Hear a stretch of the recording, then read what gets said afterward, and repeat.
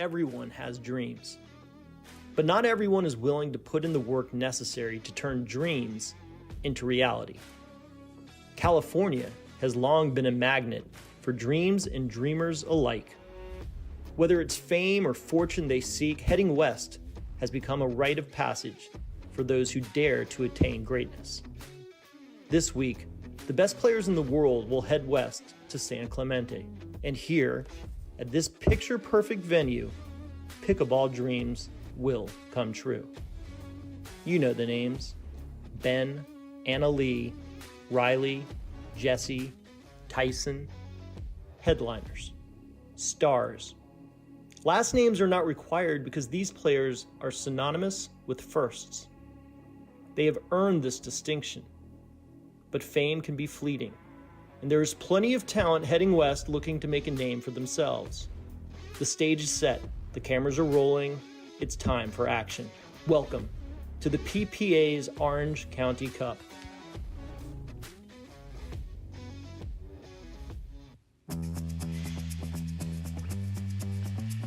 Championship court looms in a coastal oasis for the 12th stop on the Carvana PPA Tour. Welcome to the Select Medical Orange County Cup, presented by Intralinks, right here at Lifetime, one of the most beautiful venues throughout the Carvana PPA Tour. We're so glad to have you with us on this day two, all about pro mixed doubles. I'm Cameron Irwin alongside pickleball pro and now professional coach as well, Kyle McKenzie. So Kyle, we have so much fun in store for us on this Pro Mixed Doubles Day, and as much as we like to see new teams come in and challenge the tour's top contender, a thought comes to my mind. Could it be Fed and Etta Wright? Federico Staksrud now partnered up alongside Etta Wright. But the top of the draw, it's always chock full of heavy favorites. You got Ben and Anna Leigh in the mix, and Riley, and really whomever, because at this point, Riley's made its championship Sunday with 5 different partners. I mean, this mixed doubles day could unfold in a very fun way. Well, Cameron, I absolutely love mixed doubles day. The opportunity to see all the best male and female pros all in the same bracket. You can imagine that it's an extremely deep field with all these pros in the same division. But with that, it's been very greedy at the top this year. Ben and Anna Leigh have only lost one time all year. And as you mentioned, Riley Newman has made the final with 5 different female partners. He's with his sister Lindsey. They're coming off of a silver last week in Texas, and they're an extremely tough team to beat. Well, and you see the storylines for this day too. Andrea Coop and Dylan Frazier, also a team to watch out for, as Andrea Coop coming back off of an injury. So we're so glad to have her back here on the Carvana PPA Tour. They could be dangerous. But another team that comes to my mind, just in terms of their path, it looks like they have a good look, at least to get into that 3rd round, as Maggie Brasha partnered up alongside Hayden Patriquin.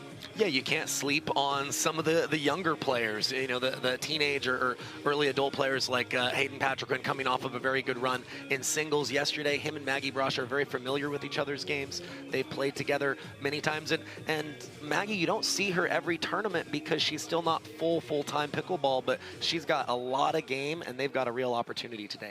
Well, speaking of opportunity now resides at the hands of Sam Querrey. Yes, do not change your dials. That is former pro tennis player now out on the pickleball court, former world number 11, playing alongside Dominique Schaefer. On the far side of your screen is Sarah Ansberry and Mario Barrientos, playing best 2 of 3 games to 11. Double side out in effect.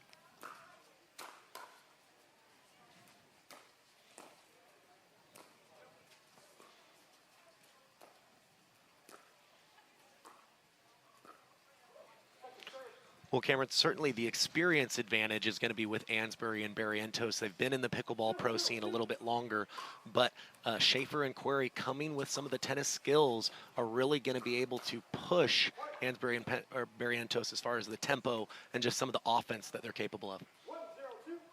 So maybe a little bit more control on one side versus a little bit more offense on the other.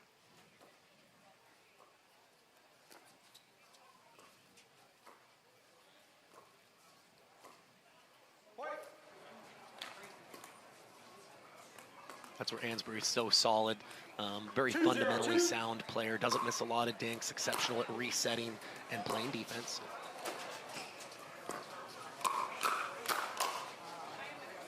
And you can see just how much court Sam Querrey can take up in terms of sitting in the middle, using his length to his advantage. Well, and I think that's what I'm looking for from him. Obviously, he has that length, but he doesn't have as much experience in these matches. As he gains confidence, I expect him to pinch more and more middle.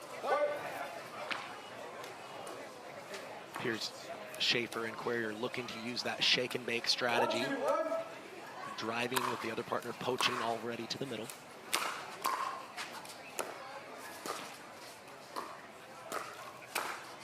It's a little bit easier to poach when you're on the left and your partner's driving from the right. But if it's the opposite, if you're having to poach crashing in from that right side with your backhand, I imagine you maybe have a different court positioning.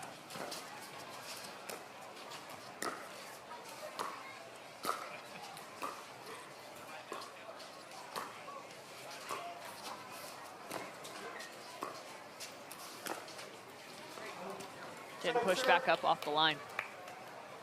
Yeah, and when your backhand's in the middle, you maybe don't shake and bake as often. Maybe you're a little bit more selective as to when you do it. More likely to do it if you've got a nice two-hander with the extra reach.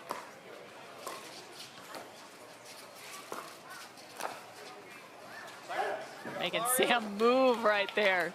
Played from sideline to sideline. He has a nice pressure dink to the backhand from Barrientos.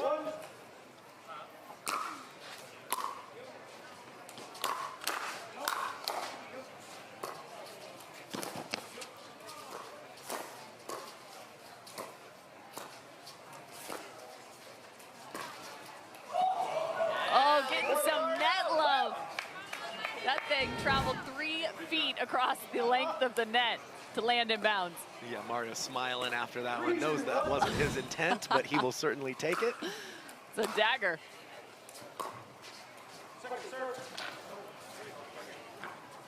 It looks like they're definitely not afraid to go at Sam in terms of pushing him from side to side, really forcing him to move up at the line. And that's a great little poach there from Schaefer. Yeah, an aggressive first poach by Querrey to kind of put them in position to win that point.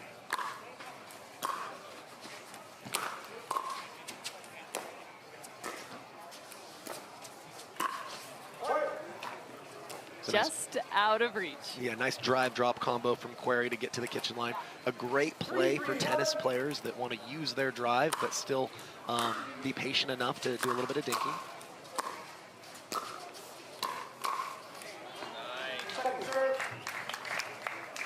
Schaefer not thrilled with her transition zone play.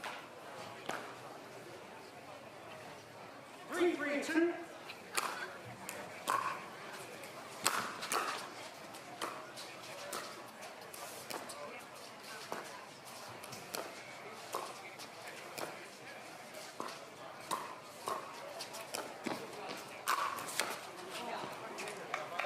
Tries to look for the lob, but Barrientos has the answer. Yeah, and Barrientos is more of a right-sided counterpunch type of player in men's doubles, but he's doing a good job of being more aggressive playing the left here today in mixed.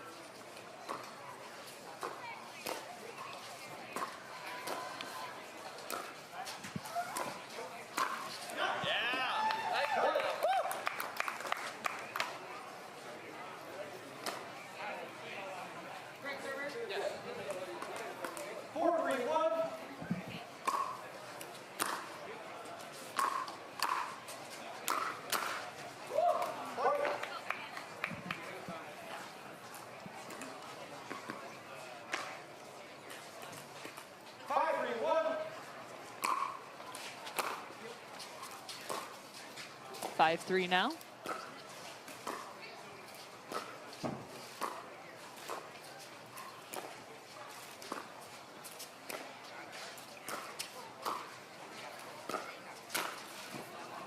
Solid reach and location. The left hip. Yeah, Ansberry and Barrientos are really trying to make Querrey work with the dink side to side, but he did a good job of reaching in there and using his length.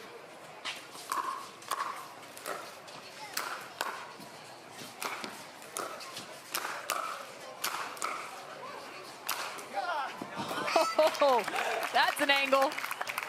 Showing off the lively arm that he possesses. Some excellent power. And again, we talked about that reach. He can really make it tough to be avoided up at the kitchen line. So now with serve in hand, how do you maybe try and mitigate some of the drive drop combo or the drive poach combo that you see from these two? Well, there's more of a need to get a good deep return, to give yourself enough time to get a good first volley. So even if it means taking a little more risk on the return, it makes sense over time.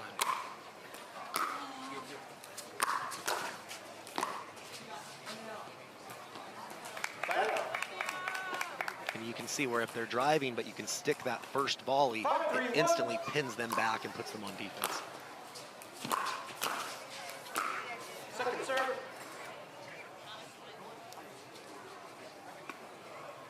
Five, 3-2.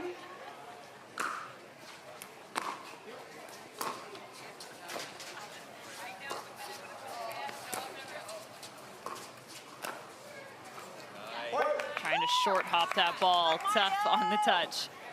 Yeah, again, a very pressurized dink from Barrientos. Really added in that two-handed roll and making it tough for Querrey to dictate.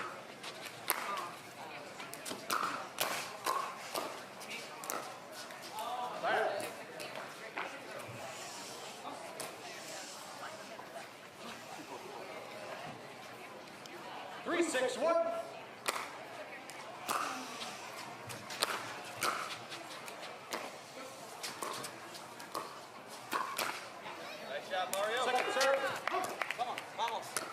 Yeah, slight pop up there from Schaefer, and Barrientos was there to take advantage.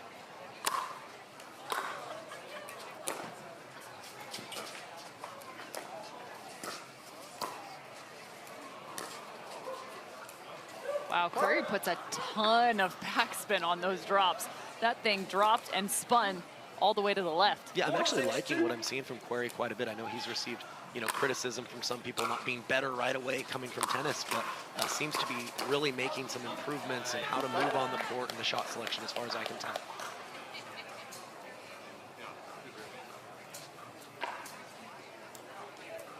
Six, 4-1.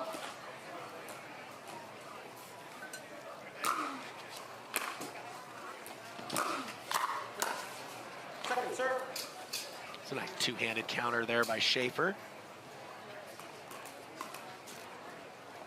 Schaefer 6-4-2. played some professional tennis, at least coming up through the junior ranks.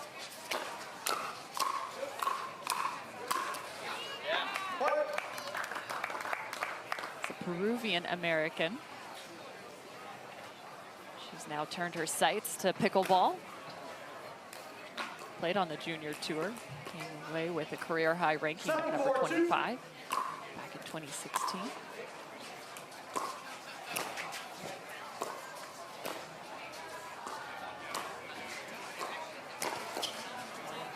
Quick Ernie. He can Ernie nearly from the center line at that point. Yeah, and when you got that much length. I love that he's looking for it too. Definitely a tougher Ernie coming from a dink from a cross-court player, but he timed it perfectly.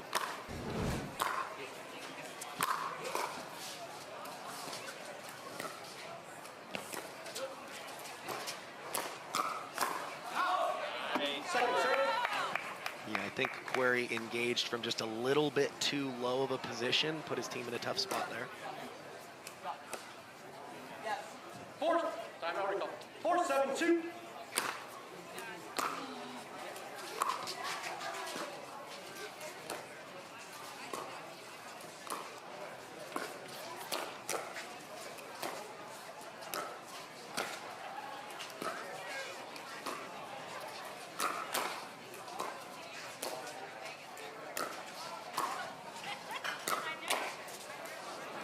And a good, I would even say swap from Barrientos there as it ended up on the wrong side of his body. Yeah, he was kind of in desperation mode at that point, but great job by Querrey. They pressured him with dinks. Ansberry went at him with a couple of attacks, and he was up to the task.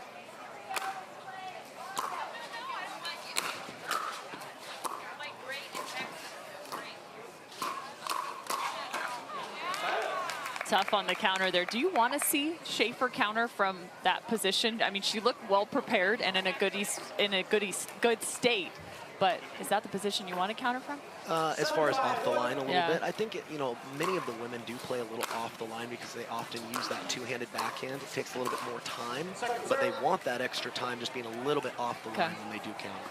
Now, you don't have to counter every time. Sometimes you can choose to block, but it's important to send the message to counter on occasion.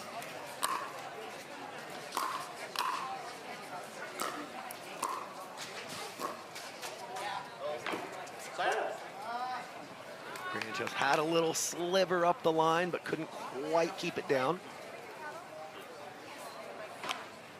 5-7-1.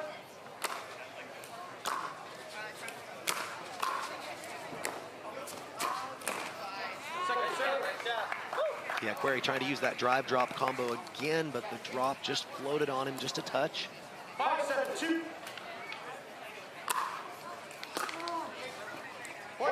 Like the serve. Yeah, absolutely. When you can have those deep topspin serves to jump into the body of a slice returner, it makes it very tough if they can't get the spacing.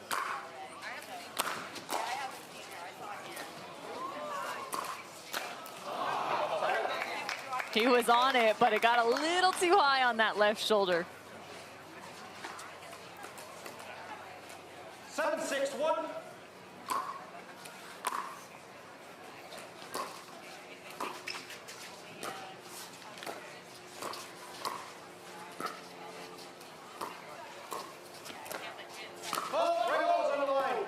The right read from Sarah Ansberry, but the wrong toe. Yeah, it's a great look from her, but yeah, it's definitely the footwork element's very important when you're looking to jump the kitchen. 7-6-2.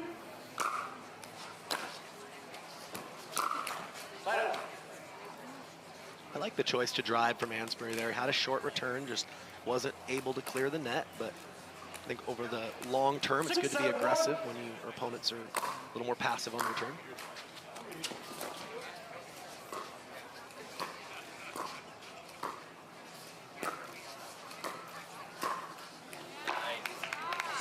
Trying to push this are Ansberry and Barrientos right now as they still maintain the advantage, but creeping back in are Querrey and Schaefer.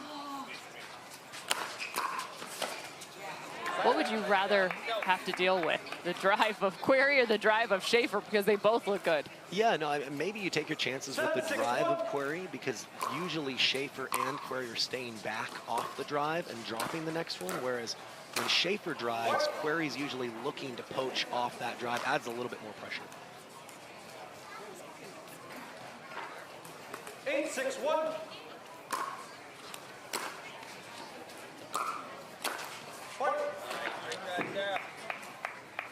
Yeah, Querrey just looked to be a little bit too upright on that occasion. Easy to do in 6-6, which I believe he is. A second, looking for the swing and volley. We talk about all the advantages of that height and that reach and the movement side to side, but you are vulnerable for those low balls over the net. We saw that on the last couple of occasions. 10-6-1. Second serve. Pushing Barrientos back, the product of a good return. Sarah Ansberry out of Hilton Head Island, South Carolina.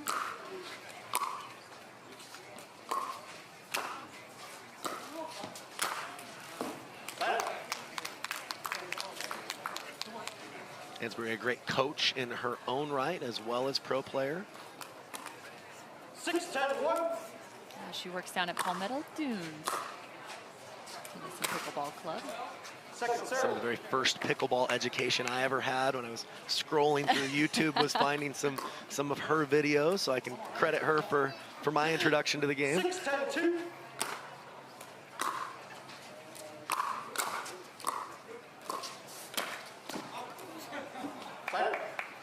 And that is just a heavy poach right there. Yeah, I like him looking for it. It looked to be a little bit too low to go that far, but again, he's got to be aggressive to give his team their best chance.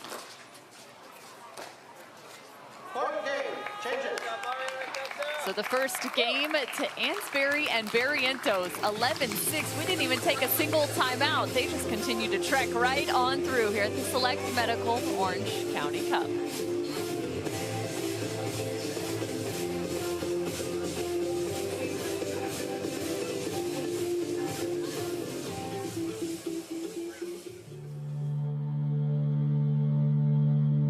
Pioneered by revolutionary technology, backed by relentless research, we bring you an unmatched quality of product, made right here in the USA. Each performance paddle is engineered to perfection and built to last. Because when it comes to the sport we all love, quality and performance matter.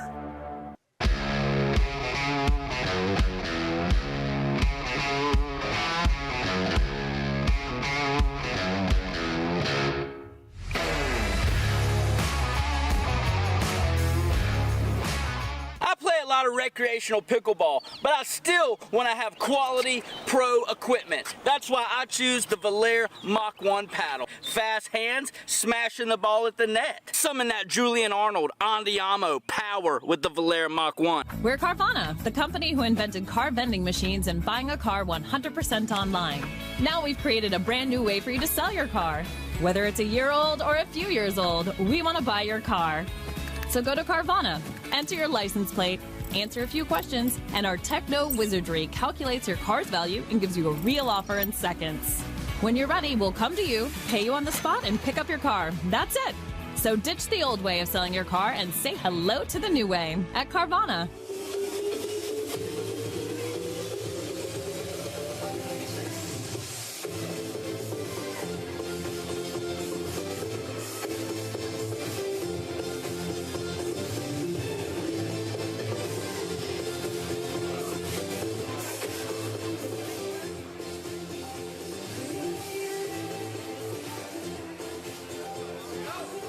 Welcome back to the first round of action for Pro Mixed Doubles here at the Select Medical Orange County Cup, presented by Intralinks. I'm Cameron Irwin alongside Kyle McKenzie, and that's Sarah Ansberry, who picked up game number 1 alongside Mario Barrientos.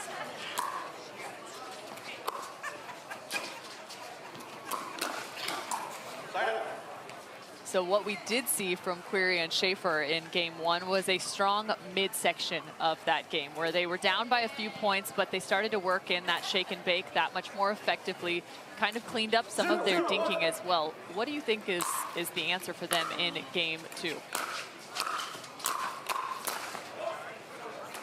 Even though they lost that point, I like that strategy. I think anytime Sarah Ansberry is returning, regardless of where the return goes to, I think that they should both do the shake and bake. Okay. Not a singles player. She's very good when the point gets soft, but she's a little vulnerable, being late to come up at times. And then I think as far as when they're established at the kitchen line, I think Querrey needs to trust Schaefer just a little bit more in that cross-court pattern. He was being active, but he wasn't ever really able to apply the kind of pressure he wanted to. So if he can trust her to dink more aggressively, that might give him a more defensive response, give him a ball he can start to dictate with.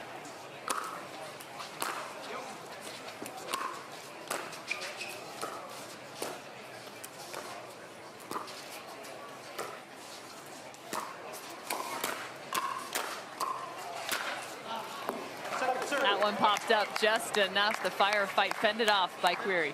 Yeah, Barrientos overextending. I don't mind the play. He had a ball to attack, but when you get extended like that, you're vulnerable on the subsequent balls.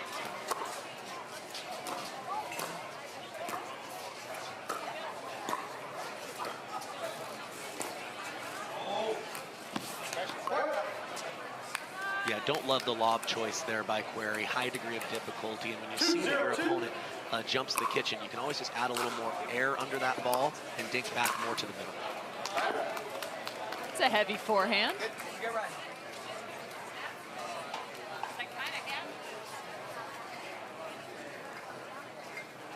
You can see just how expansive this championship court is. It's one of the fantastic venues here on the Carvana PPA Tour.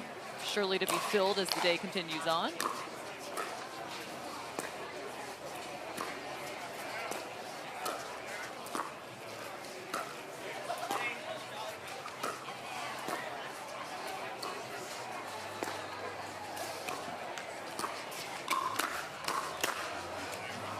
Beautiful compact counters from Sam Querrey, and that's a good look too of our championship court. You can see it's just about 10:30 local time here.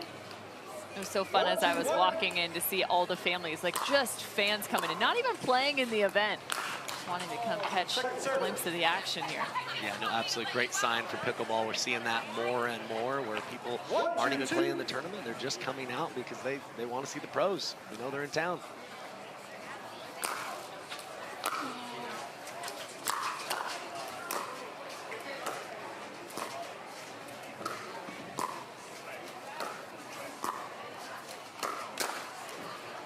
That's a no-go zone.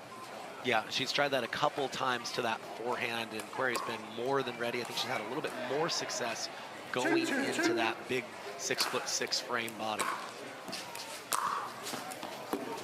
And that is a clean winner if I've ever seen one. Yeah, great use of the shake and bake. They didn't need the bake part of it, though. The shake did it all on its own.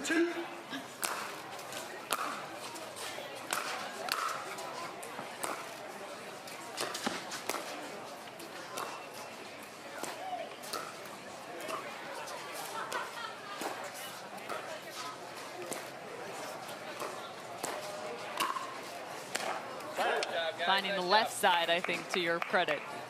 Yeah, and one of the things in Querrey, the progression of his game that I'd love to see him add in the next few months is a lot of times he'll get a ball just slightly high enough, maybe attackable, and he's just cutting or slicing that ball back rather than kind of rolling that backhand with a little topspin.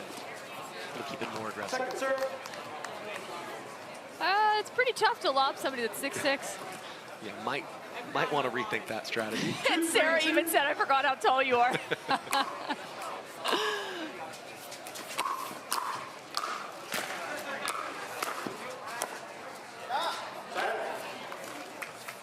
Yeah, excellent coverage again by Querrey, just inserting himself in the middle and still able to use that reach to cover his line.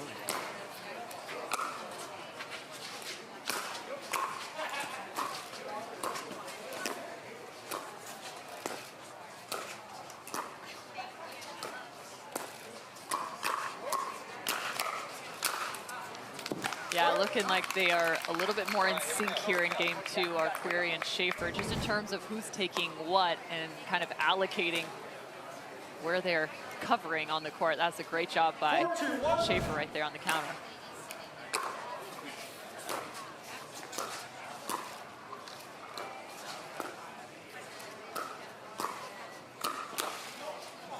Second serve. Yeah. Again, it's tough to know if Schaefer had a good read on that ball, but I'd say maybe just a touch overextended on that counter attempt from Querrey.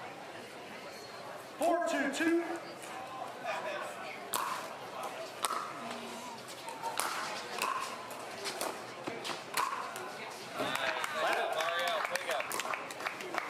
And one thing that Querrey and Schaefer may want to consider is driving back behind Barrientos. He's been very aggressive every return, really darting over to protect Ansberry, especially when she's returning. Might want to keep him honest and drive back behind him occasionally to limit his court coverage.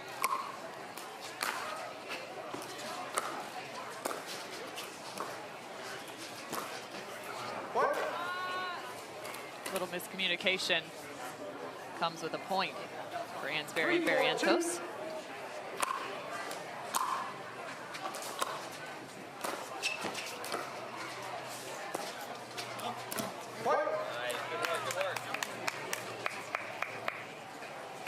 Good idea by Querrey there, but just pushes the dink a little bit wide.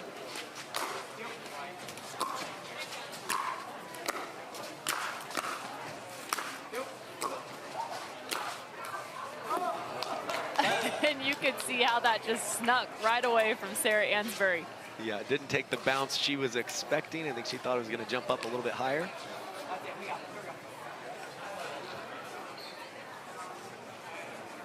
I believe our score is 4-4. 4-4-1.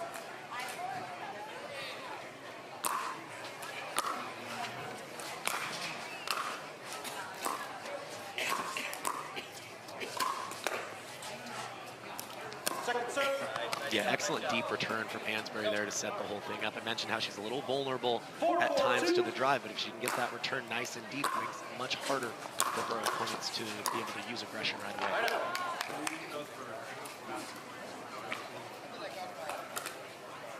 4-4-1.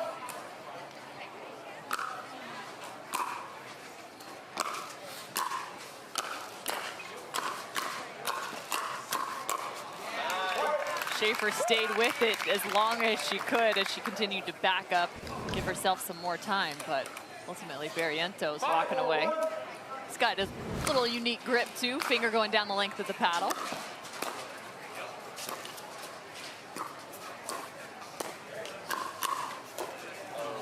Yeah, certainly has very unorthodox technique, really has an excellent one-handed backhand punch and builds his game around that shot.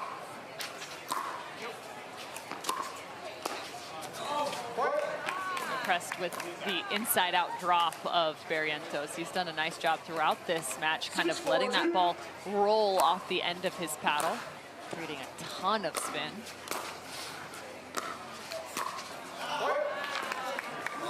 And speaking of spin, you know, Ansberry's been known as the fundamentally sound player, but she's not giving a lot of dead dinks or drops out here. She's getting some really good bite on her forehand drops and dinks, and it's allowing her to dictate most of the time in these cross patterns with Schaefer.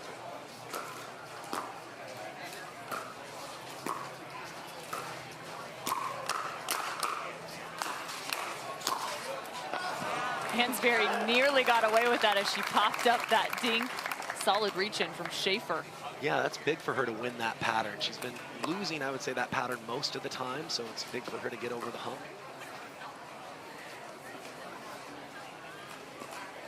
Yep. 4-7-1. Second serve. Yeah. 4-7-2.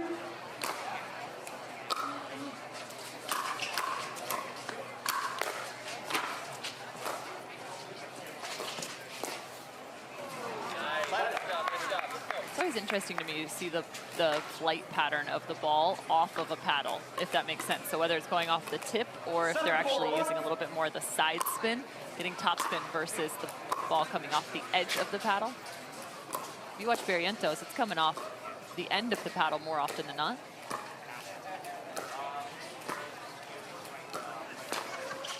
Whereas with Ansberry, it's coming off the edge of the paddle. Yeah, I think they both put the tip down, maybe the down of the paddle a little bit more with Barrientos, but Ansberry kind of sweeps around it, where Barrientos kind of goes low to high a little bit more with his motion. Both can be Second serve. nice roll there to the Ansberry right foot. Tough dig for her.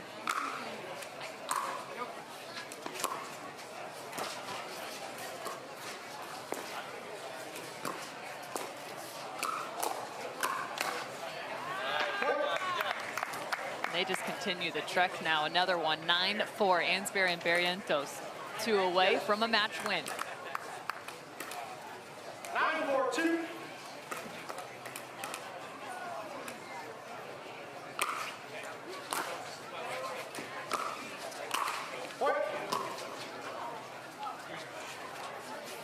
Yeah, it's definitely one that Schaefer would like back. She had it up. She was going right at Barrientos as he was vulnerable in the middle, but the darn tape got in the way.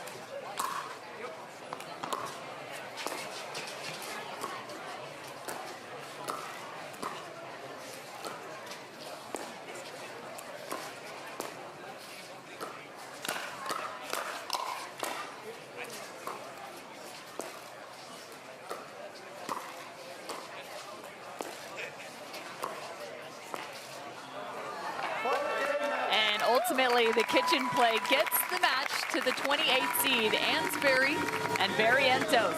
That's Sarah and Mario moving on after a first round win. Yeah, we mentioned it was going to be a battle between up-tempo and a little slower tempo, but to the credit of Ansberry and Barrientos, they found times to be aggressive as well, and ultimately were just a little too strong. Coming back here on championship court, you're not going to want to miss the nation's top pros take this court. Introducing Skechers Pickleball, the official footwear of the Carvana PPA Tour. They're ultra lightweight and responsive for incredible speed. They have Goodyear rubber outsoles with a specialized pickleball design for increased side-to-side stability and agility. Plus, they feature shock-absorbing foam and Skechers' famous relaxed fit design for incredible comfort game after game. Conquer the court in comfort. Skechers Pickleball, the official footwear of the Carvana PPA Tour.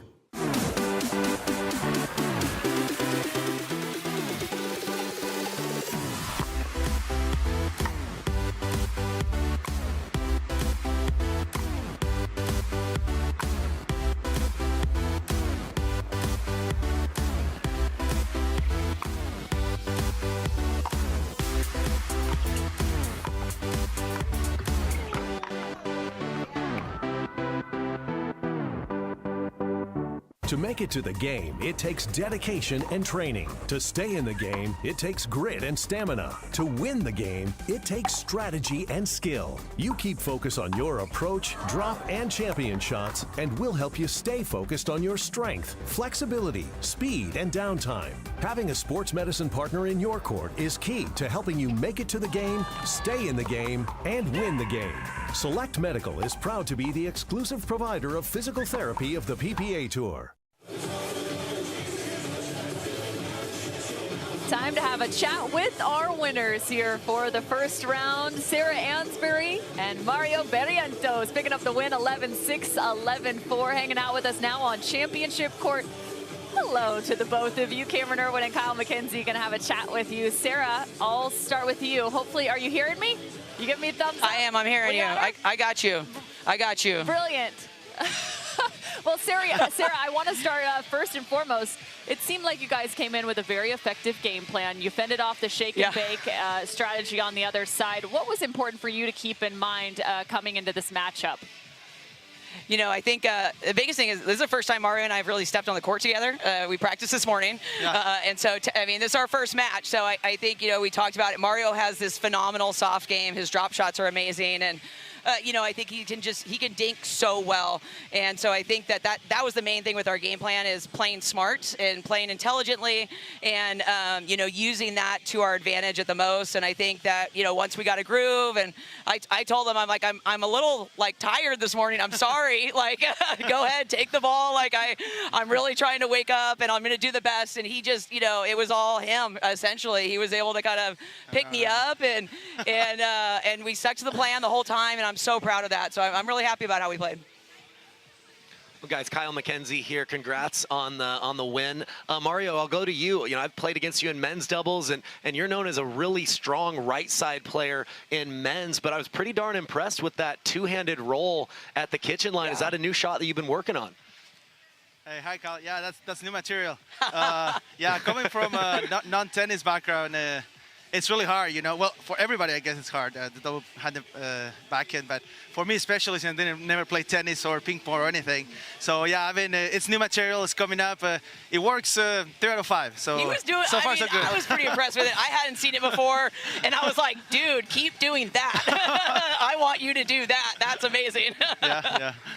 Thank you. And Sarah is a great partner. She's when I met, she was like, let's go, we got this. So that's really positive, and I really like that positivity. So thank you, Sarah. I love it. And Sarah, I've got to ask, did you have a bet with somebody to see if you could lob over the top of Sam Querrey? You know, like, so I enjoy my third shot lob. It's a super effective shot. I've developed it a lot in the last few months. And so, like, I'm always telling my partners, remind me to lob, remind me to do it, because I always forget that I have it. And then, so I'm like, okay, I need a lob. And then I'm like, well, that's a great time to lob. Like, so I look, as soon as I hit it, I was like, oh, I need that like at least 10 feet higher and maybe a different direction. And so it'll roll out later today for sure, but probably should not be doing that against Sam, of all people. He's got a little bit of a vertical leap, so I'm a lesson learned. Yeah, lesson learned. I just liked it. We could actually hear you on the court when it happened. You said, yeah, I probably shouldn't do that one again. Love it. Well, congratulations. Congratulations to the both of you moving on into the second round, picking up a solid first win.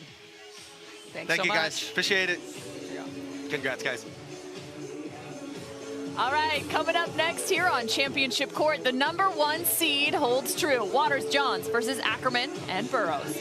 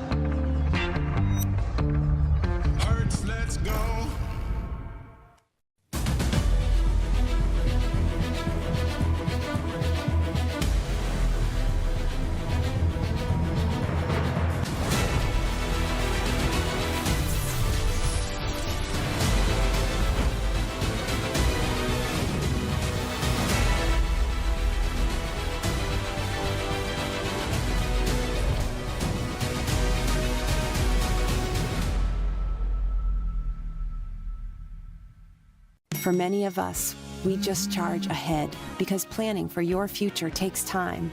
And right now, thinking about your financial future takes on new meaning.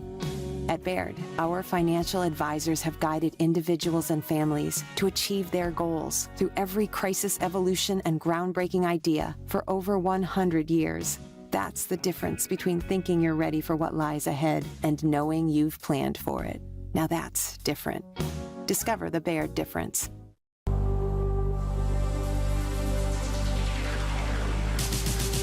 Gearbox introduces the all-new CX-14 Ultimate Power with SST Core. All-new power band technology, delivering controlled, effortless power. All technology, every shot.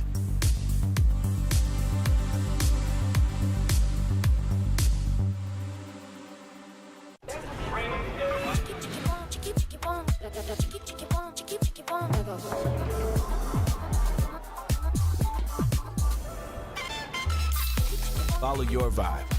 Busy Hard Seltzer, flavor for every vibe.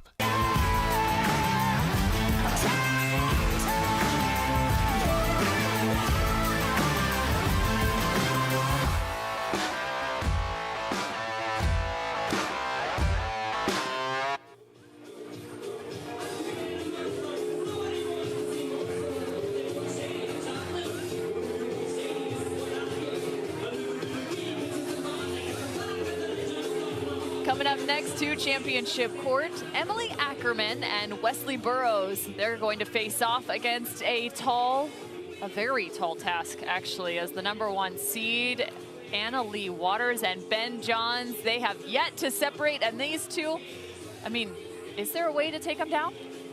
Well, they've only lost one match this year, and it was to Jorja and J.W. Johnson. And the blueprint, and it's not easy to do, but Jorja Johnson was extremely bold. She was willing to go at Ben Johns, lined up in front of him. Again, tough to decide that your strategy is to speed up against, you know, the #1 player in the world. But if you just are content with dinking and trying to keep the ball away from him, he's able to find ways to really shrink the available court for you. So you've got to be willing to go at him and take some calculated chances. I can always count on you for the dodgeball references. Bold strategy. That's the way you take down the #1 seed. Bold strategy, Cotton. Getting out there now, you can see Emily Ackerman. She's in the white shorts on the near side of your screen. Wesley Burrows on the far side of your screen. Ben Johns rocking the pink. You got to know Leigh Waters is a part of that as they went full pink out on Championship Sunday in Texas, our last stop. Waiting for the baby goat to get out on the court. Emily Ackerman, just 5'4", originally out of Oaks Christian High School, so the Thousand Oaks area. Went on to play collegiate tennis at Cal Poly. Her time there started back in 2018. And while Wesley Burrows has become a force to be reckoned with in the Los Angeles area, he is somebody you undoubtedly have to pay attention to. He doesn't play a significant amount of tournaments, but when he does, it seems like he always makes noise. Yeah, no, he has a pretty complete game. Tall guy, very athletic, has good hands, been around the pickleball scene long enough to know how to move the ball around and dink. With his tennis background, though, as well as Ackerman's, I think their best chance is to come in with a strategy of just committing to be aggressive early and then really slow things down as needed. But I think that if they come in trying to be a little too methodical, they're going to play on their heels against a team with the firepower like Ben Johns and Leigh Waters. The firepower of Leigh Waters, you see her there. She's just 16 years old. She looks like she's playing a little catch right now. It's a new type of warm-up that I haven't seen before. You know, new type of warm-up, undoubtedly. But to your point about Wesley Burrows, he actually is from right here in California, Costa Mesa, just about 35 minutes north of where we are in San Clemente. He went on to play collegiate tennis at UNLV. Was a standout there. And good buddies with the last gentleman we had on the court, Sam Querrey. I believe they were childhood friends. They'll still play tournaments together on occasion.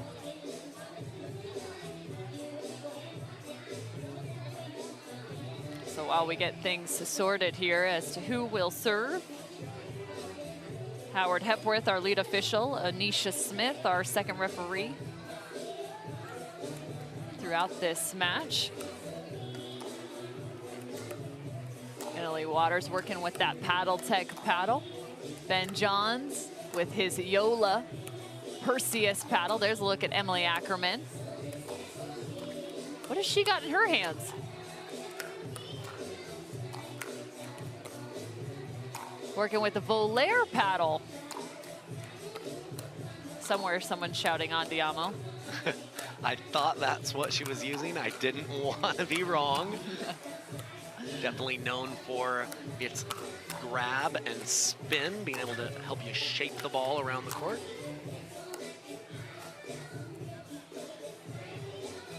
Ben and Annalie all smiles after a fantastic finish in Texas, where they picked up the mixed doubles title. 15 seconds. I believe they each earned the Triple Crown as well, so showing their dominance in more than just the mixed doubles event. And if you're just seeing Ben Johns for the first time, he is the #1 player in the world, and he's playing alongside the other #1 player in the world, in Leigh Waters. And I'm not sure exactly how we equate the #1 ranking, but there's no question that these two sit at the top of the list. Yeah, for sure. And again, like I mentioned, not just the top in this event, but the top in all 3 events. So it shows that there are so many different strategies that they can employ. They can play fast, they can play slow, and do a million things in between there. So if you're Ackerman and Burrows, you just got to worry about yourselves, worry about bringing energy and tempo, and trying to apply pressure when you can. Time in. 0-0-2. Side out. Just to give you some of the figures on Leigh Waters, she was even named a Forbes 30 under 30. She had 45 medals in 2022. 38 of those were gold. 9 Triple Crowns that year. I mean, the list can go on and on. That was just her last year's accolades. Not to mention what she's accomplished this year as well. Yeah, if I'm not mistaken, I believe she's Triple Crowned the last 3 events in a row, going for her 4th here, which is just absolutely unheard of, Cameron. Yep, 3 Triple Crowns. She's got the triple-triple. She's the first to do so. Side out. She currently has a 99-2 record. Pretty decent. That's pretty decent. 0-0-1.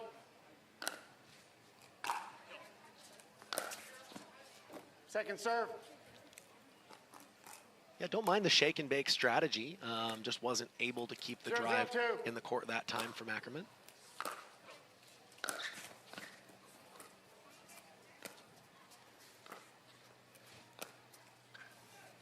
Side out. It looks like both Ackerman and Burrows just trying to get a little bit more solidified in their game in these early stages.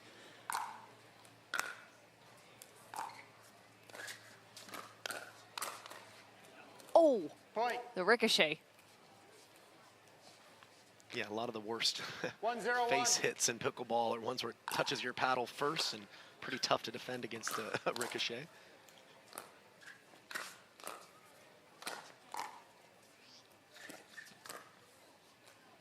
A lot of action coming off the paddle of Emily Ackerman there. I love the roll. Yeah, and that little bit of dip that she got at the end is ultimately what caused the error from Johns.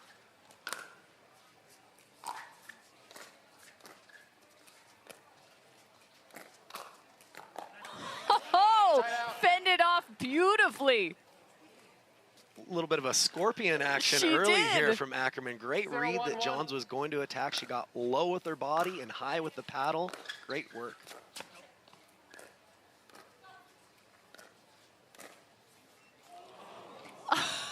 Second serve. I think that's strike 1.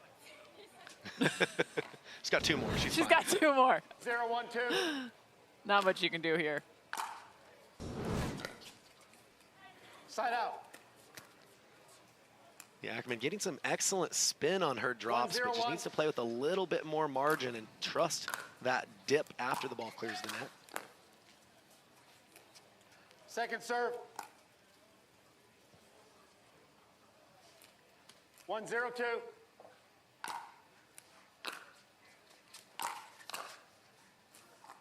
Point. Yeah, nice choice by Waters there. The middle drive is a great choice. It causes just a little bit of confusion as to who should take that. And if your opponents can be at all indecisive, advantage you. Point. John's being quite aggressive with his court positioning early here, really inserting himself in the middle. And I also feel like even from the baseline, he's driven quite a bit. He's going to drop here, but... Point. Well, you know, you wonder with somebody as dominant as Ben Johns, he is coming off of a loss in singles yesterday, which is a rare sighting. So this is his first match since then. Maybe he's coming out just a little more aggressive than sometimes you see him. I took a loss yesterday to Colin Schick, which, by the way, is not a opponent to be trifled with. I mean, Colin Schick challenged him in a final back in Florida after coming through the qualifier. No, absolutely. Definitely the real deal on the singles side. Timeout, receiver, 6-0-2. There's no doubt about it, but the real deal right now in pro mixed doubles, it's Leigh Waters and Ben Johns with a 6-0 advantage in the first. They're looking rather free in terms of their format and how they're playing in their first round of play. I mean, Leigh Waters with the ATP, solid winner, 6-0.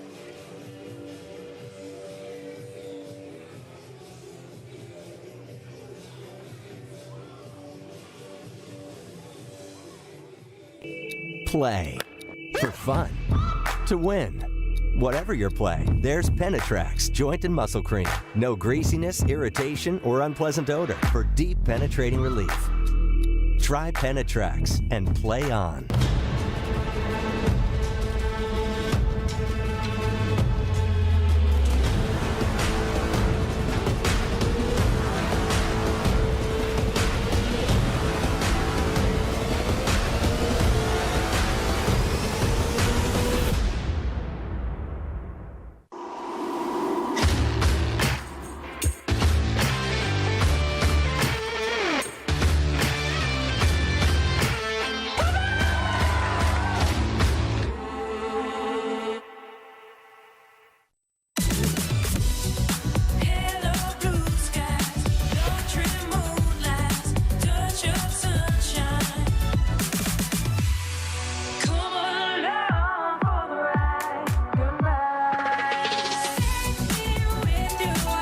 Your journey. Own every mile in the Hyundai Tucson with America's best warranty. Right now, get 0% APR financing on the 2023 Hyundai Tucson. Visit your local Hyundai dealer today.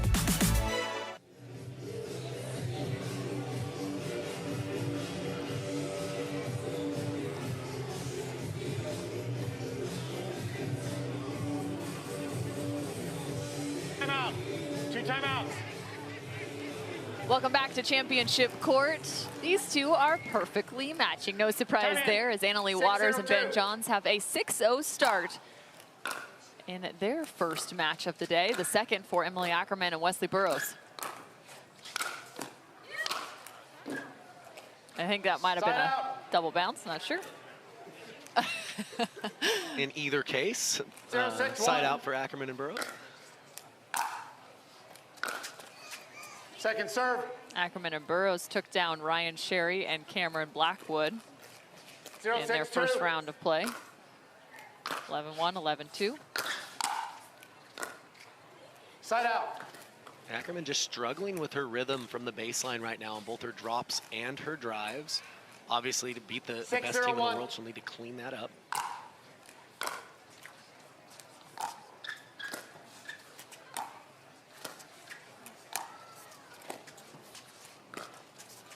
Second serve.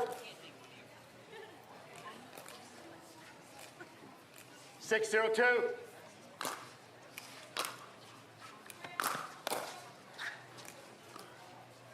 Point. Yeah, great drive location from Johns to the right hip of Ackerman. She got 7-0-2. handcuffed a little bit, still looking for that two-handed backhand.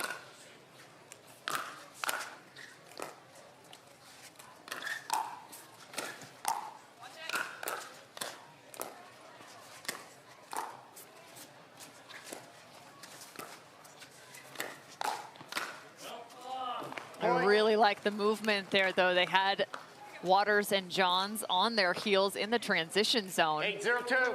That's one of the most frustrating things when facing this #1 team.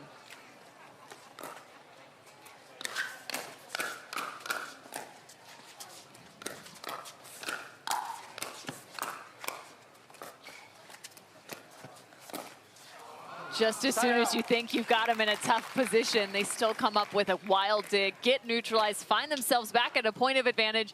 It just feels daunting. 0-8-1.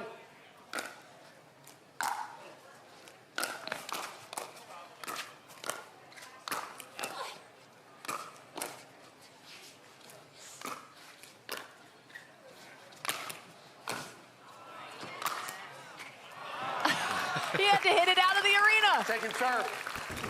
And Burrows earlier in that point was ready to concede it and didn't realize that Ackerman was behind him, able to extend that, but just ultimately too much offense from Ben Johns on the overhead. 0-8-2.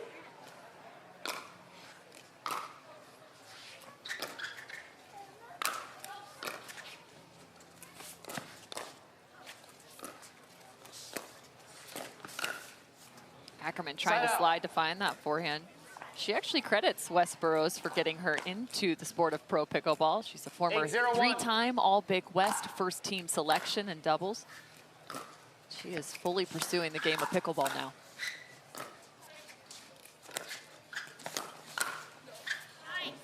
Point. I think John's just surprising Burrows a little bit with that 9-0-1. speed up. He was able to get there, but just a little bit late and overcooked the volley. Well, we talked about in the first round matchup, the ability to poach from the right using that two-hand backhand. Leigh Waters is just the best at that skill. Yeah, she does it better than anyone, and she's able to pull that ball back across her body. Almost everyone will be leaning middle, and they're very vulnerable to that spot.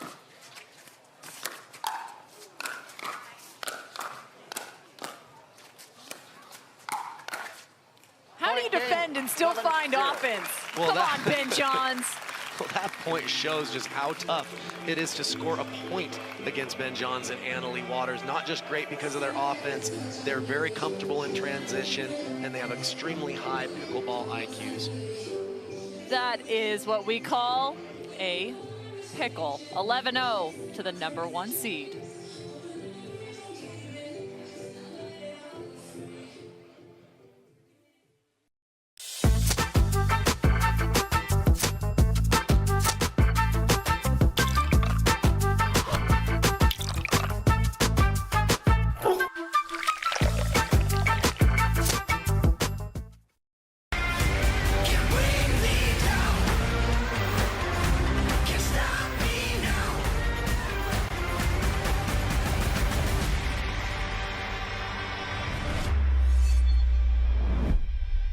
Check this out. This is Venom Go by Hyperice. You stick this pod on this pad and boom, instant relief wherever you need it. With 9 different variations of heat and vibration, you can soothe your sore muscles instantly.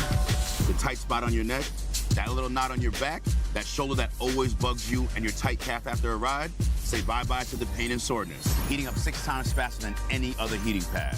Ooh, that's hot. It's designed to get you out and moving. What are you waiting for?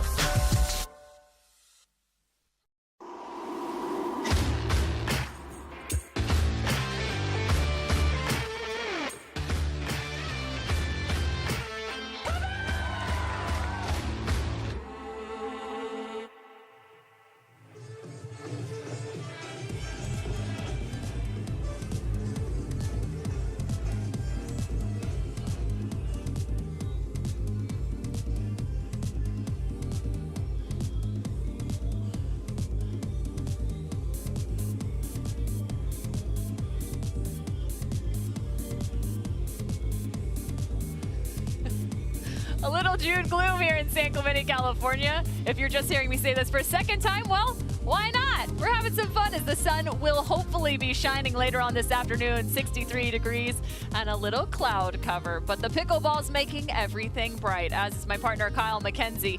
Leigh Waters and Ben Johns out on championship court picked up the first game of their first match for pro mixed doubles. This is a second round matchup for Wesley Burrows and Emily Ackerman, their opponents. And right now the pickle is looking pretty aggressive on the board.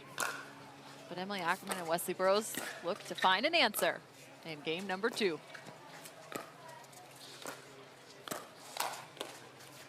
Side out.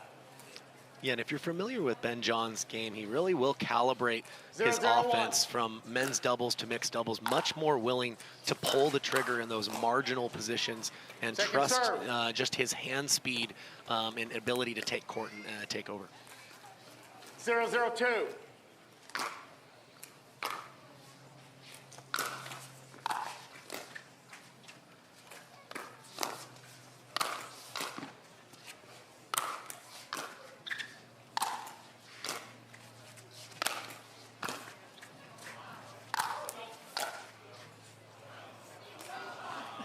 They're looking to send up some rainbows.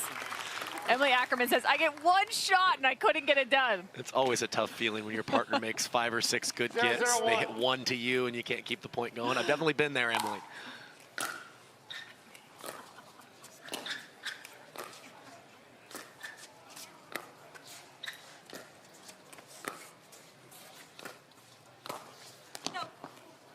Second serve. That is a tough angle for Ben Johns. You see the backhand flick right there, but to be able to not just pull that up the line, but find the left or the right side of Emily Ackerman. Yeah, might have even been beyond his skill set to make that one, which you don't say very often. 0-0-1.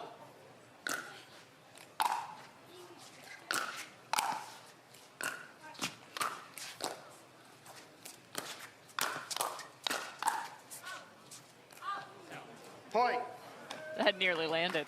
Leigh Waters knows it. Yeah, nice pressure, good drive from Ackerman and the poach from Burrows. And they are on the board here. They're on the board, and the crowd loves it. 1-0-1.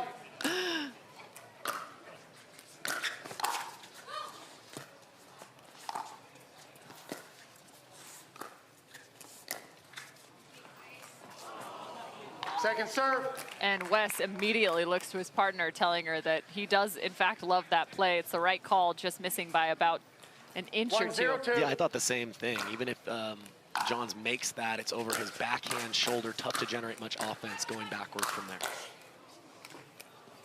Side out.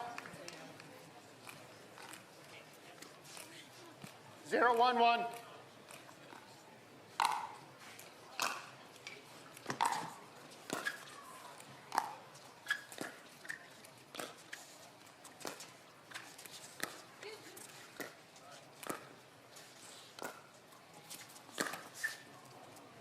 Second serve. And an interesting update, too, from around the tournament as those first rounds are taking place. 36 played 29. Jill Braverman and Ben Newell took a first round loss to Palet and Valdez. That's Eric Palet and Brianna Valdez in 3 games played. So the 36 seed is moving on to the second round where they will now face Lindsey and Riley.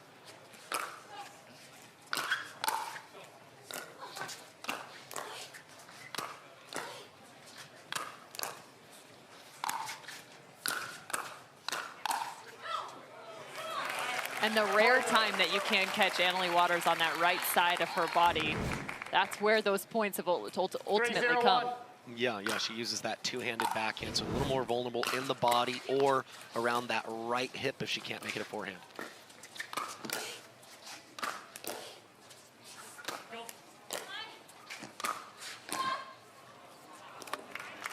Second serve. You gotta like the fight that we're seeing here from Ackerman and Love Burrows. After getting pickled, they're up 3-0. They're fighting for every point. They're playing aggressive and just taking whatever Waters and Johns give them. 3-0-2.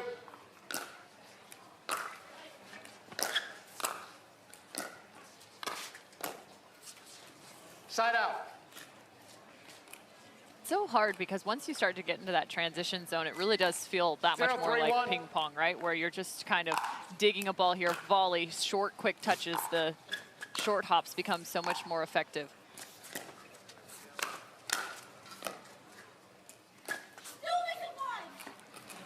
So I love the first attempt from Ackerman, but to try it again on the very next ball, you kind of lose a little bit of that surprise element and makes you hit a much smaller target, in my opinion. Point. Very aggressive, biting drop from Waters. Almost nowhere for Ackerman to go with the poaching threat of Johns right after. Yeah, and she utilizes what you've called the fairy hop. You'll have to describe that after this. Second serve. Talking about Annalie Waters. Annalie Waters. Right? Just a little hop, skip, and a jump. I'm not sure if I coined that 2-3-2. phrase, but just Maybe had it a was little Adam bit of a Stone lift. I think it with was the fairy probably hop. Stone. It's probably, it sounds like a Stoney thing. But you've talked to me about it before.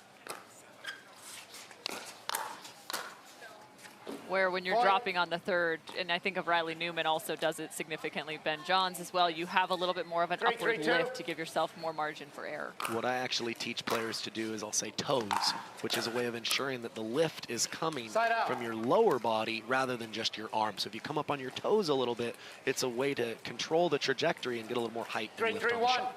All right, so now you know what to watch for at home, audience. Take a look at the toes.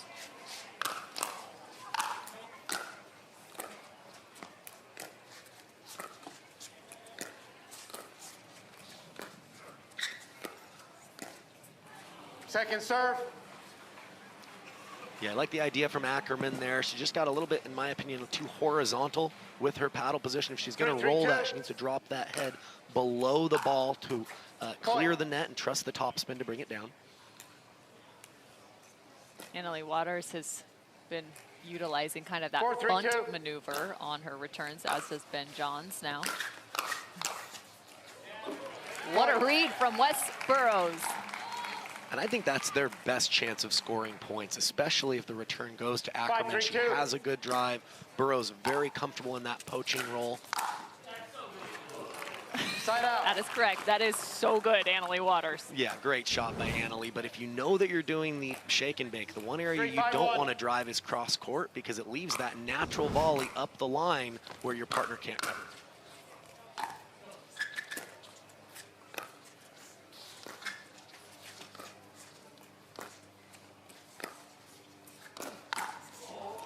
Oh, payback. Annalie's trying not to smirk, but she says, don't try me again. 4-5-1.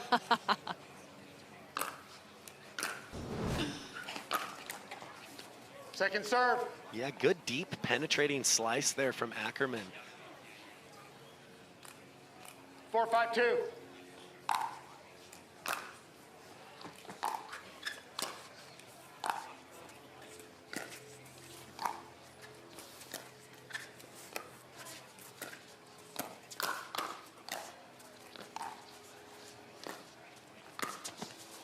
Oh, man, I really liked what I saw from Ackerman there. You saw the cross-court reset right in the middle. Yeah, I agree. She's moving the ball around, playing way better here in game two. And even though they lose that point, she's starting to play the style that she needs to pressure Waters and Johns. Ben taking an early look. Yeah, he's definitely been a little more trigger happy than we're used to him being, especially for those lower balls below the net. Certainly has the capability, but oftentimes he will take the patient route.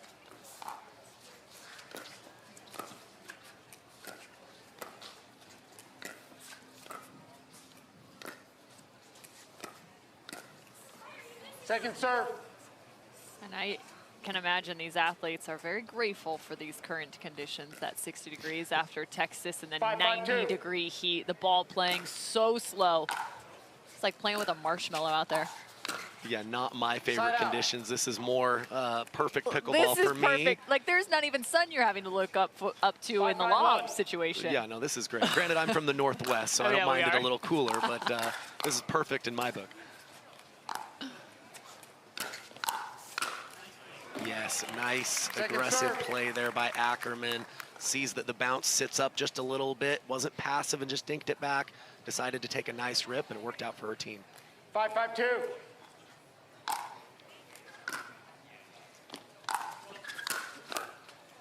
Side out. So it started with a 3-0 lead for Ackerman and Burrows. Then Ben and Annalie came storming back. 5-5-1. But at this point, we now sit at 5 apiece. A few runs here in the middle of this game.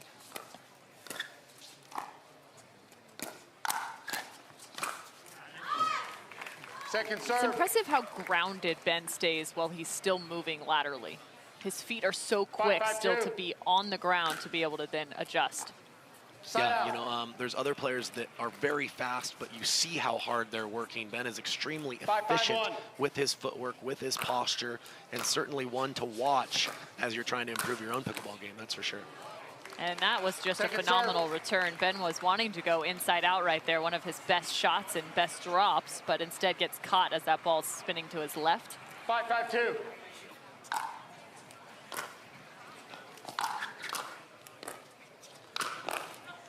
Side out. Nice volleys there by Burrows, is able to get the put away through Johns as he's vulnerable in the mid-court area. 5-5-1.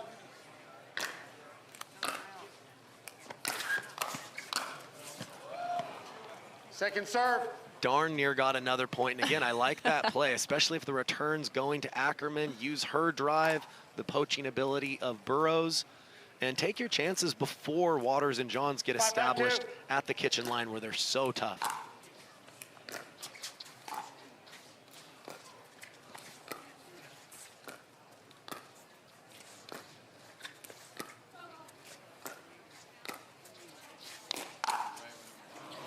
And Anna-Leigh quickly shuts that door, recognizing West taking that off the bounce. Yeah, she's very tough to attack on the forehand side. A lot of people are vulnerable to get chicken winged there. I think he's going to have a better chance going right into the body. But again, there's not a lot of available space against either of these elite pros. 5-5-2.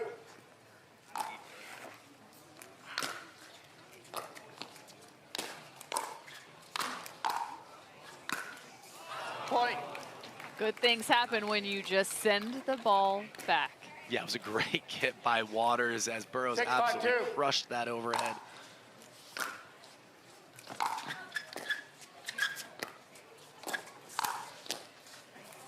Point. Timeout receiver, 7-5-2.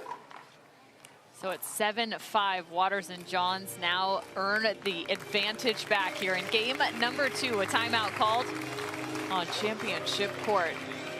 Ackerman and Burrows, they've got to find a solution. They've got to do it fast. Facing match here in game 2.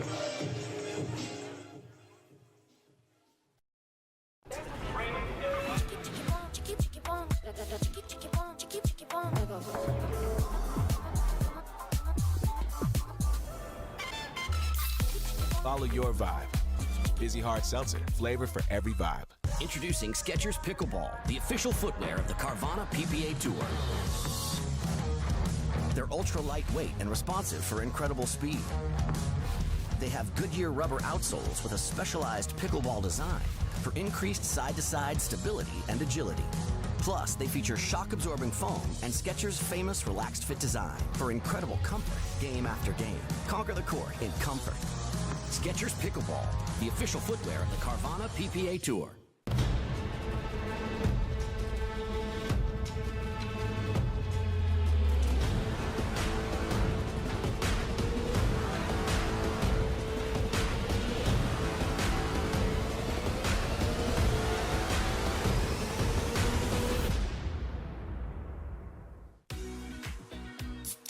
Sip, surf, and slam with Sanzo, the first Asian-inspired sparkling water made with real fruit and no added sugar.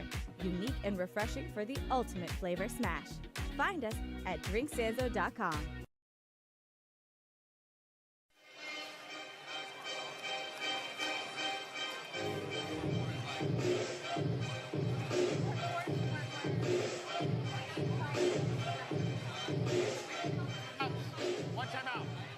A strong second game here by Waters and Johns in the midsection of this game as they have been pushed by Ackerman and Burrows.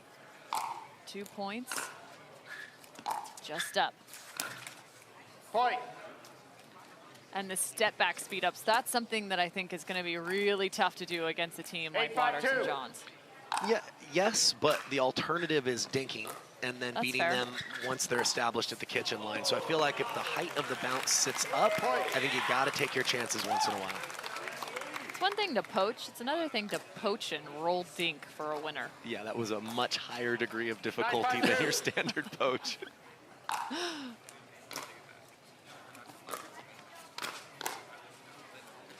Side out. High on the drop attempt from Johns, and Burrows is there to take advantage. 5-9-1.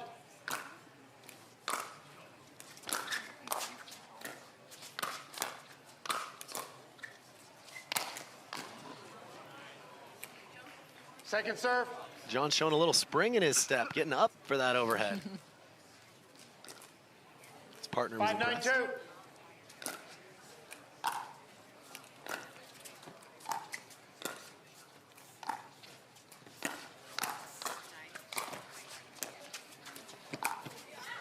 Point.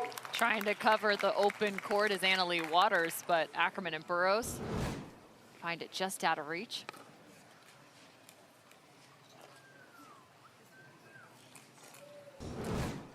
Watch out for our camera.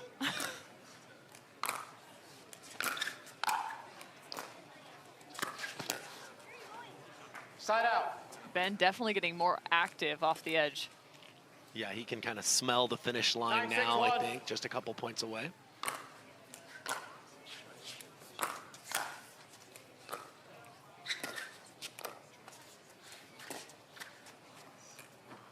Point. Ackerman trying to lean her way into seeing that lob catch the court, but it goes a little long. 10-6-1.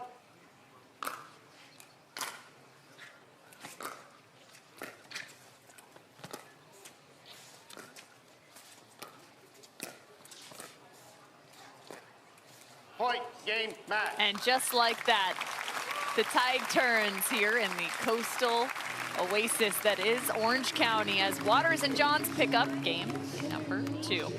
Yeah, much better response from Ackerman and Burrows, especially to start game 2. They brought energy, but again, ultimately, Waters and Johns can do so many things to beat you, and they're just a little too strong today.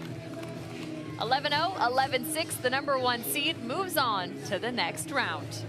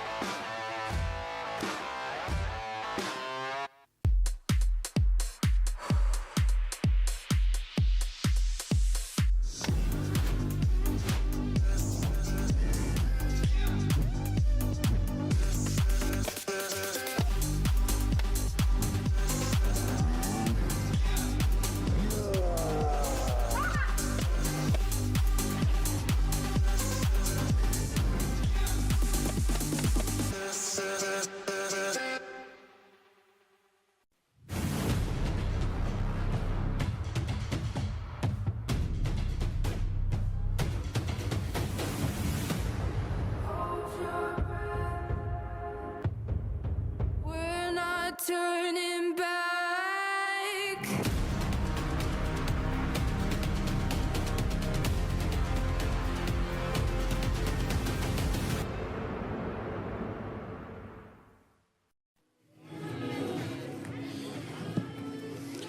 Championship court, bring your family out. It's a great location. Everyone in their sunglasses, as hopefully that sun is going to start peeking through.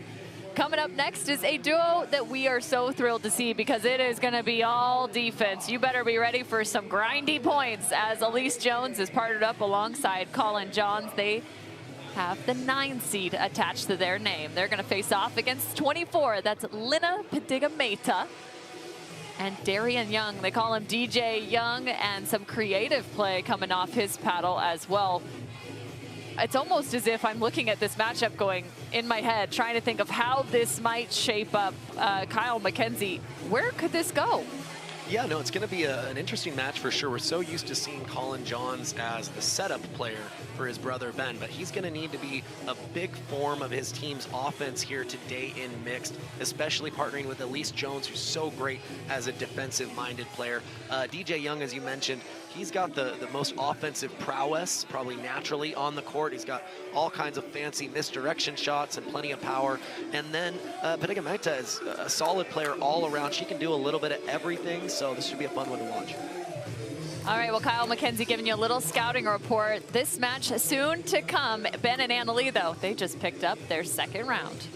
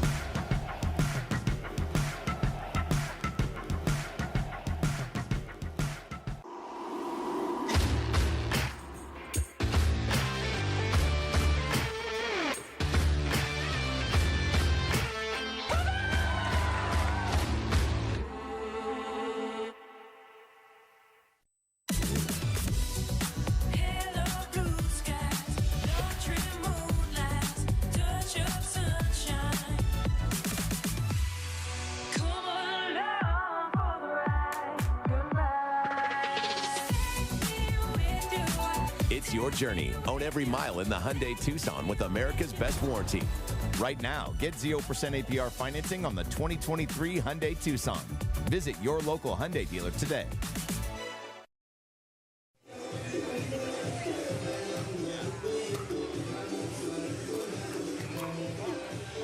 Pedigamata and Colin Johns, they're going to be facing off against one another as Elise Jones will play alongside Colin, and DJ Young will play alongside Lena Pedigamata, two Texas residents now, so you can imagine they're getting some time on the court alongside one another. Elise Jones out of the great state of Utah, former volleyball player turned pickleball pro. There's a good look at Elise in the pink sweatshirt. And she certainly uses the volleyball background, Cameron, to be very tough as a defensive player, very tough in transition, capable of resetting and digging those balls out from low positions. You know, and her partner, Colin, again, I said he's more of the setup player when he plays with his brother, Ben, but one of the best tacticians, sees the game of pickleball as well as anybody, so he's got a very strong understanding of how he's going to have to calibrate and adjust his game for mixed doubles compared to men's doubles. Well, and from what I can tell in terms of the research, Colin and Elise have not played together before, so this could be their first time stepping onto the court alongside one another. And, you know, it's a conversation we have so often, but it is challenging when you have to figure out some of the nuances to each other's games and who's taking what. But where do you begin when you're playing alongside someone you're not as familiar with? Well, it starts with communication, like all relationships, right? It starts with communication, starts with asking good questions, getting the ball rolling. You know, I think it's important to be a self-aware player. Let your partner know where you're very confident, what you like to do, and where you're a little bit more limited, and try to find a meeting in the middle for who would take what balls in some common pattern situations. Well, it all does start with communication, and the good news is for at least DJ Young and Lena Pedigamata, these two did play Texas together. They came away, that was just their first event playing alongside one another. They came away with 3 wins and 2 losses in that tournament. So they had a first round win, then they had to face Leah Jansen and Travis Rettenmeyer in the second round in Texas, and had a loss there, but ultimately worked their way through the back draw and picked up a couple good wins until they faced off against Callie Smith and Jay DeVilliers. But still, to have 5 matches under your belt at a PPA level event where you're playing some of the top seeds, at least you're starting to get your footing underneath you. Yeah, very solid first showing. Like you mentioned, it just takes a little while to start to just have those instincts of knowing what ball's yours, what ball's your partner. So I would say most teams after the second, third time that they've played together, you really start to see them feel much more natural as a partnership. So look for them to potentially make a run here today. So both Lena and Elise will play on the right side. So look for the cross-court dink paddle there. It's been known that Lena is a great left side player as well, utilizing her two-hand backhand roll. However, let's see what she does on the right. Point. And DJ Young quick to strike, looking for the third shot drive. Fifth shot drive as well. Yeah, went for the rare double drive, trying to just play early offense. Worked out for him there. Side out. You've got to imagine that Lena prefers her backhand drop, kind of sliding around, shying away from the forehand there to play the two-hander.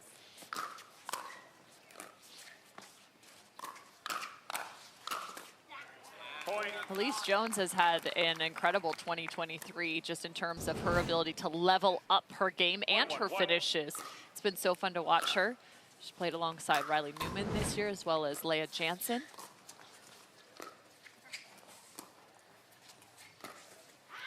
Oh, that's just filthy from Colin Johns. Yeah, a little shoulder look away fake. And we talked about, again, he knows that he's going to have to take more chances early on here. Has converted a couple nice speed ups.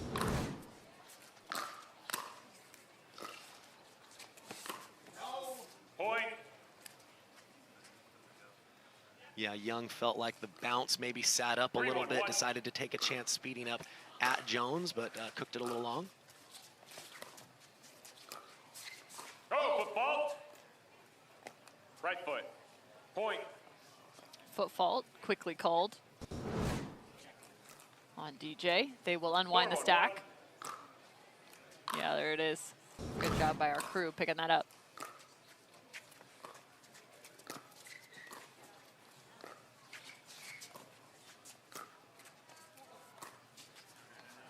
Point.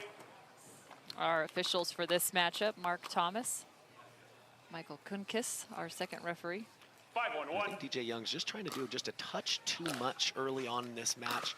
Might be better served to kind of feel his way into Point. it. Timeout. Receivers. 6-1-1.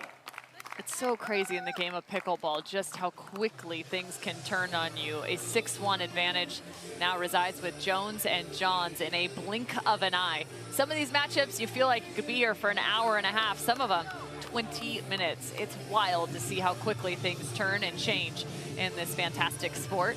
Well, especially from the perspective of, you know, a lot of the male players in this these mixed doubles pairings. You know, it's a fine line to walk, whereas if you're too content with simply making balls, the criticism is, oh, you're not taking over enough, you're not providing enough offense for your team. But if you get a little too creative, you can make a lot of errors in a hurry here. So I think DJ just needs to settle himself just a little bit more here, understand that he's you know, going to need to be offensive, but let that build a little bit more organically. It's a good look at DJ as well as Lena. Lena attended the University of Texas, where she was a Division I tennis player, earned her Bachelor's of Science in Exercise Science. 6-1-1. She's now a doctor of physical therapy.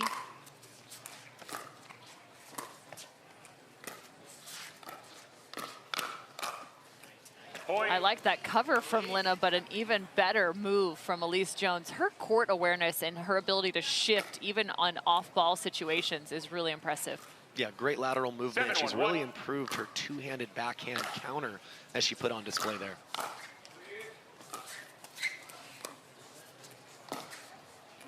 Oh, he went back to the well. He was hoping he could go 2 for 2. Yeah, definitely had DJ leaning middle again, but wasn't able to keep that one in the court. 7-1-2.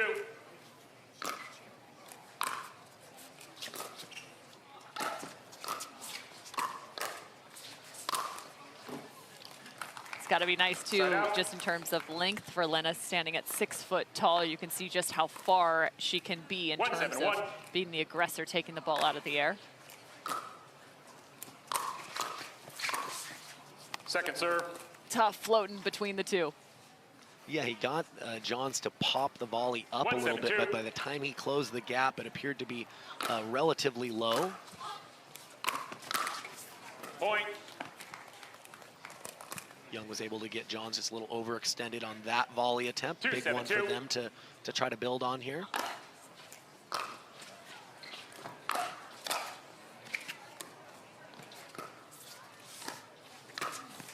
Side out. Yeah, another nice reach by Colin Johns in the middle, really inserting himself and playing a strong mixed doubles style to start here. 7-2-1. Colin Johns, just 29 years old, out of Austin, Texas. Originally from Maryland, as they earn yet another point. Colin was a 8-2-1. previous pro tennis player. He started playing at about the age of 13.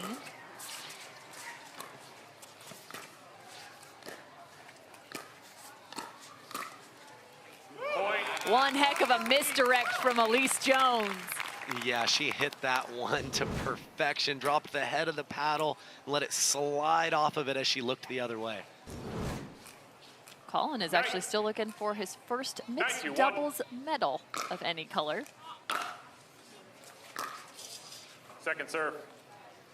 He's been primarily focused on that men's doubles, as he's the partner to, yes, Ben Johns, his brother. 9-2-2. Plenty of medals in men's. Plenty of medals in men's.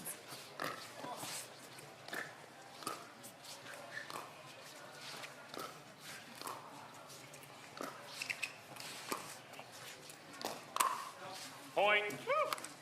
And you can imagine it's a tough switch to just turn on for Colin Johns. Spends obviously so much of his training being a specialist and a supportive piece to his younger brother, but to have to be more aggressive, he's going to have to draw on some different shots that he may not spend as much time training at home. Point. Had me fooled there, looking sharp to start. Looking real sharp there, 11-2, the number 9 seed. Gotta love this closeout. Colin Johns quick with the Scorpius in game 1.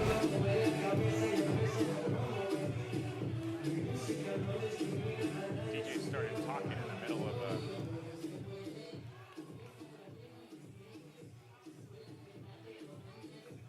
a... Hi, I'm Rick Barry. I used to play professional basketball. Now I'm into pickleball. Performance is really important, but also recovery is actually just as important. AlloMD is a product that I use constantly before my matches and after my matches for my recovery. Great for inflammation, great for recovery. I keep coming back to this. AlloMD all day long, baby.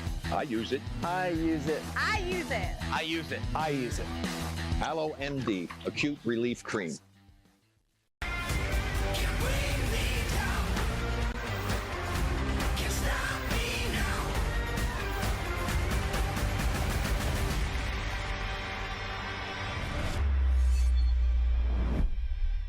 Check this out. This is Venom Go by Hyperice. You stick this pod on this pad and boom, instant relief wherever you need it. With 9 different variations of heat and vibration, you can soothe your sore muscles instantly. The tight spot on your neck, that little knot on your back, that shoulder that always bugs you, and your tight calf after a ride, say bye-bye to the pain and soreness. Heating up 6 times faster than any other heating pad. Ooh, that's hot. It's designed to get you out and moving. What are you waiting for?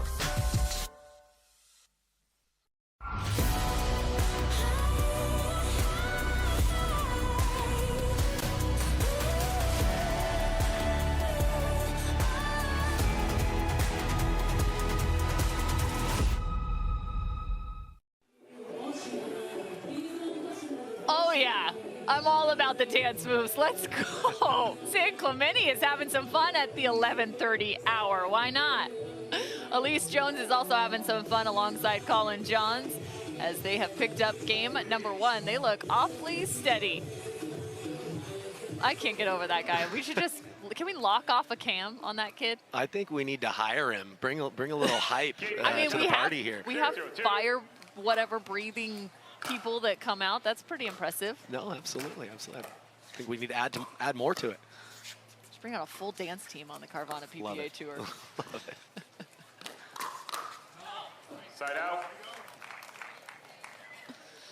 So Cameron Irwin alongside Kyle McKenzie, and it looked as if in the early stages of game one, Linna Pedigamata and DJ Young wanted to be the aggressors, but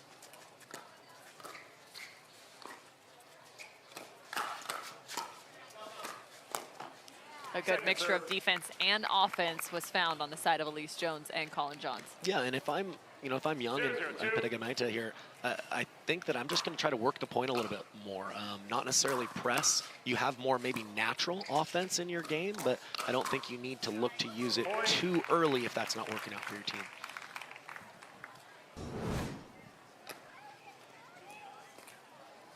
One, 0-2.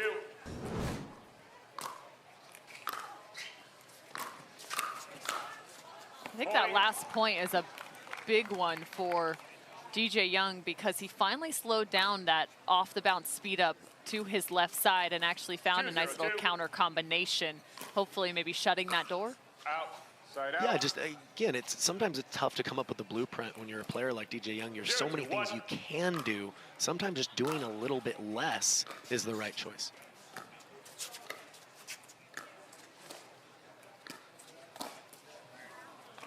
That's an impressive strike right there from Colin Johns. Yeah, Pedigamata did not pop that up much, and he really thread the needle, snapping that back into her body and jamming her up.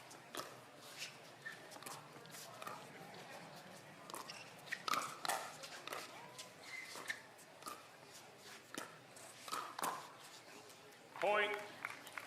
Solid leave. Colin at his paddle there, drops it quickly. Yeah, Young was just a little out in front of that backhand counter, pulls it a touch wide.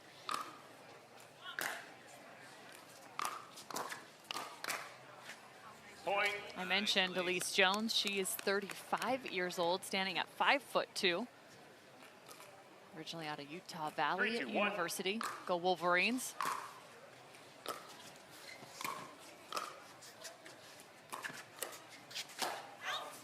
But what's been so impressive, we mentioned the multiple partners that she's had and the success that she's had here in 2023.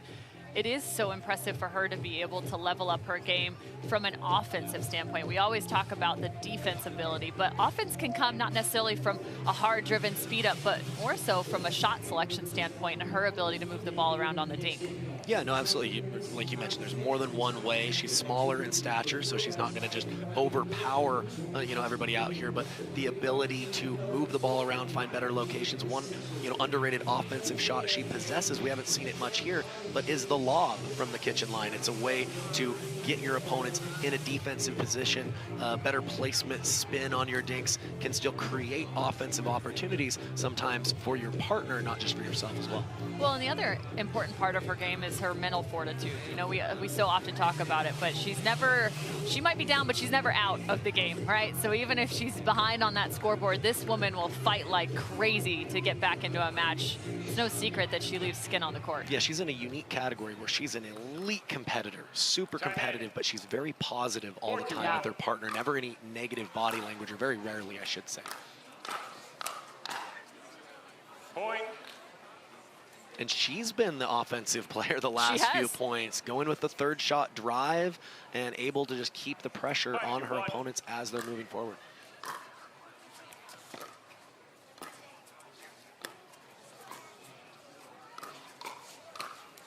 Point. It's a really nice location from Colin Johns. Both Elise and Linna are moms. 6-1. Elise has 3, 10, 8, and 6. Second serve. Sorry. You might want to watch for Elise's children when they get older on the pickleball scene. I've seen them hit balls around. They are extremely talented. I think you need to rephrase that. When they get older, right now. They could probably beat you right now. They've got a lot of game. Probably pretty Along good teacher with and mom. Megan Fudge's kids, too. Yeah. Oh, man. Point. I think that's a match we need to hype up. Let's get some youth pickleball televised here. Get the popcorn ready. I think you'd be shocked. I think the viewers would be shocked just how talented they are. Absolutely.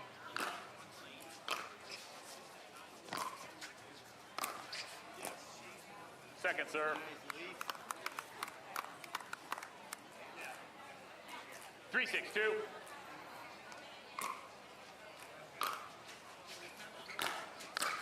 Point. That is a massive rip from Pedigamata.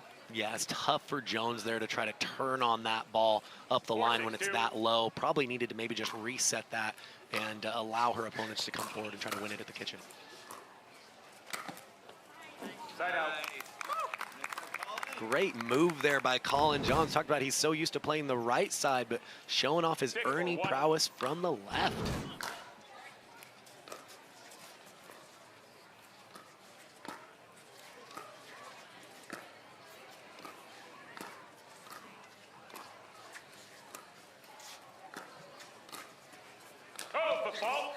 There's your lob. Point. Thought it was about time. I hadn't seen one yet. You felt the tingling coming? I felt it coming. At least one or two a match most of the time. Because again, she's got a very good one, effective on that occasion. 7-4-1.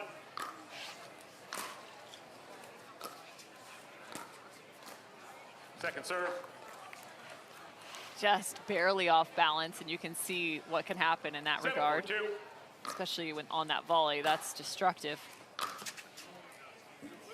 Point. Just slow enough. Yeah, it crossed Lena's body at a pretty high height, but John's having just enough topspin to bring that one in.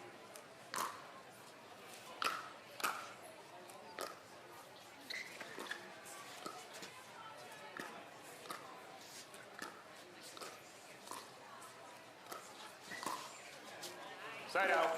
Nice job as Colin Johns is still moving the opposite direction from DJ Young. Yeah, excellent anticipation. He took a step towards the middle. It seemed like before Johns even hit that to take advantage.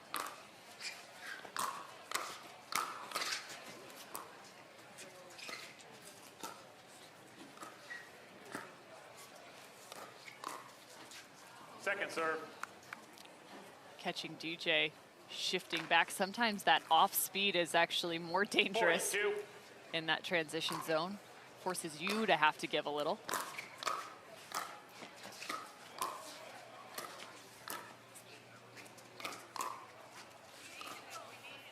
Point. That's a great play from DJ.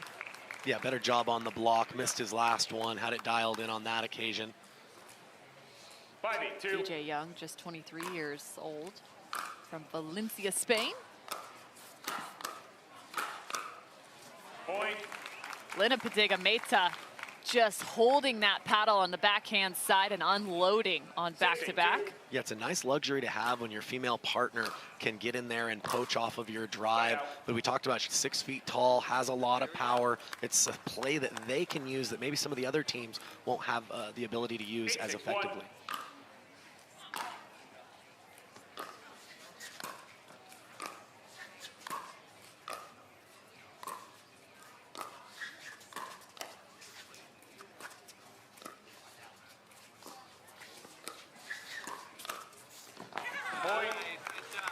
Colin Johns looked like he was in trouble, and then he wasn't. Yeah, he was kind of chicken winged, but he had just a little bit of reaction time and just punched that to the open court. 9-6-1.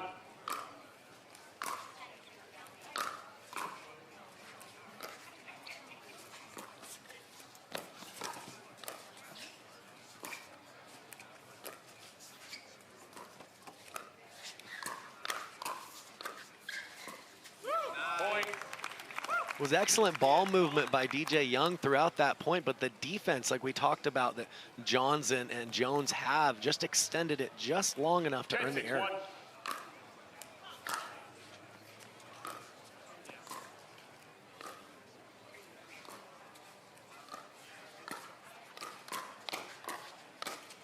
Second serve. And Elise has to apologize to her partner. You know what? I don't even think it's a bad take that she had. I know she's saying she took away the forehand, but she was kind of the player in rhythm. But don't blame her one bit. I just love the reaction right there. That's a good catch. 6-10-1.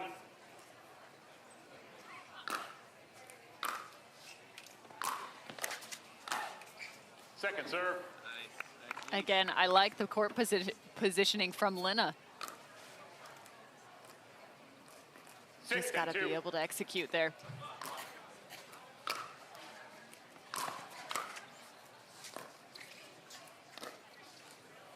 Point.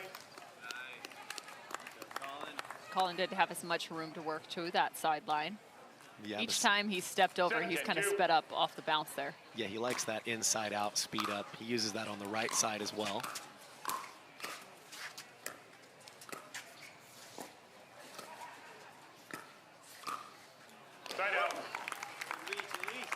Just brushing that along the length and height of her shoulder. Elise Jones. 10-7-1. Still match point for Jones and Johns. Second serve. It's one of the first times we've seen the full power of DJ Young, one of the most lively arms of all the male pros.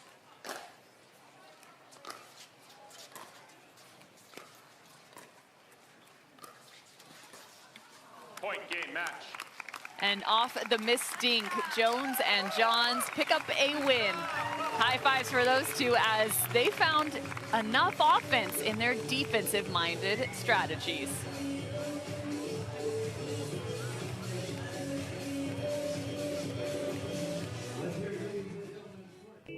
Play for fun, to win. Whatever your play, there's Penetrax Joint and Muscle Cream. No greasiness, irritation, or unpleasant odor for deep penetrating relief. Try Penetrax and play on.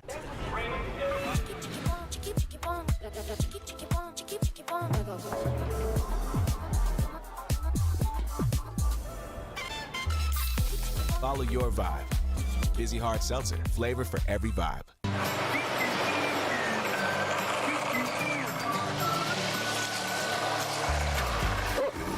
Ready yet? Not yet, buddy.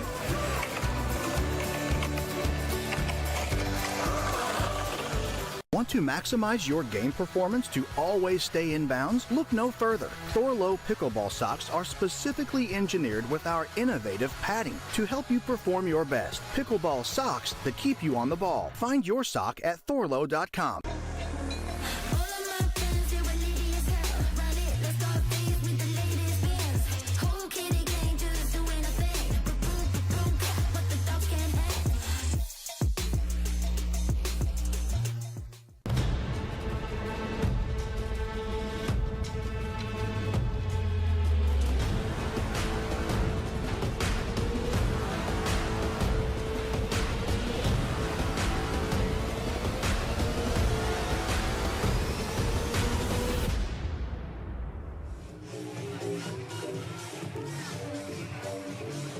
Championship Court is the place to be on the Carvana PPA Tour, and we've got Newman and Newman up next versus the 36 seed, but more importantly, we have to talk to our winners, Jones and Johns. That's Elise Jones and Colin Johns with an 11-2, 11-7 victory. Guys, you're now on screen, and congratulations on another win here on a big mixed doubles day. And Elise, I'll start with you.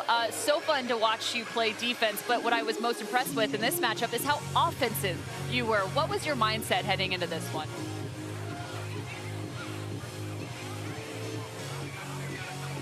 Of the game, and so he tells me what balls to go on and what not to, what to reset and things like that. So he does a very good job of also setting me up too. So that's one thing that I've definitely am going to benefit playing with Colin. Colin, Kyle McKenzie here. You know, we've heard about the little black book of strategy that the Johns brothers have. Does that extend to mixed doubles too? And are you sharing some of those secrets with your partner? Yes, certainly. Of course, there's a scouting report for just about everybody that we play. Now, how far we crack open the vault is undisclosed, but definitely Ben and I enjoy scouting the opposition, and taking that to the mixed doubles court is very important. Now, from what it looks like in the research, is this the first time you guys have partnered up alongside one another? Yeah. Yep. Indeed. Yep. All right, well, it looks like things are going well. What were some of the things you wanted to make sure you ironed out prior to stepping on the court based off of your own scouting report? I think figuring out the sides was pretty big for us. I play the left in this one, but Elise is very capable on the left, and of course I love the right, so I think that was the big one, the glaring one. But as far as just like pulling the trigger on who's going to pick what balls, I think we'll get better and better at that as time goes along, but those would be the main two things for me. For me, Awesome. is mainly with, oh, go ahead. You're good. I was just saying for me, okay. I was just saying for me, it's nice our movement on the court. Colin's helped me a lot with that. So that was a big thing that's helped me. Awesome. And then Elise, I know that you've taken some time just to get back with family and a little time away from the game. What was the last month of your life looking like, and how refreshed are you feeling now? I was still drilling and training, but I had kindergarten graduation. I had dance festivals for my kids, and I also coach all their softball and baseball teams. So I had to be there for some games. So had to be a good mom for a month. Sounds like a lot of downtime to me. Yeah, it was not downtime. Awesome. Well, one of the best moms and one of the best players. It's so fun to see you guys partnered up alongside one another. Good luck heading into the rest of the day. Thank you.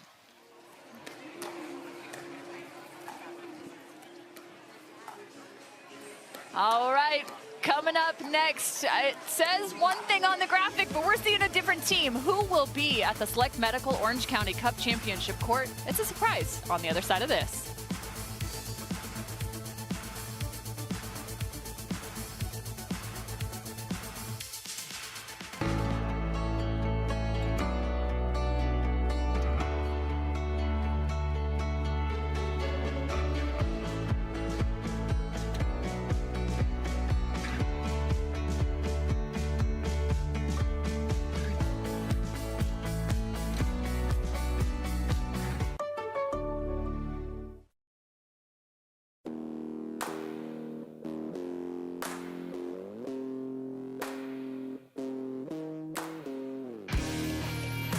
This spring, you don't have to be a baller to buy like one.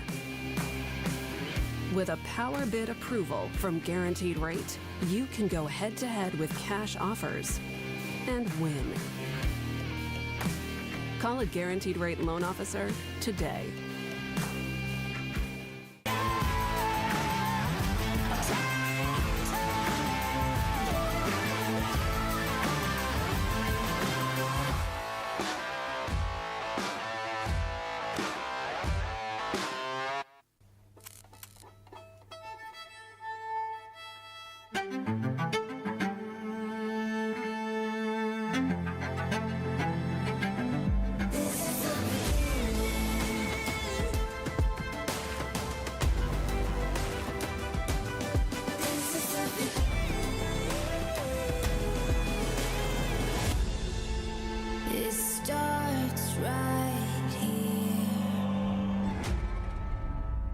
The Select Medical Orange County Cup is brought to you by SS&C Intralinks, Vizzy Hard Seltzer, Carvana,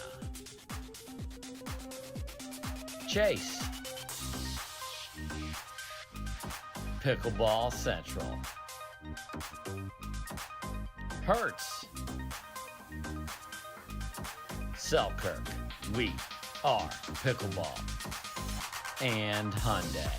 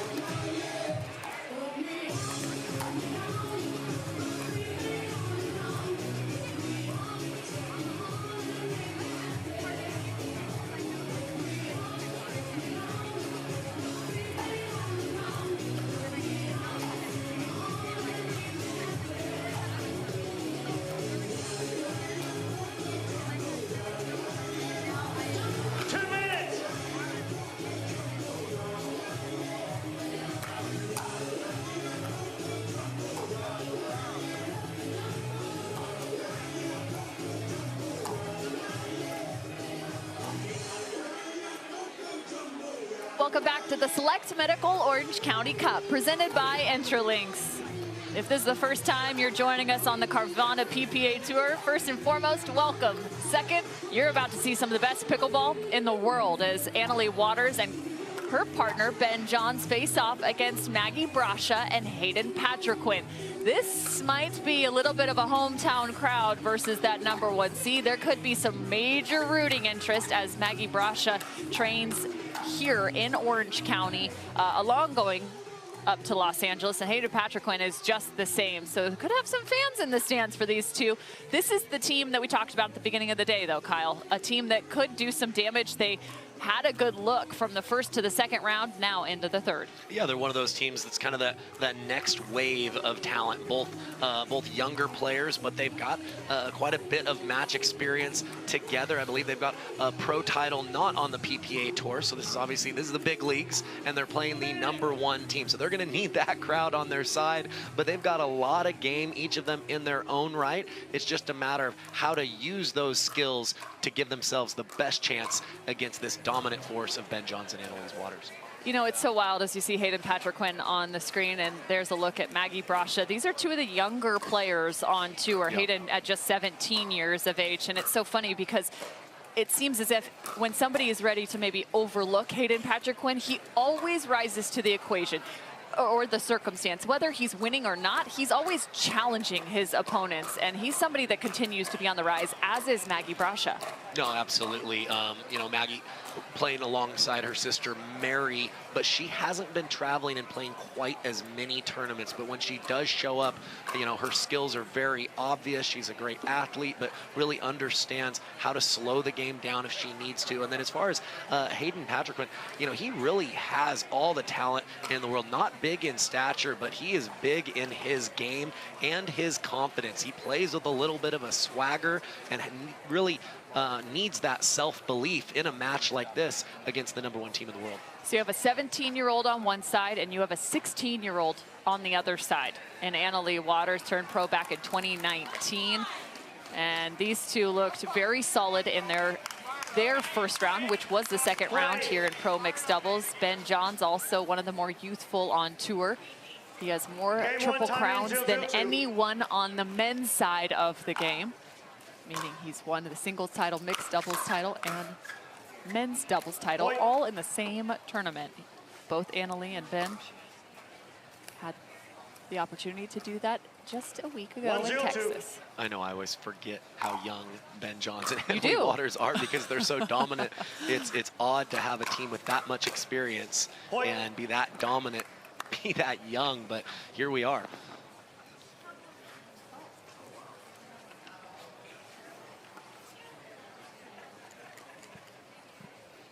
Hayden Patriquin also had a big win over Jay DeVilliers yesterday in men's singles to move on to the quarterfinals. He then had to face Pablo Tejas and took the loss, but that's a big win in terms of singles competitions. Yeah, it was a really solid day for him.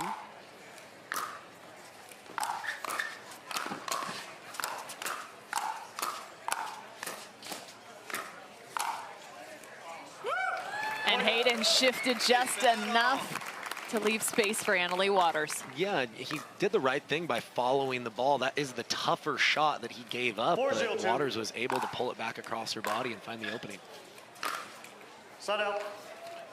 We talked about Johns and Waters being able to play so many different styles. Well, they've come out with a lot more drive, looking for early offense, and it's paid off for them so far.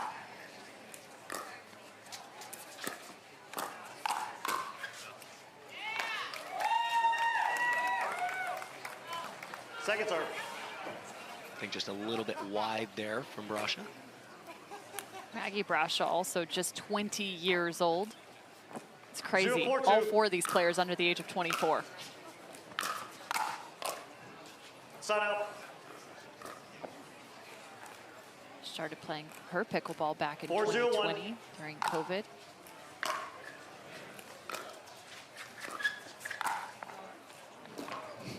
Looking for a backhand, two-hand backhand Ernie. That's a rarity. Yeah, it would have been especially tough to do because she was moving the entire time. Still didn't miss it by that much. 4-0-2.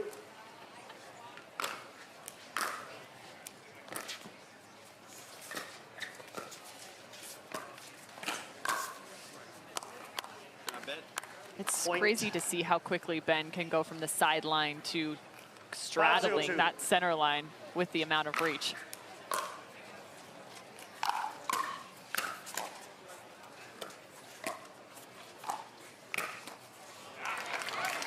A quick, almost late move from Hayden Patriquin pays off. Yeah, he's able to find the right hip of John's. He was waiting with the forehand, but unable to make clean contact. 0-5-1.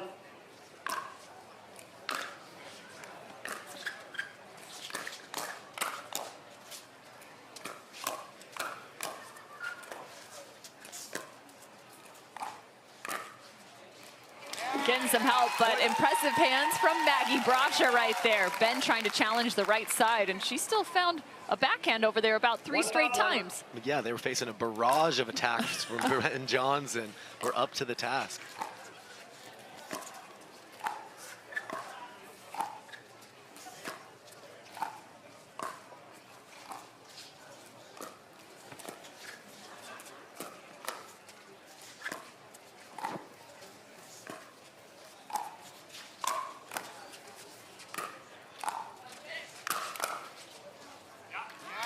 Nice job by Hayden Patriquin, kind of filling in and adding some pressure when need be. Yeah, really dictating with that inside-out forehand to the Ben Johns backhand.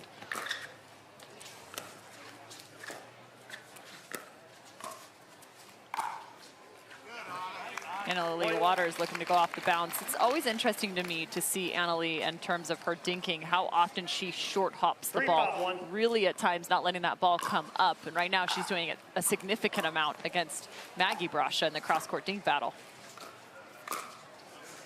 Yeah, I think it's going to depend on how aggressive the dink is that comes at her, as well as her own court positioning. When she's more inclined to hold her position at the line and she's dealing with a top spin dink, oftentimes the half volley is the best choice. 3-5-2.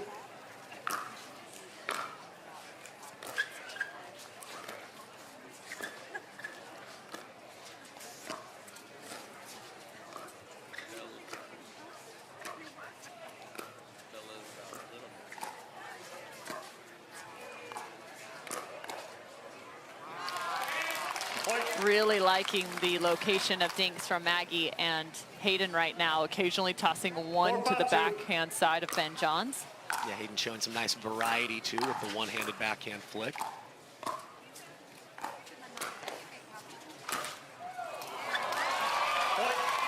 I feel like he earned it regardless, coming off the top of the net.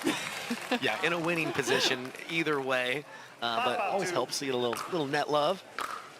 5-all now.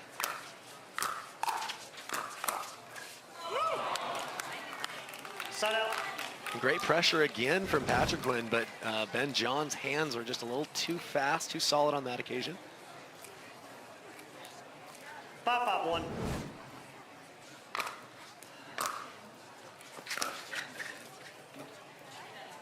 To say threading the needle would be putting it lightly.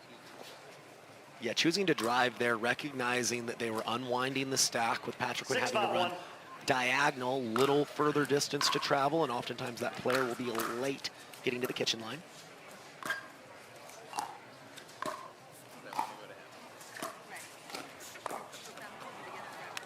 Point. Ben getting one of his own off the top of the net. Back up by 2. 7-5-1.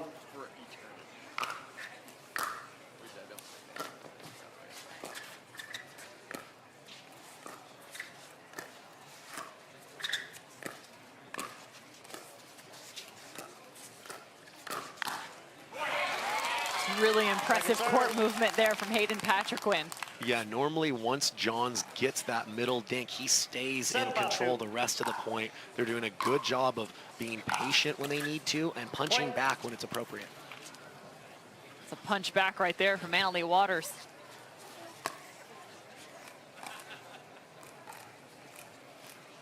Eight 5-2.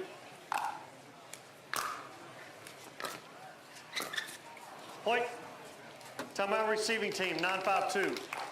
That's one of the first misses we've seen on that shot from Hayden Patriquin. He's done a nice job. Not only, well, not even a backhand flick, but it's a little bit of a backhand roll cross court from Patriquin as they have now fallen down by 4.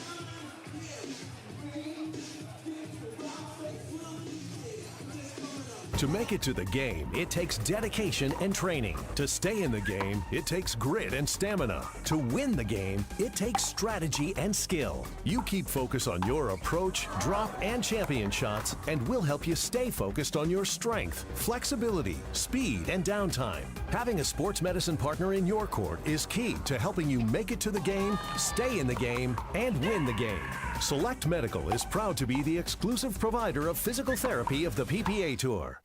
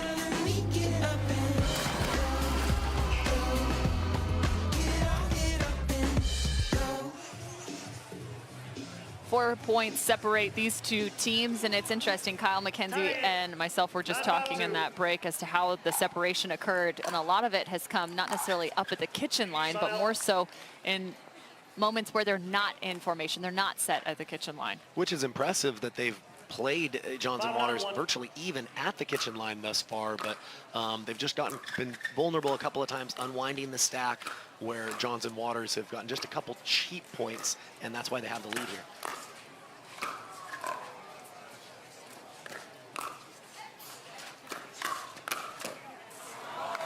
She fended off the first, but the second came back that much quicker. Yeah, John's, we've talked about things that he's added in his toolbox, really starting to use that two-handed backhand on the counter much more than he did a year or so ago.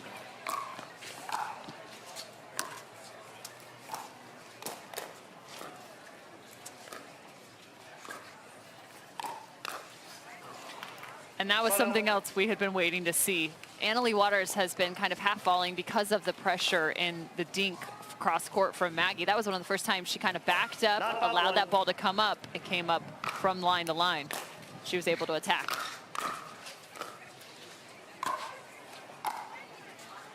Yes, definitely a good lesson for players at home. You can temporarily sacrifice court positioning to be able to wait for that ball to bounce up a little higher and give yourself some more offensive opportunities on occasion. Waters does that as well as anyone. Right, there's another good example. Just look at that attack location. That's why she's so comfortable, not just speeding up out of the air, but after a ball bounces. A little tougher to do for a lot of players.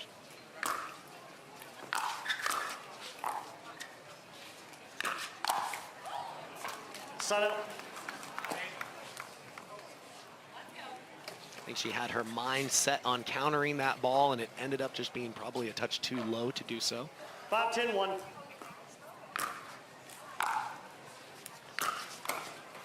Point. Patriquin utilizing the drive. 6-10-1.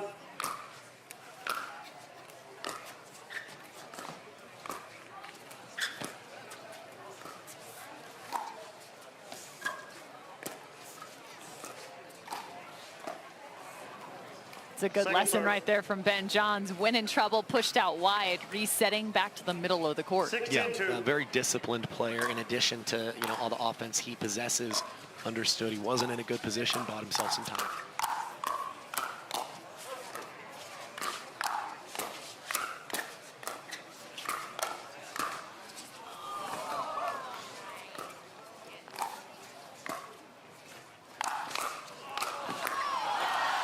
Impressive play. Leigh Waters and Ben Johns walk away with the point. Yeah, this point had a little bit of everything in it. Great play by all four.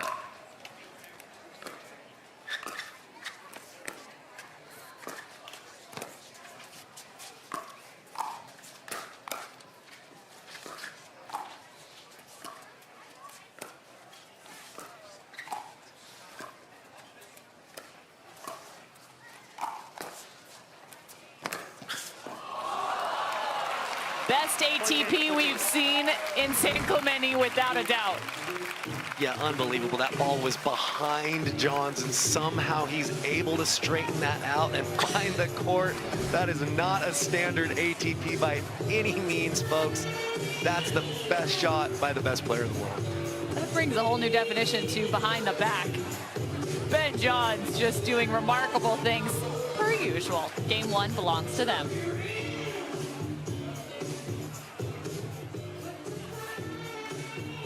Introducing Skechers Pickleball, the official footwear of the Carvana PPA Tour. They're ultra lightweight and responsive for incredible speed. They have Goodyear rubber outsoles with a specialized pickleball design for increased side-to-side stability and agility. Plus, they feature shock-absorbing foam and Skechers' famous relaxed fit design for incredible comfort game after game. Conquer the court in comfort. Skechers Pickleball, the official footwear of the Carvana PPA Tour. Why is Aaron happy? Well, just days ago, his old wheels gave out. But he knew Carvana had his back. That's because Carvana had tens of thousands of cars under $20,000. So Aaron's folks could help him out with a sweet ride. No way. Yes way.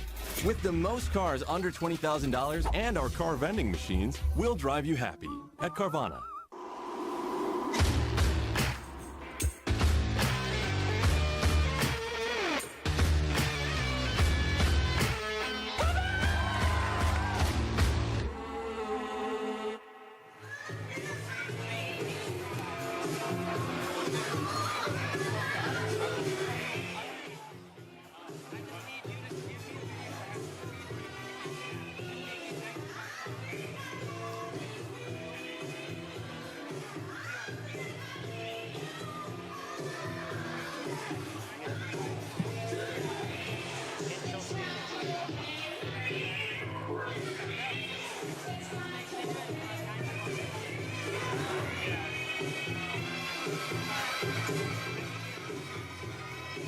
Back here in Orange County, California, Ben and Anna Leigh picked up game number 1 versus Maggie Brasha and Hayden Patriquin, but we did like the strategy that we saw from Patriquin and Brasha. Now it's maybe just a little bit more of the level of execution to this point. Yeah, I think their willingness to not just go in and try to make dinks, but try to really use spin and dictate and kind of fight back against Waters and Johns was important. It made it more of an even or fair fight at times. I'd like to see more of the same from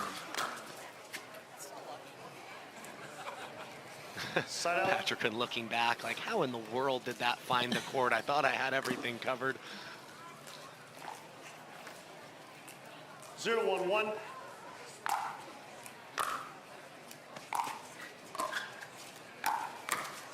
Point. Yeah, Waters recognizing she had just a little bit of space up Patriquin's line there, took advantage.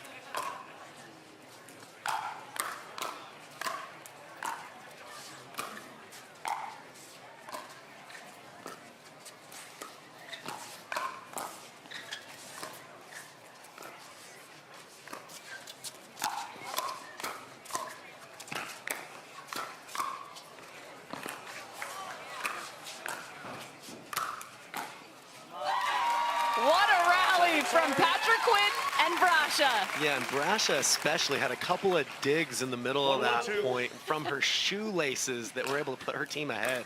Well played.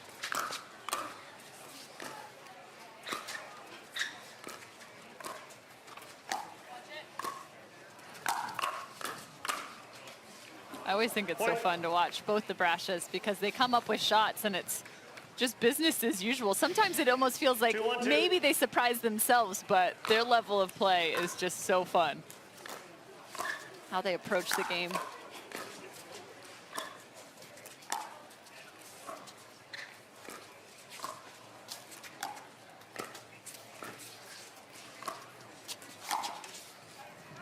Oh, that's just mean, Anna Leigh. That's just mean in the best possible way. She might be the only player in the world with that play in her arsenal. The only one I've seen use it, the inside-in backhand.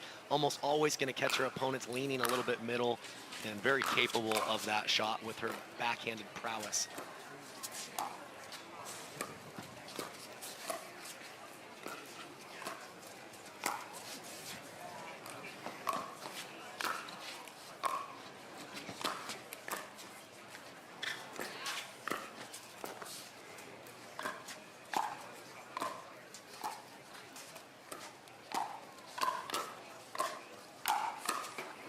I was going to say, that ball has no idea which way it's spinning right now. The amount of carve these four are putting on it, chasing after each one of these contacts. Not a lot of dead dinks out here right now, Cameron.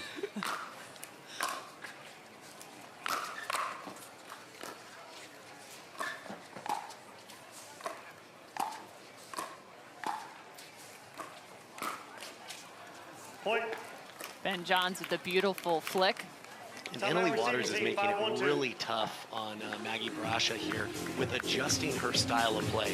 Really, to start this game, she was playing off the line, looking to play more balls off the bounce, either attacking or playing aggressive dinks. The last point, she shifted her positioning and played in a little bit closer. So very tough for Maggie to get in a rhythm and know where her target is when Waters keeps adjusting her own court position.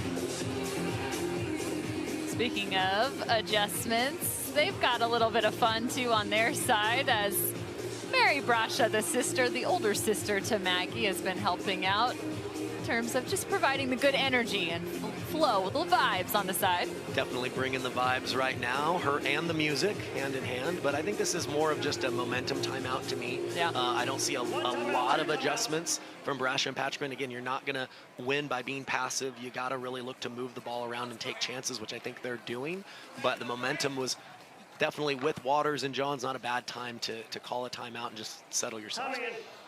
5-1-2.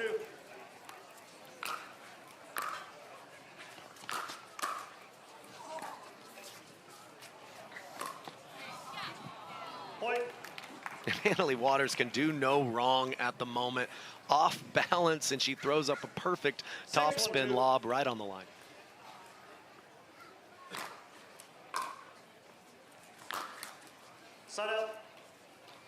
It's funny too, if you look closely at your screen, in the right corner by the PPA logo, next to the stands, you'll see Vinny Brasha, the father to Maggie and Mary, also very invested in the game of pickleball. But he will sneak over with little tidbits as well to give to the girls during matches. Oh yeah, getting a little coaching from Dad. That's a clean winning dink right there. Yeah, once he gets that middle forehand, he has so many options, one of which is to hook that back cross court like he did just there. 6-1-1.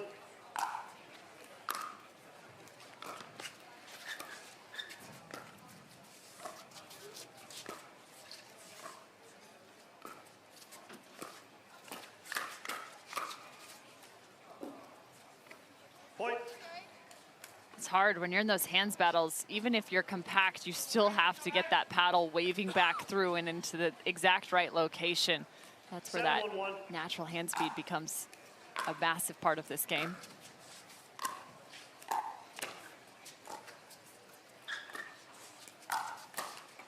Point.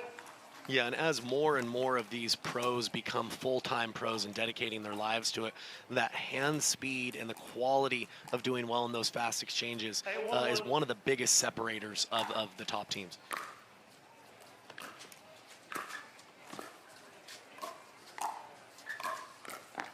I wouldn't say it's a bad idea to invest your life in it. As of right now, an article just coming out from Sports Illustrated, Leigh Waters expected to make 7 figures this year as a 16-year-old.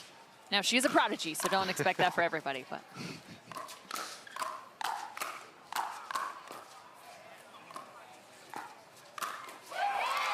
A little hi-ya from Hayden Patrick Quinn. Yeah, showing his ups a little bit. But, you know, to your point, absolutely. These pros are starting to make a much more solid living than a few years ago as the sport gets more attention. All the money really trickles down for sure. Second serve. Felt like just 2 years ago, pros were having to be forced to do so many clinics and focusing on having multiple jobs to be able to go around. And that has shifted so quickly in this game.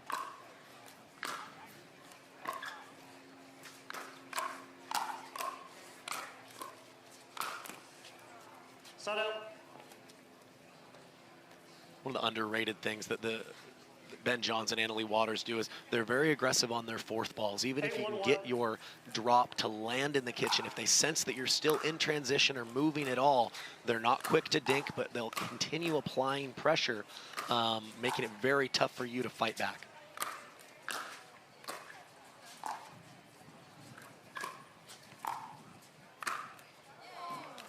Second serve. That was out. And instead there actually was an out call there from Leigh Waters, I believe. Yeah, I think Maggie Brasha's forehand cross court was just a little bit wide. There was a touch of confusion. That's why they played the next ball. Here's a look at the ball right there. That was the one off Maggie Brasha's paddle. And she appeared to know it right when she hit it. She kind of turned and started walking back. Not by much, though, if it was wide. So I believe we're going to have a video challenge here as all 4 players have hit the side of their court.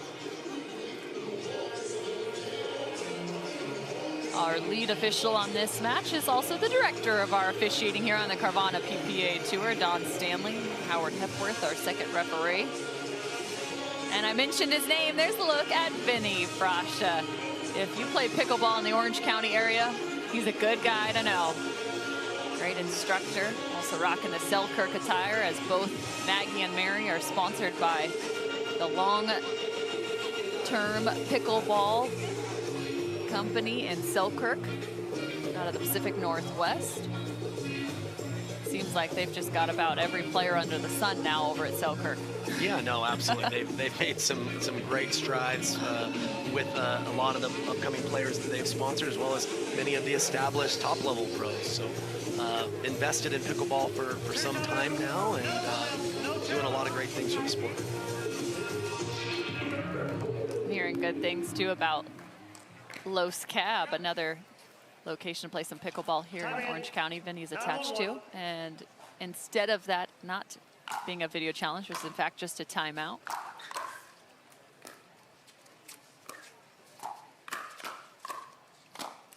Point. That might be the first time I've seen the tomahawk from Ben Johns.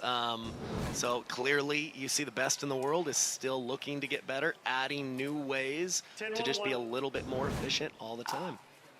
He's got the Tommy. One game match. And he also has the game alongside Leigh Waters. 11-1 in game number 2. Yeah, again, just Waters and Johns just too difficult. It's so challenging to find the blueprint of what will make them vulnerable, and just too strong, especially in that second game. They're moving on to the 4th round here at the Select Medical Orange County Cup.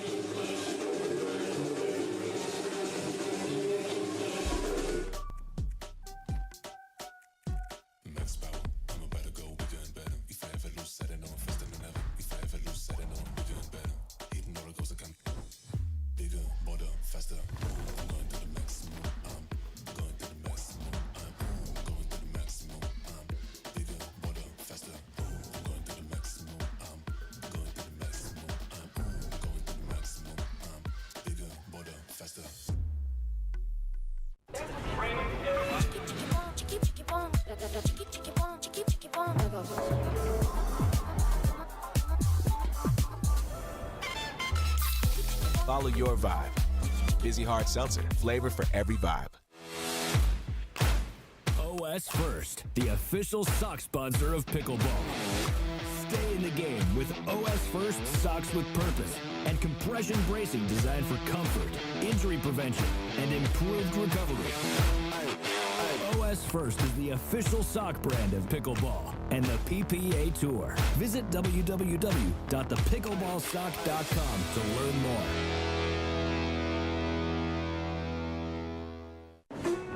We'll take you to Europe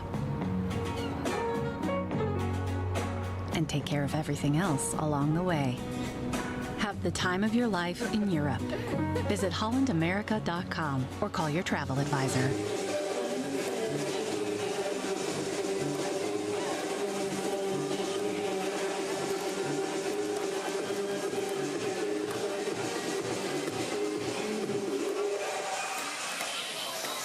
They now have a chance to chat with us here on Championship Court. First and foremost, congratulations to the both of you, Leigh Waters and Ben Johns. It looks like you guys have a little something to prove. Played with plenty of firepower on your side. Leigh Waters, gotta love the energy. What would a win potentially here in San Clemente mean to the both of you? Yeah, for me especially, I don't think I've ever won a Triple Crown here or won 2 events. So I'm really excited to kind of prove myself here that it's not the venue and that I can do this. Yeah, well, I think this is possibly the best venue in pickleball. At least it's my favorite. I think we got an incredible crowd here. So just winning at that kind of event is always going to be definitely very satisfying. So, you know, you're always out to win. You're always out to get the W no matter what. But it might be a little extra special here just because of the environment, I guess. So congrats, guys, on the win. Kyle McKenzie here. I noticed the start of the match, you came out very fast, very strong. You played very up-tempo for the first couple of minutes. Was there anything in the scouting report against Hayden and Maggie that would make you want to start a little bit more aggressive? That was all field-based. It wasn't about them, it was about me. I wanted to come out with energy. I don't like, well, I start slow a lot, so I try not to do that, and I was feeling a little bit of energy, so got to put that to good use when I have it, and hopefully that rolls into the next matches coming up here soon. Well, it's pretty clear that you both have stuck with the scouting report that worked in Texas, which is the all-pink look. And I'm waiting for Annalie. Is that something that's going to continue through and through? You went pink out on Sunday. Is this going to be a daily appearance for the both of you? I don't know, me and Ben just like pink. I mean, it just works. So. It takes a real manly man to make hot pink look good. Yeah, so I don't know. We texted last night and I was like, "What do you want to wear?" And we were like, "Pink." Like I mean, you don't stop doing what's working. I mean, it looks great. People love it. We're playing great. We need to get Ben in a pink shirt though. We need to do like I'll get a hot pink shirt. I'll talk to you all about that. I like the sleeves though. The sleeves make it really brings it together. Yeah, makes it pop, doesn't it? Yeah. I got to get some pink shoes. It's a confident, secure look. I love it. Very confident, very secure, and yeah, those if you're are wearing some hot new pink, you are sleeves, confident. Ben Johns. Oh yeah. It's like a little tie-dye starburst type of pink. You should get so just like I'm here you for could just tattoo your arms pink like that. Yeah, I'm not about that. And then we can always I'll stick be to pink. the sleeves. No. All right, well, I'm not sure how much pickleball we actually just talked about, but that was way better than anything else. Congratulations to the both of you moving on into the quarterfinals. Thank you. Oh, man, it got me tearing up. That was amazing. The two of them showing plenty of personality here on the second day of the Select Medical Orange County Cup.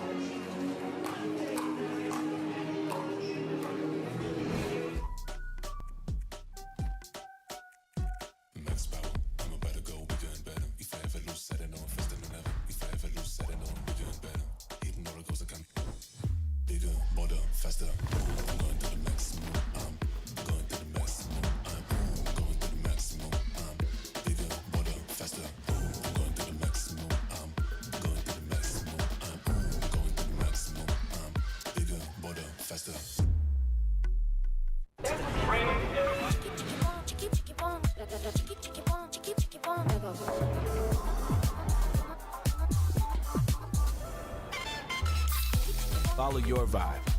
Busy Hard Seltzer, flavor for every vibe. OS First, the official sock sponsor of pickleball.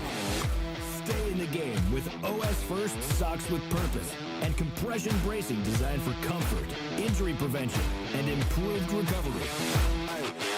OS First is the official sock brand of pickleball and the PPA Tour. Visit www.thepickleballsock.com to learn more.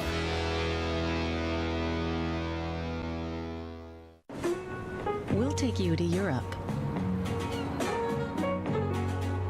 and take care of everything else along the way. Have the time of your life in Europe. Visit hollandamerica.com or call your travel advisor.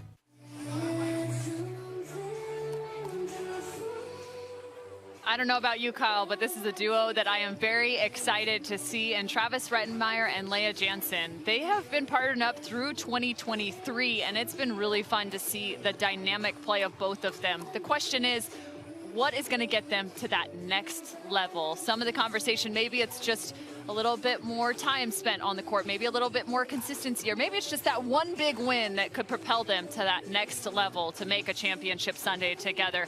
As you take a look at Leah Jansen, right now, this could be a big win against Jessie Irvin and AJ Koller. Yeah, it's a very even match on paper, you know, in my opinion, but you're right. Specifically Jansen and Rettenmeier, they've had so many tight matches against the top teams. Sometimes they've won, sometimes they haven't, but it often will take just one tournament where things are clicking to really get that big breakthrough, and I think that it's just a matter of time before they have that. Maybe this weekend is their time. AJ Koller, though, has been always pretty dominant right here in Orange County, California, picking up the win, I think, back to the Newport Beach event. It was a big one alongside Andrea Koop, the title, the mixed doubles title. Yep. But right now, playing alongside Jessie Irvin. These two, I don't even know if I can say it's a love-hate relationship. It is truly a love relationship in terms of these two have a great friendship, but sometimes when they're on the court, they can go head-to-head, and man, is it so fun to watch. Well, I love it. It's so relatable, right? We've all got the pickleball friends at home that are your good friend off the court, but maybe when you play together, you just see the game a little bit differently. They're both pros. I think they've got a lot of mutual respect for what each brings to the table, but it's a fun matchup to watch because you can tell with body language, there's times where each of them wished the other person would try a different shot, but we're along for the ride and loving it. First serve now underway. This is a match to get into the quarterfinals.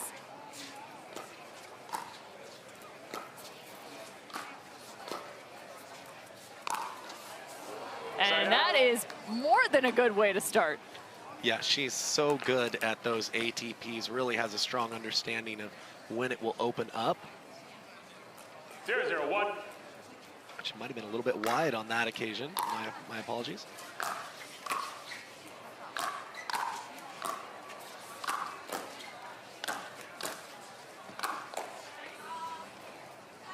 Second serve.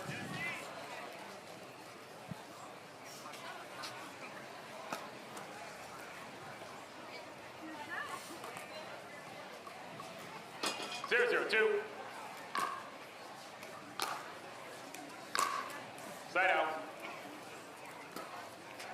Rettenmeier will use that third shot drive and kind of crash in and close behind it quite often. Unable to clear the net on that occasion, but that's going to be a play he'll look to use.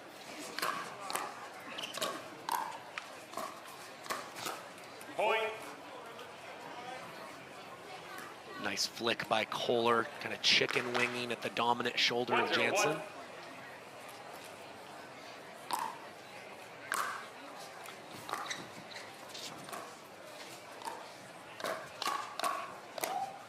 Second serve. Getting caught just in the transition zone a little bit there. Jessie Irvin out of Los Angeles, California. 1-0-2. She attended UCLA, played most of her tennis career prior to that.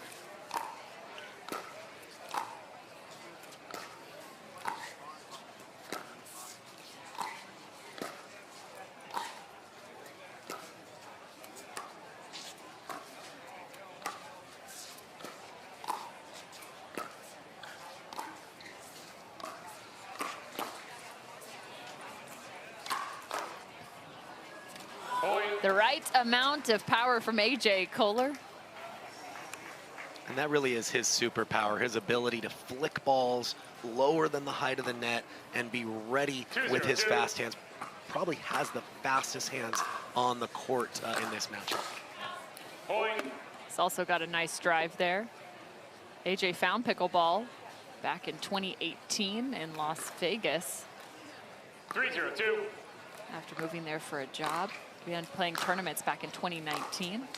Point. Played hockey for about 16 years through his youth. And even for, I believe, a club team at Colorado. Sco Buffs.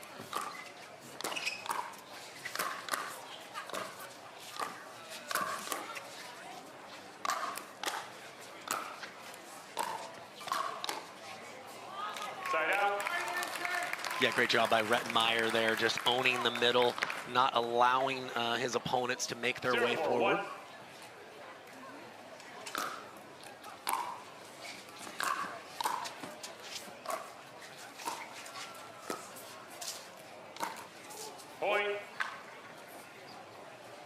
I think Irvin thought that that ball would bounce up a little higher, maybe a little closer to her. She ended up just reaching a bit on the speed-up attempt. 1-4-1.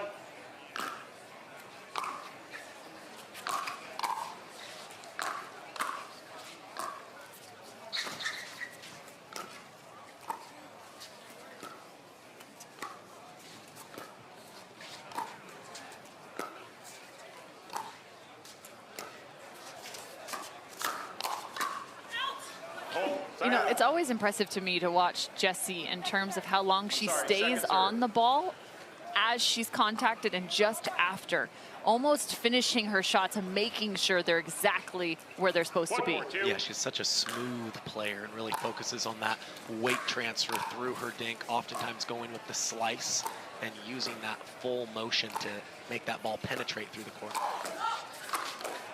And you could see her even load up there, and it was unnecessary to that point as AJ Koller comes crashing in. 4-1-1.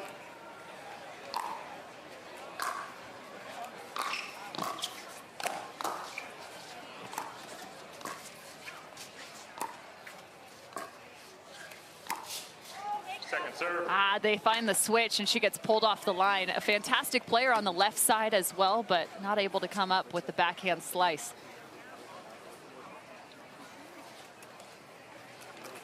Forward 2.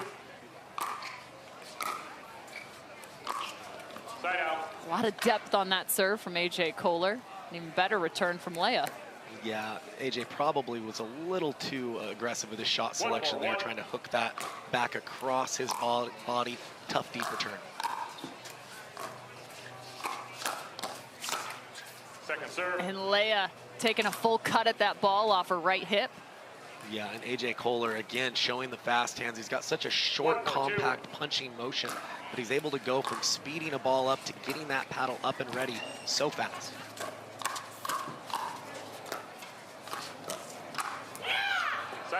As soon as you think there's some aggressive play on one side, easily fended off by Koller and Irvin. 4-1-1. There's those quick hands and wrists that you're talking about. Second serve. A little too much on that one. It's interesting to see how far somebody might come over to try and find that forehand drive in the game of mixed pro doubles. Side out. Yeah, I think if you are going to come over and leave some court vulnerable, I usually like the drive attempt rather than the drop, because it'll at least pressure the volley enough, usually, and give you time to have your feet set for the next ball.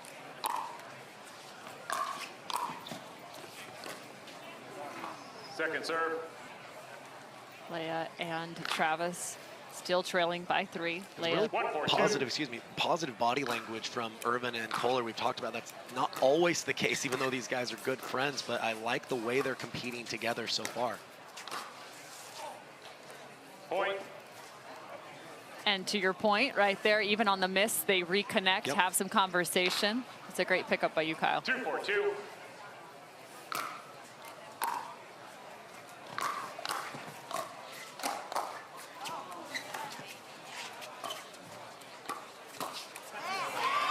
That's insane is exactly right.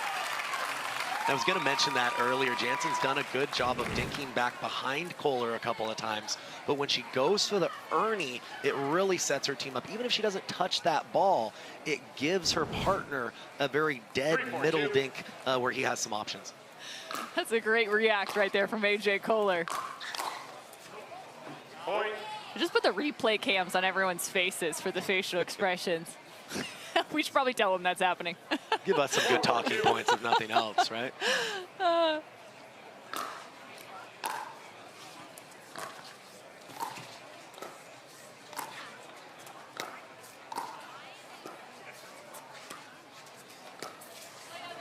Side out. Leigh is also someone that has been heavily invested in terms of her mentality and her approach to being a competitor here at the professional ranks. And it's really cool. She actually has a degree in psychology as well. She was a double major through her time at university, spending a good amount at Washington State. 4-4-2. And then went off to Grand Rapids. Side out. So I think AJ's just going for a little bit too much right now when his opponents are pinning him deep in the corner. I think just got to be content with maybe needing to play a touch in transition and more of a patient path forward. So the lead switch now for the 10 seed, Jansen and Rettenmeier. This is a match to play into a quarterfinal. Second serve. Lay a little too soft on the drop. 5-4-2.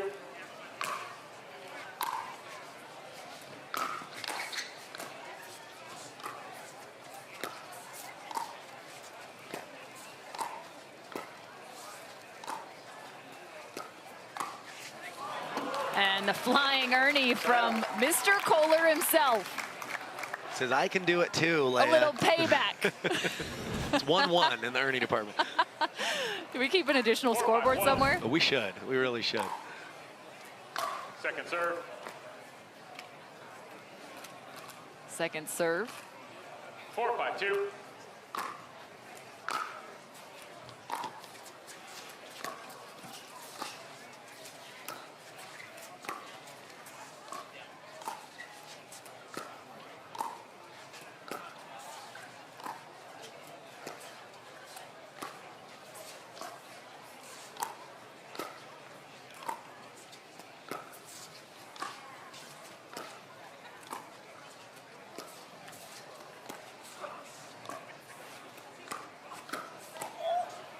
The longest dink rally we've seen it to this point.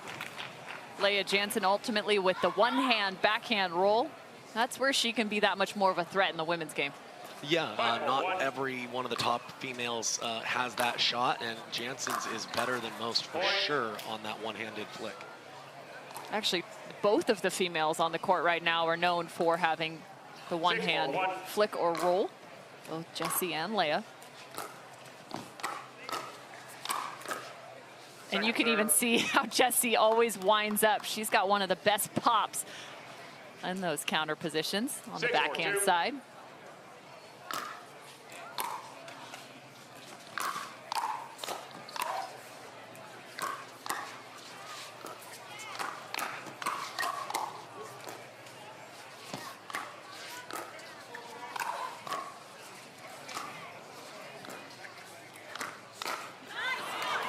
They almost fended off the forced switch after the poach.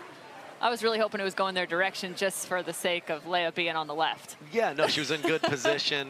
Koller tested her on the forehand. She tried sliding, but just couldn't quite straighten it out. Second serve.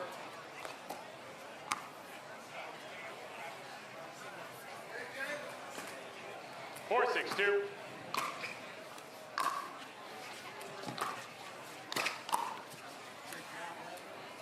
The right location. Down the middle solves the riddle. Yeah, Jansen really maximizing her lean and taking that ball right at the height. 6-4-1.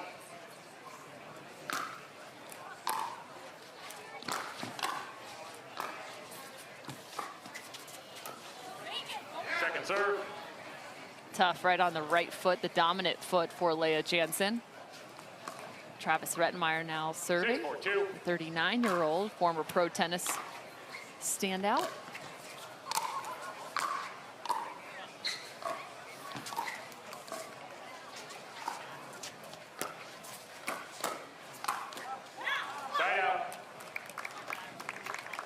Yeah, Koller again showing how comfortable he is generating pace, just kind of with flicking his wrist on the full reach. He's better at that than certainly most of the players on tour.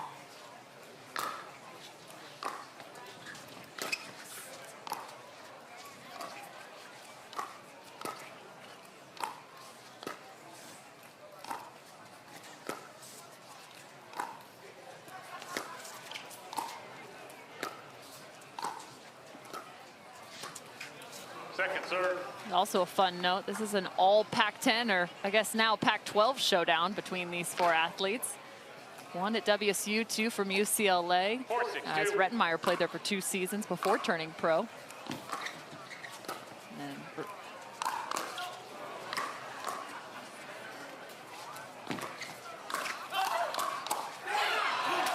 And the buff couldn't fend it off. AJ Koller. And so good from Rettenmeier there. He goes from defending the ATP from Irvin, getting back into an offensive position and winning the hand battle against Koller. So a timeout called now after an extended rally. A match to play into the quarterfinals right here on Championship Court.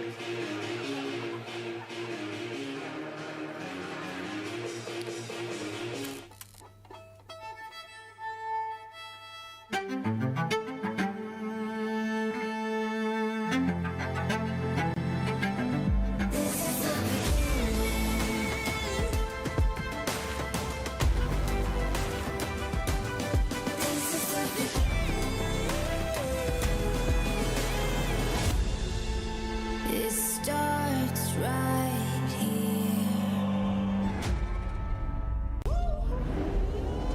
Let's go.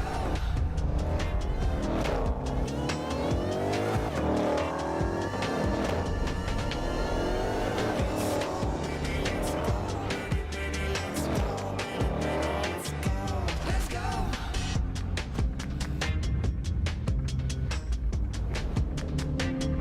Let's go.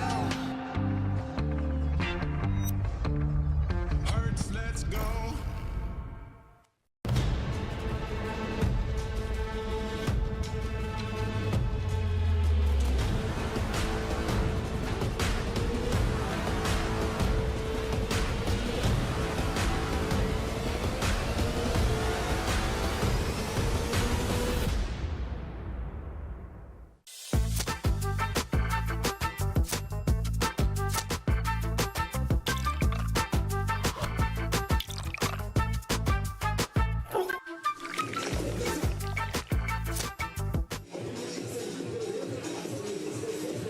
We knew it was going to be a good one, and so far it has been, as Irvin and Koller now trail by 2 to Jansen and Rettenmeier. And you got to love how the strategies start to shape and change throughout each one of these games and even the matches from start to finish. What's impressed you most about Jansen and Rettenmeier to this point? I think Jansen specifically has just done a really good job of varying her patterns, going back behind Koller enough to where he doesn't get too comfortable just dominating the middle of the court.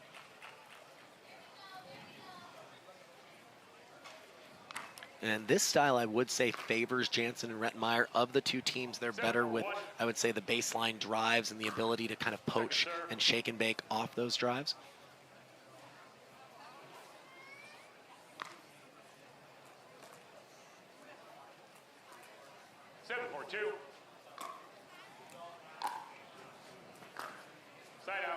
It's interesting to see Rettenmeier kind of change that pace of serve right there, just going with about a, I'll call it a 40% pace serve. Yeah, every once in a while you kind of throw in a kind of a moon ball or a soft serve just to force your opponent to do something different.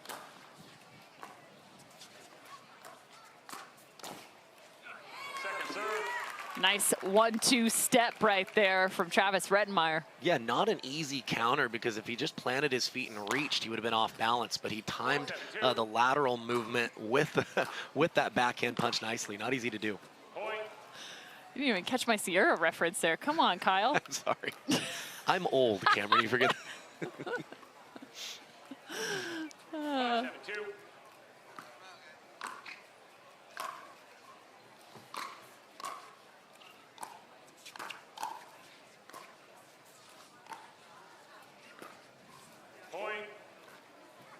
And it's so interesting, again, to see even the pace change from the Dinks in terms of each of these players, it seems like, trying to slow play it from time to time to not give their opponent something to work with.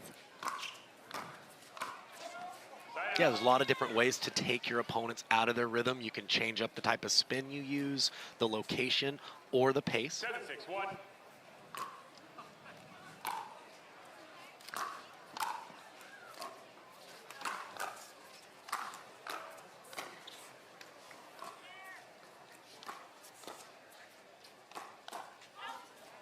Second serve. Yeah, Koller's so tough when he inserts himself in the middle, has a lot of options with shaping that ball with angle or speeding up and turning it into a hands battle. 7-6-2.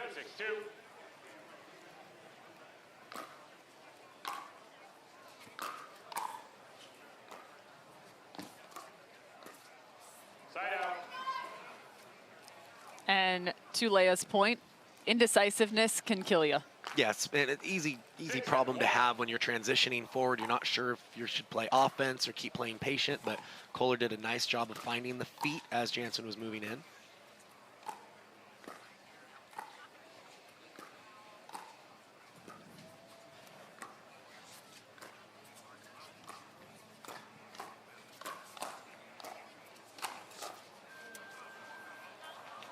I know that ball goes out of bounds, but I did see something I liked from Leigh Jansen to kind of invite Travis to come over on that ball that went to her backhand side. She kind of shifted those feet to open up space for Travis to come in. Yeah, I think when she gets that ball to her inside foot, he's going to be able to apply more pressure. Rettenmeier will with his forehand than Leigh Jansen's backhand on that occasion.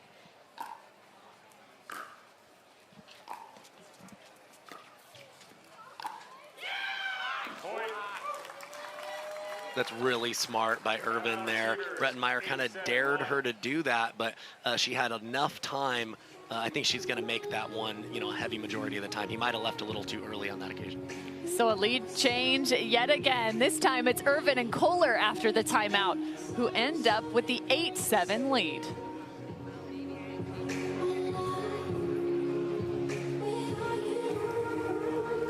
Want to maximize your game performance to always stay in bounds? Look no further. Thorlow pickleball socks are specifically engineered with our innovative padding to help you perform your best. Pickleball socks that keep you on the ball. Find your sock at thorlow.com.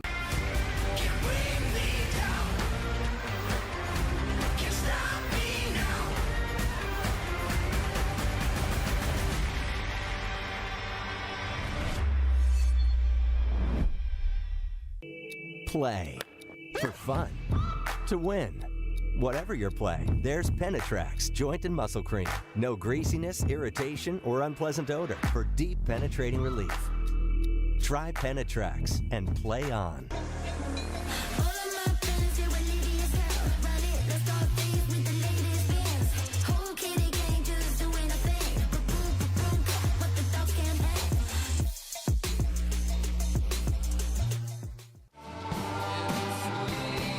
Great things happen when good friends get together. So grab a glass, amigo. Our tequila is your tequila. Our casa is your casa.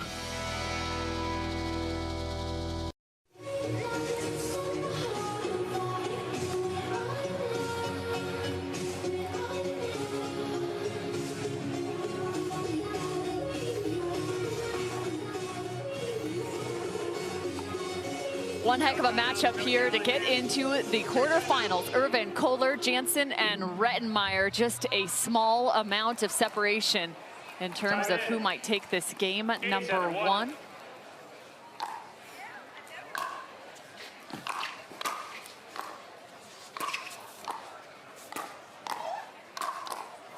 Second serve.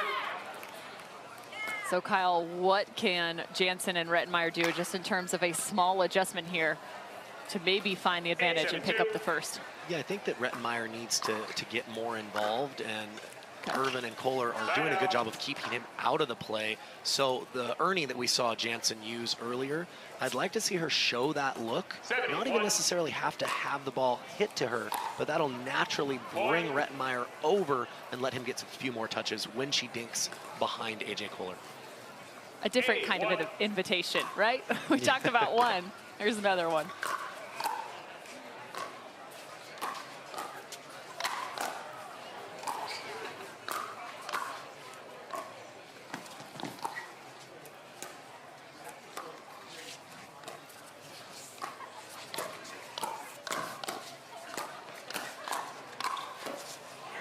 Second serve. So to me, Jansen didn't show the Ernie look, but she did accomplish getting that forehand for Rettenmeier. I think he needs to take a little more risk than just dinking that back to the middle. That's his opportunity to take control of the point and look to dictate a little bit more. Side out. Jessie Irvin really liking that play. Yeah, she's getting pretty vocal. She knows this is crunch time. 8-all Yeah. here in game one, very tightly contested game. It's huge for whatever team can come out on top in this first game. Both on even scores, so neither have to unwind the stack. That's also important at this point.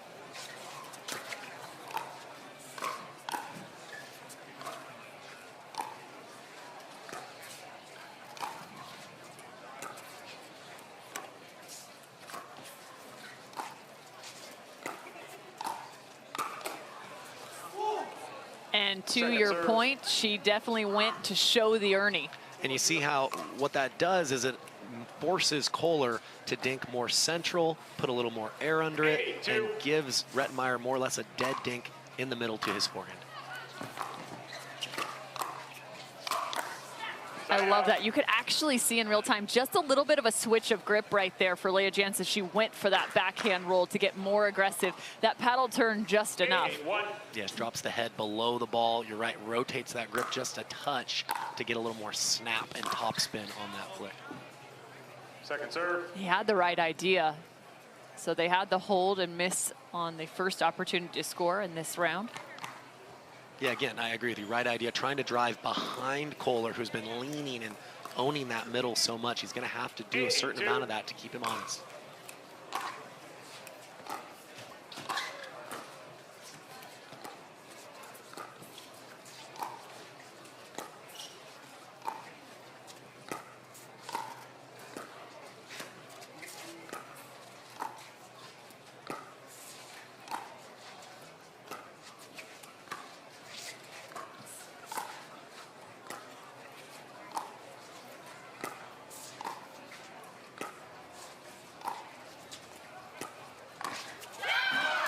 And an Ernie on the other side.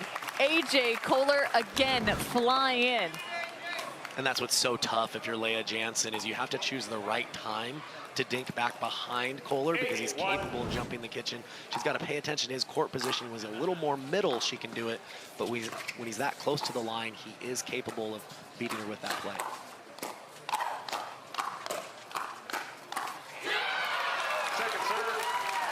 Leia shouting to the other side as AJ comes to the net as well.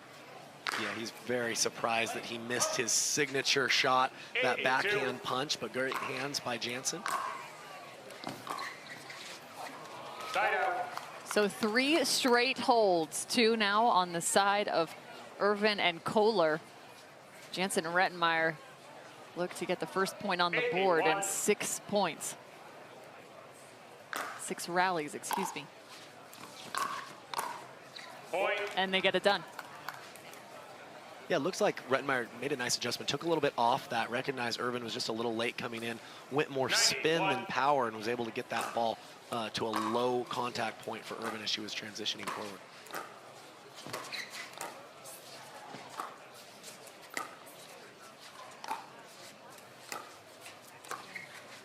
Point. Yeah, nicely done by Jansen. Didn't get scared or shy away from that dink behind Koller, even though she was earning the last time she tried it.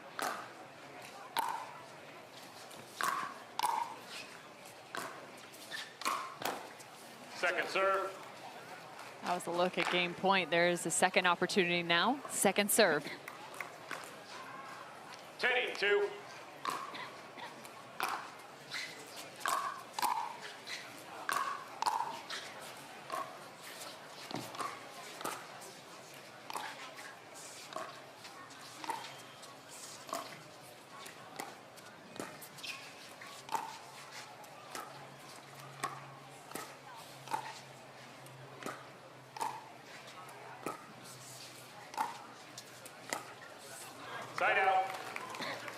To win a point like that off of a dink rally, that's pretty impressive at this stage in the game. Well, they certainly needed it, down game points. They've got an opportunity to tie things up here if they can reel off a couple of points.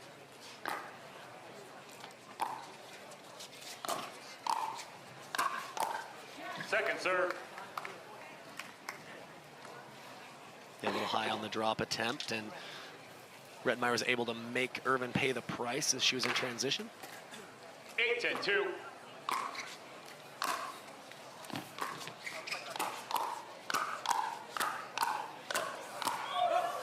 Side out.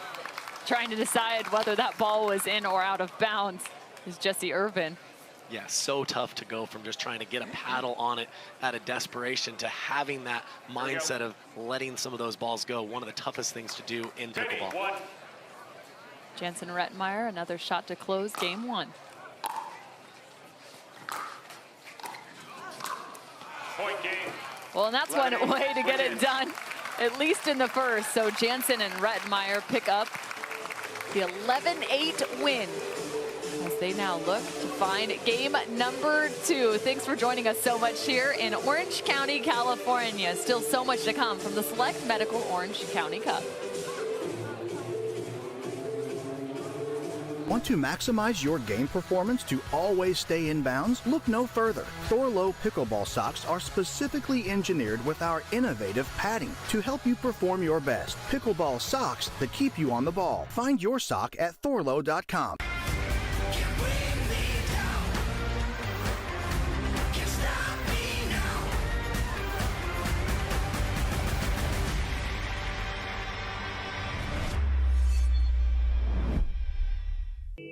Play for fun, to win. Whatever your play, there's Penetrax Joint and Muscle Cream. No greasiness, irritation, or unpleasant odor for deep penetrating relief. Try Penetrax and play on.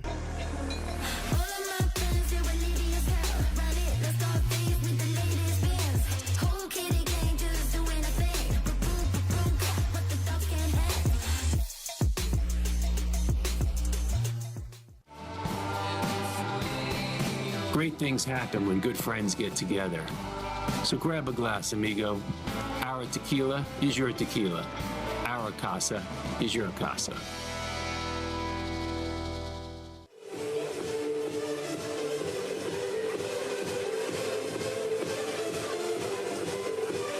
The baseline as he knows he is one step closer to moving on to the quarterfinals alongside Leigh Jansen. I'm Cameron Irwin. The guy to my right is Kyle McKenzie as Jesse Irvin and AJ Koller look to find a little different story here in game number 2. Game 2 time in. 0-0-2.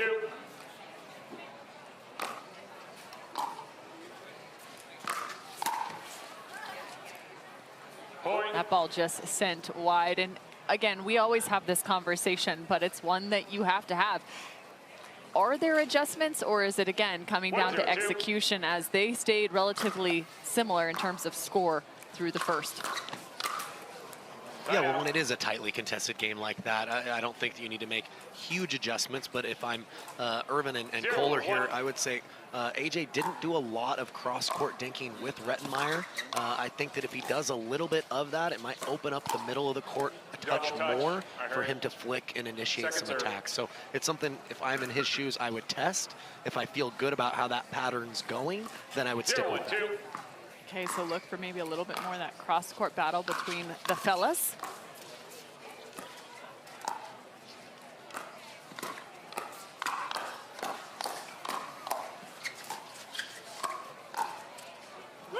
Leigh Jansen is on a riot right now. Yeah, the hand speed from all players was lightning fast on that occasion. Some great digs, and Jansen and Rettenmeier, they're very confident in the moment.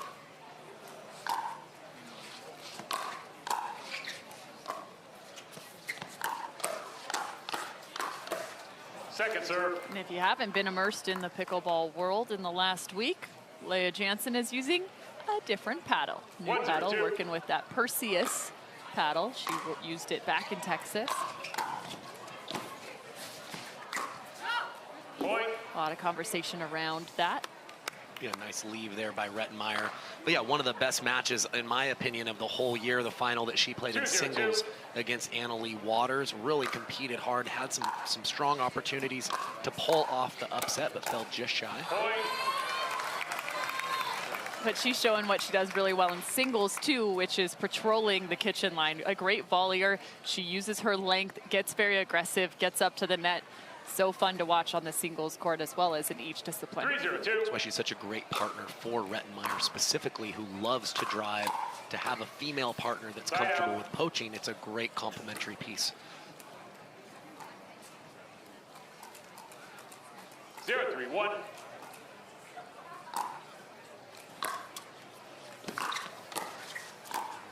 Second serve.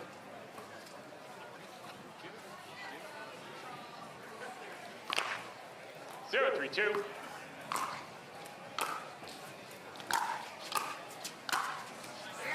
Speaking of poach, there's one from AJ Koller. Yeah, a little shake and bake themselves on that play. I wouldn't say that's their natural style, so anytime you can steal a couple cheap points away, that makes a big difference in ultimately who's going to win the game.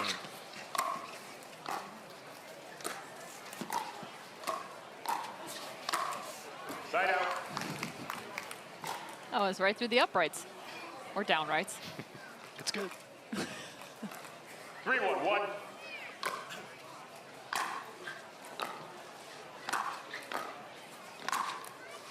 Second serve.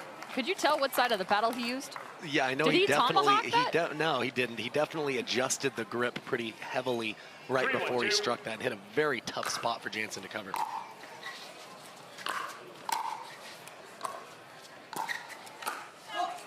Side out. Yeah, it looked like Jansen was trying to get the outside hip of Jesse Irvin there, but when you go for that spot, unless you hit your opponent or get them to make contact, it's almost always going to go wide.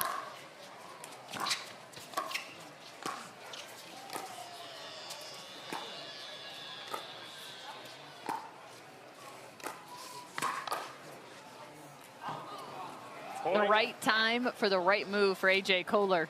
Yeah, Jansen's dink just floated a bit on her, and Koller was more than ready to take advantage. You got to have that explosive first step, right? Especially at the highest levels of this game. It has to be efficient, the right location, and very aggressive. No, absolutely. The court's not big, but you better be able to quickly cover it, especially in these fast exchanges.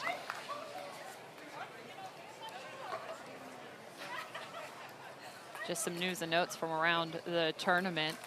This is a match to get into the quarters. One quarterfinal already set. As Ben Johns and Leigh Waters will face off against the 8th seed and Lucy Kovalova and Matt Wright. Jansen and Rettenmeyer again doing the shake and bake with Jansen being the poacher. Second serve. Anna Bright and James Ignatowich also booking their ticket to a quarterfinal, taking down Dizon and Alshon. The winner of this current match on championship court would then face Bright and Ignatowich.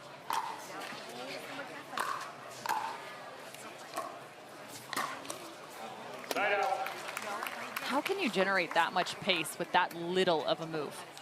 Yeah, it's all about paddle head speed, right? And so you've got to have fast but relaxed wrists as well. If you flex too much, it's not just about strength. You need a certain level of relaxation to get that paddle flicking or going in an upward motion to create the top spin.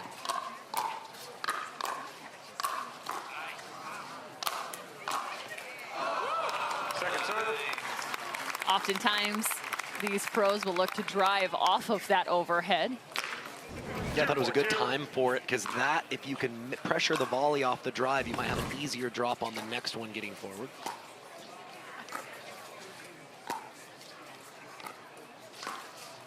Side out.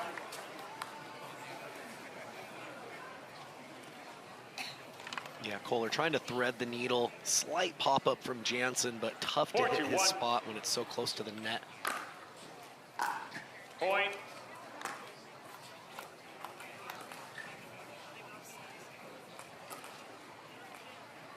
Five to one.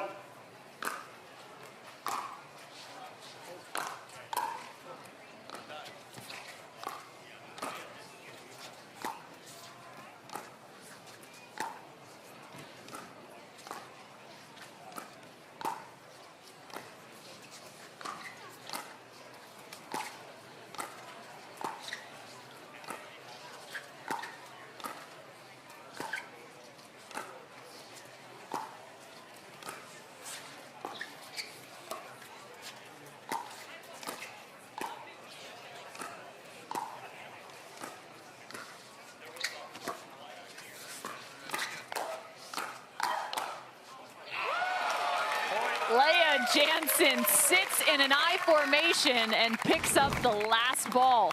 Yeah, and showing some of the variety that she has, being able to reach with one hand on one counter, sitting, getting in front of the ball, and then ultimately finishing it with a more powerful two-handed counter.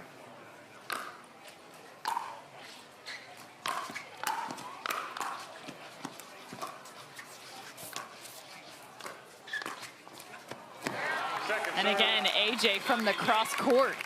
Yeah, great read. Realized that when Rettenmeier was over there, the most likely spot for him to dink was to the backhand, and he shut that down.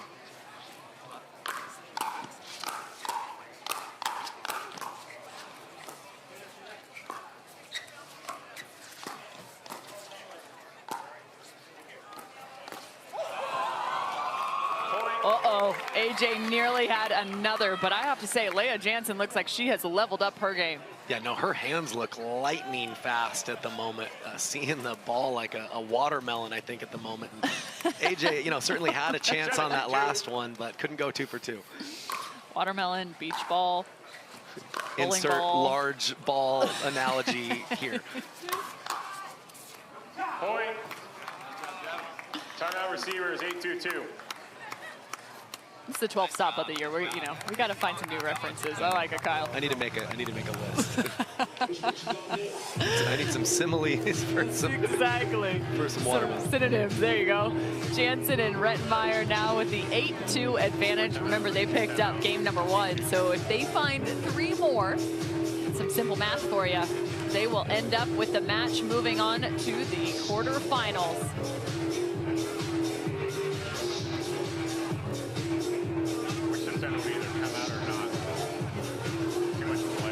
Introducing Skechers Pickleball, the official footwear of the Carvana PPA Tour. They're ultra lightweight and responsive for incredible speed. They have Goodyear rubber outsoles with a specialized pickleball design for increased side-to-side stability and agility. Plus, they feature shock-absorbing foam and Skechers' famous relaxed fit design for incredible comfort game after game. Conquer the court in comfort. Skechers Pickleball, the official footwear of the Carvana PPA Tour.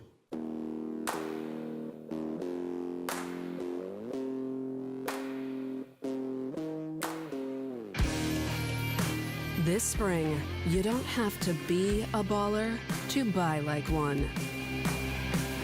With a power bid approval from Guaranteed Rate, you can go head-to-head with cash offers and win.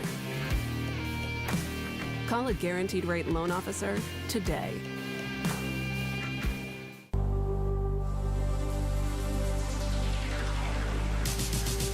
Gearbox introduces the all-new CX-14 Ultimate Power with SST Core.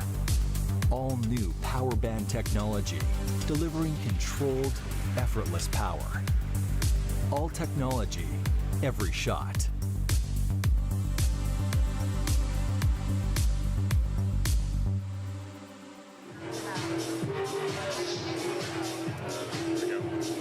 Travis Rettenmeier rocking his Sunday swagger, a place he'd like to get to here on the Carvana PPA Tour. Right now, him and Leigh Jansen look like they are a force to be reckoned with and have a good shot of making that appearance.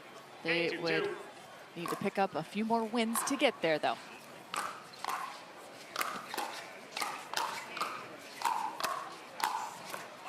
Jesse Irvin has other plans. Yeah, really impressive by Jessie there. Leigh was closing in hard, and she handled several of her attacks till she got something she could ultimately swing back on.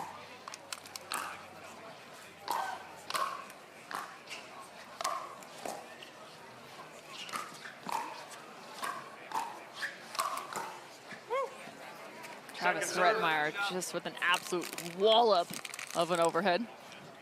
Yeah, plenty of put-away power in his arsenal.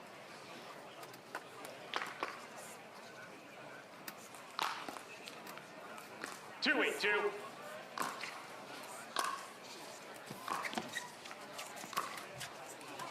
Side out. The ominous groan from the crowd is always entertaining. 8-1.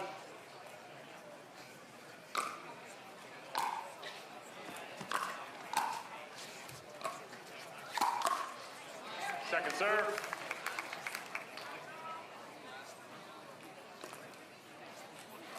Two. Side out. I like the expression from Rettenmeier. Yeah, you can't believe he missed the drive on that one. Had the type of ball he wanted for sure. Had a lot of options.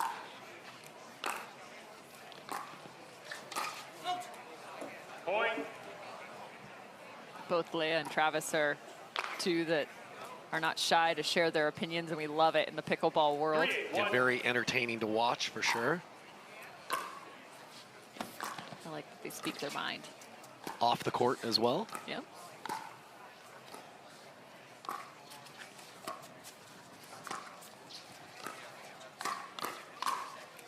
Point. AJ staying quick and compact there at the kitchen. Yeah, once he flicks, whether forehand or backhand, he's so ready to cover the next one with his backhand punch. Put it on full display there. Ooh, that's a reaction if I've ever seen one. Yeah, crazy athletic move from Koller, but Rettenmeier was not fooled, and great timing on the backhand punch himself. 42.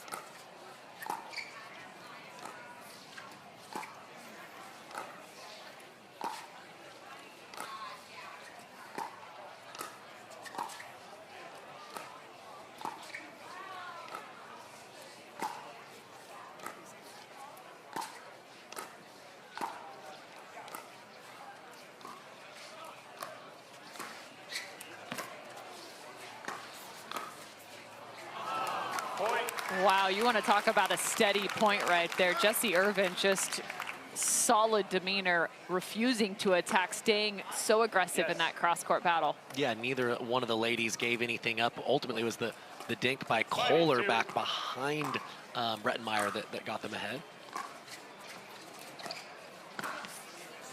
And watch out, that's 4 straight for Irvin and Koller. It was 2-8, now 6. Timeout receivers, 6-8-2. And not a shocking timeout here, one that has become, without a doubt, necessary for Jansen and Rettenmeier as they only hang on to a 2-point lead in game number 2. A solid run for the 7th seed.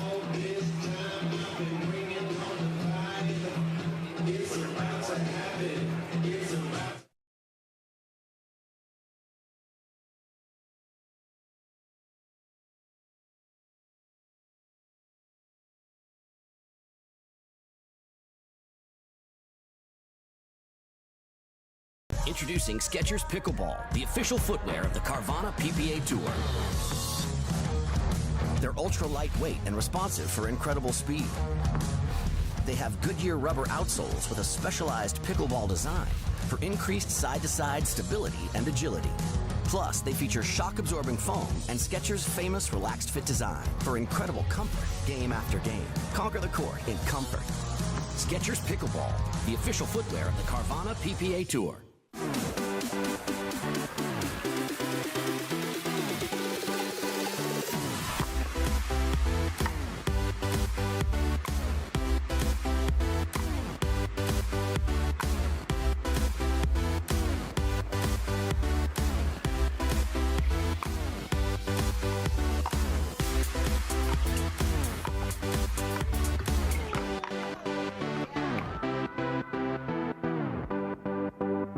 To make it to the game, it takes dedication and training. To stay in the game, it takes grit and stamina. To win the game, it takes strategy and skill. You keep focus on your approach, drop, and champion shots, and we'll help you stay focused on your strength, flexibility, speed, and downtime. Having a sports medicine partner in your court is key to helping you make it to the game, stay in the game, and win the game.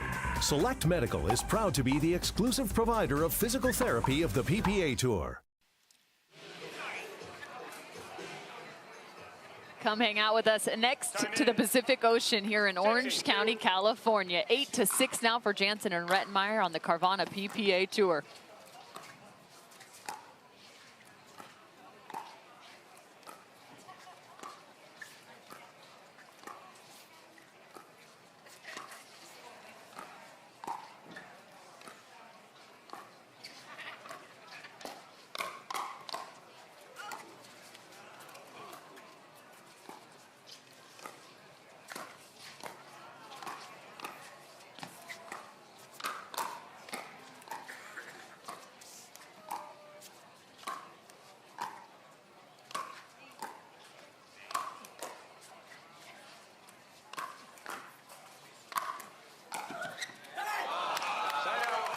on the full out stretch.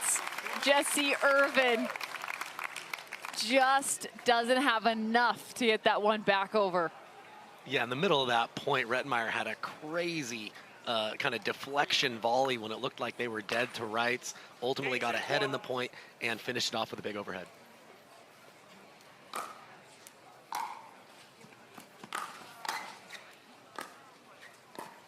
Point. The rare miss from Jesse on the dink.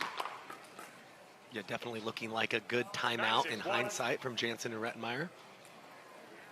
Slowing that 4-point run.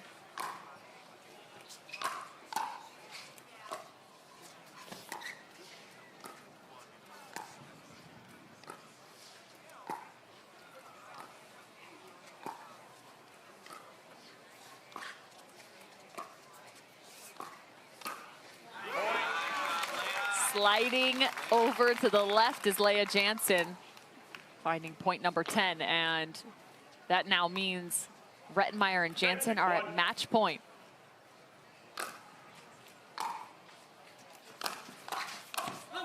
Second serve. Nice job by Koller getting on top of that drive with the volley. 10-6-2.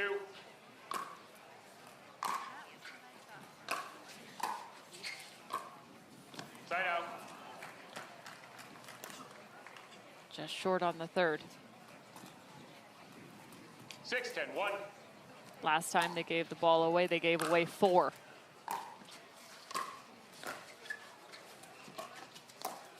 Second serve. Looked like AJ was a little indecisive about what he wanted to do there. Looking to poach, but with the ball being low, tough to know what the right response is.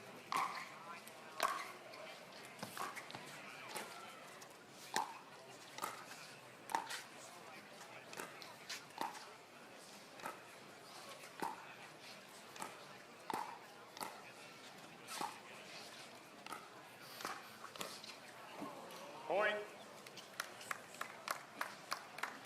Nice job leaning in again by Koller. Found that spot just in the middle of Jansen and Rettenmeier. A little confusion as to whose ball it was on the counter.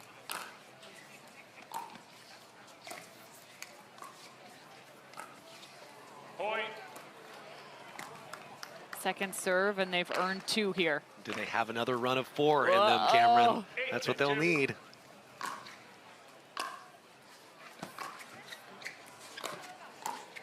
Side out. Important to get that ball back right now. Just 2 given away, 10-8. Third shot at a match point.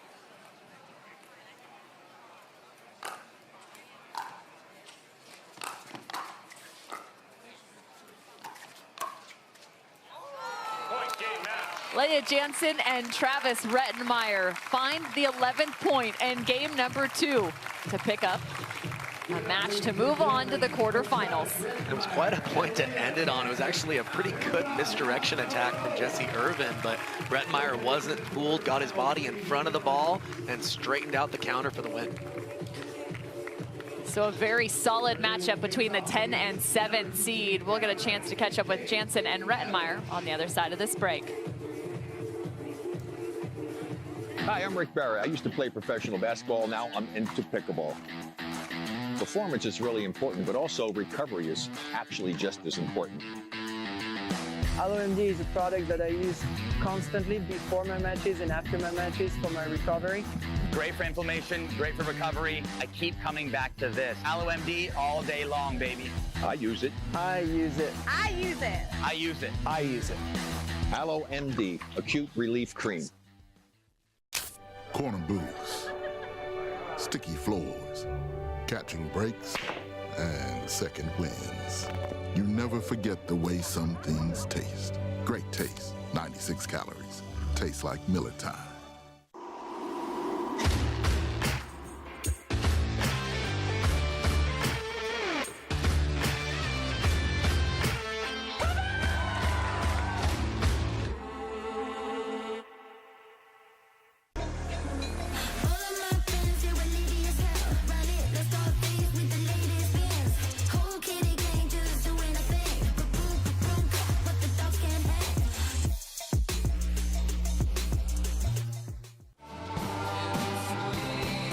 Great things happen when good friends get together. So grab a glass, amigo. Our tequila is your tequila. Our casa is your casa.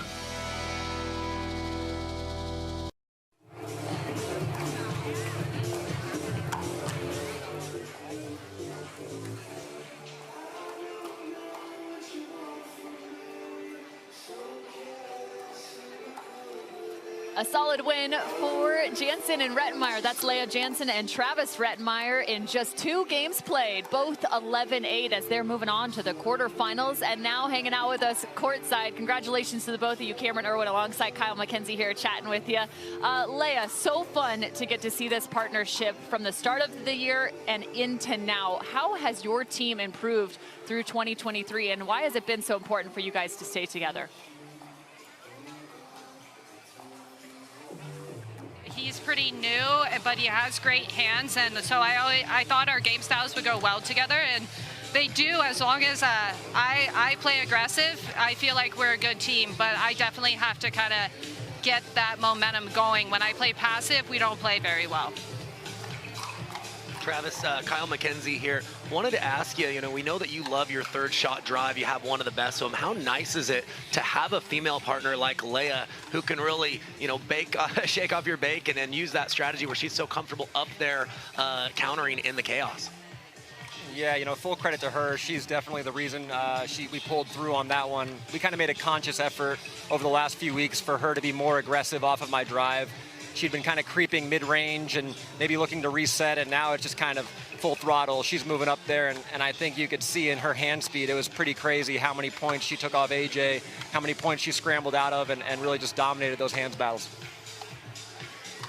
One of the things we started off this match talking about was the two of you and the consistency that you guys are now looking for into this middle of the season. What's so important to maybe get you guys to that championship Sunday? What's going to be the differentiator for the two of you?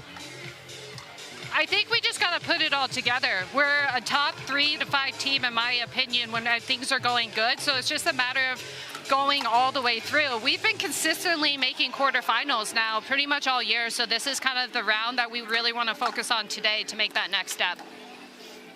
Yeah, without a doubt, Leah. We're close. Go ahead. Sorry, go ahead, Travis.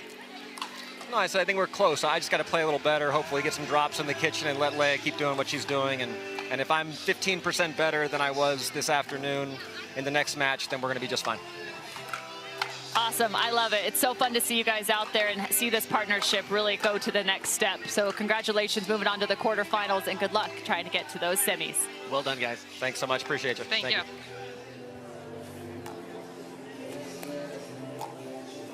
So coming up next here on Championship Court, it's the 3rd time we've gotten to see them. We see them so much and we're grateful for it. Waters and Johns facing off versus Kovalova and Wright. No joke, this is a quarter that we've seen in a final multiple times.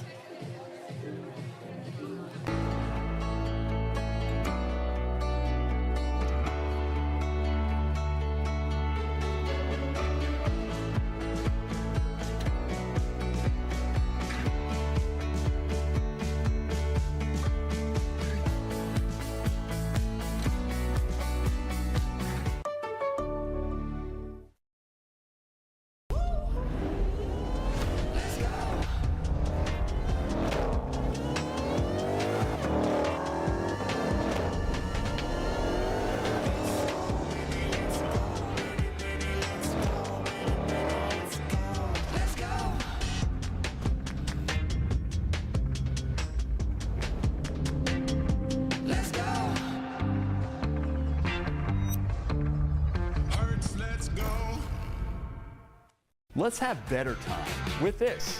Our advanced formulas are made of plant-sourced omega-3s from 9 nutritious foods. Green fat isn't anti-aging, it's pro-aging.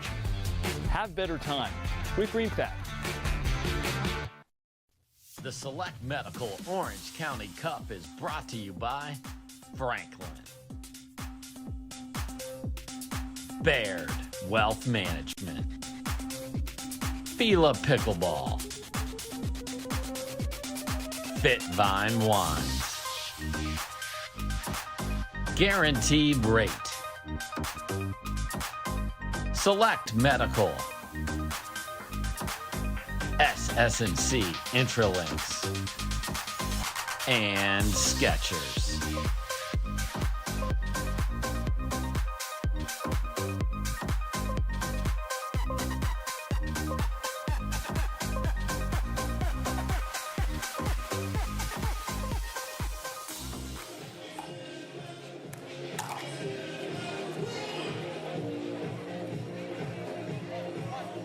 Welcome back to Lifetime in San Clemente, California. For the 12th stop on the Carvana PPA Tour, we get to watch the world's top pickleball pros week in and week out. Right here alongside Tennis Channel, I'm Cameron Irwin. The guy to my right is Kyle McKenzie, pickleball pro and pickleball coach. I would say to the stars, because, I mean, come on now. You're teaching up the next gen coming through these pickleball ranks. You know everyone's game inside and out, and we definitely know the games that are about to hit championship court. Leigh Waters and Ben Johns versus Lucy Kovalova and Matt Wright. The 1 versus the 8 seed as we now look to the bracket and how things are shaken out. Anna Bright and James Ignatowich have that spot into the quarters, as well as Jansen and Rettenmeyer. They just picked up the win, so they will advance on to face Bright and Ignatowich. And you can see a multitude of third round still unfolding. Newman and Newman versus Brasha and Lang. That's currently happening out on the grandstand. You can catch that as a part of our coverage on this multi-stream day for pro mixed doubles. Smith and de Villiers versus Frazier and Coop. Congratulations to Coop getting back and getting healthy here on the Carvana PPA Tour. It's so nice to see these pros come into and out of some of the tournaments just in terms of taking some time away, maybe recovering from an injury or a nick here or there in this long season. But somebody that has just been as steady as ever, Lucy Kovalova and her partner Matt Wright. And they're back in the pastels. Matching stripes here. Why not? Looking good, yeah. They've got their own type of matching to counter the white and pink on the other side. Feels like Easter Sunday right now.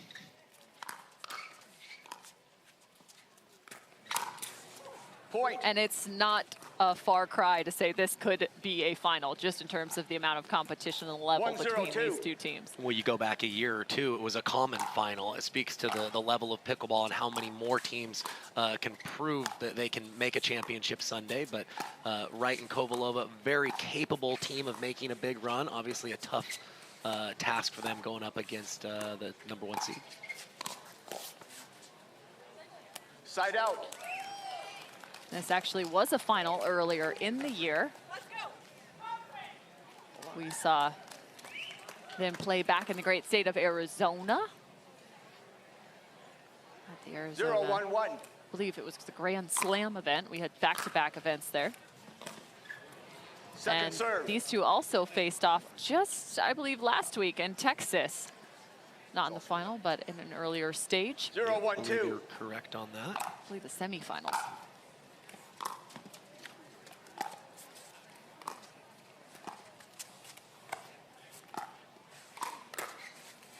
Side out. Nice cover there by Ben Johns.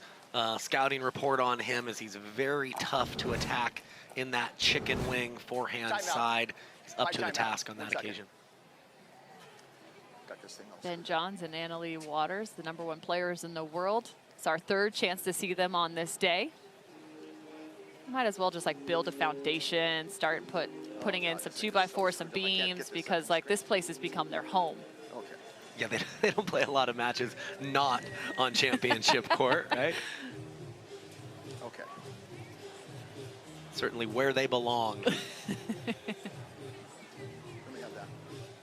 And this is a little bit of almost a changing of the guard, if I'm not mistaken. Around a year ago or so, when Leigh Waters and Ben Johns started playing, Matt Wright and Lucy Kovalova were the 1 seed for a little while. So they were kind of the team to beat at the top of the bracket. And youth has won out over the long term. It's a solid reach for Matt Wright. And I also loved when we talked to Leigh Waters earlier today, she kind of clued us into why the San Clemente event does mean a lot to her. She's told us that she has yet to triple crown here. And she even said she's not even sure if she's won 2 events at the same stop here in San Clemente. So we'll have to do a little research on that to see if she's correct. But nonetheless, this is a place that she wants to win and win big. Yeah, well, she's done just about everything else already in pickleball, so the goals get a little bit more detailed when you've won as much as she has. Currently rocking the triple-triple, having earned 3 straight. Point. Ben Johns even said it himself. This is probably his favorite venue. 2-1-1. Win here would be that much more enticing. Second serve. Yeah, John's doing a nice job of not settling for a backhand once that ball bounced, ran around it, knew he had more attacking options, playing it on the forehand side. University of Michigan tennis star. Matt Wright had that serve.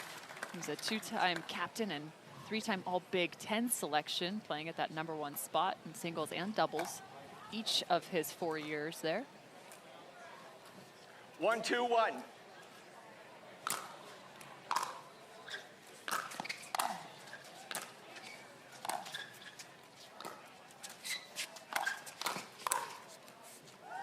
Point.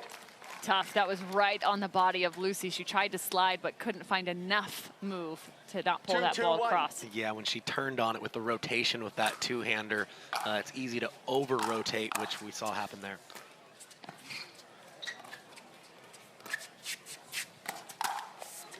Point.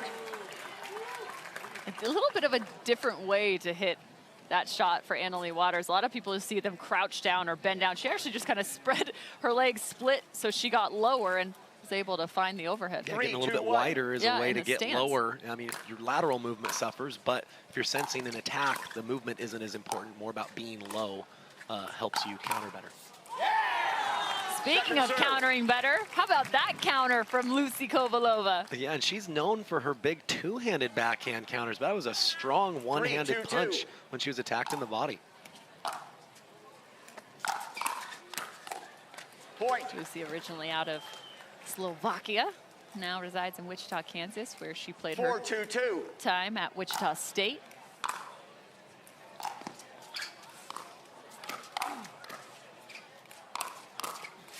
Side out.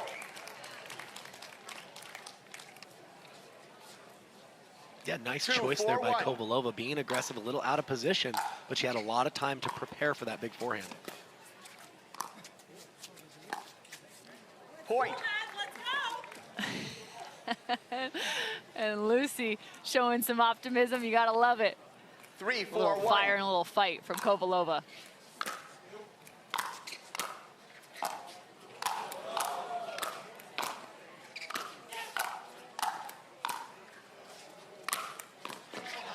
Oh, Matt Wright, though, that was epic. The behind the back off of an overhead, I believe, and he hit it pretty darn clean to extend the point. 3-4-2.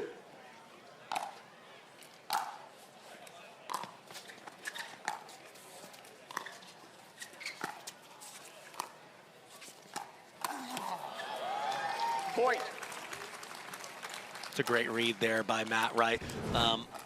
In different matchups, he may be pinching middle a little bit more, but in this particular one, he's honoring the speed-up ability of Waters and really hugging that line a little more than he normally would in a mixed doubles match. Side out. And I mentioned Leigh Waters and some of her results. 4-4-1. Got some great help throwing down some stats for me from Chrissy, and an interesting nugget coming up.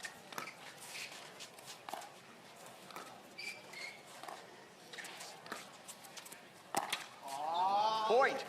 So back in 2022, Leigh Waters took silver in singles as well as silver in women's doubles. 5-4-1. Gold in mixed.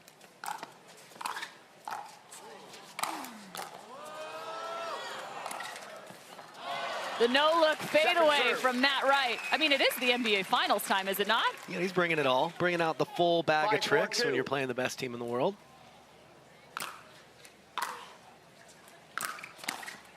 Point. And then back in 2021, back on Annalee's numbers from San Clemente, she won silver alongside 6-4-2. Lee in women's doubles, and took silver to Leah Jansen. Didn't play in the mixed.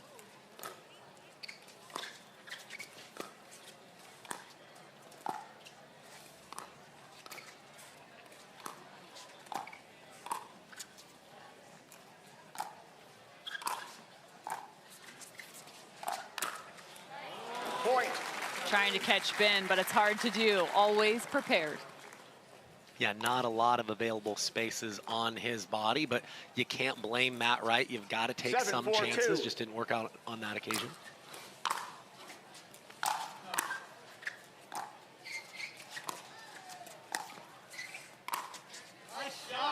Side out. A beautiful shot. I'm impressed by the offense of these two right now. Well, especially Lucy Kovalova. She's come out dialed. We've seen the lob cross court. We've seen the speed ups and some great defense as well.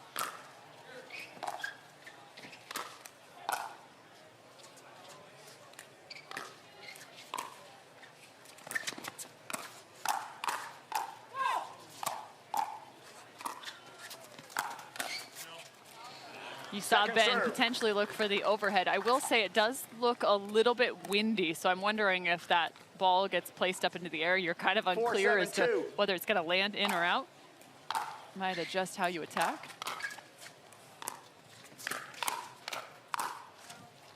It can make you less confident hitting your overhead at full strength, too. If that ball's kind of knuckling or moving, you may just kind of guide those overheads in a little bit more. So the lob might be something to watch for as this match progresses.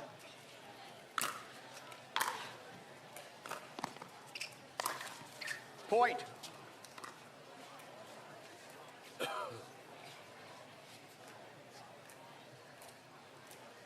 Lucy Kovalova working with what looks to be a different paddle as well.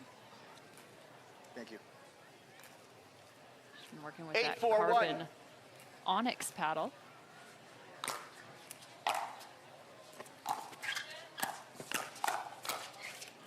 Point. Ben Johns looking like he is yielding a weapon at that point. Yeah, and showing off again, we've talked about it, that newer two-handed backhand counter.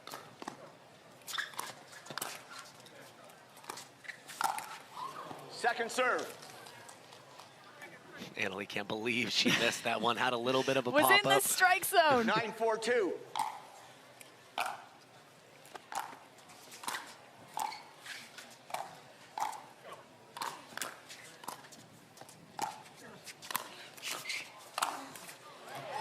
Side out. Putting a little extra oomph on that one is Matt Wright. Yeah, it's the second time we've seen Lucy Kovalova go back on the lob attempt and be able to get just enough on that overhead.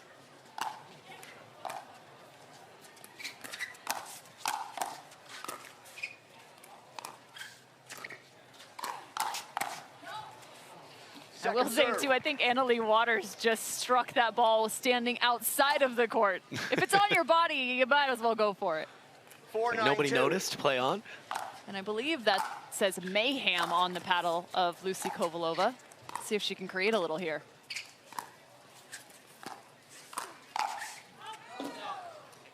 Point. Yeah, really nice attack. Happened to be right into the two-handed backhand of Leigh Waters, but a little too much power for her on that occasion.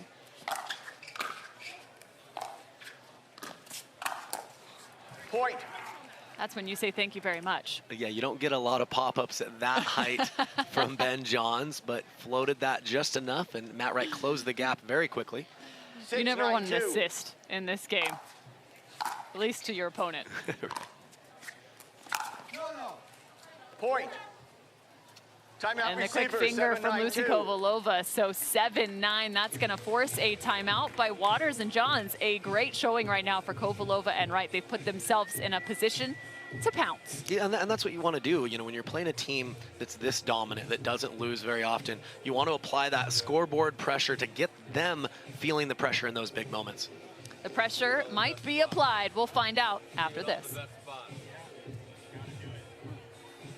Check this out. This is Venom Go by Hype Rise. You stick this pod on this pad and boom, instant relief wherever you need it. With 9 different variations of heat and vibration, you can soothe your sore muscles instantly.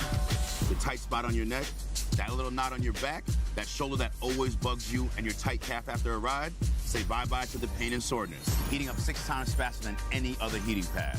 Ooh, that's hot. It's designed to get you out and moving. What are you waiting for?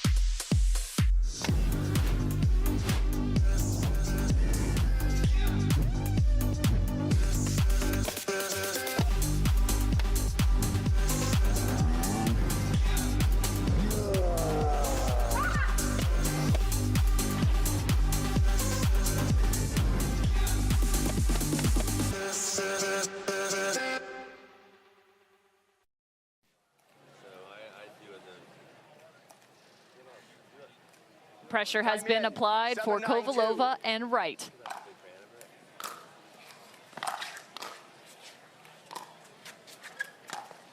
Fault.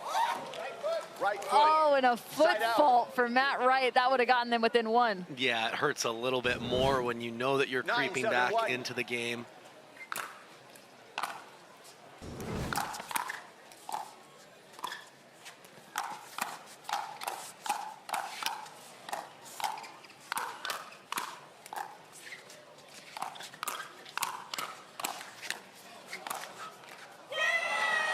A massive point and rally for Matt and Lucy. And Matt's putting his finger in the air triumphantly, and he deserves it. That was not easy. He's one of the rare people that can handle that barrage of attacks and keep going toe-to-toe with these elite players on the other side.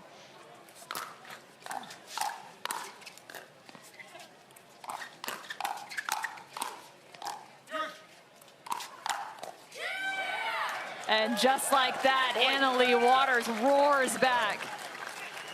The tempo of play has just gone up a couple of notches. I think that's fair to say.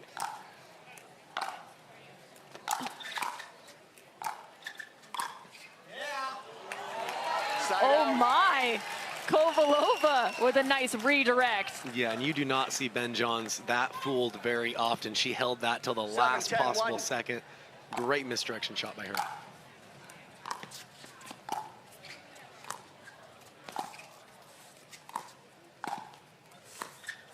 Second serve. Second serve now, just a very forceful dink to the right 7-10-2. side of Kovalova.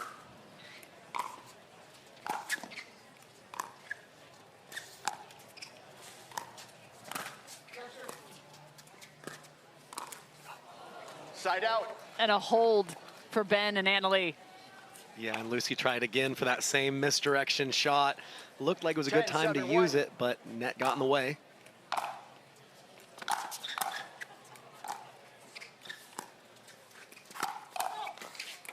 Second serve. You can feel 10-7-2. the intensity. Each contact right now for Matt and Lucy becomes that much more critical. Game point. Point. And Game, quickly 11-7. Change out. shutting the door.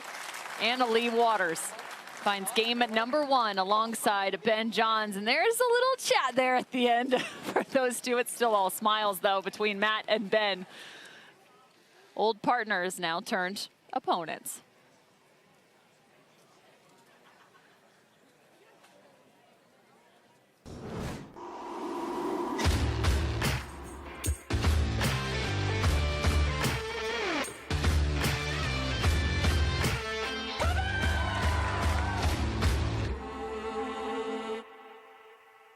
Want to maximize your game performance to always stay in bounds? Look no further. Thorlo pickleball socks are specifically engineered with our innovative padding to help you perform your best. Pickleball socks that keep you on the ball. Find your sock at thorlo.com. Play for fun, to win. Whatever your play, there's Penetrax Joint and Muscle Cream. No greasiness, irritation, or unpleasant odor for deep penetrating relief. Try Penetrax and play on.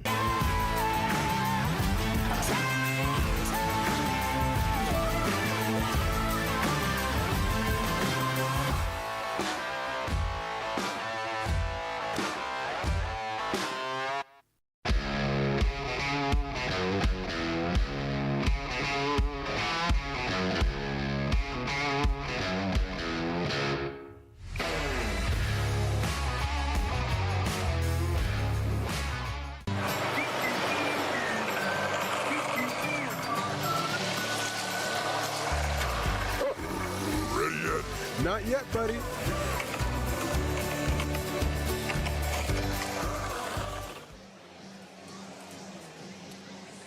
Matt and Lucy Kovalova, partners on and off the pickleball court. And it's always so fun to watch them compete alongside one another. They dropped game #1, but they definitely gave them a match to play.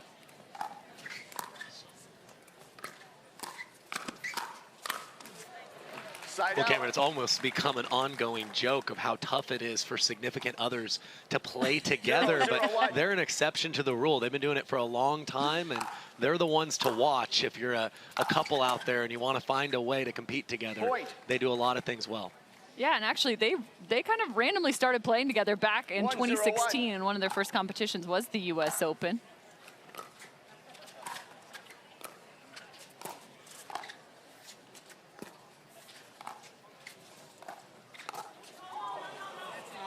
Second serve. No one calls out balls better than Matt Wright and Lucy Kovalova. That's out. Ben Johnson and Leigh Waters, both all smiles after that attempt. There's always a finger in the air with those two.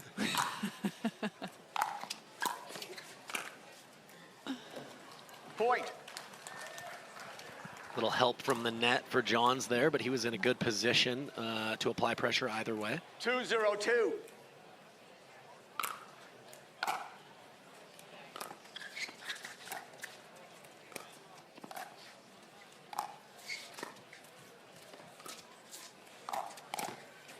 Side out. Yeah, nice speed up there by Matt Wright, even getting a compliment from Anna Leigh.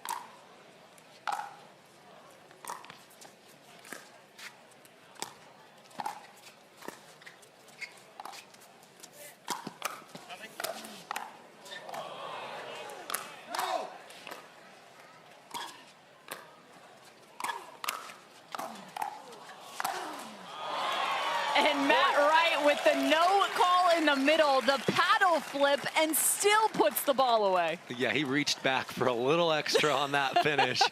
Wanted to make sure that ball didn't come back. 1-2-1.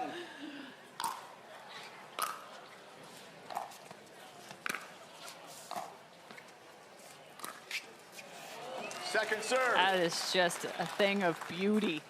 Yeah, John's exaggerating his wind-up as he's deciding where the opening it is.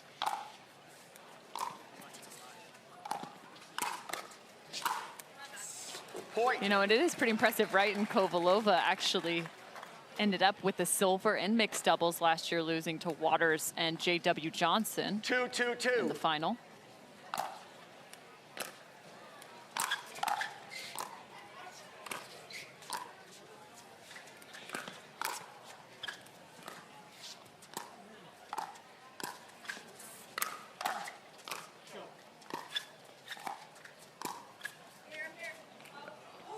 Side out.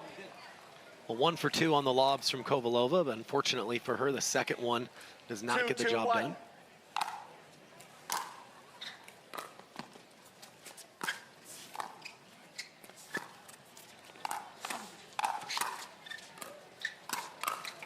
There's that one hand again from Kovalova. Yeah, it's shorter, it's more compact, but you can take that ball a little bit earlier and less likely to miss it wide because there's less body rotation.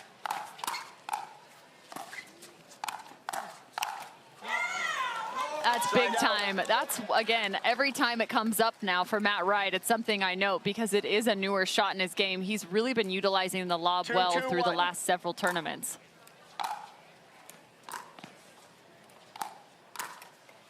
Second serve. Yeah, I think a lot of these pros over the last year or so are realizing there's more opportunities to use that as the kitchen games get so much better across the board. You can be offensive with that shot if used at the right times. Side out. Clean put away from Leigh Waters. She's been playing professionally since 2019. By the way, she was only 12 in 2019. Youngest professional pickleball player in history at that point. Yeah, there wasn't a pro tour at the time, but a lot of the pros are still the names that we know of today, and she won a national title at the age of 12. Side out. So you become the youngest pro at 12, and you become a millionaire at 16. It's a good Unreal. path, a good path to be on.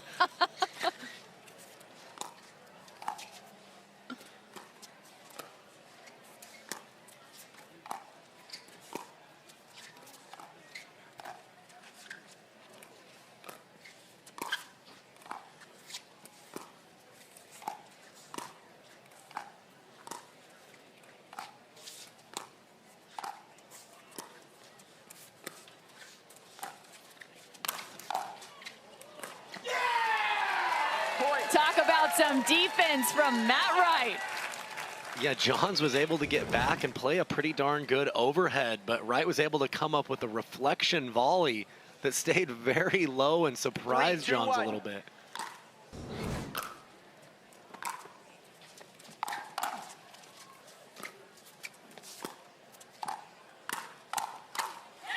Second serve.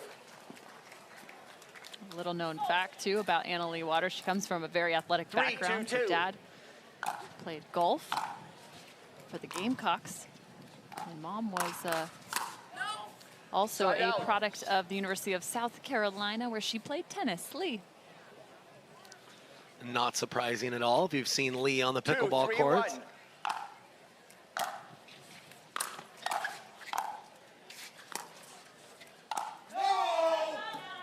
Second serve. I think they just need to make their motto the word no. Just put it on some t-shirts, put it on some hats.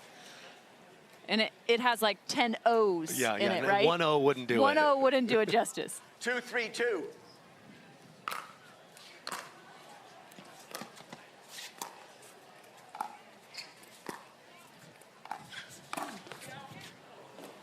Point. Y formation for Leigh Waters.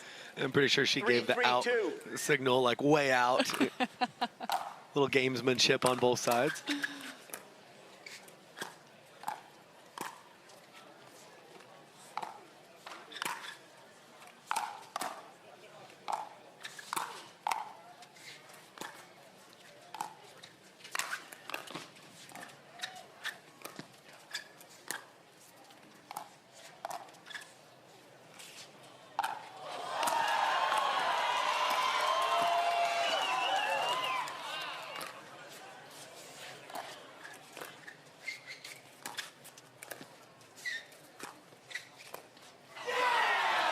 She found the tweener, but couldn't find the point. And Cameron, what didn't that point have? I think we had 3 lobs, a tweener, offense, defense, and the crowd is on their feet. They're loving this. 3, 3, It's always 1. good when the crowd's shouting your name, even when you didn't win the rally.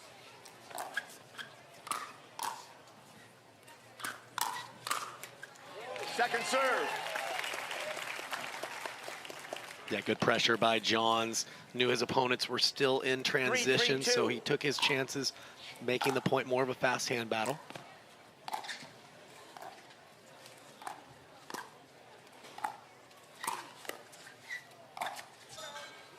Side out.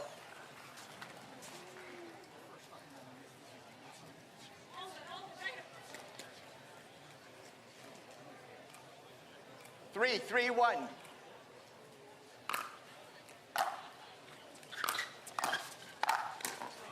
Point. Another strong forehand from Leigh Waters. It's impressive because it doesn't even feel like she puts that much 4, topspin 3, on it. 1. That's just a flat ball struck to the feet. Second serve. Another great look on the poach from Waters. But Kovalova and Wright, again, keeping it very tight here in game 2. 4, Anything 3, can 2. happen if you can keep the scoreline tight.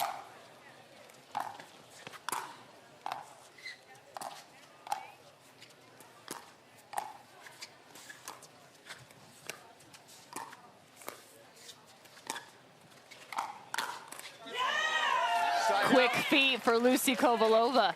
And the chatter continues. Not there, says Matt Wright. And that's Lucy's 3, 4, signature 1. shot, that two-handed backhand counter. Timed that one perfectly.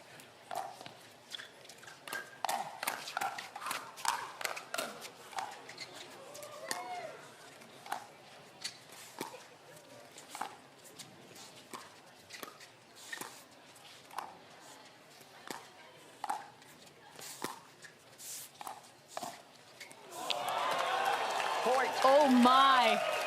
Talk about angles to angles. Matt Wright with a feathery touch here on the earning. Yeah, that's so impressive for him to realize that Waters got her dink lower than expected and still 4, do 4, something 1. offensive and angling that off. Really high-level stuff.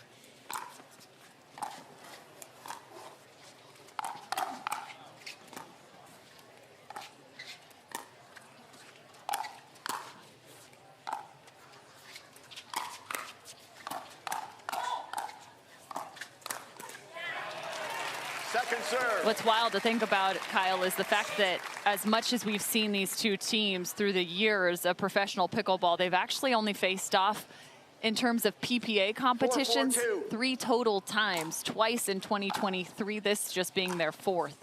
Yeah, that's an extremely surprising stat line. Side out. If you've been around pickleball for a while, you're so used to seeing this matchup, but very surprised it's only been 3 times here on the PPA. 4-4-1. Once in at the Integrate DC Open in 2022, a gold medal matchup. Then at Desert Ridge, that was just the 2nd, another gold medal matchup.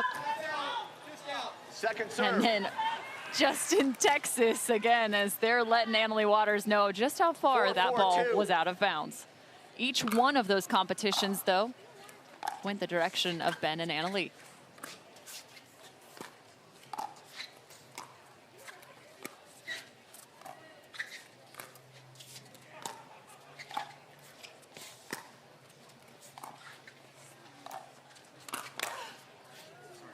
Point. Yeah, nice finish there by Johns, but it was all set up by the dink from Leigh Waters. She had Matt Wright leaning to the middle and was able to get that ball behind him, dinking up his line.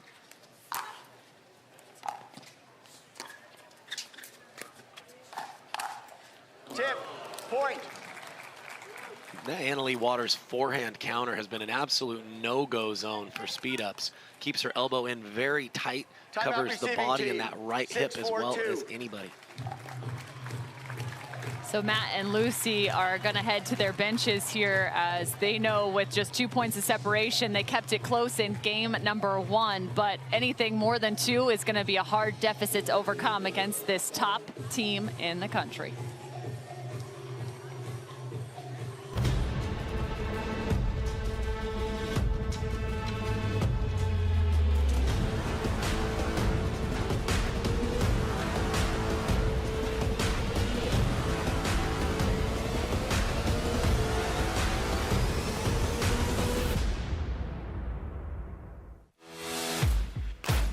OS First, the official sock sponsor of pickleball. Stay in the game with OS First socks with purpose and compression bracing designed for comfort, injury prevention, and improved recovery. OS First is the official sock brand of pickleball and the PPA Tour. Visit www.thepickleballsock.com to learn more.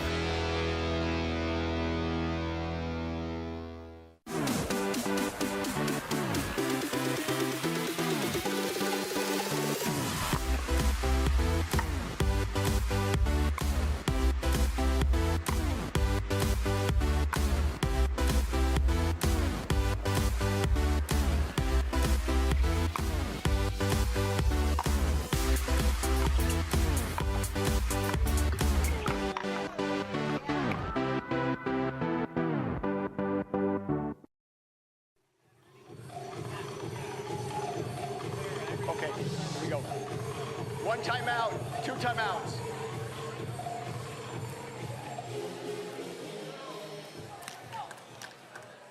The #1 team in the world, Ben Johns and Leigh Waters in the game of pickleball right now have an advantage in game 2 on the Carvana PPA Tour. This quarterfinal matchup.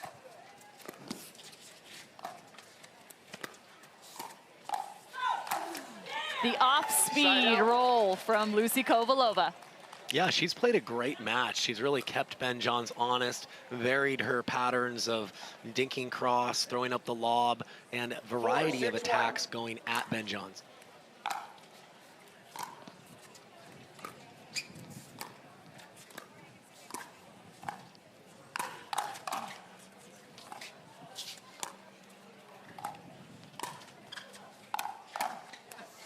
Point.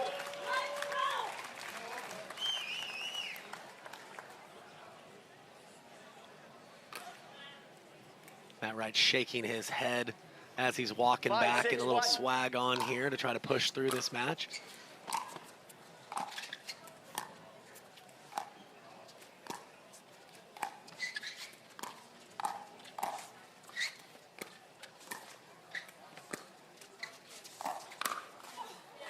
Second serve. That's a tough shot for Lucy Kovalova. Not much you can do. Yeah, no, absolutely. Matt Wright was kind of banking on Ben Johns, leaning towards the forehand side, Thought he could catch him in the body where maybe Johns would just block, but he saw it well and was there for the backhand counter.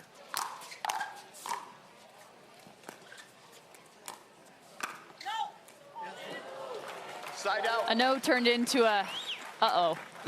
Yeah, the extra little spin Johns was able to get on that one, helped it find the court.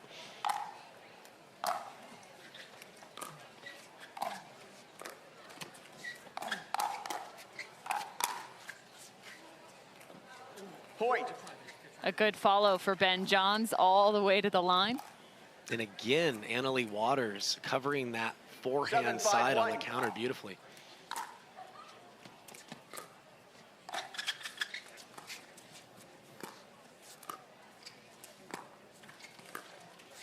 Second serve. I think Ben wanted to leave Leigh over there. They always talk about trying to find that one-hand backhand roll for Leigh. You know she wants to be over there once in a while.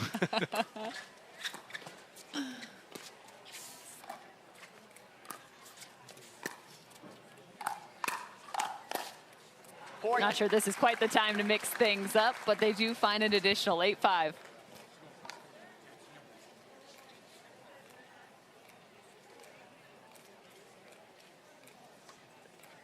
Eight, 5-2.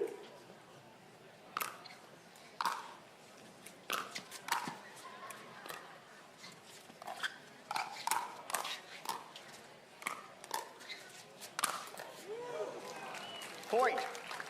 There's just too much pace. Yeah, the level that they consistently maintain is just so challenging for other teams to match. 9-5-2.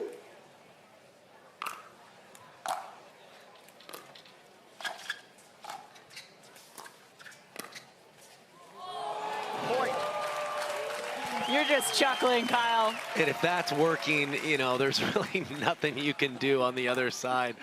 He was able to take that ball from a very low position and get enough spin to have that dip back in.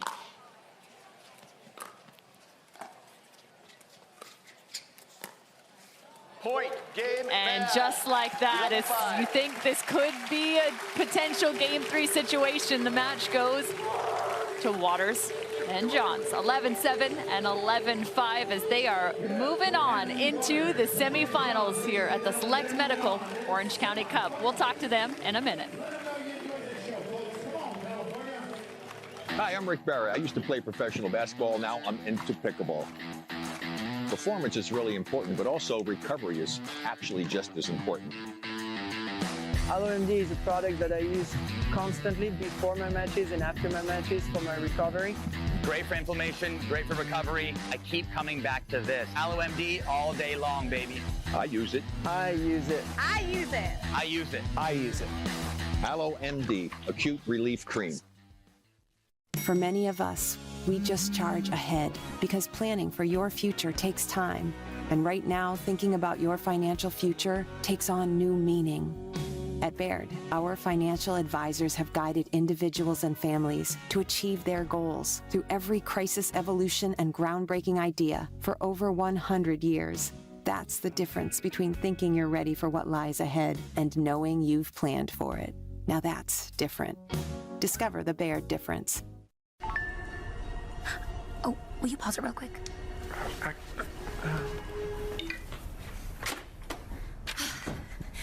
Just sold the car to Carvana. Okay, hit play, please. What? When did you do that? I just did it the other day. All I had to do was enter the VIN or license plate, answer a couple of questions, and got a real offer in seconds. Then they just picked up the car and paid me right on the spot. I can finally quit my job and become an actor. No, you're right. Sell your car at Carvana.com today. Ben Johns and Leigh Waters moving on to the semifinals here at the Select Medical Orange County Cup. They just took down Matt and Lucy, a competition that we've seen a few times this year and just about a week ago in Texas. Let's get a chance now to catch up with Ben and Leigh. Leigh, this is a team you just saw about a week ago. What was important to keep in mind in terms of a team that you faced multiple times? Do you play the same strategy or do you just maybe change things up here or there? Well, the strategy's been working for a while now, so I think we just kind of stuck with that. I feel like we just changed our strategy depending on maybe last time if we played a team, maybe we lost or maybe it was a little closer. But with this team, I feel like this is the same strategy and it will always be the same strategy. But I feel like me and Ben tend to play to our own strengths and not to our opponent's weaknesses until something kind of switches, and then we'll go to our opponent's weaknesses. But I feel like this match we kind of just play to our strengths. Ben, Kyle McKenzie here. Just want to ask you, obviously you're #1 player in the world, but you're such a student of the game. Can you tell the fans at home, how do you adjust your own playing style from playing men's doubles with your brother Colin to having a different style of partner in Anna-Leigh in mixed? Yeah, there's definitely some differences. For the viewers at home, I think mixed doubles versus gender doubles is not as drastically different at lower levels than it is at the pro level. I think it gets a little more strategic and necessary to do certain things. Differences for me personally, I'm always playing aggressive. I'm always trying to take a lot of court and taking pressure off my partners. But in mixed doubles, I feel like you got to be a little more wary of just a lot of cross-court dinking and the direction being changed a little more often, whereas men's doubles might not be quite that same way. And also, I think you're targeting usually the girl over the guy on the opposing side of the net, so you want to be cautious of what angle you're attacking on. Whereas in gender doubles, it's a little more simple because normally you're just kind of following the angle of the ball that tells you where to attack rather than attacking a specific person. So yeah, there's a lot of differences, and it also depends a little bit on the team. But for me, generally, it's play aggressive, take a lot of court. No, you gotta love the description there because it's so educational for the rest of us. But Anna-Leigh, I'm also curious too, with both of you just being at the top of your game, there's still so much that goes into your own training and your own ability to level up. So what are some of the areas in your own game that you're looking to improve upon? I want to learn the backhand flick. Unfortunately, in mixed doubles, I can't practice that because I'm always on the right. And any time we get to a point where I'm on the left side in mixed doubles, Ben tries to bird me. So that cannot be practiced then. But I do in training, I am trying to work on that shot for women's doubles because it's very effective, especially in gender doubles. So yeah, I would say backhand flick is my next shot that I'm trying to learn. All right, Anna-Leigh, I have an idea for you. How about in the next mixed doubles performance, I think maybe not necessarily semifinal, but the next tournament, I think you start on the left, you put Ben on the right in the first round, see if you can make it happen, and I think that backhand flick might be coming your direction. I yeah, accept. for sure. Let's do it. All right, he said it himself, he accepts. Maybe you'll want to see that at the next tour stop. All right, congratulations, you two. Moving on to the semis.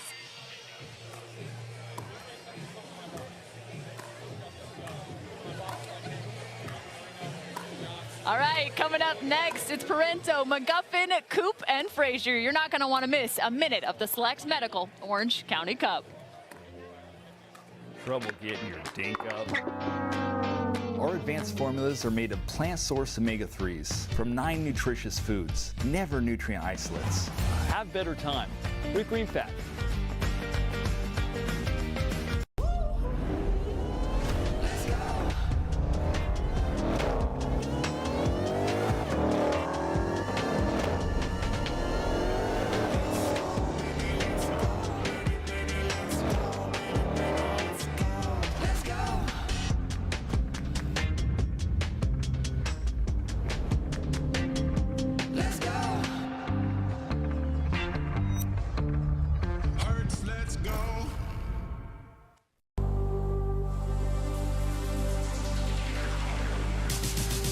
Gearbox introduces the all-new CX-14 Ultimate Power with SST Core. All-new power band technology, delivering controlled, effortless power. All technology, every shot.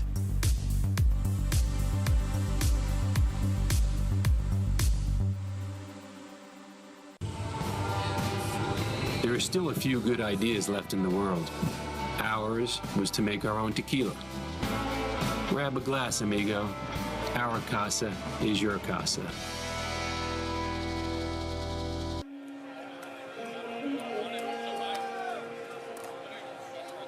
Oh, we're going, too.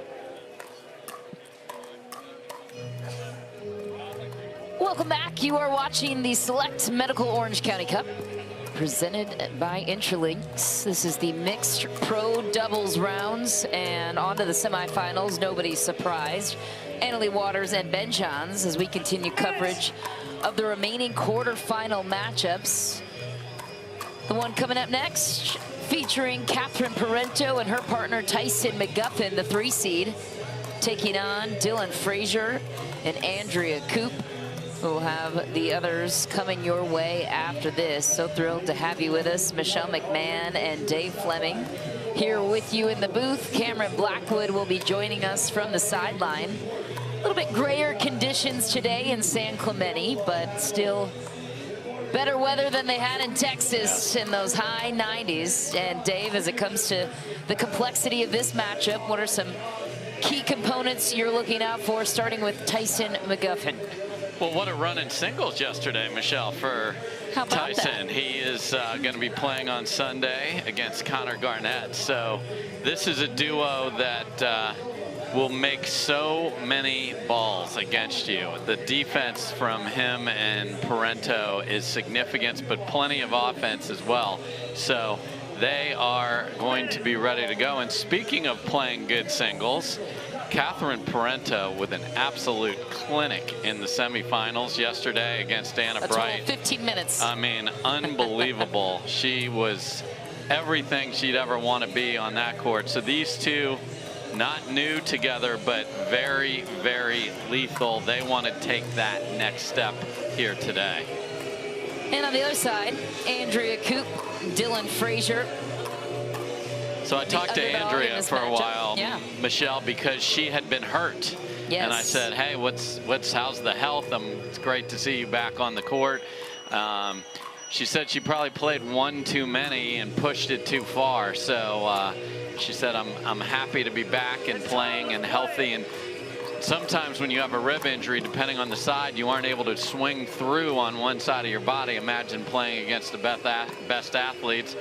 Also back near where she won a national championship, the UCLA Bruins, so she feels great. And then Dylan Frazier just keeps doing more damage in doubles. The weird thing with a player of this caliber is he's had so many mixed doubles partners this year. This is a very good one with Andrea Koop. This was a team, when you saw the matchups, that everybody was like, ooh, I want to see how this goes. So this is a great litmus test for these two right here against a very talented Skechers-Selkirk combo duo over there.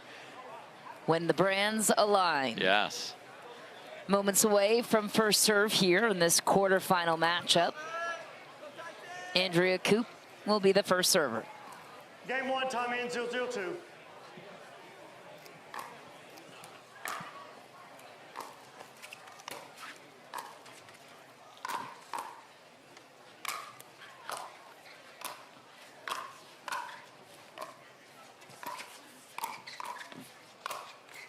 Andrea Koop, no problem for her on that backhand, and no problem taking some time off and returning with a vengeance. No, that was nice. And then you never think duck and cover is the thing you got to do, but Catherine Parento was in trouble on that one overhead in the middle.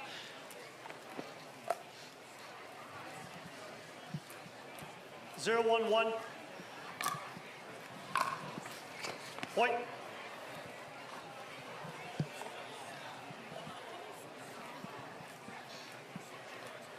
One, 0-1.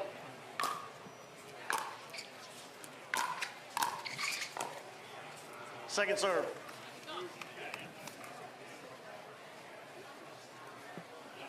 One, 1-2.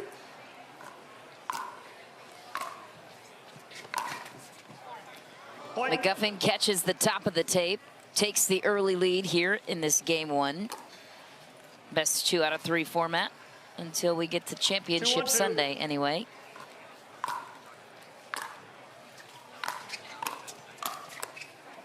Point. If there's anyone that's inspirational when it comes to coming back from injury, also Tyson McGuffin could be entered into that conversation. Yeah, a lot of concern in the early part of this year about where was he going to be. Battled himself all the way back and has been on point.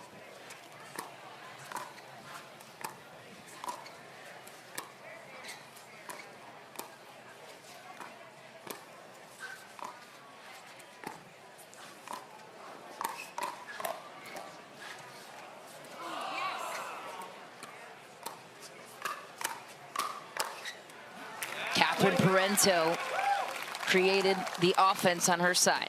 Yeah, earlier in that point, I loved the little one-handed backhand flick from Andrea Koop, and there's as close as anyone gets to net cam, as that had just barely plunked over, but didn't end up in Frazier and Koop's favor.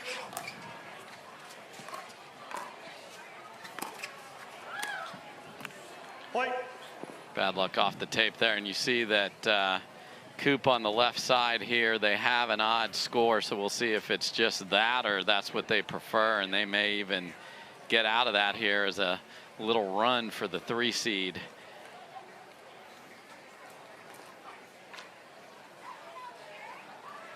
Five, 1-2.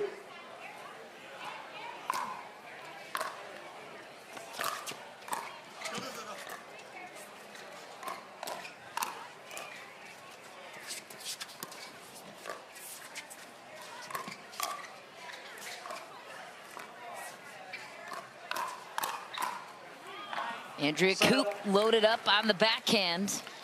And they did switch it on that, and that paid dividends. So big run of 5, though, to start with the serve. McGuffin catches the tape. Andrea Koop and Dylan Frazier have played together since 2021, most recently in February of this season. Beautiful finish from Tyson McGuffin. 5-1-1.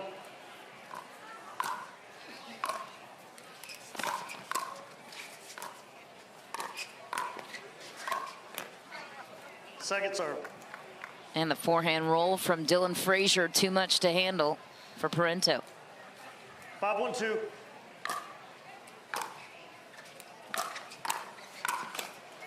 Point.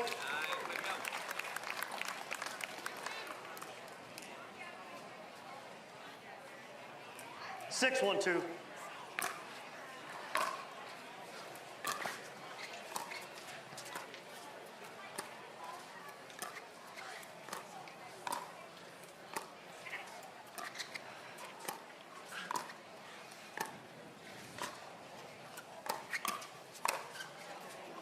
What a finish that time for Andrea Koop. Yeah, caught Tyson there, but again, it is time to go for Frazier and Koop. Get the ball down, get those hands going. 1-6-1.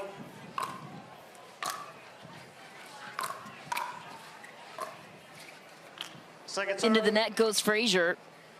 It's a great first volley from McGuffin on the backhand there, just inside the baseline.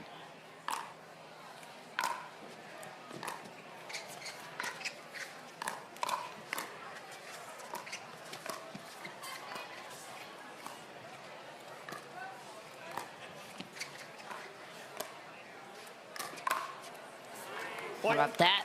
And those hands for Dylan Frazier, so fast with the backhand flick. Yeah, he's there, and he gets the ball on the ground, too. So the fact that he dirted it was perfect. Oh, textbook finish, Tyson McGuffin. Winner of this one will get the winner of the next upcoming quarterfinal match we'll have on Championship Court. Anna Bright, James Ignatowich, or Travis Rettenmeyer with Leah Jansen. Another interesting matchup coming your way.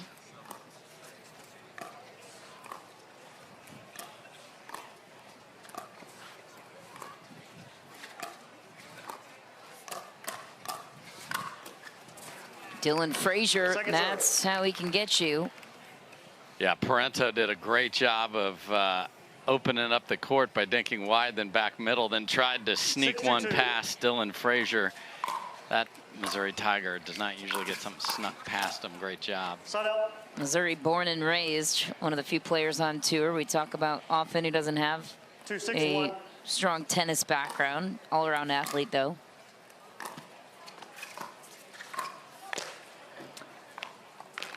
Frazier goes for it. Yeah, and I love the idea that he was going to curl that back into the middle of the court because McGuffin was retreating to the sideline, but just didn't get the shape on that, got too much of the ball.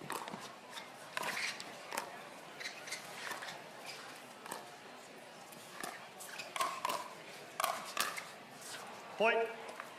And that's a great read there by Frazier, seeing a dink from Parento that was just going to hang out in the air a little bit long.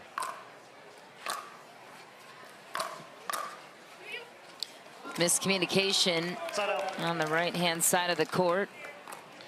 Yeah, Coop had already bailed. She was standing outside the court when that ball came through, and Frazier had not set his feet to cover that much court.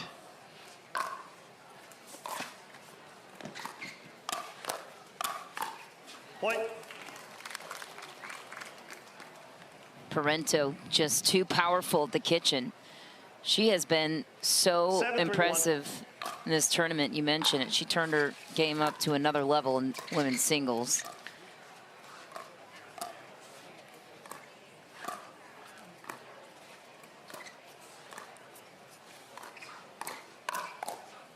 Point. Tyson McGuffin all over the chance against Coop.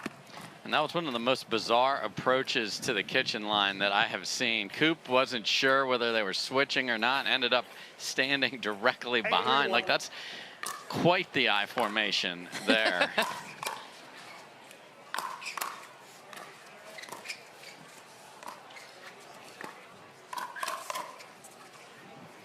Second serve.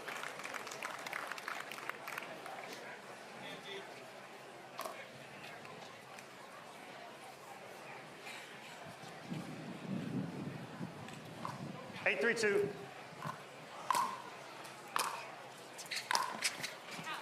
Side out. Long for McGuffin. Serve returns to the side of Frazier and Coop. Trailing by 5. If you could give them advice at this point in the match and game, what would you tell them to adjust? Let's get the ball on the ground and get to the kitchen. They just haven't been able to do that consistently. That time they tried let's just go with pace, which the fans love, and Parento and McGuffin were ready. 3-2.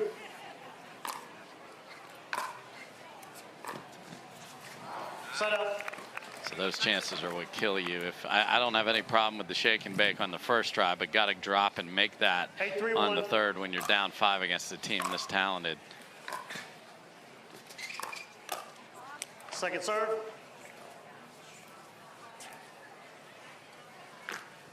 Eight, 3-2.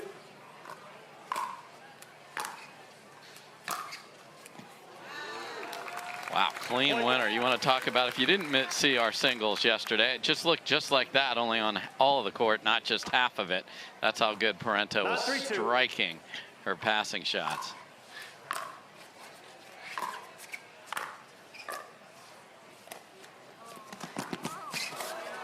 Ooh.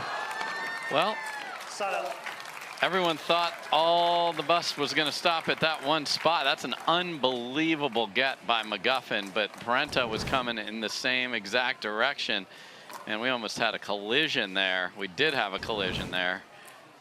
3-1. Great hustle.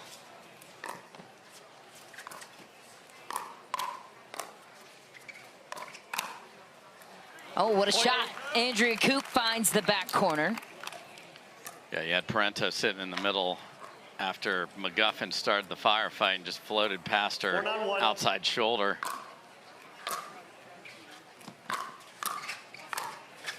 And now a sweeping finish for Coop down the line. Yeah, and they've been sitting on odd, and that has gotten them messed up from a court positioning desire when they've been receiving. So now they can get Frazier over to the left side, and it's paid off here in a little run. Timeout called on the court. We will take one as well. Frazier and Coop on a little bit of a run here on championship court.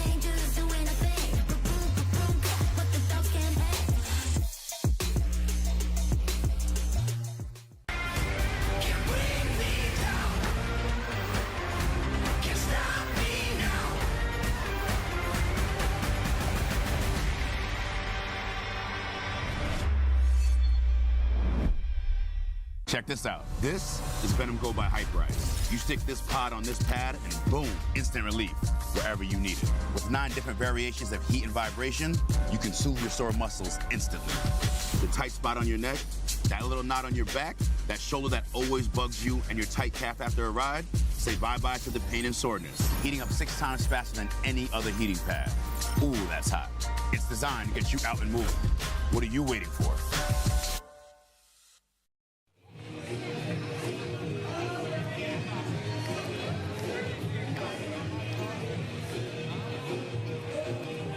Welcome back on Championship Court. Lots of paddle news and discussions all weekend, Dave. Tell us what's going on over at pickleballcentral.com. Yeah, they are ready today with all those new Yola paddles. So, and you just pick your EOS. Do you want an Orpheus? Do you want to make up a word like that? Do you want a Perseus? Do you want a Scorpius? They've got them all.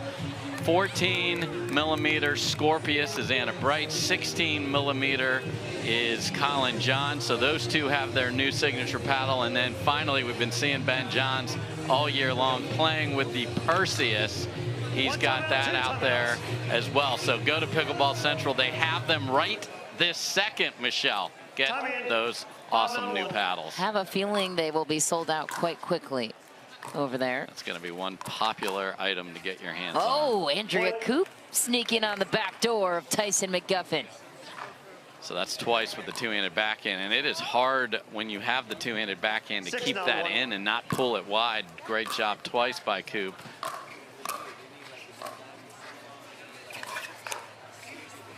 Second serve. And as far as paddles go, Coop has been loyal to the Paddle Tech company for many years now, as has Leigh Waters. And then the rest of this court is Selkirk Nation. Even the net? Even the net, exactly. As Dylan Frazier just showed us. Yeah, thanks right on cue. Oh, you mean that net right there? Yeah, that's the one we're talking about. Not 6-1.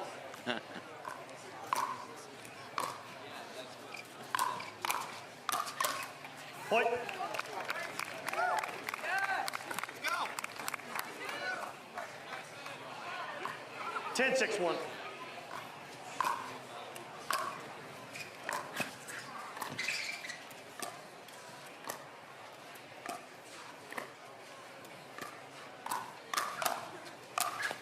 Parento lights him up on the forehand, then the backhand, takes the opening game.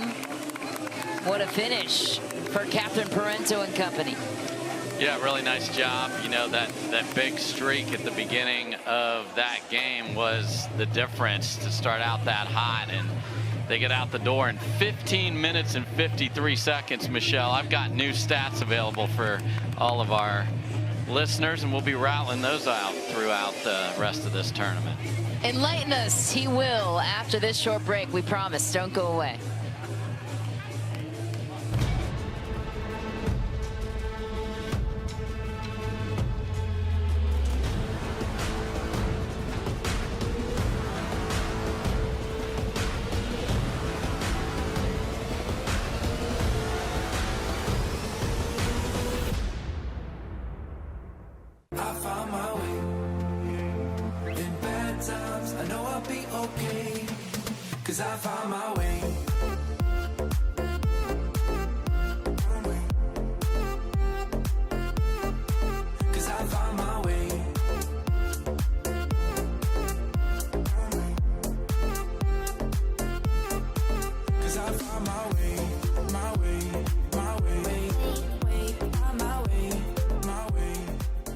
Introducing Skechers Pickleball, the official footwear of the Carvana PPA Tour.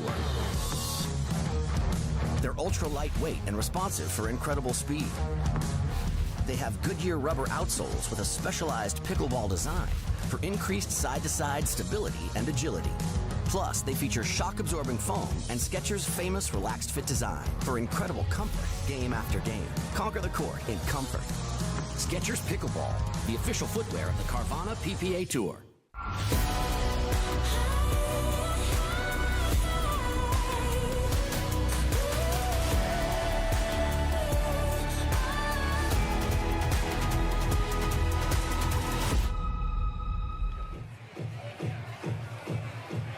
Catherine Parento and her partner Tyson McGuffin looked awfully dominant in game 1. Game 2, time in 0-0-2. Finishing that one off 11-6, so we move on to game 2.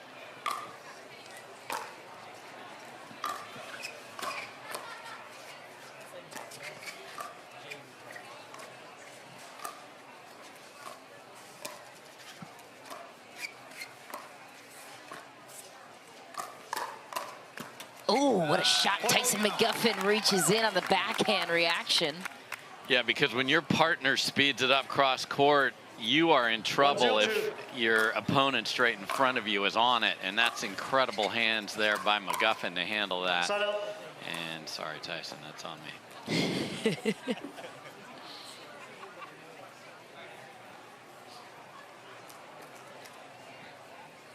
0-1-1.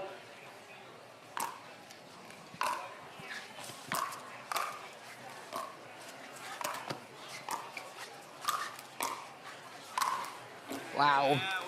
Just a couple of hammers on that play. Yeah, it's smart, and you know, we talk about how hard it is to put the pickleball away, so you want to get your opponents running to the sidelines on some angles and then down the middle. Great finish there. Tough one off the tape there for Parento. 1-1-2.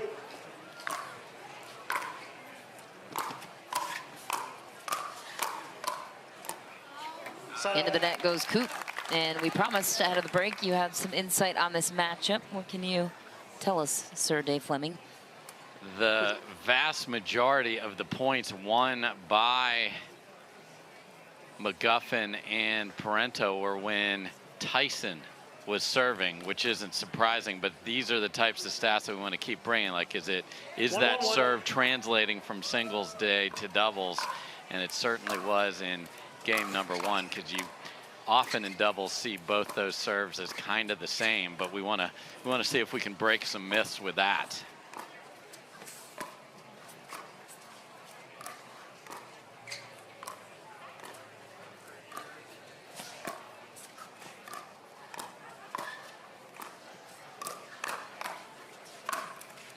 Punching it home was Dylan Frazier.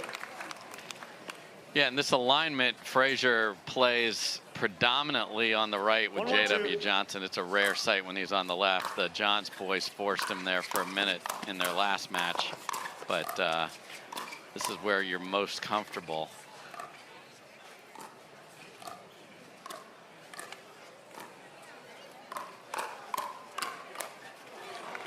And the Scorpion finish that time for Dylan Frazier. Yeah, you might ask the Selkirk people, hey, why didn't we get Scorpion as part of our name instead of those Yola people? 1-1-1. Point.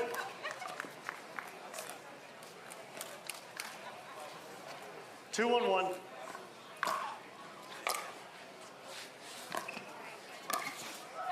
Oh, tagging Coop was Catherine Parento. It's such a deceptive shot, leaning in, going down the line, deflecting it. Yeah, it gets on you quicker than you expect because you are reaching forward, so time is taken away. That was a great ball from Catherine.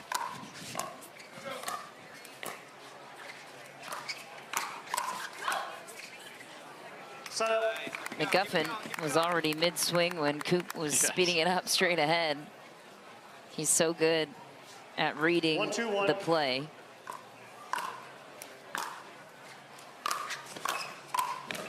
Point.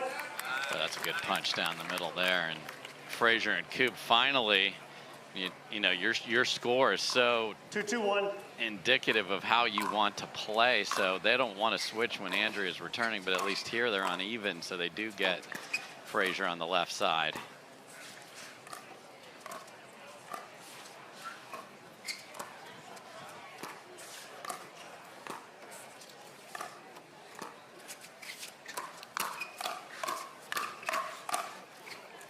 Wide for Parento. Second serve. That's why we love the mixed doubles. The ladies go right at the dudes all day long. It's so fun to see how that has evolved, and now it's, you know, it's four human beings just playing ball.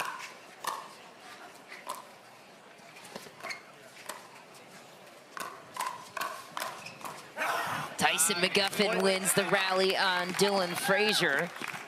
He's done a nice job of getting that backhand punch up the middle and then was able to adjust his feet. He's got a trademark McGuffin bark to go with it there.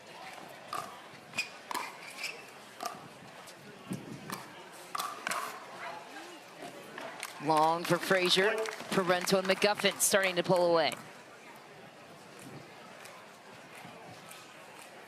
4-2-2.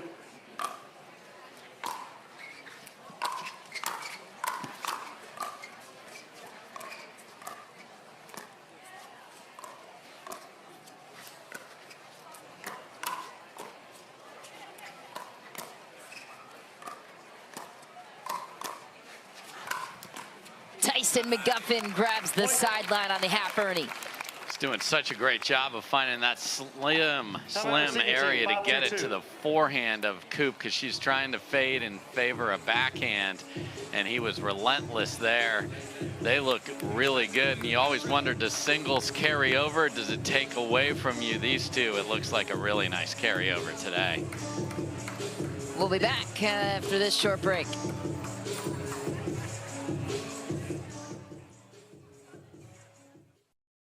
I play a lot of recreational pickleball, but I still want to have quality pro equipment. That's why I choose the Valère Mach 1 paddle. Fast hands, smashing the ball at the net. Summon that Julian Arnold Andiamo power with the Valère Mach 1. Having trouble getting your dink up? Our advanced formulas are made of plant-sourced omega-3s from 9 nutritious foods, never nutrient isolates. Have better time with Green Fat.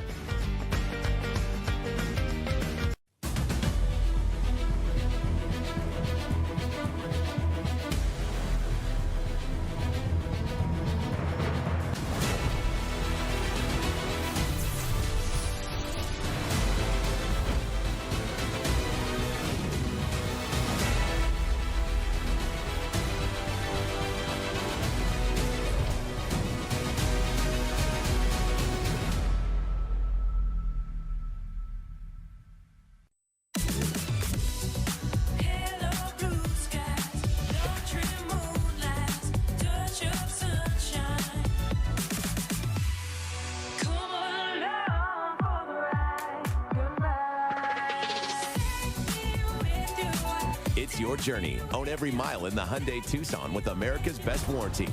Right now, get 0% APR financing on the 2023 Hyundai Tucson. Visit your local Hyundai dealer today. Back on championship court, Catherine Parento and Tyson McGuffin pulling away here, up by 3. What's causing the separation so far in this match for you, Dave?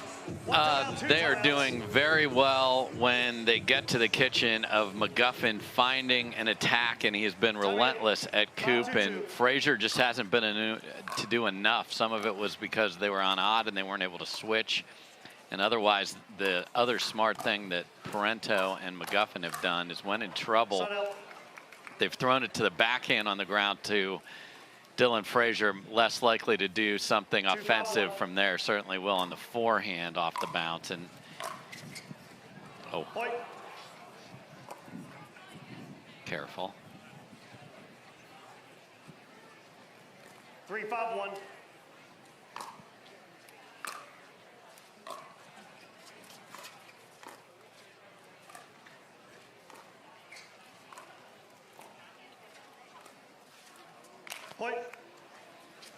Parento can't believe she missed that dink opportunity.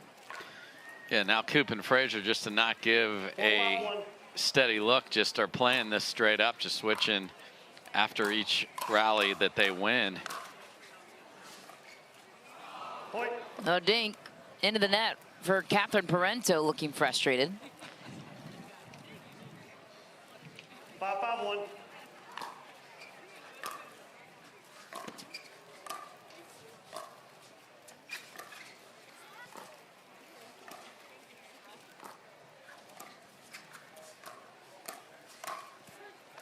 And a backhand flick finish down the middle for Dylan Frazier. Coop and Frazier take their lead here in the second game and a chance to push a third. What has caused the shift other than a couple of unforced errors for Catherine Parento? Anything else that's a little well more for Coop aggressive like we Frazier? talked about with Frazier. And then you even saw Parento and McGuffin choose not to switch, and they left Catherine on the left side there. So very interesting. Let's take a look at some of the news and notes of interest for mixed doubles. What's the leading headline for you? Well, the last one is the most applicable to this match, which was what are Coop and Frazier going to be? They are a dangerous team. They have rallied nicely here, and there's just so much talent there that if they can get the ball down and get a little offense going, they can hurt McGuffin and Parento as they have. And then the Newmans back together. Lindsey Newman playing 2 in a row after not playing a lot of pro pickleball. She also announced she too is moving to the Dallas area. So both Lindsey and Riley will be Dallas residents, which just upped my rec play with all these Newmans. I'm selfishly thrilled for that, but that'll be great for the Dallas pickleball community. So those two are such a fun team to watch. They put on quite a show for us on a national telecast with ESPN last week. Couldn't get over the hump against the #1 team in the world, but they are dangerous because Riley is everywhere and Lindsey just keeps playing that amazing defense. So we'll see if they can keep it going. Ooh, what a shot for Andrea Coop. Right away, deep corner, McGuffin and Parento, their body language has shifted. Yeah, and that's one of those dangers of switching. They're going to keep switching here, but what a stripe from Andrea Coop.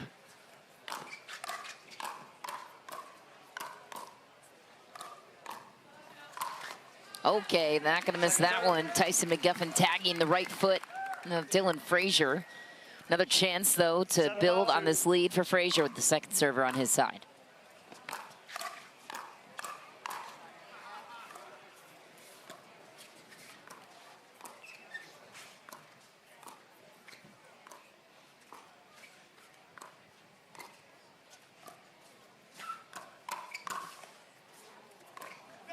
Ooh, hands battle and a long shot for Frazier. What a run, though, for Coop and Frazier to climb back in and take a 2-point lead.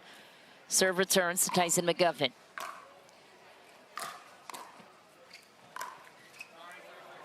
Point. 1-point game. Tough bounce off the net. They'll take it.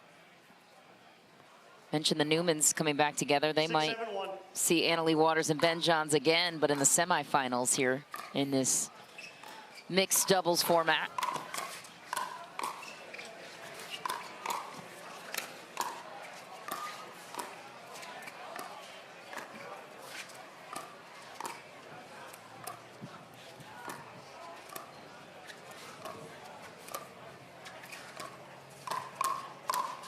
Mid-rally switch, and Tyson McGuffin takes over the right side. Parento gets a little taste of the left side action.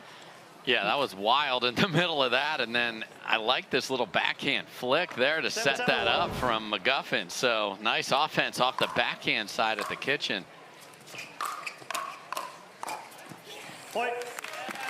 McGuffin is a man on a mission. And just like that, Parento and McGuffin eclipse another lead here in the second game, and they seemingly came out of nowhere, gathered some momentum, regathered their focus. And as we're enjoying San Clemente, California this weekend, how about the rest of the tour stops we have coming up, Dave? Coming to Denver next. Love it. A little break till mid-July where we get to Denver, and then birthplace of pickleball up in the Seattle area will be great. Back here at for the Takea Showcase here in Cali, and then Utah for the Tournament of Champions, and then our first visit to KC. Let's get the barbecue going. They got the fountains all over that great city. So Kansas City, here we come. Love it. Patrick Mahomes, he's a pickleball guy. He is indeed. Hopefully he attends. Let's get him out when there. we're there. Why not? Him and Kelsey need to come play. We'll get him in the booth. Let's do it. There we Pull go. some strings, Dave. All right, we got a plan. Okay. Let me get. I didn't know I was getting homework during this, but It's okay. it's okay. It's okay. You got this. I believe in you. All right, we'll see what we can do. We got this guy hyping the crowd. He's a Tyson McGuffin groupie. Yeah, Look at that fat head. And the crowds are You just love it? going to build. It's already bigger, much bigger than yesterday, and then it's just going to be so great over the weekend. Sneaky shot from Coop.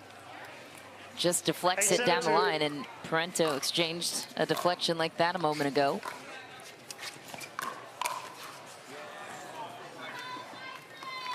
Frazier's frustrated with the net bounces. You can't blame him. Yeah, because in this run, there's been 2 of them where he was right there and it went right over his paddle.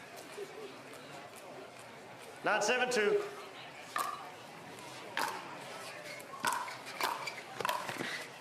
Oh my goodness, another one. It can't catch a break. Match point. Catherine Parento and Tyson McGuffin looking for their shot at a semifinal match here in San Clemente, California. 10-7-2.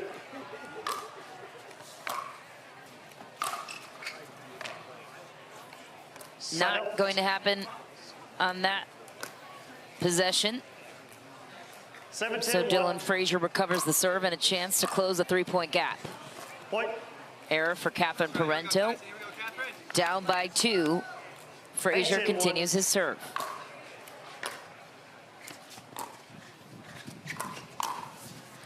Wide for Coop. Second serve.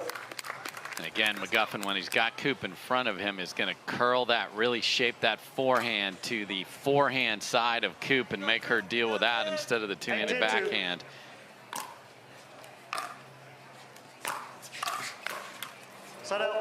Into the net goes Dylan Frazier.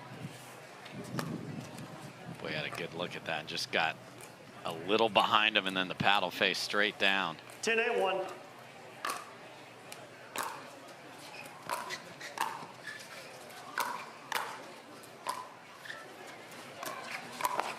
Oh.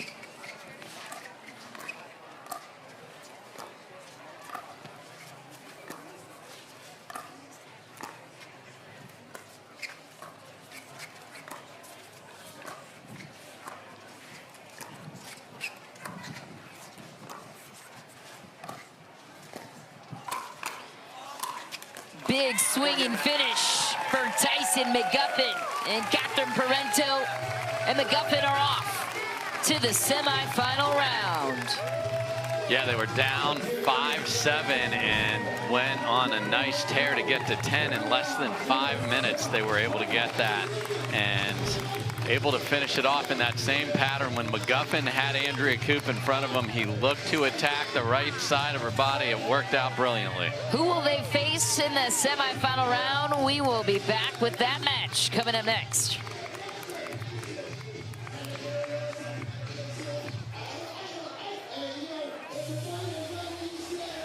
To make it to the game, it takes dedication and training. To stay in the game, it takes grit and stamina. To win the game, it takes strategy and skill. You keep focus on your approach, drop, and champion shots, and we'll help you stay focused on your strength, flexibility, speed, and downtime. Having a sports medicine partner in your court is key to helping you make it to the game, stay in the game, and win the game. Select Medical is proud to be the exclusive provider of physical therapy of the PPA Tour.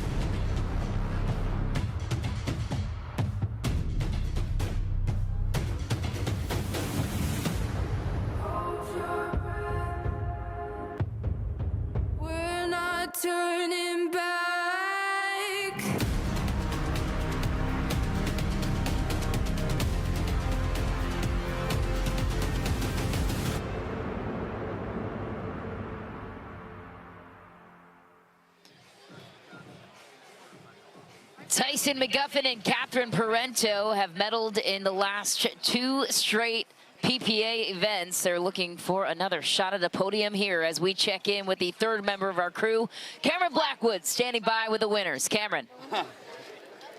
Thanks, Mish. Tyson, when you're playing a team that does play straight up and throws that in, how does that affect your strategies or patterns? I think we got to focus on us.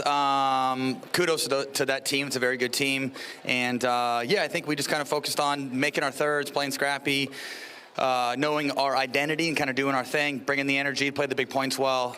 We were able to kind of make it messy in transition, drive some thirds, crash off of that, and kind of get some free points. That definitely took the monkey off our back. But great energy out here. Crowd, how we doing? And also, too, makes my life a whole lot easier when I get to play next to Catherine Parento here. She does a lot of great things, and she defended well. I thought her hands looked good, and we're moving on to the semis. And talking about you, Catherine, which did you prefer, going straight up with Dylan or Andre in this particular match? Like I said, like Tyson said, he said, you know, it doesn't really matter. I think we just got to focus on us and then just, you know, make sure we make balls and just let Tyson be his beast. I mean, he's been playing awesome today. So it's just not because of me. It's because of this guy, too, right here. So, yeah, I'm just super excited to make it to the semifinal, and let's keep it going. And we love the outfits. You guys are dialed in. But whose decision were the pink shoes today? Yeah, Catherine actually dresses me every morning. She sends me a text, usually Friday morning, and she's like, Tyson, we're going to wear this. And I say, okay.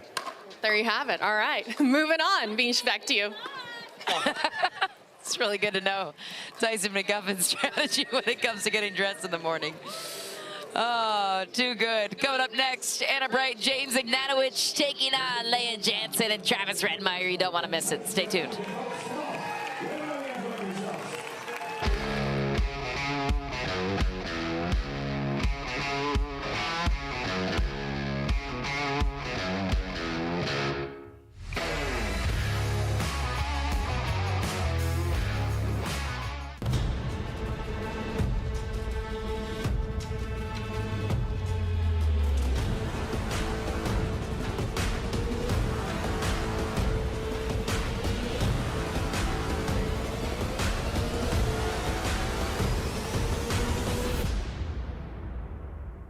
Want to maximize your game performance to always stay in bounds? Look no further. Thorlo pickleball socks are specifically engineered with our innovative padding to help you perform your best. Pickleball socks that keep you on the ball. Find your sock at thorlo.com.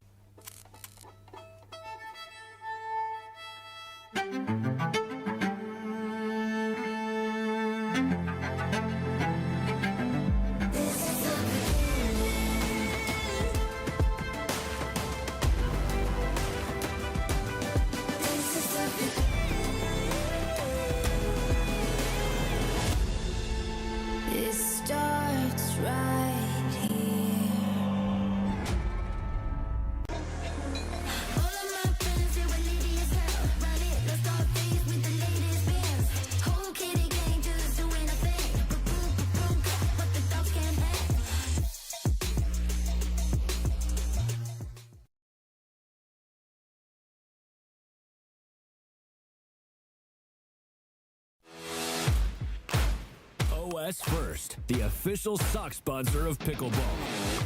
Stay in the game with OS First socks with purpose and compression bracing designed for comfort, injury prevention, and improved recovery.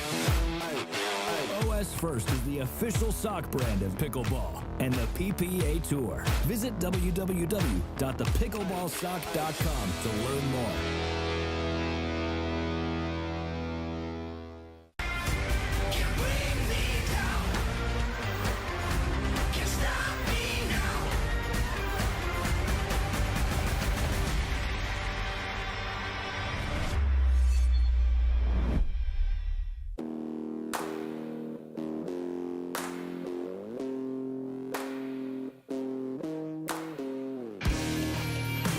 This spring, you don't have to be a baller to buy like one. With a power bid approval from Guaranteed Rate, you can go head-to-head with cash offers and win. Call a Guaranteed Rate loan officer today. Play for fun, to win. Whatever your play, there's Penetrax Joint and Muscle Cream. No greasiness, irritation, or unpleasant odor for deep penetrating relief. Try Penetrax and play on.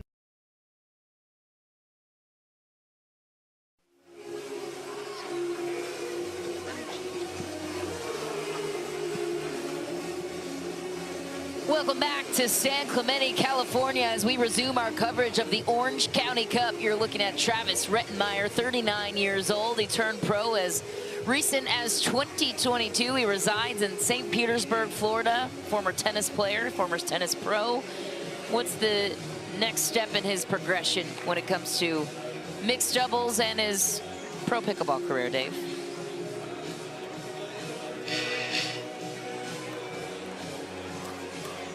You know, he's got a partner that is very strong next to him today, who is on the rise in Leigh Jansen. So let's see how he can patrol the left side of the court, be aggressive, use that tennis doubles that he brings to us at a very high level, as you mentioned, and, you know, make the shots that you have to, have a great foundation. And there's his partner, Leigh Jansen, who had, without question, played in one of the greatest singles matches in the history of pickleball. I have no problem putting that out there. Her match with Leigh Waters was absolute fire last week.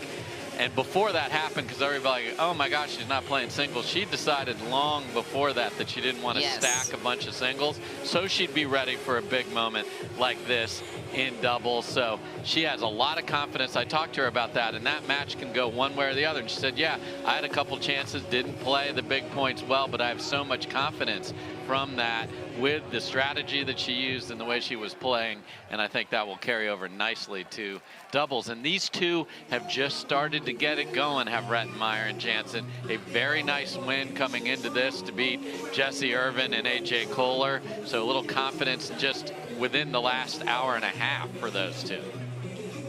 And on the side of Anna Bright and James Ignatowich, partners on and off the court. Anna Bright, we saw her in singles yesterday, not usual territory for her, but when it comes to mixed, she thrives in the double scene. Why is that? She can play either side well. Obviously, usually plays the right side in singles and is going to bring that fire and that focus. And then finally, there's James Ignatowich, who tall, lanky, but has a really good two-handed backhand dink, which can cause problems for people as well. In the last match I mentioned, you can put it on the ground in front of Dylan Frazier. You're not so worried. He will do something with it. The serve from Jansen means the serve went back to Anna Bright and Ignatowich. Second serve. Big forehand response from Jansen.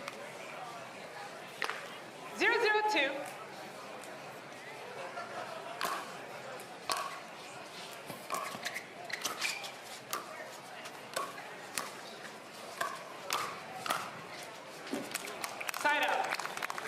Roped right past Ignatowich on the paddle side hip there from Leigh Jansen. Well done. 0-0-1.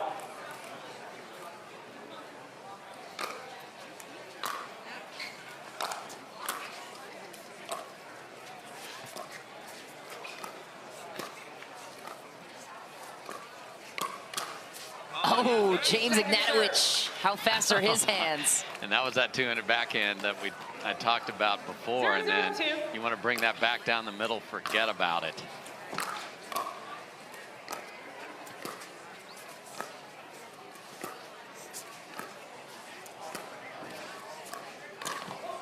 Oh, missed any chance for Ignatowich. He wanted it. Perfect read. Anna Bright saying, did that catch you, Leia? It did not. 1-0-2.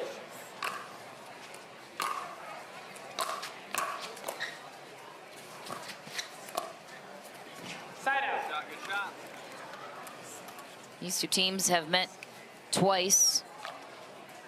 Most recently in Newport Beach in April. Just around the corner. Second serve. I was going to say, other than playing on literally this court, that's about as good an example as you could have from a condition standpoint from a matchup.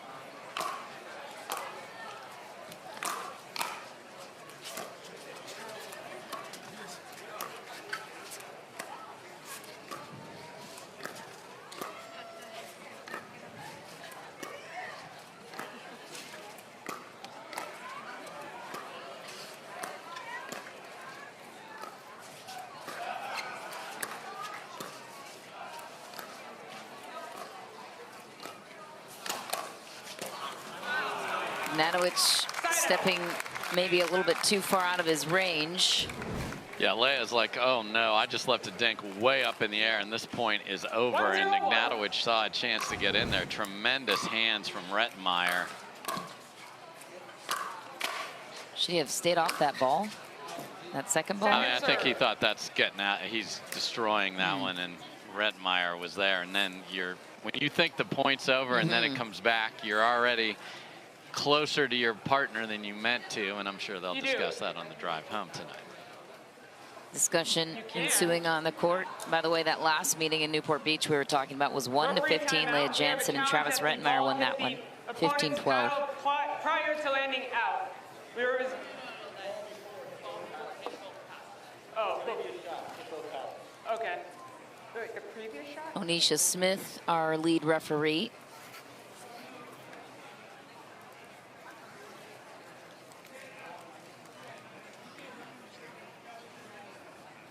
Not sure what's going on here.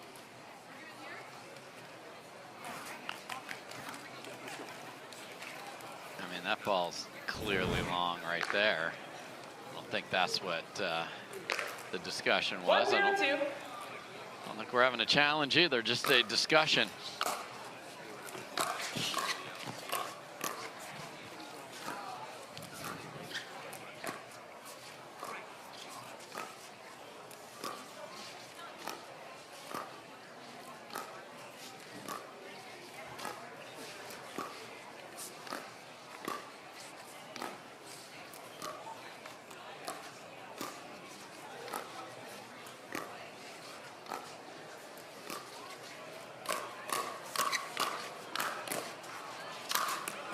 Oh, the power that Rettenmeier and Jansen have on their side. It's a good partnership. It is just evolving, and I like that Rettenmeier's the one that started the fight there, got a forehand in the middle and wrecked it at Bright and stayed on it.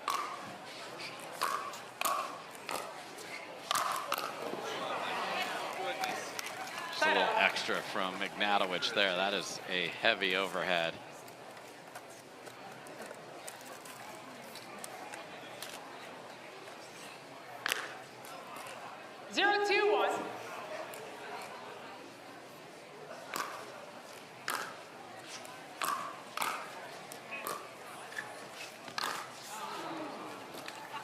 Second serve. No question about whether someone got hit with that one. We've had some questions about a paddle getting touched, and that one off the tape gets Ignatowich.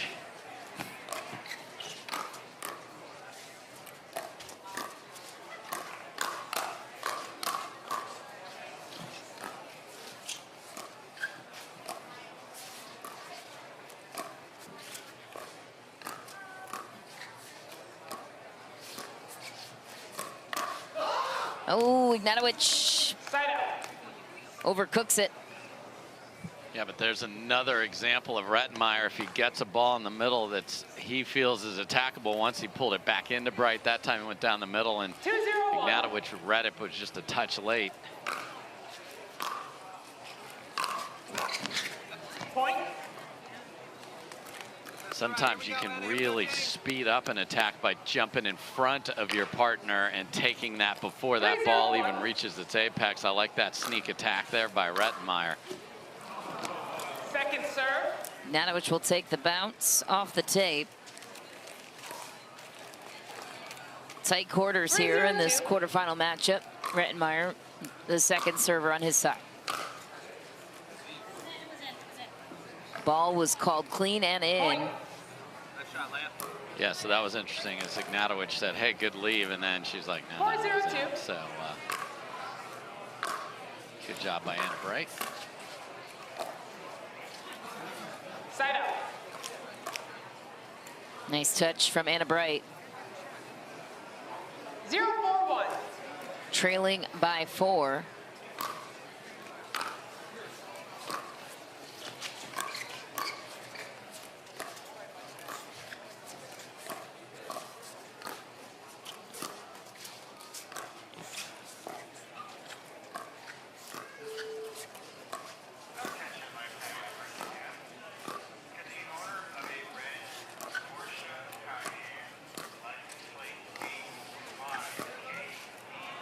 Into the net goes Etta Wright. Rettenmeier seems to have really developed his soft game. Yeah, much, you know, and that's the part of that tennis transition is what can you do at the kitchen line. We've seen him attack with the forehand. And the backhand volleys look really nice. And again, this lack of offense for two very offensive players in the best way possible. Bright and Ignatowich just can't get on the board here. Point. Another point for Rettenmeier and Jansen. Up by 5 now. So what are the answers on the side of Etta Wright and James Ignatowich? Yeah, they gotta just settle into the match, and we'll talk about what they need to do when we come back. But Rettenmeier and Jansen, they've got some answers here today in San Clemente.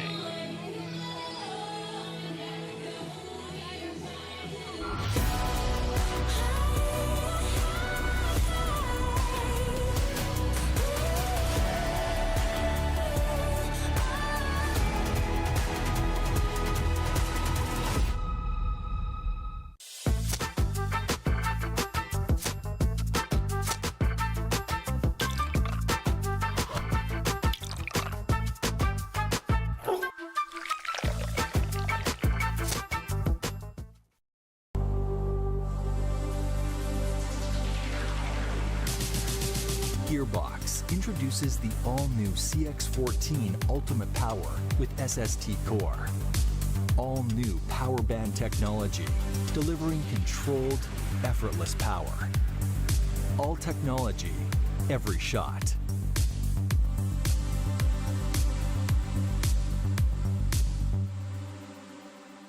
Why is Aaron happy? Well, just days ago, his old wheels gave out. But he knew Carvana had his back. That's because Carvana had tens of thousands of cars under $20,000. So Aaron's folks could help him out with a sweet ride. No way. Yes way. With the most cars under $20,000 and our car vending machines, we'll drive you happy at Carvana. This is the 12th stop on the Carvana PPA Tour here in San Clemente, California. How about the start for Leigh Jansen and Travis Rettenmeier in this quarterfinal matchup? They've been able to pull away steadily here in this opening game.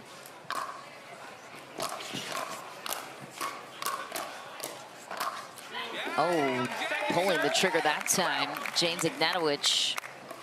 Yeah, because Rettenmeier thought he had something there, but he pulled it cross court, and Ignatowich was ready.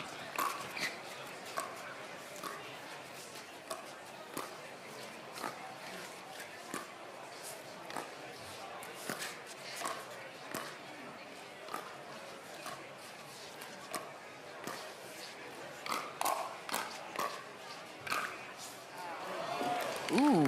Point. Catching the baseline and a smirk from Leigh Jansen. Yeah, went with a heavy attack at Ignatowich on that ball right there, and then got the inside out, and then why not have the tape help you on the third one? What an angle from James Ignatowich, packed with some pace. Serve returns to their side now, the 2 seed, looking to avoid an upset. 0-6-1.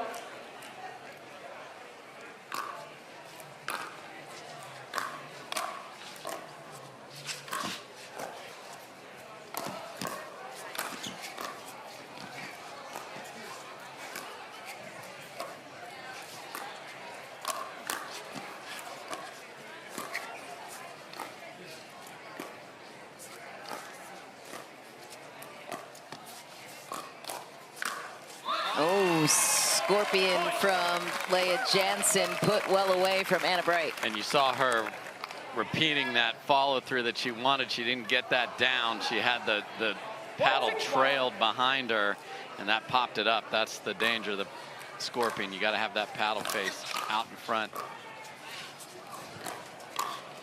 Oh, what a shot. Etta Wright catches Travis Rettenmeier, keeps him honest on the left side. Really nice inside out forehand out of the air. This is not an easy ball. You saw Rettenmeier come all the way forward, but he put the ball back in front of the place he vacated.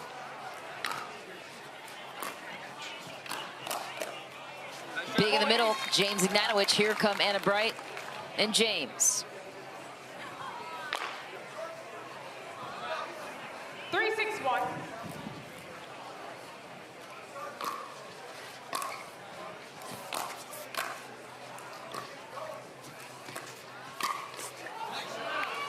Etta Wright takes the body of Leigh Jansen, who calls a timeout.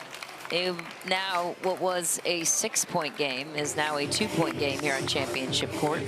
Momentum has shifted. Wright and Ignatowich have found some rhythm. What's changed? Well, a couple things. We saw Ignatowich get challenged a couple of times. When they got the ball back out of the timeout, he went big with the forehand and then a couple of shake and bakes.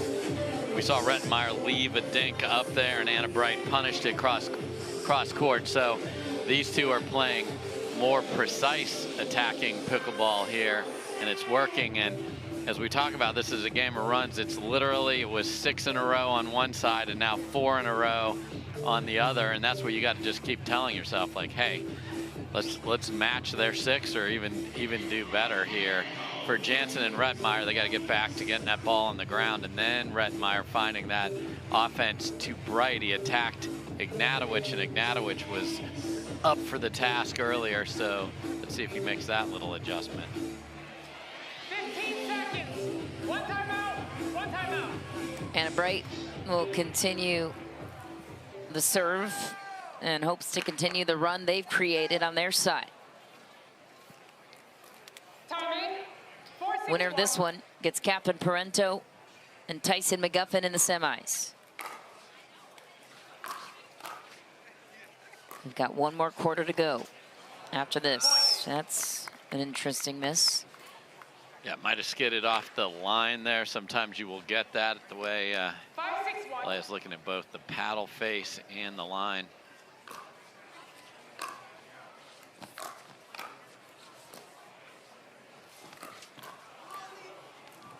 And that's one where Ignatowich long frame was a detriment because Etta Wright was just sitting there in the middle as she should be with the two-handed backhand, but ball never made it to her.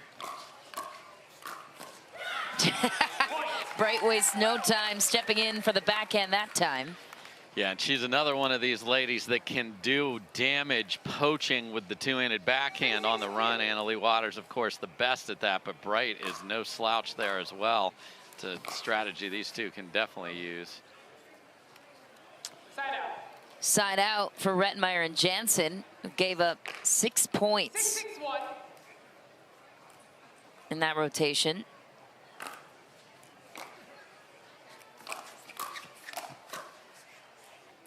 Point. Wide for Ignatowich. Jansen and Rettenmeier recover the lead. Yeah, Wright frustrated with herself. You heard her yell short on the return, so she was warning Ignatowich that fire was coming, but it was all focused at Wright. Smart job by Rettenmeier.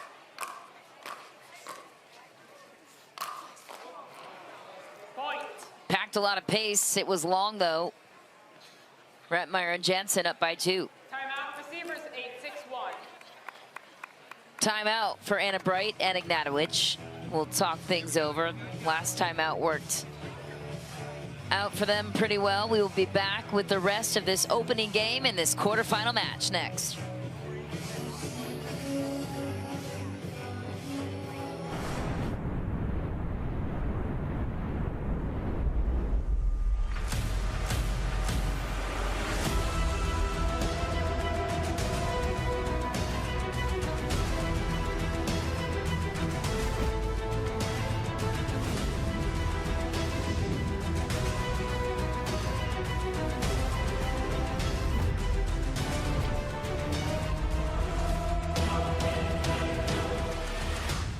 Check this out. This is Venom Go by Hyperice. You stick this pod on this pad and boom, instant relief wherever you need it. With 9 different variations of heat and vibration, you can soothe your sore muscles instantly. The tight spot on your neck, that little knot on your back, that shoulder that always bugs you, and your tight calf after a ride, say bye-bye to the pain and soreness. Heating up 6 times faster than any other heating pad. Ooh, that's hot. It's designed to get you out and moving. What are you waiting for?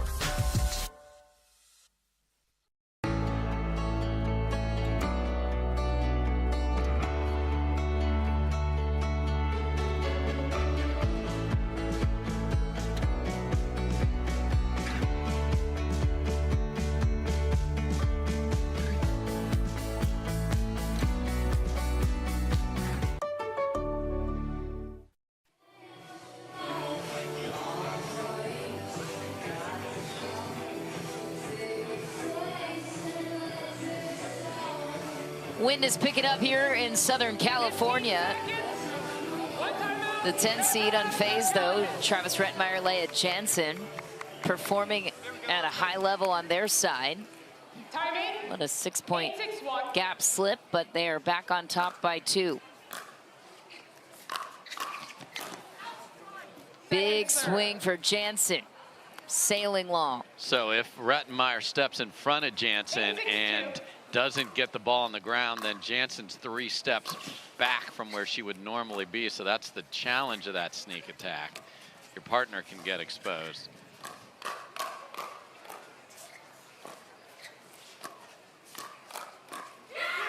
Leigh Jansen attacks the backhand of James Ignatowich. They're 2 points away from taking this opening game.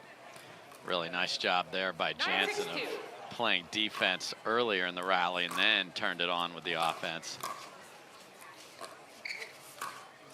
Oh, Etta Wright again with the inside-out volley down the line.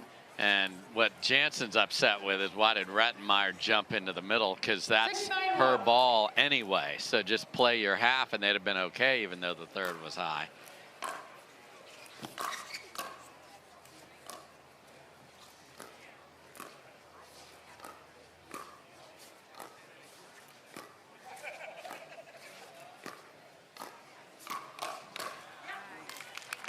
Fine in the middle that time, Travis Rettenmeier.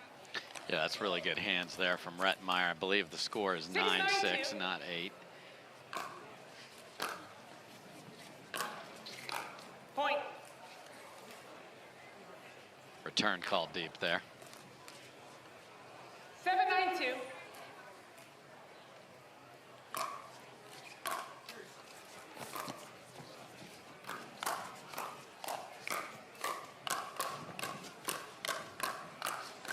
How about the hands battle firefight to finish that rally? More please, Michelle. That was awesome. 9-7-1. How about that backhand find from Jansen? Sprawling down for that one. Loving all 4 players get involved too.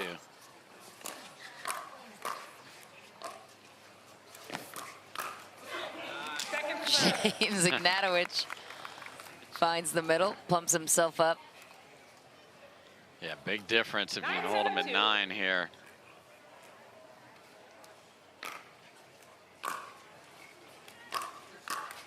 Oh, a gimme for Etta Wright. She cannot believe she missed it. Yeah, Game point. Yeah, even though you're unwinding the stack, she was in perfect position there.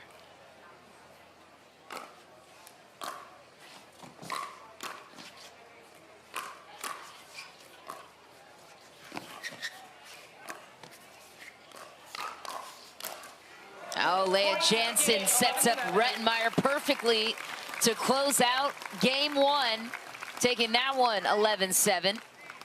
How about the upset brewing here on Championship Court? We'll be back with how this one concludes after this.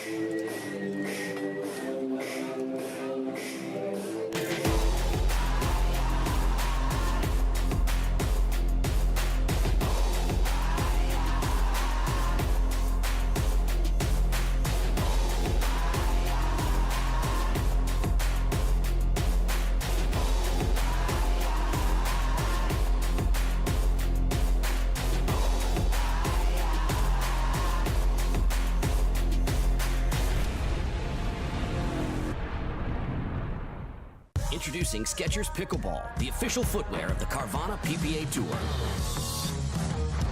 They're ultra lightweight and responsive for incredible speed. They have Goodyear rubber outsoles with a specialized pickleball design for increased side-to-side stability and agility.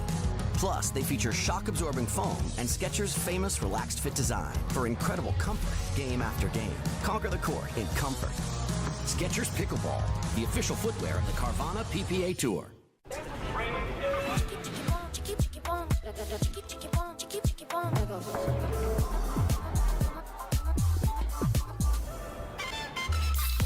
Follow your vibe. Busy Hard Seltzer, flavor for every vibe. Sip, serve, and Slam with Sanzo, the first Asian-inspired sparkling water made with real fruit and no added sugar. Unique and refreshing for the ultimate flavor smash. Find us at drinksanzo.com.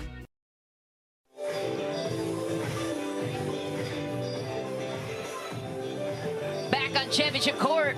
Could there be an upset brewing here? Yes.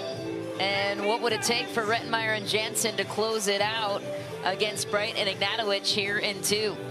Same good aggressive play when they have the opportunity. I like what Rettenmeier did when he had chances to attack.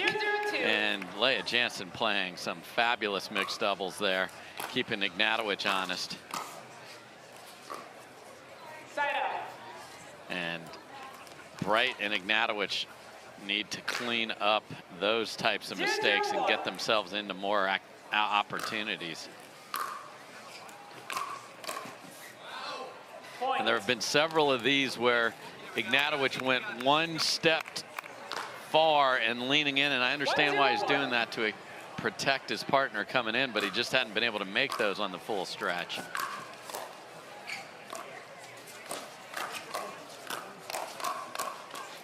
There's the All-American Hands team for James Ignatowich, commanding the kitchen. Someone in Nashville was proud from that Vandy Commodore crew. 102. Former tennis player out of Vanderbilt, in case you're missing the reference for James Ignatowich. There he is again. And he is going right at Rettenmeier, saying, my hands are better than yours. I know you got game 1, but here I come. So this is what this guy can do. He has that reach is remarkable. Made a mistake and then came back with 2 beautiful points in the next 2 rallies.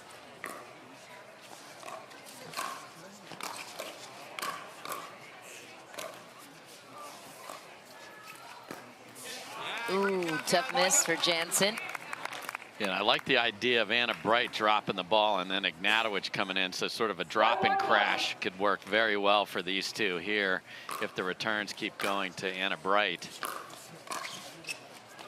Oh, wow. Just wide. Wow, wow, wow, across the board. The angle from Rettenmeier and the near missed ATP from James Ignatowich. I can't believe he almost hooked that one in. I can't either, Michelle. That was ridiculous. On the backhand. The sprawling backhand. Yes. So Anna Bright is walking with that confidence, and that is what works best for her. So look out after that nice two-handed backhand pulled down the line behind Rettenmeier.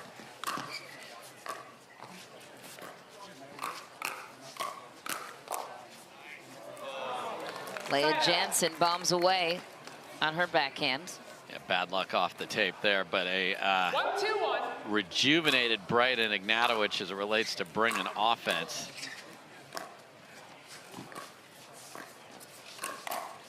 There was that two-handed backhand dink roll you warned us to look out for.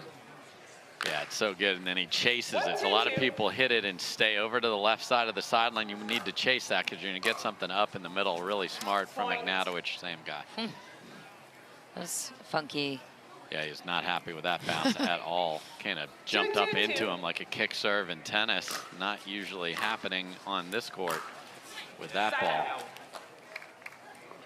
Tie game, serve back on the side of Bright and Ignatowich. And a Bright, former UC Berkeley tennis player.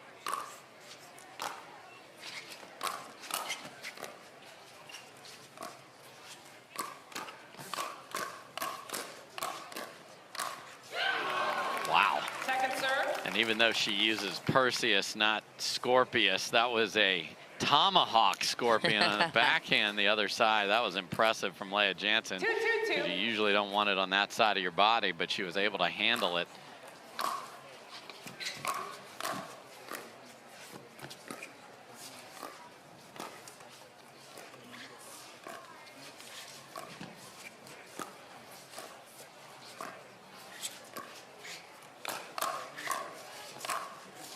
James Ignatowich just dominant, towing up to the kitchen. So if Rettenmeyer's going to attack Ignatowich with the forehand, he is going to leave court open, and Ignatowich's hands have been up to the challenge here in game number 2.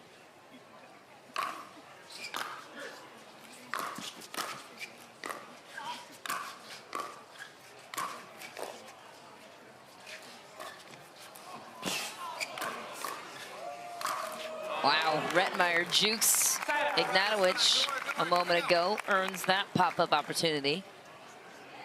Yeah, nice job of not losing your patience there when you do hit a drop shot and they track it down. Stayed aggressive with it and got the tag of Bright at the end of that rally.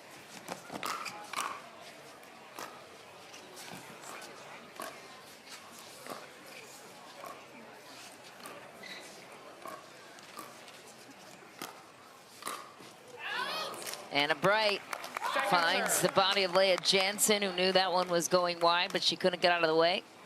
So that's the danger of the cross-court attack, the width of the court, but if you get the body, you will not have a problem. And there's Jansen loving the fact that we slowed that down and showing her get tagged from Anna Bright. Quick side out there for the 2 seed.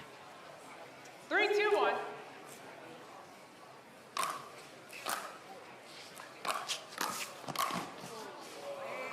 Ignatowich tagging Rettenmeyer now, trading tags both sides. Yeah. 4-2-1. Rettenmeyer's looking for the ball down the middle there and got hit in the left arm. Short return and the third opportunity missed for Ignatowich. 4-2-2.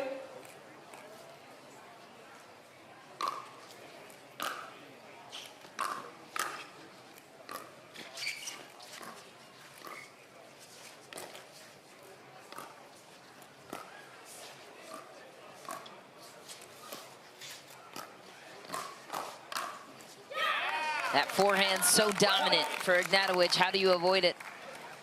Don't put the ball there, and I know that sounds simple, but it is. But what they've done a nice job of is Anna Bright defended the ball up the line to get that ball off the two-handed backhand so he can pull it sideways. He can back Leigh Jansen up just a bit there, and then he got a ball that was floating and went after it. So it was actually the combination started by Anna Bright of setting him up, and that's the patterns that you want. So this team has that special thing where he can find a lot of offense off the ground on that two-handed backhand. So nice response here from Ignatowich and Anna Bright. Not a lot of chatter here at all. They're just collecting themselves here. Not Rettenmeyer might be offering up one little idea as the phone is reviewed, and you know, oftentimes Leigh Jansen is actually checking her levels. We talk about what a great player, but overcoming diabetes and playing at this level, so impressive. You'll see sometimes she's looking for a Coke, anything with some sugar to help level that out. And there you see her vision coach, Jack Pryor, was back there. So he's been with her at the last couple of tournaments, and there's no question, she said, that is making a difference. And those are those margins, those fractions, Michelle, that we talk about from winning and losing. Yeah, she's looking incredible in her most recent performances.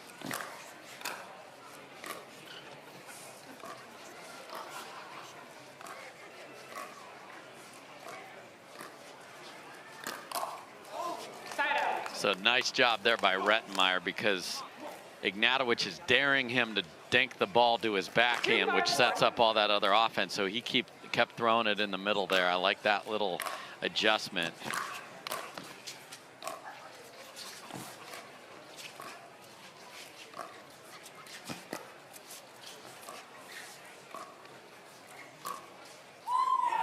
Down the middle split. James Ignatowich finds the baseline. So Anna Bright and Ignatowich seemingly found their rhythm. Momentum in their favor.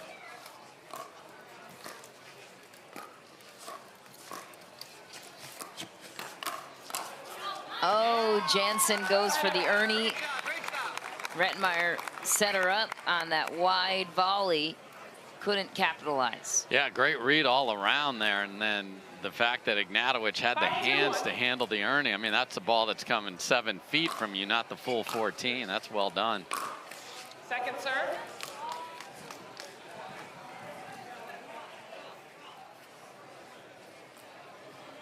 Five, 2-2.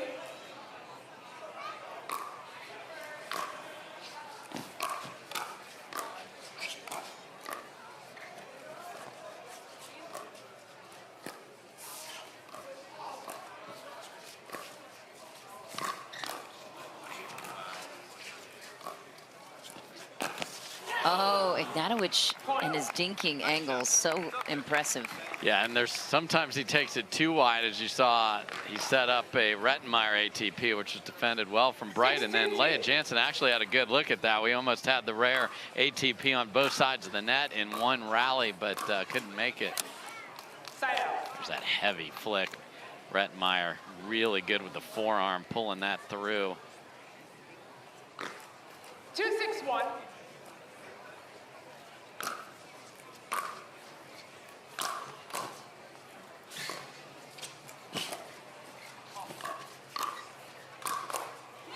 Point.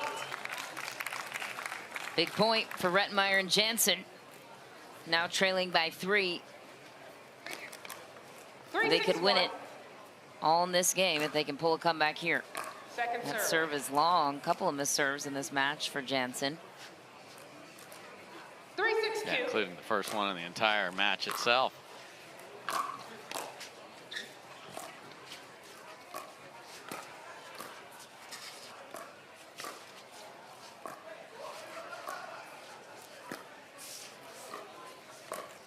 Ooh, Travis Rettenmeier goes for the flick straight ahead. No dice. Yeah, and for those of you that love you some mixed strategy, the amount of times Anna Bright is going for the Ernie, she's not really expecting the ball, but she's funneling it to her partner, Ignatowich, to get him to set off the patterns they like. So I love that movement.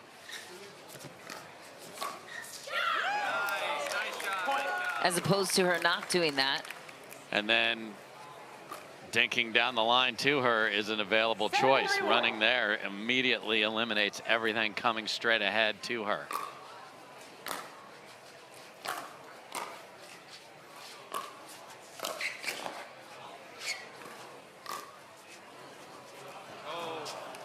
Second serve. Just back for Anna Bright. And Anna Bright has a lot of conversations with Anna Bright in the middle of her matches. She's like, why did I choose to do that right there? She hadn't lobbed all match.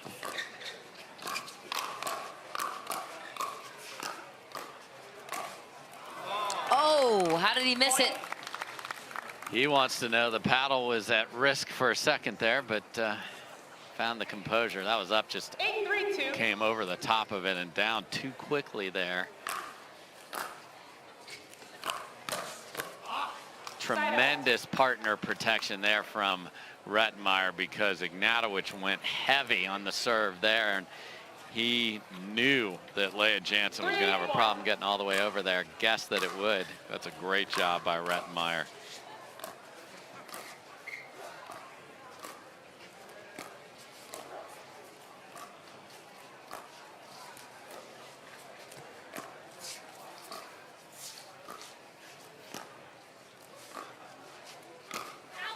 Long for Jansen. And a missed opportunity to close the 5-point gap. A third deciding game is looking likely here. 3-2.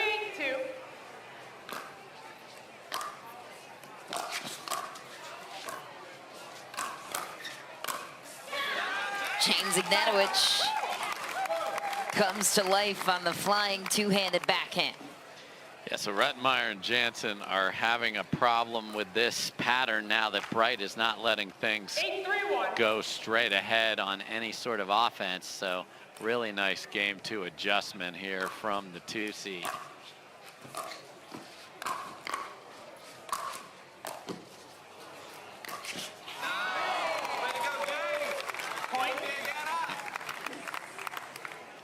And a misfire there from Rettenmeier, and what a 180 here, wow. Michelle. Yeah, much different looking team. The 10 seed does not look the way that they did in the opening game. But credit to Etta Wright and James Ignatowich. They look entirely different as well, and for the better for them. What's changed the most? Consistency, James Ignatowich, the Ernie from Etta Wright. What else? Yeah, I think it's a combination of what you just said. They had to clean up some mistakes, and even early in this game, Ignatowich tried to take the ball in front of Wright, missed it. But after that, he has been not going for too much. And sometimes you're like, I got to protect my partner and hit a winner. No, you just got to get your partner to the kitchen line. So he's done a nice adjustment there. But when they've been able to get the ball on the ground, Ignatowich has done a much better job of rolling the backhand, either cross court or pushing Leigh Jansen back. He's also pulled the forehand back across Leigh Jansen's body. So that gets them to separate, and guess what? Then he hit that winner right down the middle off the bounce on the forehand. So dink with purpose is the key here, and he has been up to the challenge. And Rettenmeier has had a couple errors sneak in there which weren't there in game number 1. So good job by Bright and Ignatowich of seizing the moment and raising their level. And let's see if they can get out the door and force a game 3.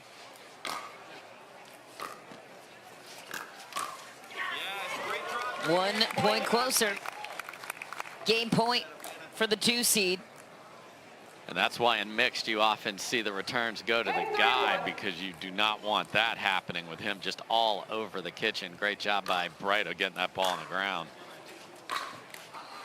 Second serve. So that's a ball I'd actually rather have Etta Wright drop it and have James crash. So had a chance to run that same play back to back. 3-2.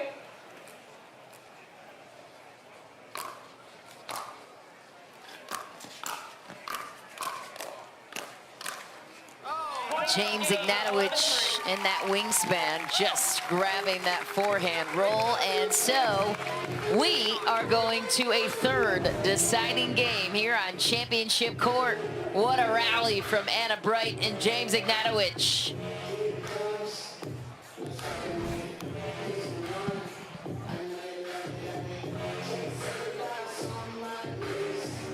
Hi, I'm Rick Barry. I used to play professional basketball. Now I'm into pickleball.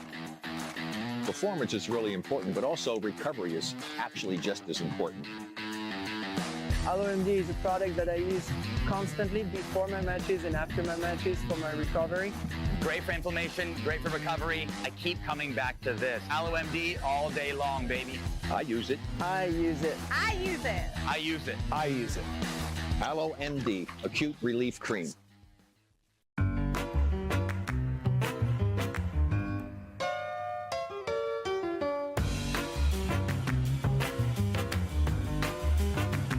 A lot of us miss hit the ball. I know I miss hit the ball a lot.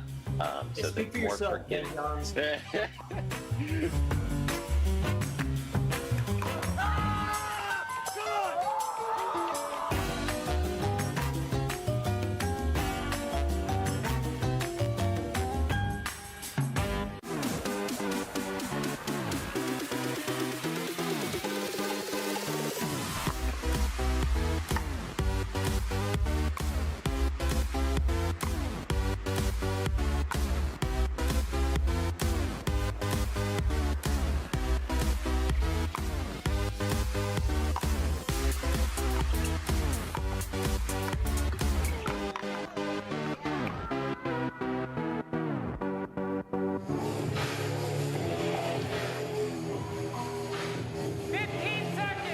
Welcome back, everybody.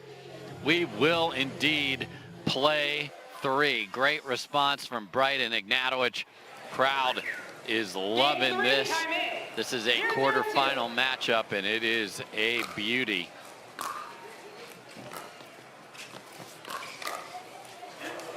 And the Scorpion from Leigh Jansen does drop it in front of Ignatowich, who chooses to speed up the very first ball he sees, and Leigh is ready.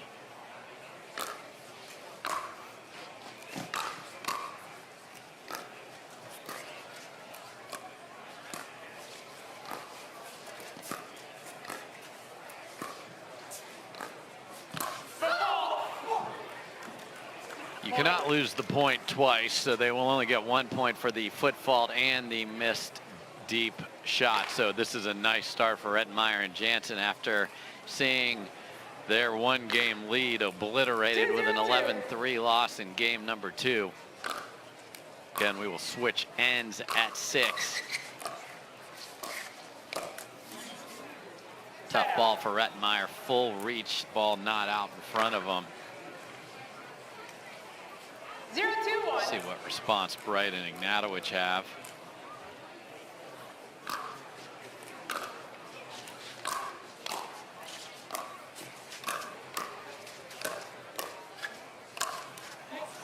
And 5-hole winner there as we're in the NHL Stanley Cup Finals.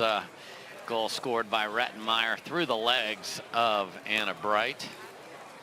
As I mentioned, we're getting some new stats. Game 1 took 16 minutes, 42 seconds. And even though there were less points scored, 18 minutes, 38 seconds for game number 2.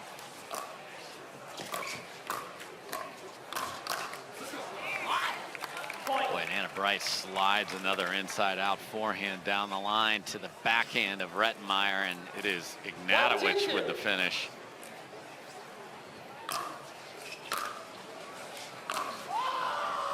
And a loud tribal yell from Ignatowich there after missing that drive. So ball goes back to Jansen and Rettenmeier.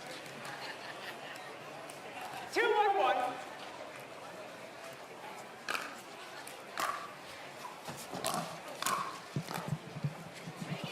Second serve. Nice job by Ignatowich of getting the ball on the right side of Jansen. He was ready to defend in the middle, just couldn't quite get the paddle position she wanted.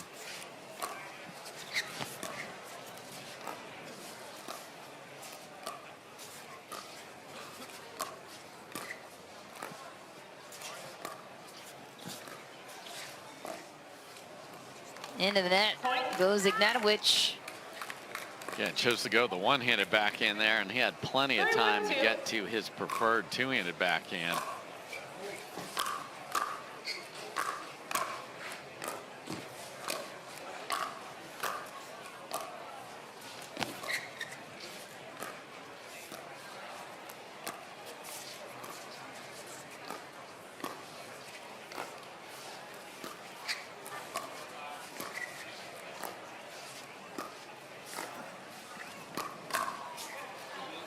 Just back for Rettenmeier. He thought he had it. Side out. Yeah, a trigger pull from Bright at that right paddle side hip just caught Rettenmeier a split second late.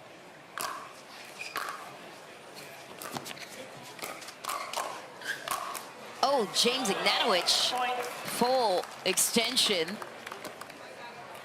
Nobody was passing him. Yeah, a little confusion on a ball before that that's set up. Ignatowich, and then once you are engaged, stay that way. Nice job jumping in front of Bright and taking that last one. How about that backhand beauty for Travis Rettenmeier? Good hold, one to go. So if you do attack cross court, you can feed the ball to your partner through your opponent. And that is exactly what Jansen did there. Because if Bright's going to pull that down the line every time, Rettenmeier can be great. Go ahead and attack cross court. I'll just sit on it. And so well done there. And then they get a missed third. Second serve. Return the favor on a missed third. So this is where execution of the fundamentals is critical in a very tight match.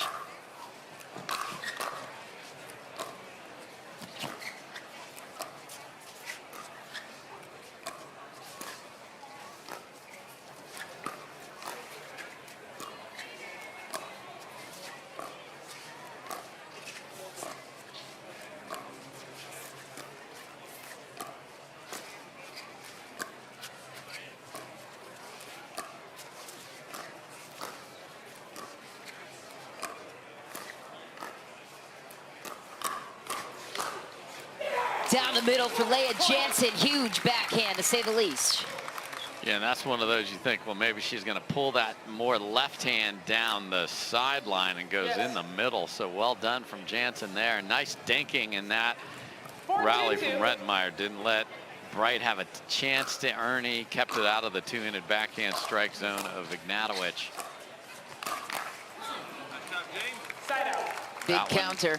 Does not get on the ground though for Rettenmeier, and even just the location of that was a tough spot. 2-4-1. Oh, sorry. 2-4-1.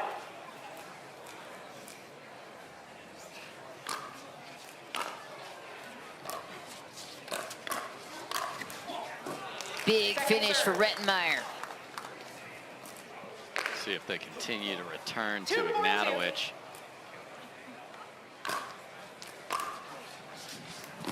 Yep. Why is that working? Well, if you return to Anna Bright and she drops it at your feet, you got a big old Commodore coming at you, and you don't want that. So smart to, especially after a serve that was that good. That was great by Rettenmeier there to be able to get out of that jail. Second serve. Third shot miss for Rettenmeier, and another chance to consolidate this 2-point lead.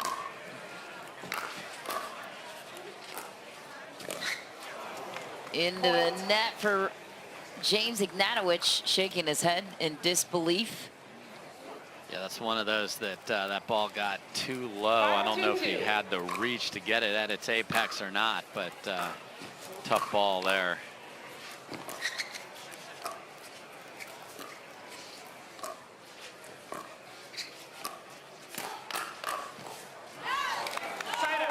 And he's back that time, catching Leigh Jansen. It's the same idea. That time was Bright that funneled the ball to Ignatowich through. Jansen on the cross-court attack. 2-5-1.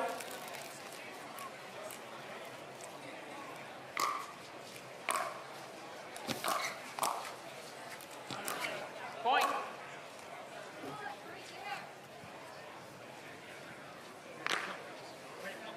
Down 2, Anna Bright continuing the serve.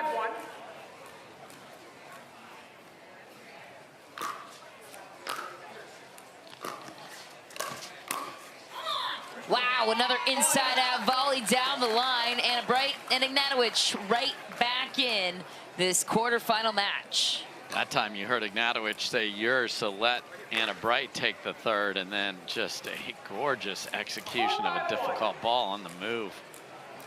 Rettenmeier caught in the middle of the court.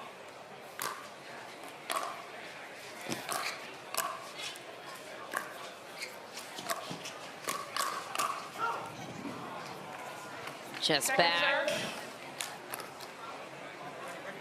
One more serve to go for Ignatowich, and a chance to tie it here.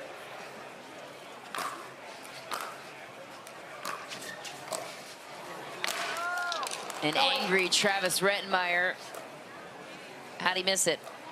Again, leaning on a ball that is dipping down, and that's a tough ball to do a lot with. You just have to concede the kitchen there, but you're kind of overcommitted.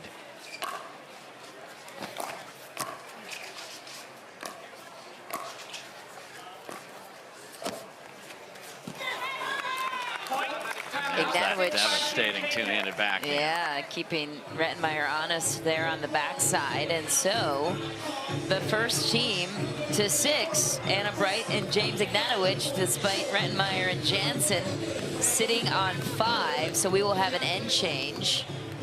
Rettenmeier needs to regroup. What does he need to get back to?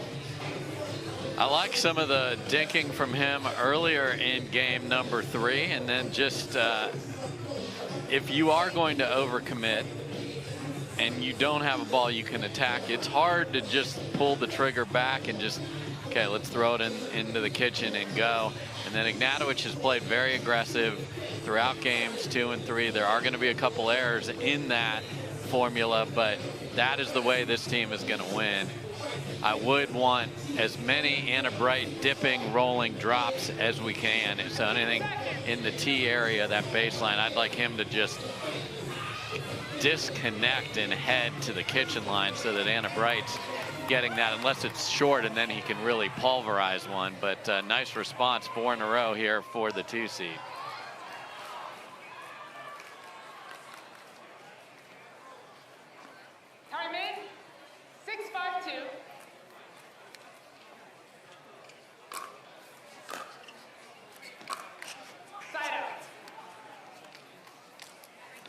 one.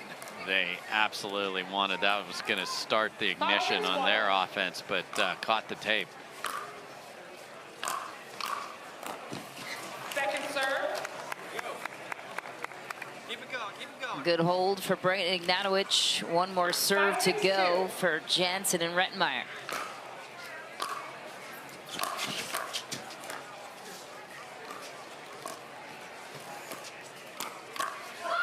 Jansen forces the issue, ties it up. A little too deep on the two-handed dink roll from Ignatowich. Nice job with the one-handed roll from Jansen. It's a good response there to tie it.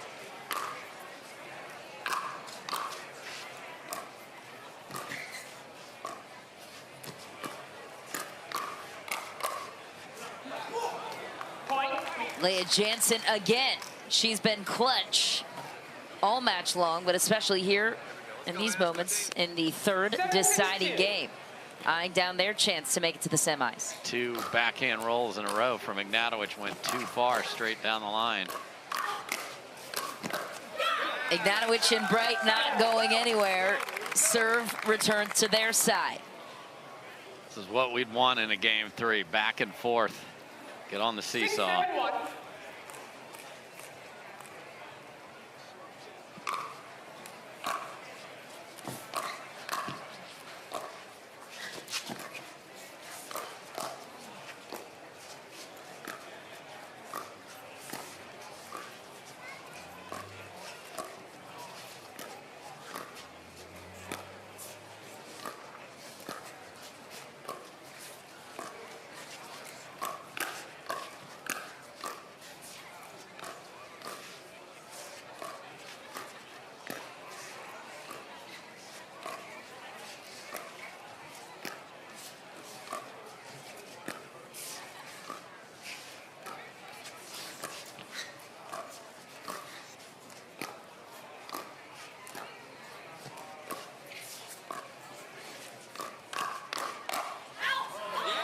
Just long for Rettenmeier. Anna Bright hanging right in every single rally.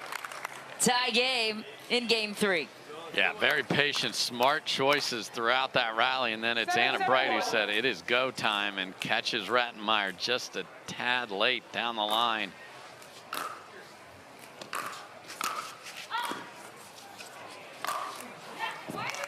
Travis Rettenmeier gets one hold on his side. One more to go for the 10 seed. Ignatowich with another chance to find a lead late here.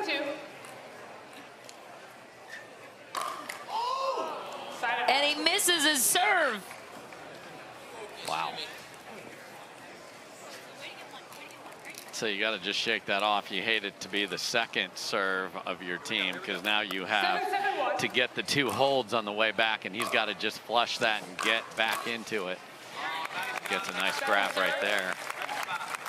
Rettenmeier's trying to get that drive away from Ignatowich, but he's right there just lurking. I mean, it looks like he's standing there. He can touch all 10 feet of one half of the court.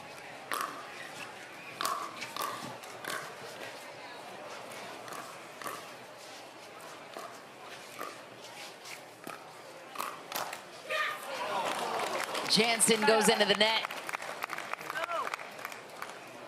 There was a yell from Anna Bright, but that came because the ball hit the tape and almost went over. So there's nothing that Jansen and Rettenmeier can complain about, because there wasn't another ball hit after that.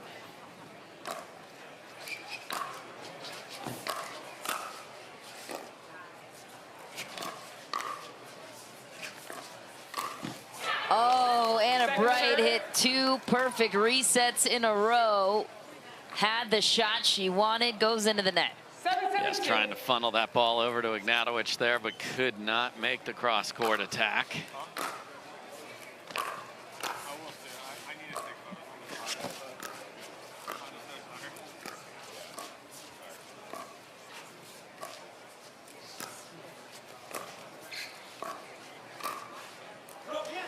Bright goes for the attack on the backhand roll of her partner. So Yeah. the serve returns to Rettenmeier Jansen. Bright sees that hard roll. That's when she needs to go Ernie, because the ball that Rettenmeier got away with there was just a little floater down there, and that would have been a ball that she could have absolutely pulverized, or she would have left it for Ignatowich's forehand, but it ends up being just to her, and she tried to do a little too much there. So what a battle here. What a battle. We'll be back with the rest of it after this.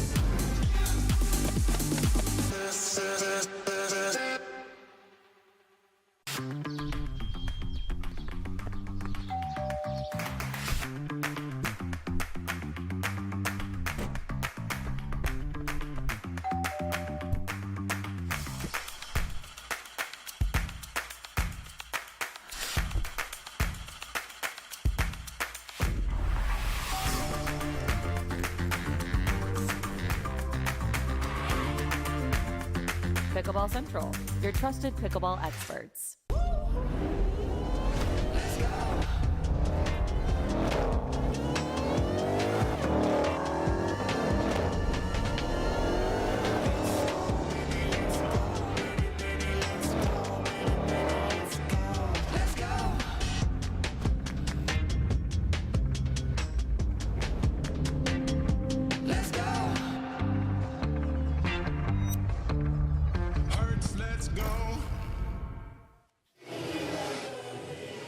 This match going on 55 minutes, the third game over 20. As we welcome you back to Championship Court, Michelle McMahon and Dave Fleming in the booth, Cameron Blackwood on the sideline, and boy, has this been a fun mixed doubles match to watch. This third game could go to anybody. Travis Rettenmeier will serve to Ignatowich.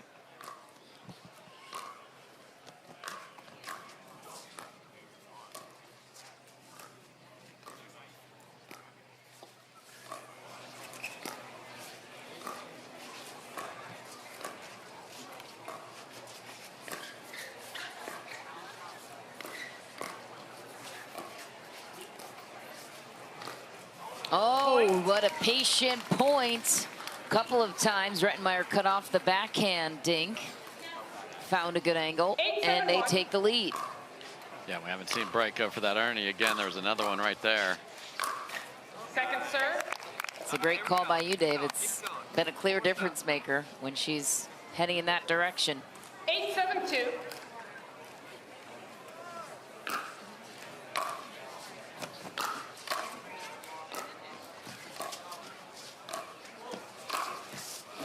Ignatowich finds the opening. Rettenmeier throwing his hands in the air. Yeah, frustrated with the missed fifth. He drove the third and drove the fifth on the prior rally, and then that one he leaves way up in the air, sort of overcompensates. So they do get one, though. And it's a big one.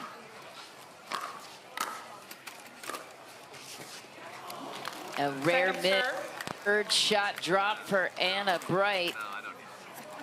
So she'll take back the serve and a chance to tie it. Their last service opportunity for this possession.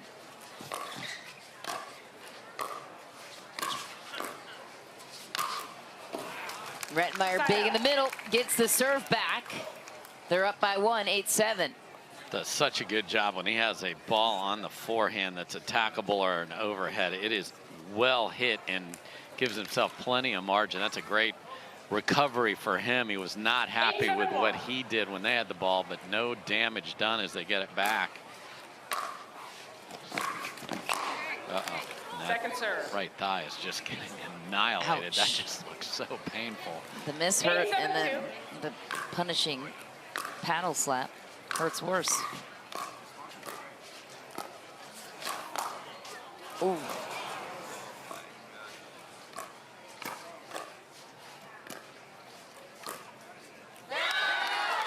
Just grabbed the baseline. Anna Bright Can't believe Leigh Jansen was able to defend that shot from James Ignatowich, though. Credit to her to keep keeping that one alive. And then a sneaky ball down the middle, as Bright had not gone there much at all in this match.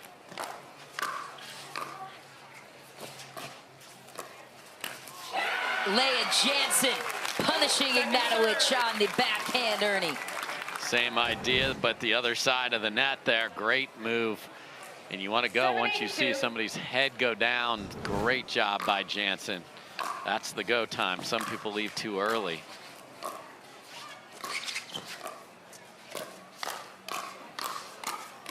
Oh, Leigh Jansen twice clutch. Gets the serve back on her side. Yeah, big fist pump to the air after two remarkably good backhands. Leigh Jansen so on point here at crunch time.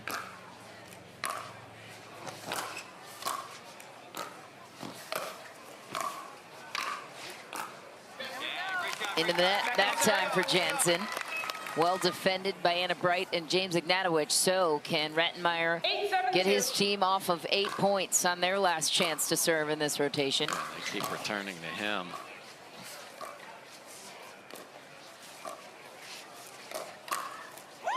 Too fast of hands for Ignatowich.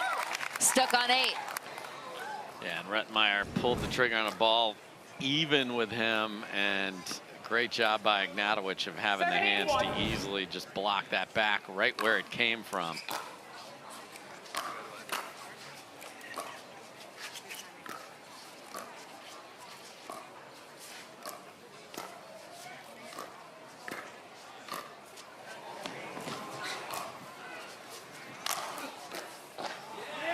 Easy overhead crushed by James Ignatowich. We are tied at 8.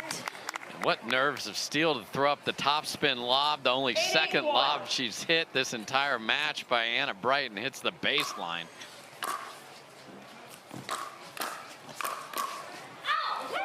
Anna Bright, one of the truest competitors on tour. She earns that point on her terms. Bright and Ignatowich take a 1-point lead in this deciding game 3. How will this one resolve? We will find out next.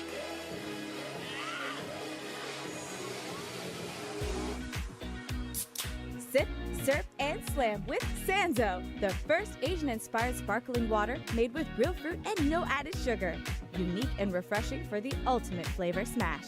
Find us at drinksanzo.com. Let's have better time with this. Our advanced formulas are made of plant-sourced omega-3s from 9 nutritious foods. Green fat isn't anti-aging, it's pro-aging.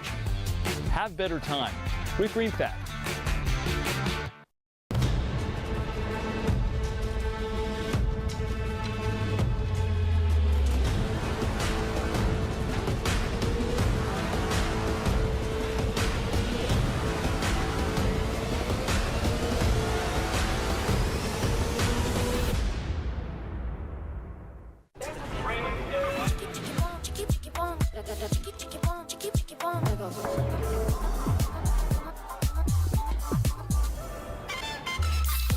Follow your vibe.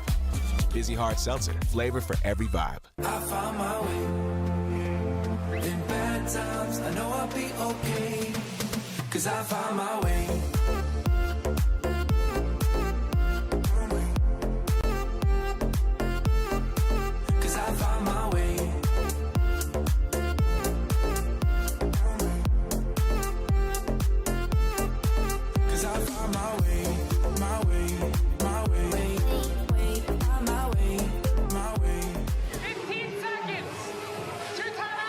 We're back for the remainder of this quarterfinal thriller.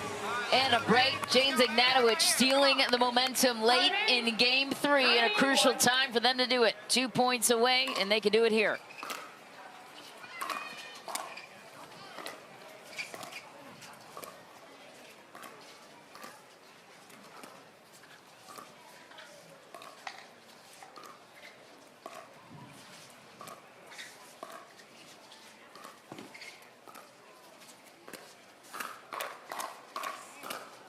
Wow.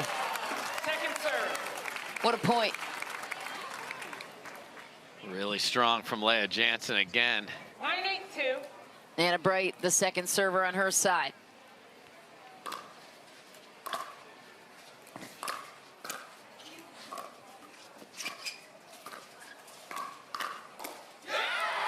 And she'll handcuff Leigh Jansen. Match point for Anna Bright and James Ignatowich.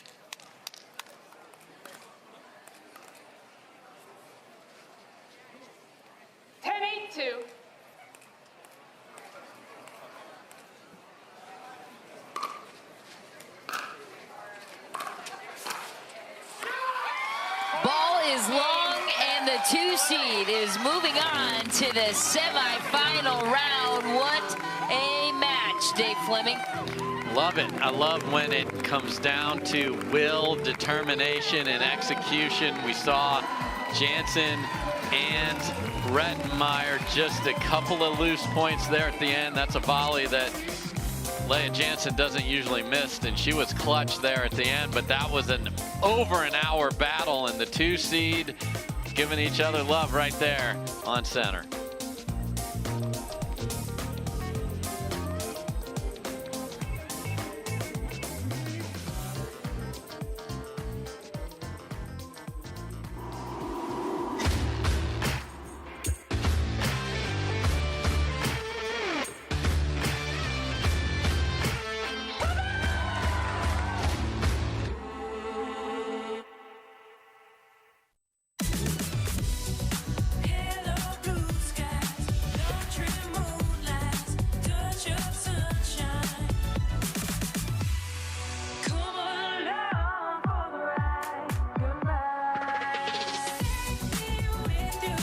It's your journey. Own every mile in the Hyundai Tucson with America's best warranty. Right now, get 0% APR financing on the 2023 Hyundai Tucson. Visit your local Hyundai dealer today.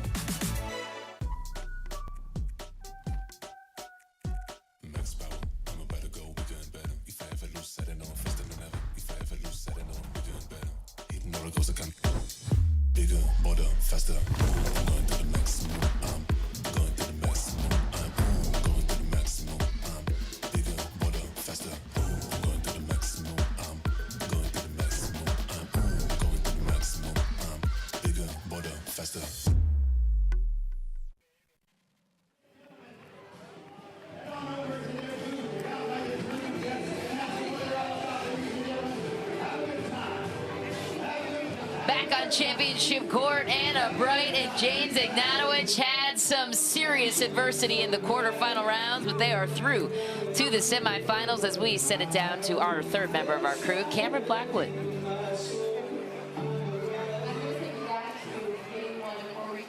Game 3, which lasted over 30 minutes there. What adjustments did you guys have to make sure you came back really strong in that game 2? You know, Leigh and Travis are a great team. They were playing really, really well at the start. James and I were just talking. We maybe need to, after there's a bit of a break, you know, need to just do something to come out a little quicker for us. Sometimes that's an issue, but adjustments, we just needed to clean it up. That was pretty much it. Not a big change in game plan, just being a little sharper on the whole, and thankfully we woke up and we were able to get it done. And in game 3, it looked like no one wanted to really win that. There was a lot of back and forth there, stuck at 7-8 for a while. Offensive timeouts, but what was the main focus you two had to make sure you took the match? I think just stay solid and try to make our serves, make our returns, and just make them play. And Travis and Leia played great, so I think it was good we were able to pull it out, but that definitely could have gone either way, so I feel kind of lucky. And the wind is swirling just a little bit, but it looked like almost the far inside was the better side today. Is that true? You know, I actually, when we lost the toss and they chose that side, I was like, oh, crap. Like, I thought that was the bad side, and I kind of think it was, honestly. I think that was with the wind most of the time, but then the wind kind of shifted and we were into it. That's why I finally got myself to throw up a lob in the third game. I was like, the wind has changed. You're into the wind. You're getting the same ball, and you can't attack cross court anymore, so you might as well try something different. And I finally was able to get myself to pull the trigger, but I don't know that there's too much of a good side on such swirly days. You just got to play tough, both sides. There you have it. Moving on to the semifinals. Mish, back to you.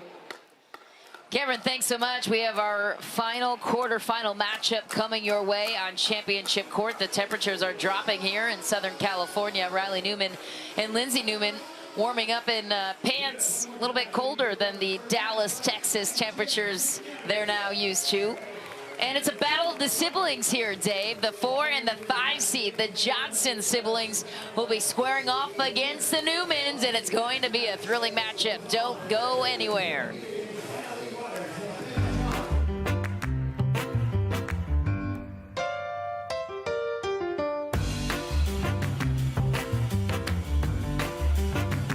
A lot of us miss hit the ball. I know I miss hit the ball a lot. So Speak for more yourself, forgiving.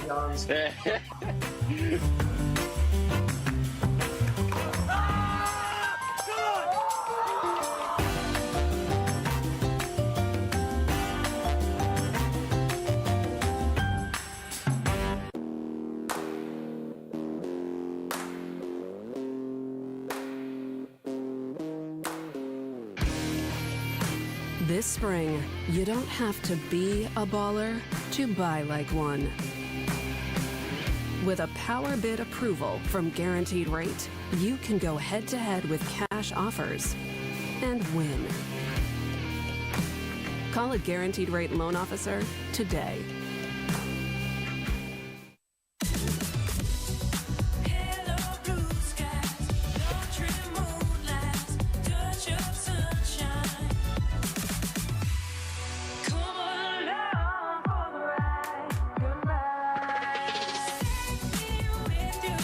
It's your journey. Own every mile in the Hyundai Tucson with America's best warranty. Right now, get 0% APR financing on the 2023 Hyundai Tucson. Visit your local Hyundai dealer today. The Select Medical Orange County Cup is brought to you by SS&C Intralinks, Vizzy Hard Seltzer, Carvana, Chase, Pickleball Central, Hertz, Selkirk, we are Pickleball, and Hyundai.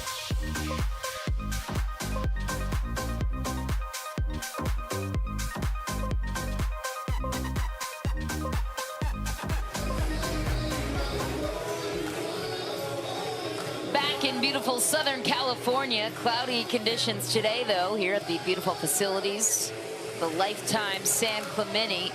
You're watching the Select Medical Orange County Cup presented by Intralinks, and it's a battle of the siblings for our 4th and final quarterfinal match here on Championship Court. Moments ago, we just saw Etta Wright and James Ignatowich punching their ticket through to the semifinals. Now the winner of this one, they get the 1 seed. Leigh Waters and Ben Johns. This seems to be a stacked portion of the draw up here, Dave. No doubt, and it's been all chalk so far, Michelle. So if that continues, it would be the Newmans that win. But how fun is it to have a brother-sister versus brother-sister match here? That is quite a sight, and shows that we truly are a family fair here sometimes on the PPA Tour. And I think the difference here, though, is there is offense, and big offense, out of both J.W. Johnson and Jorja Johnson. Lindsey Newman certainly can provide offense, but is asked to play more defense in this pairing with her brother. So we shall see how that goes, but it's great to see Lindsey Newman out here 2 weeks in a row. She is now going to be able to practice again with her brother, and hopefully yours truly on occasion with her move to the Dallas area. So, you know, just such a unique player, because she can just keep making balls and she just leaves it in safe places and then lets the chaos of Riley Newman reign. Impressive, too, with the way she's able to check in and check out as a full-time mother as well. Her brother Riley Newman has been playing some incredible pickleball as of late. He's made it to the last 2 championship rounds for mixed doubles with 2 different partners. Make that 3 in Dallas with 3 different partners. Played with Elise Jones in Charlotte, North Carolina, Paris Todd in Atlanta, and now his sister Lindsey Newman in Dallas. And this weekend, J.W. Johnson, he's just 20 years old. He turned pro in 2020.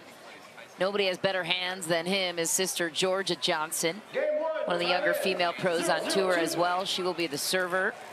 They're a special duo. We will dive into that in just a moment.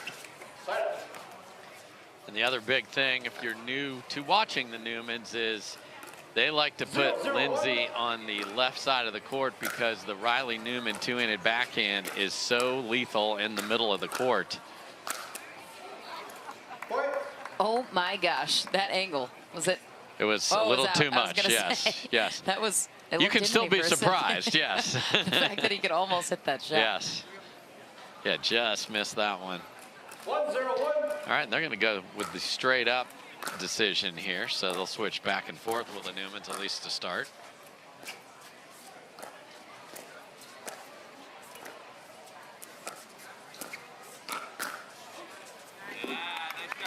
Down the middle for JW Johnson that time. 1-0-2. Grabs the baseline. Lindsey Newman, the second server.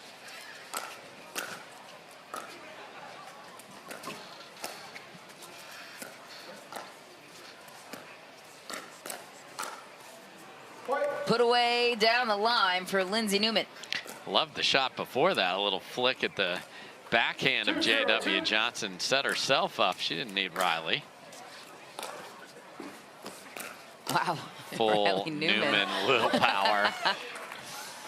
And then so good. And somehow that ball from Lindsey Newman going 3 miles an hour went between the Johnsons. So good start for the Newmans.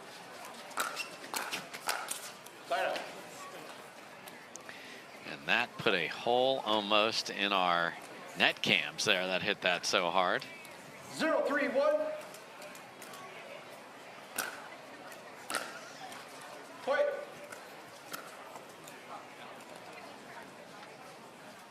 1-3-1. The Johnsons are on the board.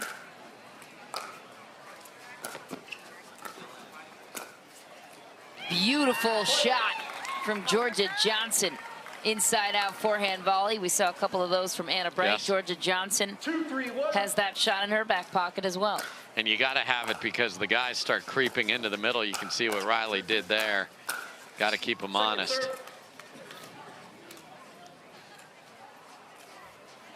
Serve. 2-3-2.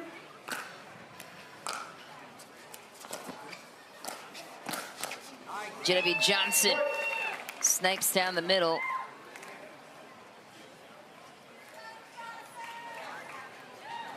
Yeah, Lindsey unable to redirect that ball wide enough or shallow enough to keep it away from JW Johnson.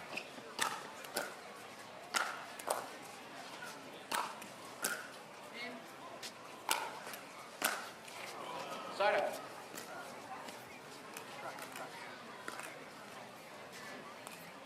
3-3-1.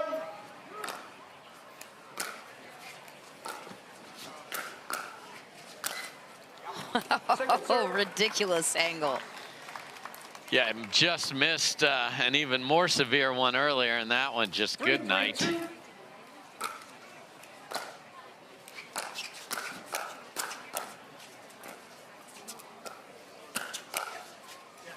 Lindsey Newman was lined up, threaded the needle down the middle.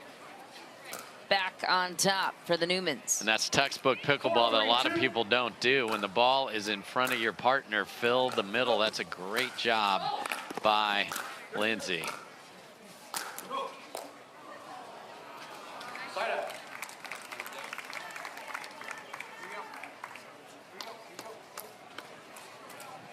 JW Johnson takes the serve back and a chance to tie it.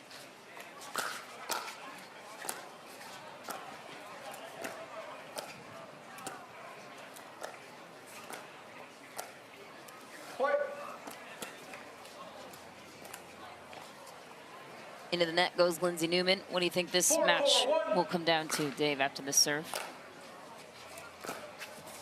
Second serve.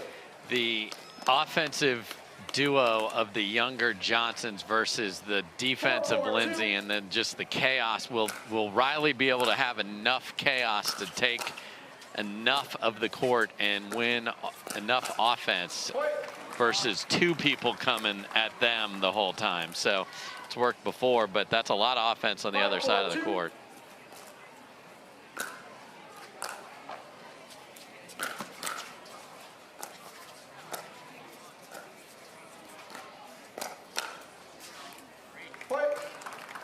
forcing the issue that time, JW Johnson.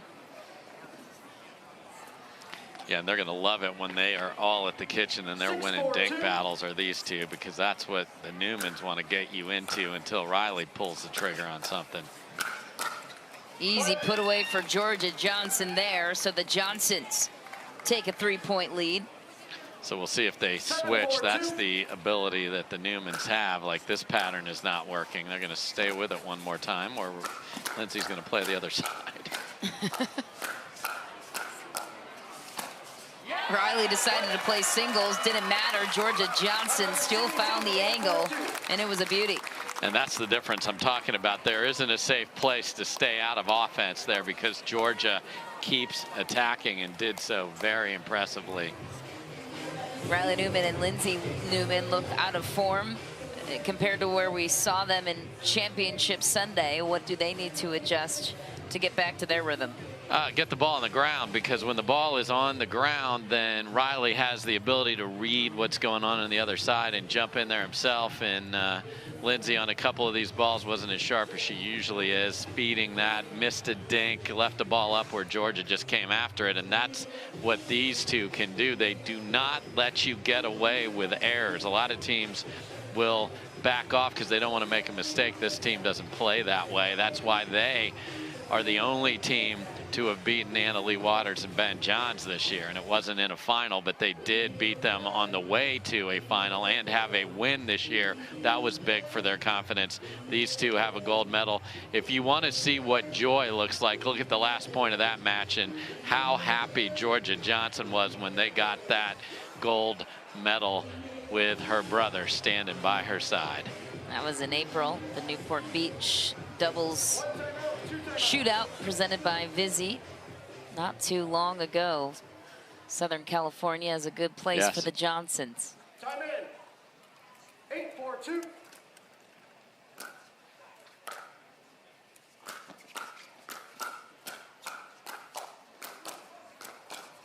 JW Johnson, just a snap of the wrist, and he has you beat.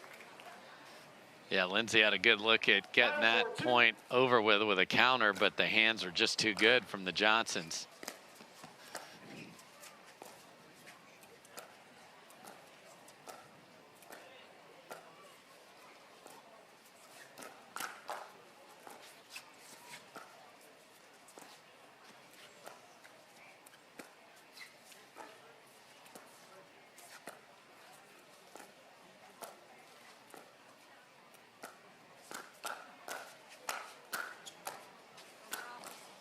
Jorja Johnson with the put away down the middle, and just like that, game point on the side of the Johnsons. They look good. Very good.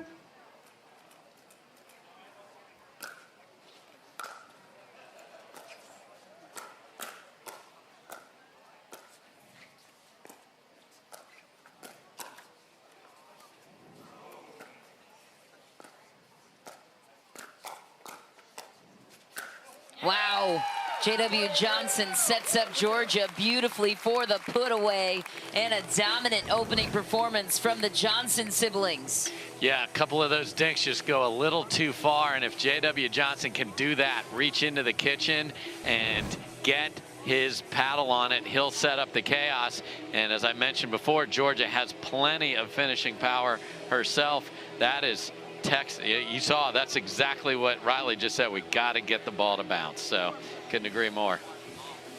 They will chat it over, and we will be back with game 2 after this.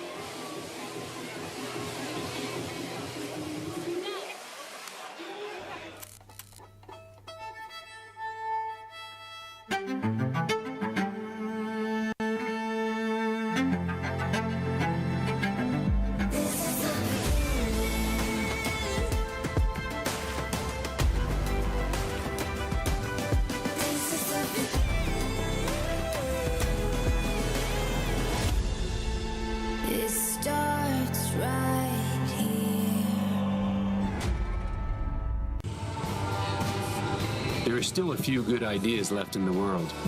Ours was to make our own tequila. Grab a glass, amigo. Our casa is your casa.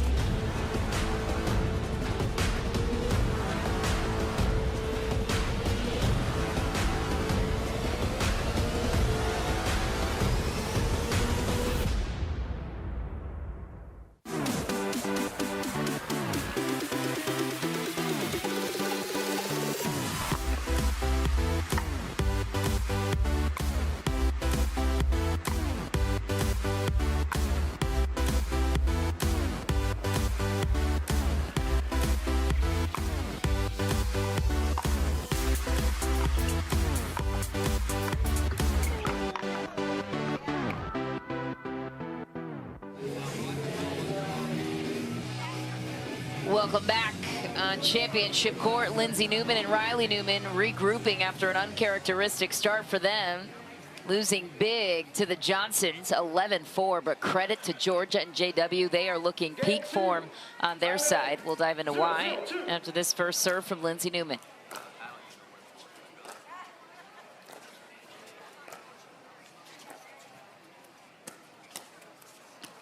No pressure that time, but what is it about the combination of JW and Jorja in game one that they were able to apply so much pressure on the Newmans? They were fundamentally sound, and any ball that was up, they just got all over it and attacked. And just like those two, they are not missing the opportunities, and they earned a bunch in game number one. You saw Lindsey on the first rally of this game to slide it down the line and beat JW Johnson. So she's got to add a little offense to get Riley going here, because we have not seen much of his chaos. Second serve.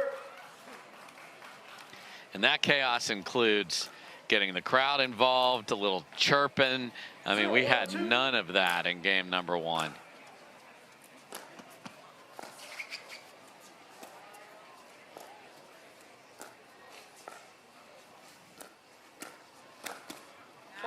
What a finish for JW Johnson that time. The Johnsons back on the board in game two. Yeah, that's what we're talking about, and that's what literally Riley said as we went to break. Get the ball to bounce. That one did not.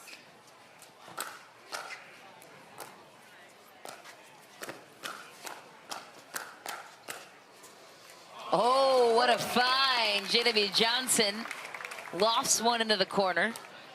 Yeah, sometimes if you don't hit it perfectly clean, but you catch them cheating into the middle, you get away with one. That happened there for J-Dub. Oh. Oh.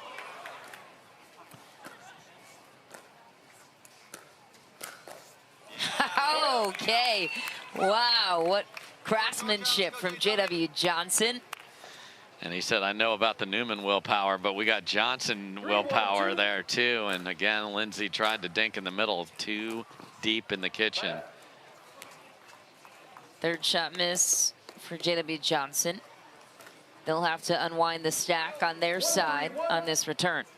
Yep, and they're going with Riley on the left side here in game number two.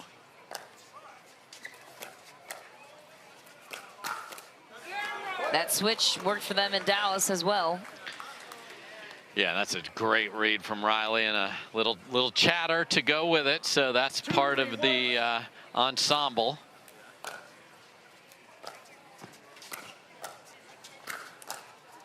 Easy finish for JW Johnson, or at least he makes it look easy.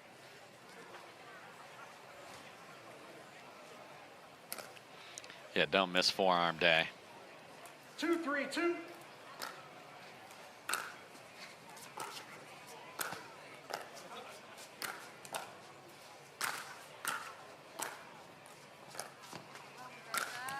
What an angle for Jorja Johnson. Like, hey, bro, I mean, nice. You swing at three of these. Here's how you put the ball away. Jorja, beautiful. 3, 2, 1. Oh, give me a paddle tap. Okay.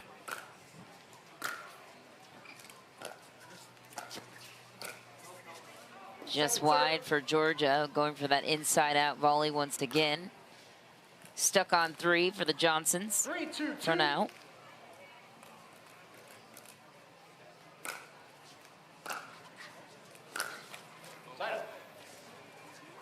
They'll stay on the odd, and Lindsey Newman will take back the serve on her side. And saw none of those types of mistakes in game number 1. That's how you beat a good team 11-4.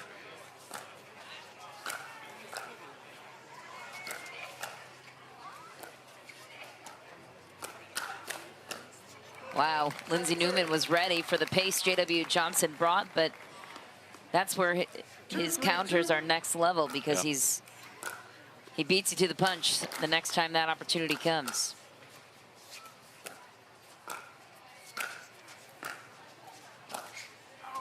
Oh, oh!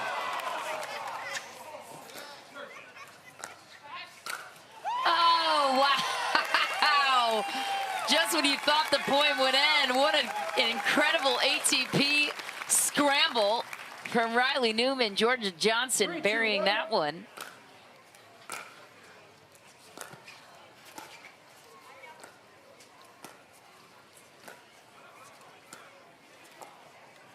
Second serve. And Johnson still stuck on this 3. 3-2-2. Jorja with another chance here.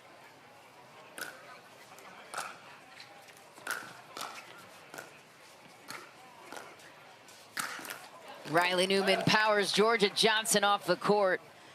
He's feeling feisty, you can tell. Yeah, just has finally gotten 2-3-1. his voice into this match, and that's a big part of it.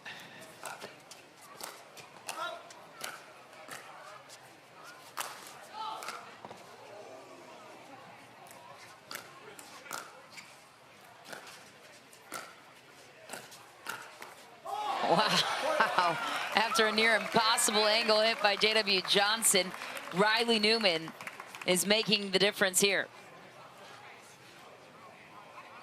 A possible turn of events here in game 2.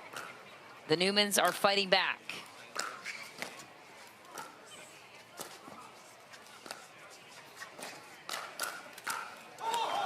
Straight ahead goes Riley Newman. That switch from Riley going over to that left side has been fruitful. And there was just that, another look at that obscene get. It's one of those points you want to win, because then it's on your highlight reel for life.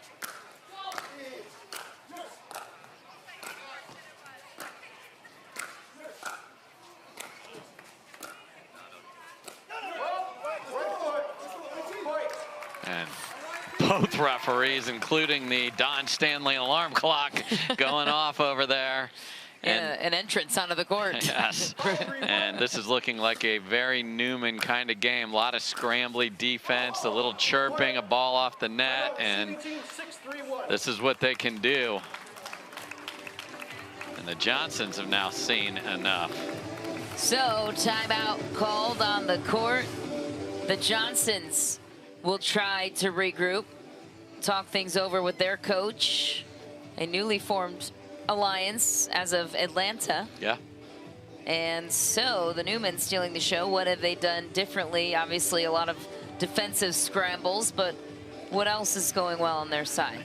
In this run, obviously they've gotten the ball down on the ground. Riley, a couple of beautiful reads. He's like, if you're going to keep peppering the ball to Lindsey, I'm going to take a chance and go in front of that. So great job there. So Johnson's will want to look at that and go backside to keep him honest.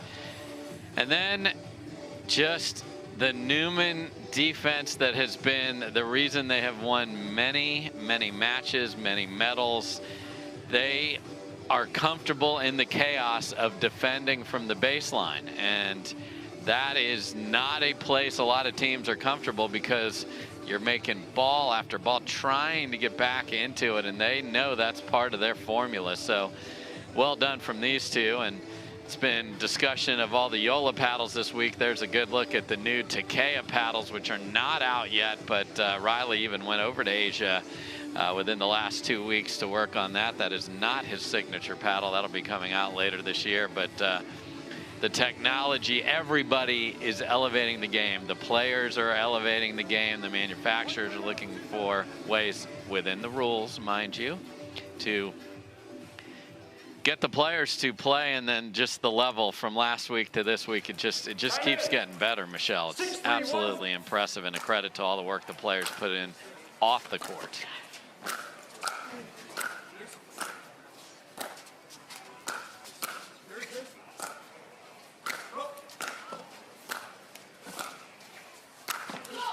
Down the middle for JW Johnson. They had to stay patient, had a couple of good angles. That defense of the Newmans shining through again. Yeah, and Lindsey shoved brother out of the way on the one to get.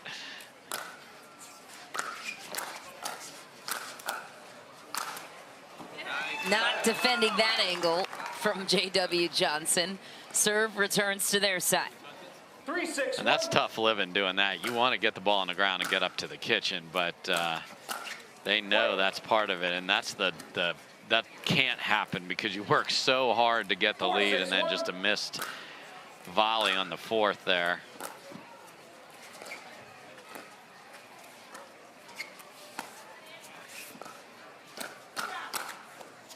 Wow, JW Johnson big again at the body of Lindsey Newman.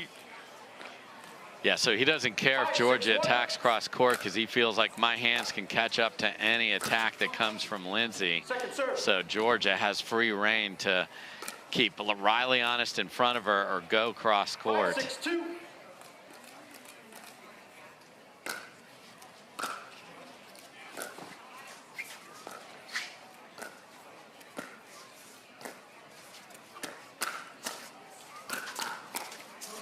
Wow. Riley Newman was there for the counter. And the chirp, no, says Riley. So I think important there for them to keep the lead. Johnson still pull within one, though. Good run for them.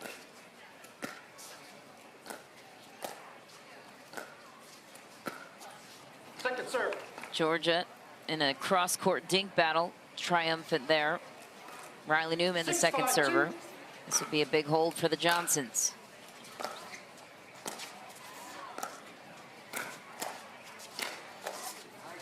And it is. The Johnsons recover the serve. It's a one-point game. Again, there's just that freedom. Just let it rip, Jorja.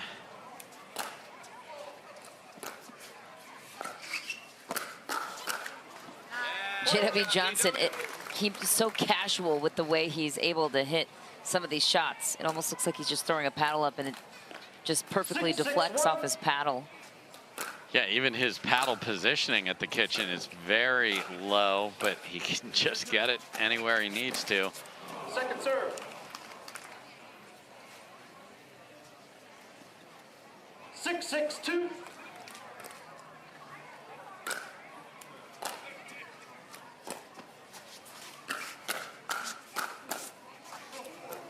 Oh, wow. Wow, that was such good defense from Lindsey Newman. You hate to see them lose that point, but JW Johnson was just too much. Yeah, Riley put her in deep trouble with the forehand speed up. Got out of jail twice, but not the third time. Whew.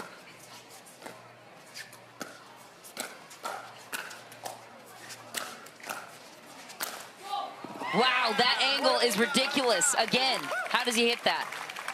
He knows that Riley is going deep, so he's actually finding a little shorter angle, and that's what's smart about this, because watch this come right towards the camera here. Great job by JW Johnson, and again, 3 words, make it bounce, are the key to this. In the last few rallies, they haven't been able to do it. The Johnsons with a chance to close out this match after this short break.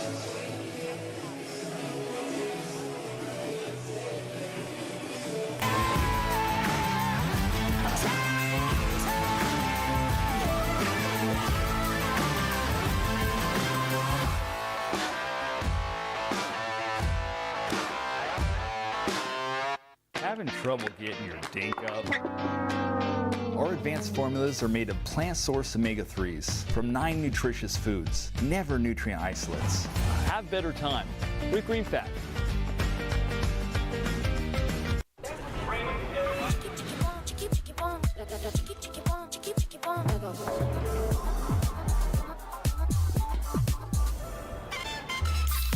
Follow your vibe. Busy Hard Seltzer, flavor for every vibe. I found my way. In bad times, I know I'll be okay. 'Cause I found my way.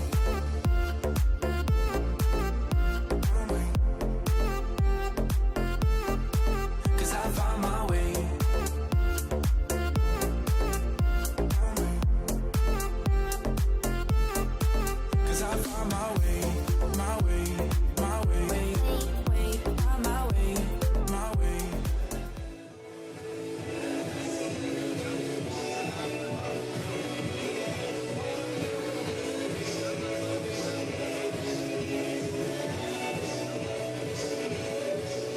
JW Johnson and Jorja Johnson putting up a show here, and the show will continue for us in Denver and some new cities coming up later on this summer, Dave. Yeah, excited to go to Seattle and Kansas City. And then the big news, USA Pickleball National Championships are heading to a suburb of Dallas. Beautiful invited club down there, Brookhaven Country Club. Lots of investment into pickleball there. There will be Pickleball Boulevard, and if you have already earned a golden ticket, you can sign up. Go to pickleballtournaments.com. Pickleballtournaments.com has been the place to go to get your tournaments on, and they are the reason with pickleball brackets how we handle these huge tournaments with all these amateur players. We love that players can come out and play right where the pros play. We're talking up to 4,000 players at Nationals in November. That is going to be something else. Food, concerts, but let's get back to this. Let's get back to this indeed. Jorja Johnson and JW Johnson on a run, looking to take the match in game 2. Long for JW Johnson. Serve returns to the Newmans. A good timeout called. 6-8-1.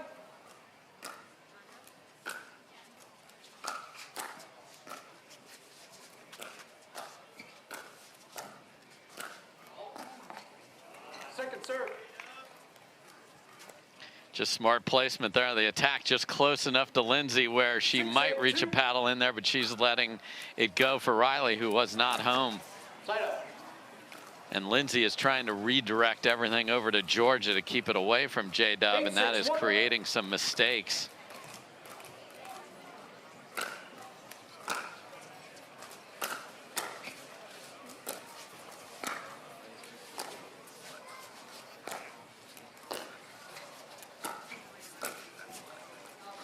Second serve. Just wide for Jorja. JW Johnson, the second server on his side. 8-6-2.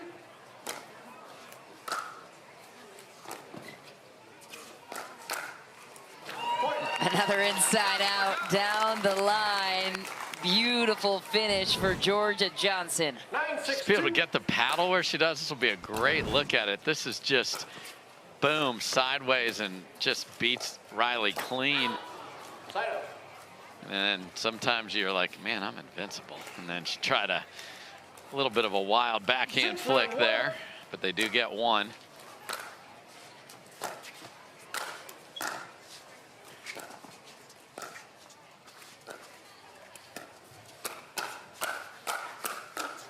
Firefight gone in favor of JW Johnson.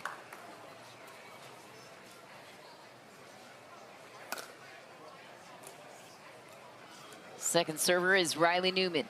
6-9-2.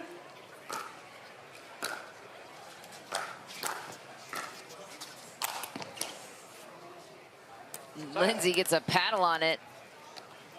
Even that was impressive on that shot. So the serve returns to the Johnsons, 2 points away from the semifinal round.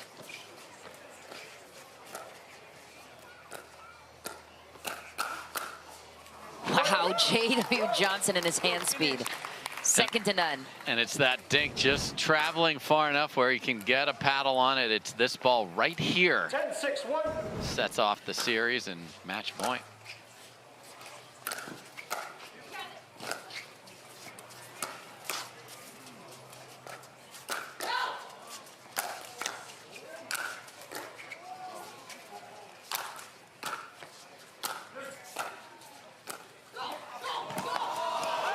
The Johnsons would not be denied despite the stifling defense of the Newmans. And guess what?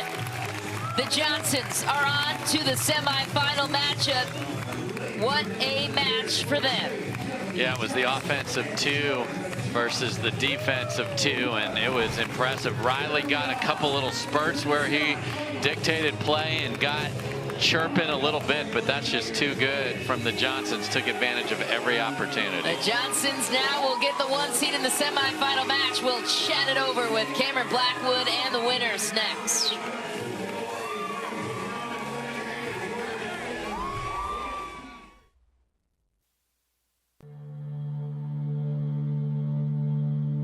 Pioneered by revolutionary technology, Backed by relentless research, we bring you an unmatched quality of product. Made right here in the USA, each performance paddle is engineered to perfection and built to last. Because when it comes to the sport we all love, quality and performance matter.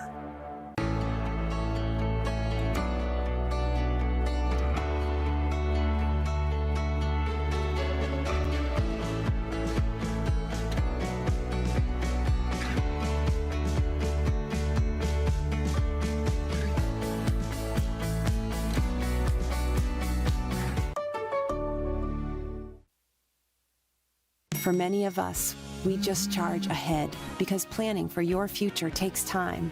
And right now, thinking about your financial future takes on new meaning. At Baird, our financial advisors have guided individuals and families to achieve their goals through every crisis evolution and groundbreaking idea for over 100 years. That's the difference between thinking you're ready for what lies ahead and knowing you've planned for it. Now that's different. Discover the Baird difference.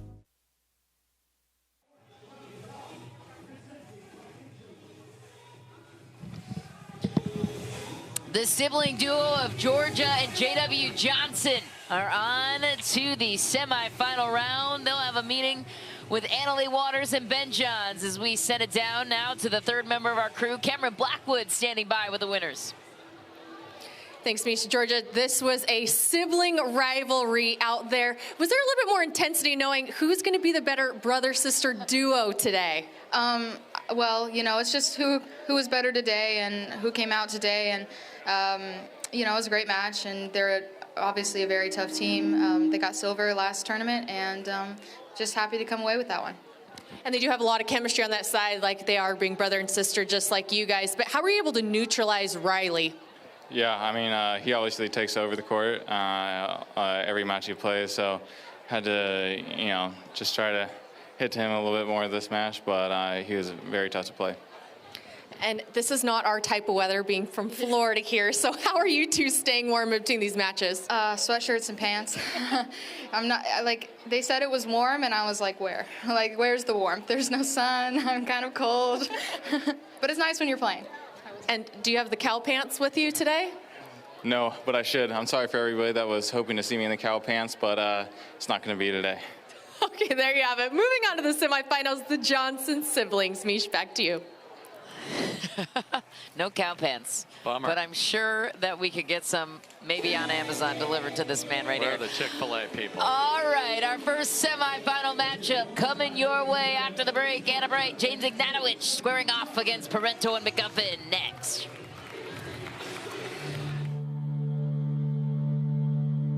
Pioneered by revolutionary technology, backed by relentless research, we bring you an unmatched quality of product. Made right here in the USA, each performance paddle is engineered to perfection and built to last. Because when it comes to the sport we all love, quality and performance matter.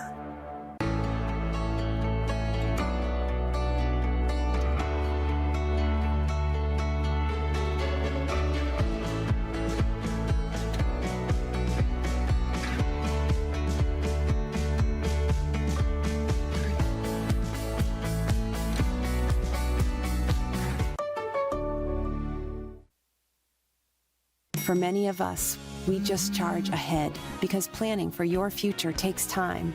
And right now, thinking about your financial future takes on new meaning. At Baird, our financial advisors have guided individuals and families to achieve their goals through every crisis evolution and groundbreaking idea for over 100 years. That's the difference between thinking you're ready for what lies ahead and knowing you've planned for it. Now that's different. Discover the Baird difference. The Select Medical Orange County Cup is brought to you by Franklin, Baird Wealth Management, Fila Pickleball, Fitvine Wines,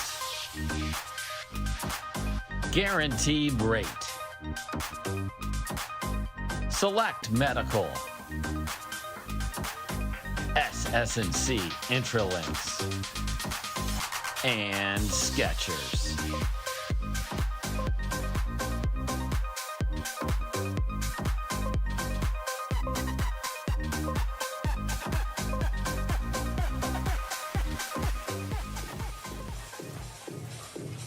Back in San Clemente, California, not the sunniest day, No. and not the warmest day that we've seen, but Definitely. still beautiful here. The ocean is just a couple of miles away from the Lifetime facilities here in San Clemente, as we welcome you to the semifinal matchup, the first of two. Michelle McMahon and Dave Fleming, thrilled to have you with us this evening on the Pacific Coast. If you're still watching us on the East Coast, glad you're staying awake.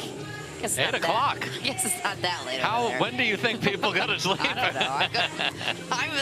I'm my bedtime right around this time. Here's the bracket. Etta Wright, James Ignatowich will be squaring off against the 3 seed, Catherine Parento and Tyson McGuffin, who have been sitting for quite some time now.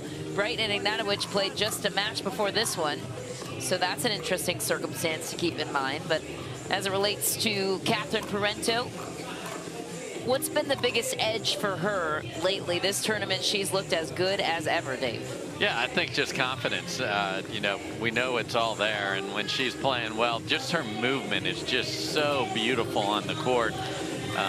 Been able to do that, and then the fact that both of these players played so well in singles, it just feeds you into the next day. I mean, McGuffin took full advantage of his half of the draw, opening up with Colin Schick beating Ben Johns yesterday.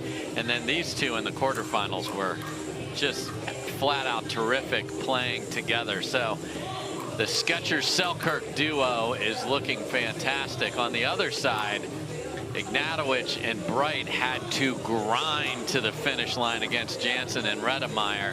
Played an hour match. So you had an hour match there. You had the siblings playing, and all that McGuffin and Parento could do is watch, try to stay warm. You saw many of the players here warming up in sweat jackets, and this is different. Last week, they were going through, as Tyson said in his post, 20 different shirts. It was so hot in Dallas, Texas. So much different here, and you can see in the tents there the wind is swirling. This center court is an amphitheater, so it's built in, so the wind enters and then swirls around it. So there was an interview earlier where there's a discussion with Anna Bright about, hey, is there a good side? And she said, I don't really think there is one, but we'll get you a shot of the trees in the area to show you what that swirling wind is looking like outside, but it is happening. And there's a good look at that. 63 and cloudy. Those Florida residents, not too warm. Catherine Parento, one of those. Yeah. And so is Etta Wright and James Ignatowich, both out of the Boca Raton area. These two teams have met one other time. It was this year at the Florida Open in Holly Hill. Catherine Parento and Tyson McGuffin winning that one in 11-2, 11-7 over Anna Bright. James Ignatowich, who are looking to turn the tide here. Anna Bright, the first server. Set up. 0-0-1.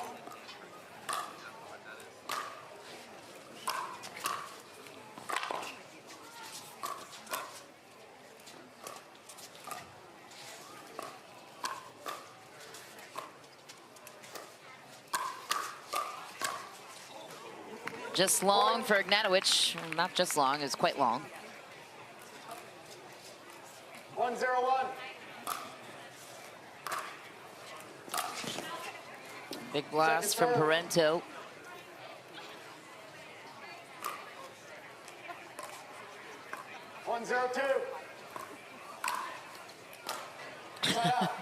Must be wind or something we'll going on. We'll just say that. Couple of, what a gust there. Oh my goodness. Let's see, those two have wild misses back to back very often. Big put away forehand for Tyson McGuffin. So good with his rolls and his precision. 0-2-2. I'll recall. And when you have the wind, it's tough to find your drop. You don't even really think about that, but that's the most important thing. You saw in the last match how important it is to get the ball in the dirt. And if you can't, you're feeding the offense of your opponents. The Johnsons are still playing because of that. 1-0-1.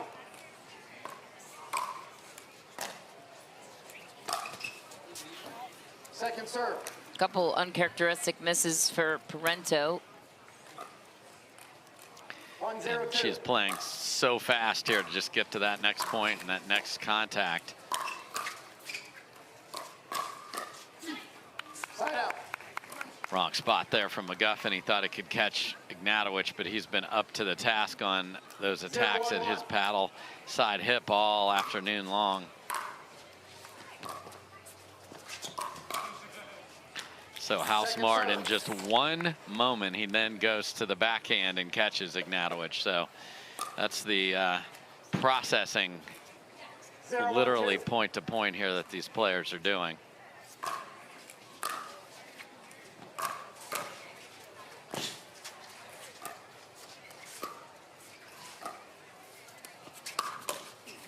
Ooh, ATP from Etta Wright, nearly defended by Tyson McGuffin. Yeah, just wasn't quite set. Had a good read on it, knew it was coming, but was backing up a little bit. And here's that swipe around there, and Etta Wright fired up.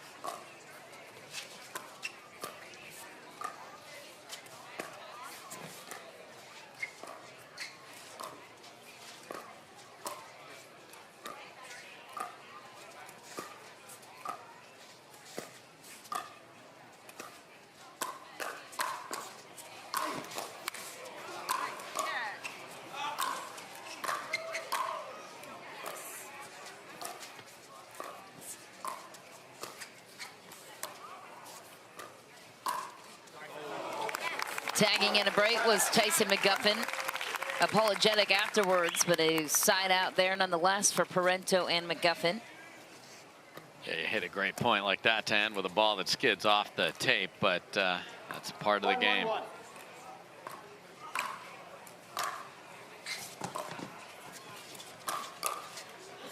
Second serve. Ignatowich right at the body of Parento. 1-1-2.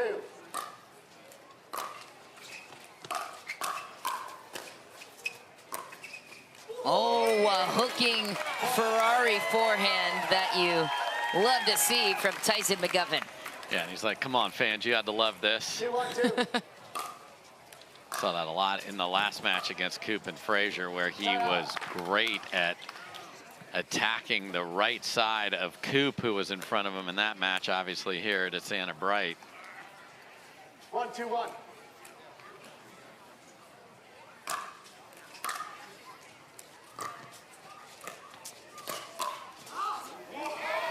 Second serve.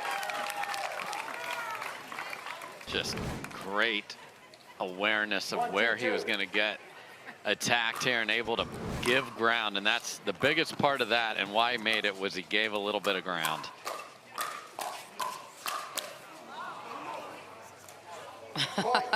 How McGuffin even got a paddle on that one. Gave ground there too, but way too much force coming at him. And you know, that's some teachers teach, once you get to the kitchen, just stay there. That is horrendous information you're being given. If that ball is up on the other side, give yourself a little extra time by bailing out of there.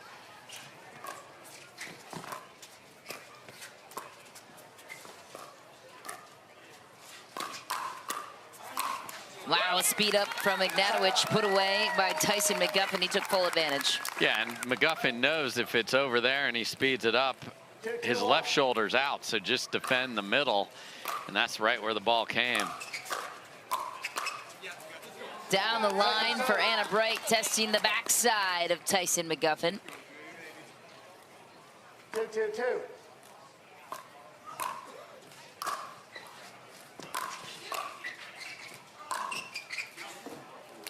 Just barely missed. Side out. Not a lot of margin for error in this match. 2-2-1.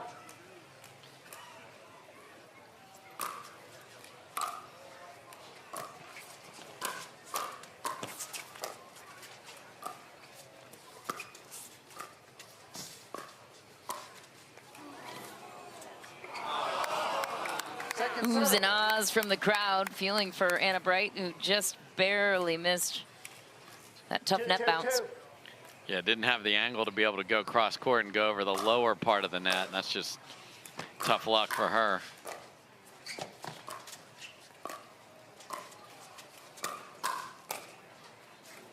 Side out.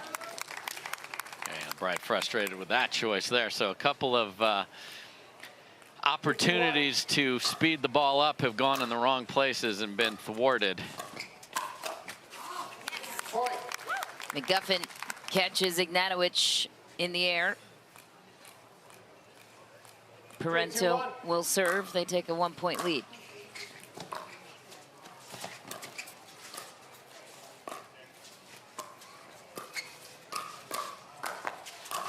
Wow, what defense bailing out was Tyson McGuffin with the advice you just gave a moment ago. 4-2-1. Knew they got lucky there.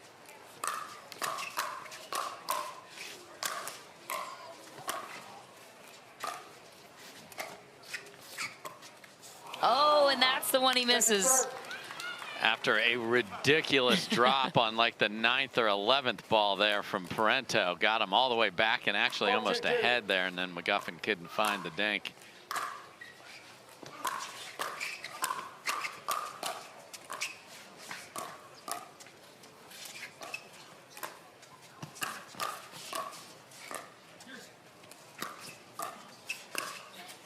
Oh, cross court was James Ignatowich. Yeah, got to get that down on the ground in a hurry because you've only got the width of the court available to you, and that's just 20 feet and a lot more narrow than that from where he hit it. So that's a great job of getting that ball on the ground quickly.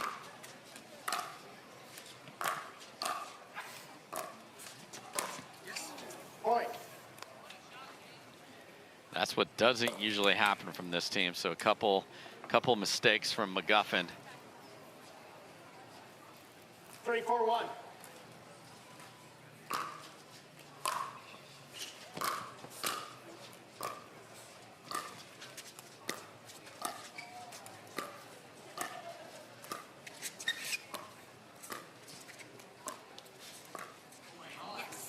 Second serve.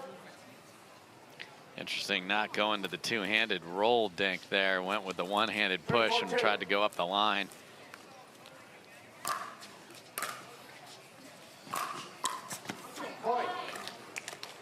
Better that time for Ignatowich. Yeah, and you see McGuffin trying to fake because he knew Parento was in trouble with the short return. And great job by Ignatowich of going behind McGuffin.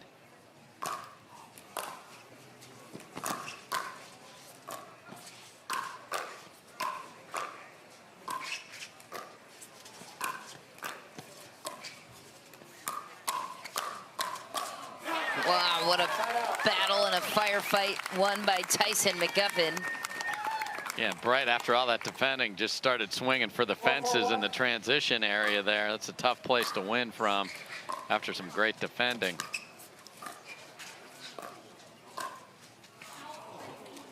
Second serve.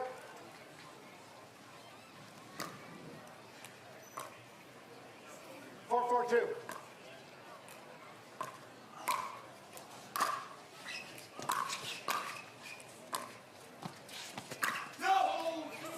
Sailing it long was James Ignatowich. Parento McGuffin back on top by 1.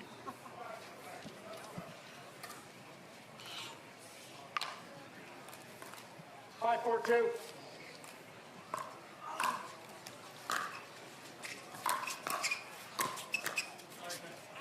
Point.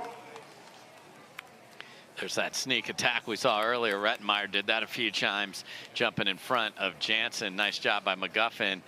6-4-2. Bright helped him out, though, by hitting a ball that's going to go deep. That's, you want your opponent to be uncomfortable. Same exact play, same result. 7-4-2.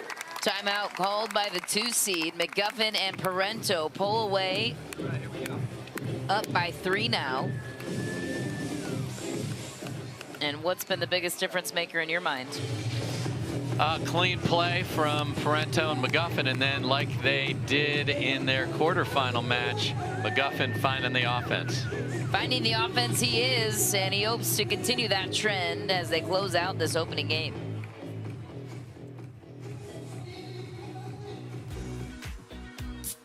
Sip, surf, and slam with Sanzo, the first Asian-inspired sparkling water made with real fruit and no added sugar.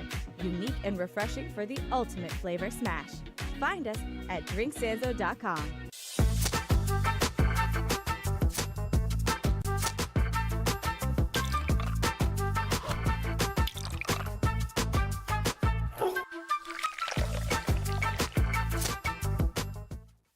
Let's have better time with this. Our advanced formulas are made of plant-sourced omega-3s from 9 nutritious foods. Green fat isn't anti-aging, it's pro-aging. Have better time with green fat.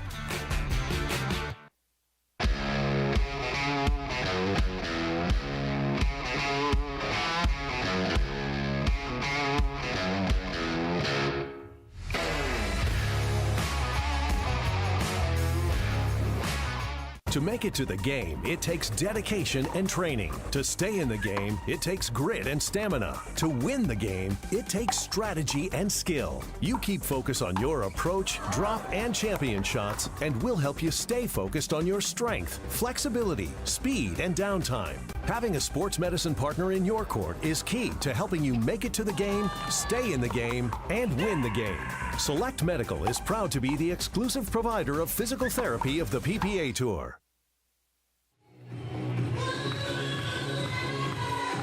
The crowd continues to support this semifinal matchup. Tyson McGuffin's, there it is. We still have it in the crowd. Yeah. But look at him. Parento has one too. Look at super fan. You got to have the partners. For a second, I thought that was you, Dave. Wait a minute. That was me. How did you get here so fast? So a couple other storylines within this. McGuffin and Ignatowich partners, and Etta Wright just got run over yesterday by Catherine Parento in singles, so she would love to reverse that and send Catherine out of a draw after what happened to her yesterday. So interesting all around here, and a really well-played match to start.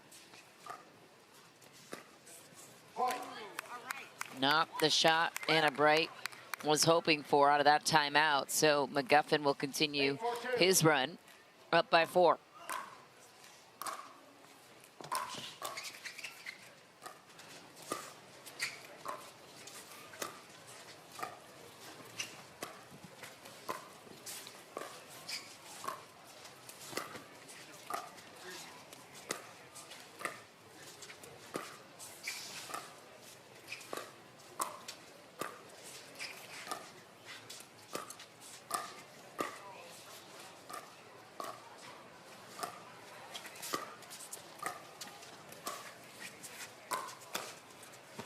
Wow, Tyson McGuffin gets involved and goes straight ahead at Etta Wright.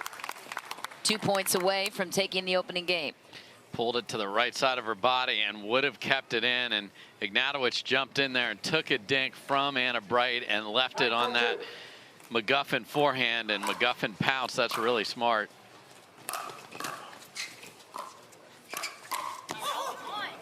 Wide for McGuffin.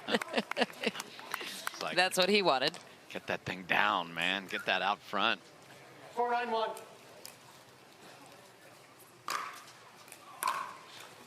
Point.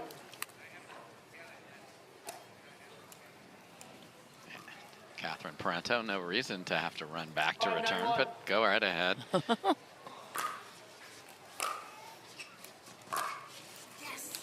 Second serve. It's interesting how aggressive McGuffin is in defending the unwinding of the stack. He takes a step all the way over and dares you to go back door.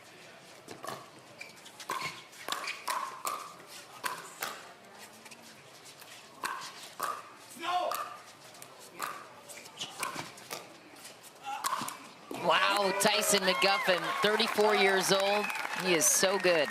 Just all over the place, and screamed at Parento to let one of them go, but her paddle was already an inch from the ball. So this team 2 days in a row as individuals and now paired together look fantastic.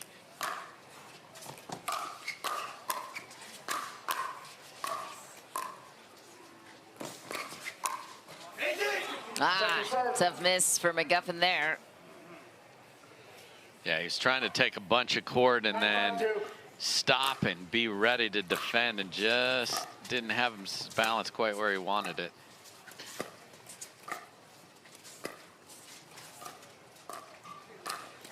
Wow, an attackable ball for Catherine Parento. She takes full advantage. Goes right at James Ignatowich. Beautiful shot and great location. 10-5-2. Game point.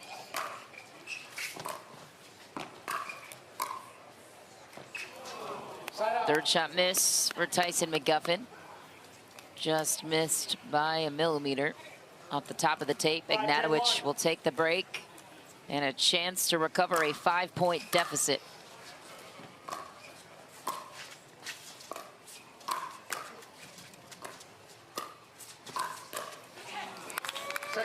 Great job there by Ignatowich, though, of changing. He's seen McGuffin, so he did drop it to that backhand side that got them in without any problem, but then couldn't win the rally.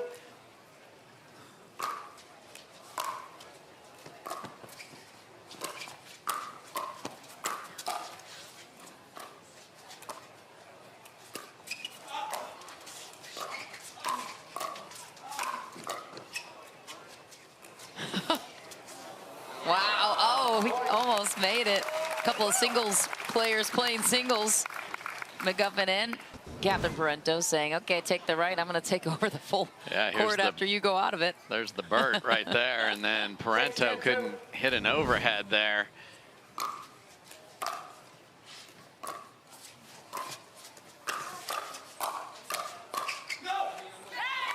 Lets it go. I can't tell you how good the recovery of Parento was in the middle of that, because McGuffin was on the dead sprint and it was beat back where he came from, and Parento stayed there. That was terrific.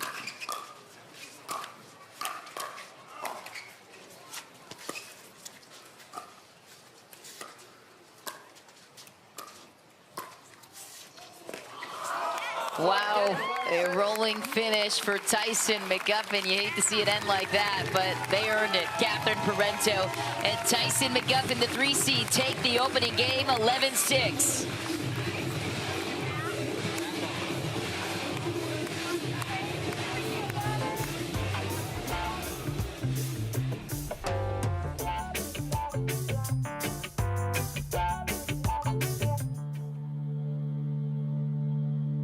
Pioneered by revolutionary technology, backed by relentless research, we bring you an unmatched quality of product. Made right here in the USA, each performance paddle is engineered to perfection and built to last. Because when it comes to the sport we all love, quality and performance matter.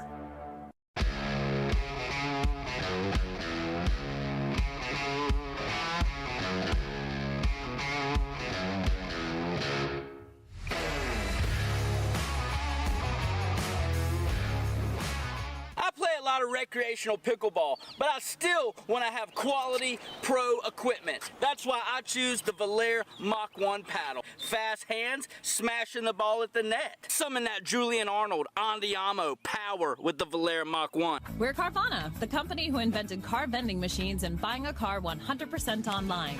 Now we've created a brand new way for you to sell your car. Whether it's a year old or a few years old, we want to buy your car. So go to Carvana, enter your license plate, answer a few questions, and our techno wizardry calculates your car's value and gives you a real offer in seconds. When you're ready, we'll come to you, pay you on the spot, and pick up your car. That's it.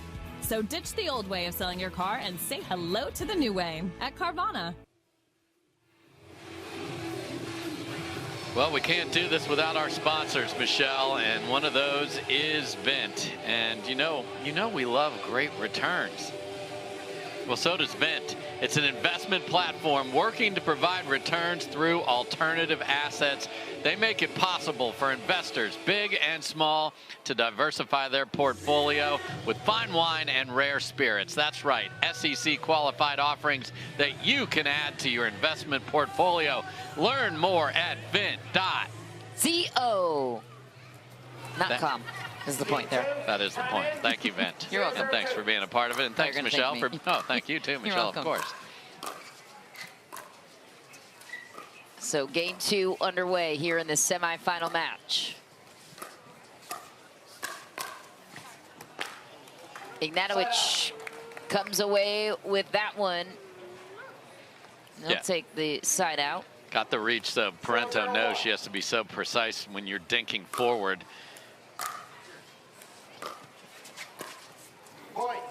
So there's the you return to Etta Wright, and James just runs right at the ball. That is pressure to find a safe place to put the ball.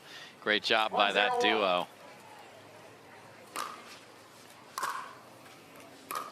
Wide on the serve. Tough to get that momentum going. Hate to miss a serve wide there. 1-0-2.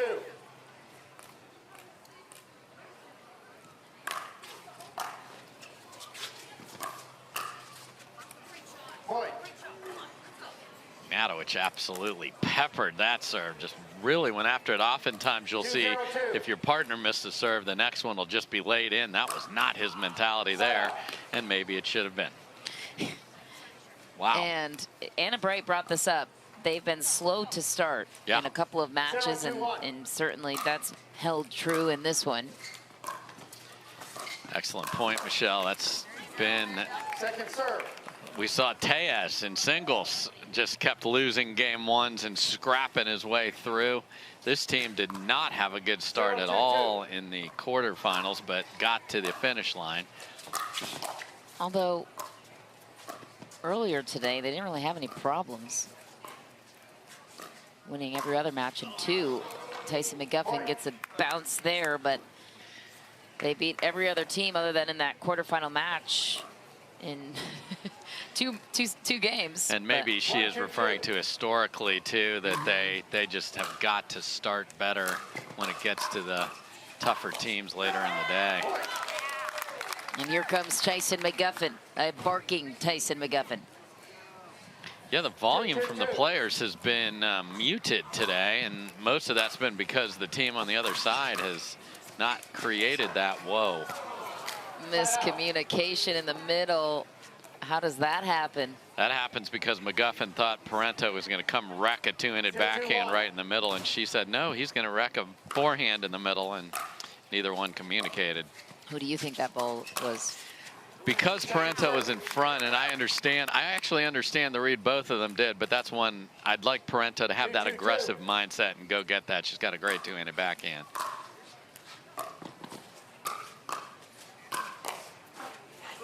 McGuffin responds. Quick side out. Tie game. 2-2-1.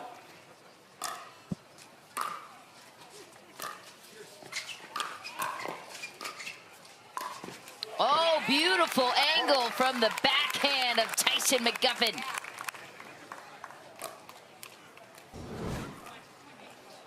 Three, two, one. First stab on the forehand and then just perfect.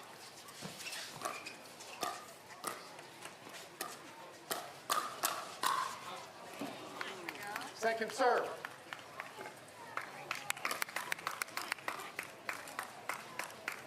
Three, two, two.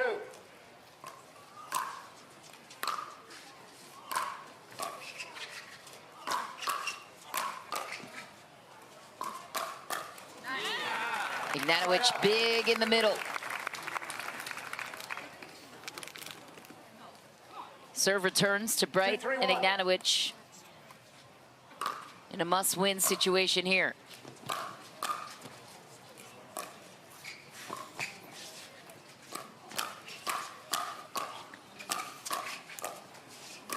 No. Make one, man. Second serve. Tough bounce off the tape for Ignatowich with a second chance to serve. 2-3-2.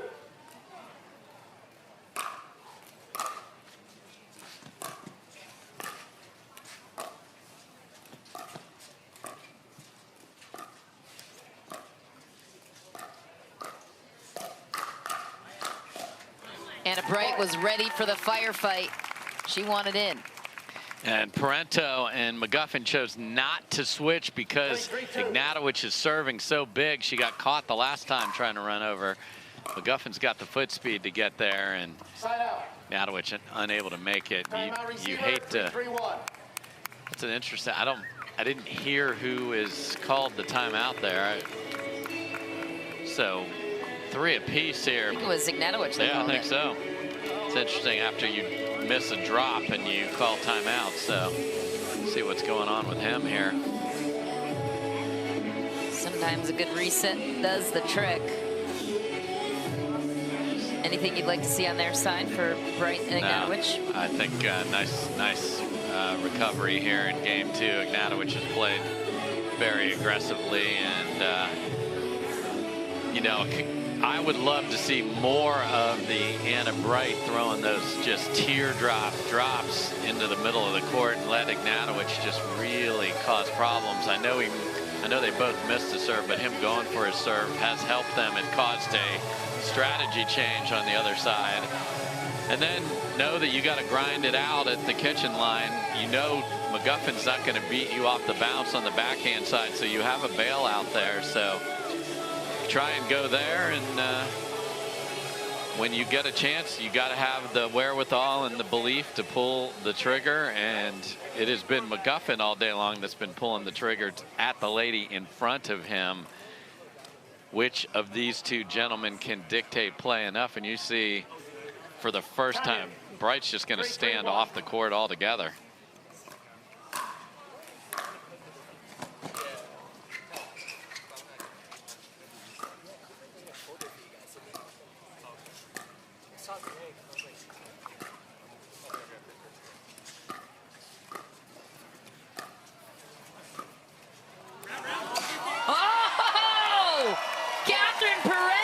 She grabs it some way, somehow. That was an incredible ATP. It sure was, because that ball rode the rail, and you heard McGuffin trying to encourage her around, and man, she slid and got there. That was tremendous from Catherine.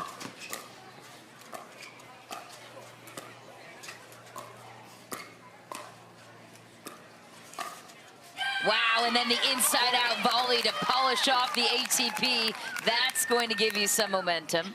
Yeah, back-to-back highlight reels, and you saw Etta Wright clap the paddle. Same issue with McGuffin serving. They couldn't get the switch.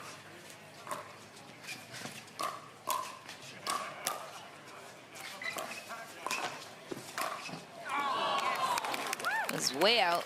James Ignatowich. Frustrated with what took place there. Had the perfect Burt setup, jumped in front of Etta Wright and had any finish that he'd want there. And I think we just got another timeout. And this is a guy that looks like he is in need of some energy.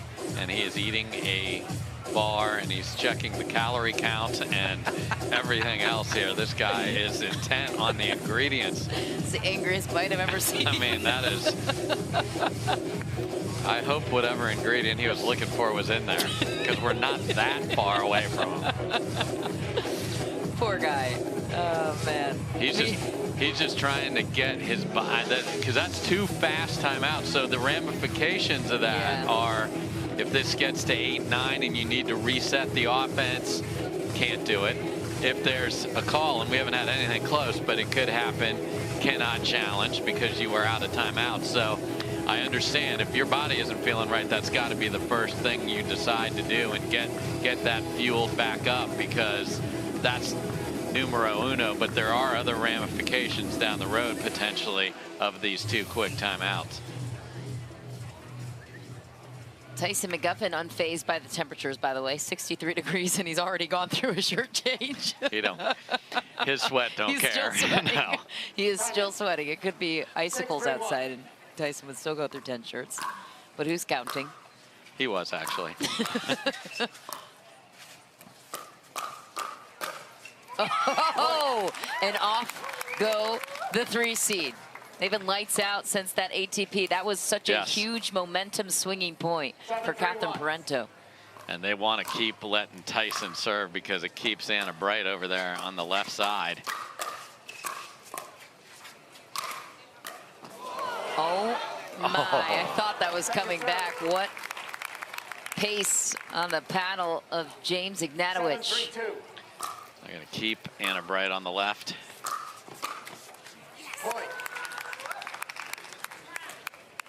And just your footwork and your paddle position changes because your volleys are a different direction. I mean, she's used to switching sides, but left that dink up and got away with it.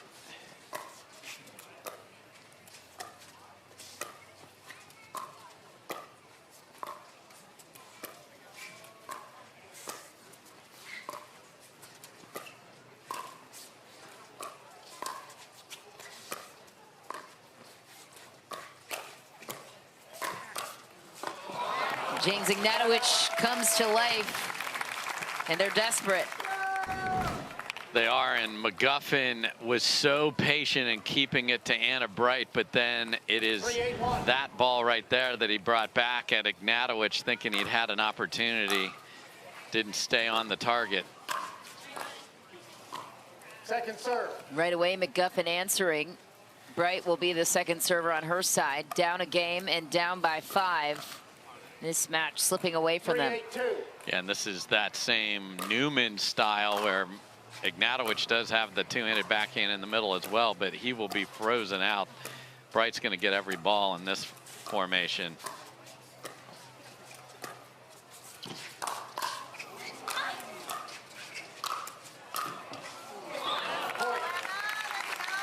And you have to stay true to the plan. And I know Catherine was like, oh, I can sneak this behind Ignatowich, but that changed the whole momentum of the point.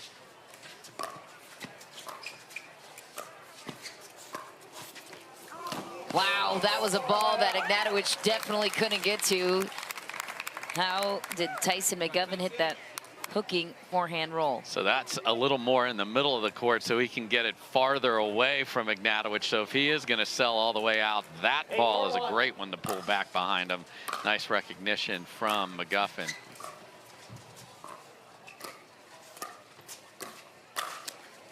And here comes Catherine Parento with that big two-handed backhand down the line against Ignatowich, 2 points away. Yeah, just flicks the first one and then goes right at the paddle side hip. So impressive.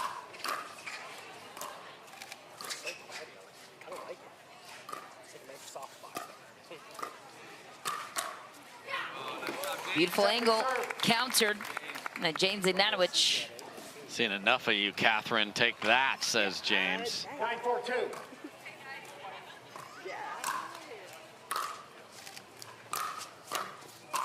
Wow, Tyson McGuffin jumps in the mix of a good speed-up chance from his partner, Catherine Parento, going cross-court to Bright. 10-4-2. Match point for the 3 seed.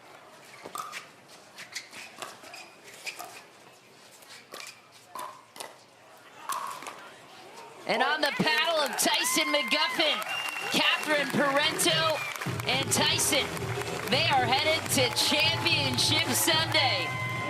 Twice. So they're already, you want to start talking about triple crowns. Well, these two are there in singles and now are there in mixed doubles, and it just was a beautiful carryover. They've looked fantastic all day. It's the same attack from McGuffin over to the right side of the body of a very disgruntled Etta Wright.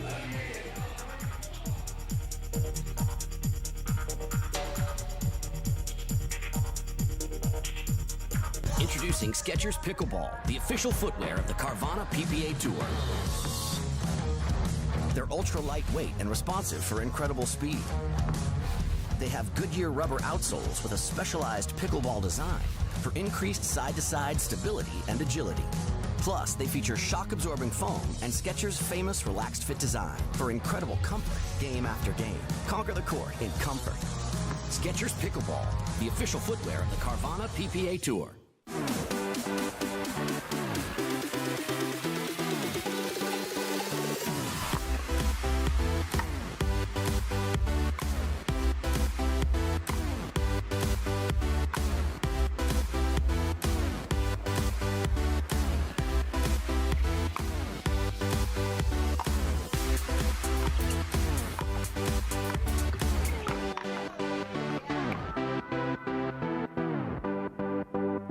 To make it to the game, it takes dedication and training. To stay in the game, it takes grit and stamina. To win the game, it takes strategy and skill. You keep focus on your approach, drop, and champion shots, and we'll help you stay focused on your strength, flexibility, speed, and downtime. Having a sports medicine partner in your court is key to helping you make it to the game, stay in the game, and win the game.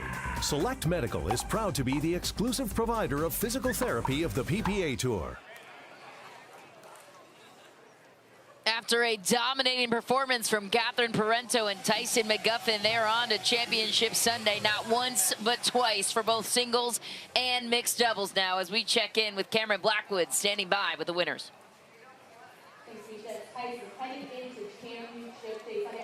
To talk about the other team and focus on yourself. So what was working so well for you two today to get you into Sunday? Anybody see Catherine's ATP? Come on, give it up for Catherine Parento. My, oh my, she makes my job way too easy. I thought we scrapped, played some good defense, made the court shrink down a little bit. Catherine grinded on the right. I thought she dinked very well. She was able to speed up at James, kind of beat him head-to-head a little bit. I used the serve, used the drive, tried to use some good energy, and things worked out in our favor. And speaking of that, Ernie, at 3-3, there was a timeout. You came out with the Ernie and then an inside-out forehand winner. What was said in between that? Because it was full gas from then on out. No, I mean, just to focus one point at a time and just keep grinding. And the more points we get, I mean, the more we got the first game. So it's always hard to kind of come back, you know, once they're down. So we just kept putting pressure. We just had that great energy and just super happy to get the W today. There you have it, heading into Championship Day Sunday. Mish, back to you. That's right, and they will have a dance with whoever the winner is of this next semifinal match as we reintroduce you to the #1 team in the world, Leigh Waters and Ben Johns, taking the stage next.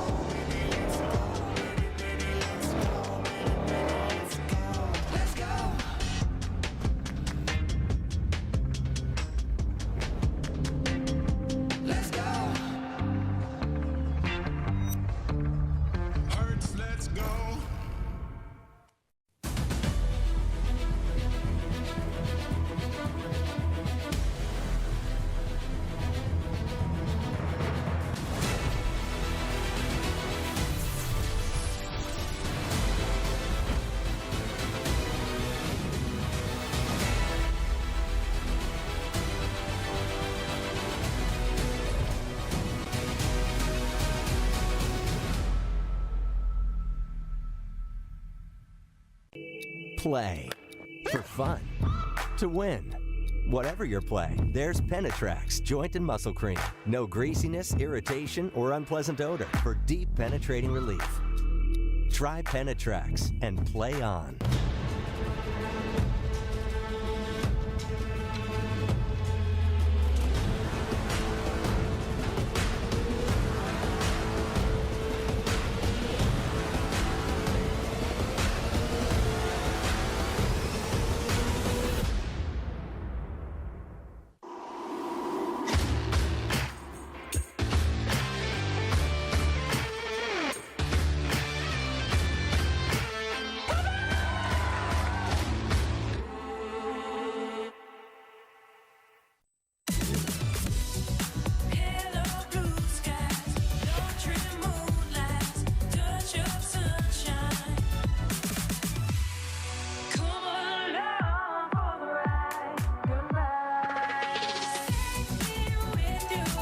It's your journey. Own every mile in the Hyundai Tucson with America's best warranty. Right now, get 0% APR financing on the 2023 Hyundai Tucson. Visit your local Hyundai dealer today. to San Clemente, California, and it's time for our final semifinal matchup. As we take a look at the draw, Ben Johns and Leigh Waters taking front and center stage. We haven't seen them for a couple of matches here on Championship Court, and they will meet the Johnson siblings, who, there's an interesting storyline here, Dave, because they're one of the few duos this season that have taken down Ben Johns and Leigh Waters. In fact, they are the only team to do it, Mish. So, yes, they got it done. It was not a final. They got it done, and it was an impressive display all the way back into Arizona did that happen. And there's a good look at J.W. Johnson, and he and Jorja bring offense. You saw the two of them were able to overpower Lindsey and Riley Newman. It's hard to play defense all day long against those two because they've cleaned up the fundamentals. So transition's better, the dinking is better, and the hands are fantastic. So the brother and the sister have already won the gold medal for brothers and sisters today because they beat the Newmans, so they won that one. And Ben and Leigh have been sitting for a long time, so long that we haven't even called one of their matches today. No. We jumped on after they played, after they beat Kovalova like and Wright. 2 o'clock earlier, yeah, like 1:30. I think the last time they were So we're on talking court. 3 hours plus since they've hit a ball. So there's a good look at Leigh Waters. If you haven't seen it, John Wertheim is a great writer for Sports Illustrated. Did a really nice story on Leigh Waters. So go check that out, pickleball fans. If you haven't seen that, she is something else. Has not lost since she took April off, literally undefeated in all 3 disciplines. And we talked about Triple Crown possibilities for McGuffin and Parento, certainly there. Parento is playing with Leigh Waters tomorrow. That is a team that is, guess what? Undefeated. So Parento has a good chance to be there, but then she's going to have to beat that lady right there in singles. But Leah Jansen almost got that done last week, and there is a new little blueprint, but we'll talk about singles some other day, maybe Sunday. So here is Leigh Waters, ready and smiling. 3 Florida players and a dude from Maryland who moved to Austin, and he called him the GOAT, and he is not on the court. There he is. But a big confidence booster earlier this year for the Johnsons because they've beaten this team, so they're not walking out of here just like, what do we do? That was back on February 19th in Mesa. Right out of the gate, Ben Johns is got to be a motivated man after going down in singles yesterday, unexpectedly.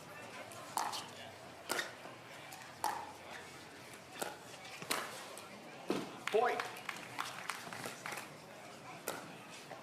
Cross court put away for Ben Johns. 1-0-1. An early 2-0 lead for the 1 seed.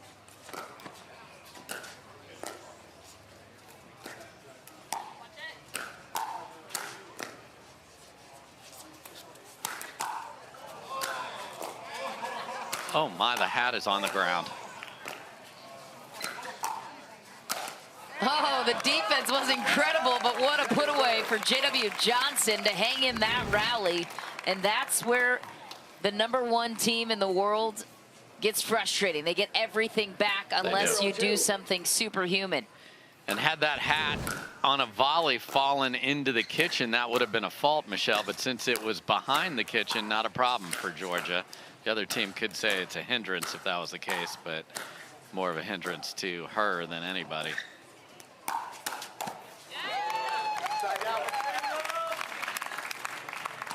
It's a great read from J.W. Johnson, kind of a half Ernie there, went over to the side, read the ball up the line from Leigh. Second serve. Boy, just mishit. There was nothing on that from Jorja. She tried to get a little spin and cut it. Just didn't hit it cleanly.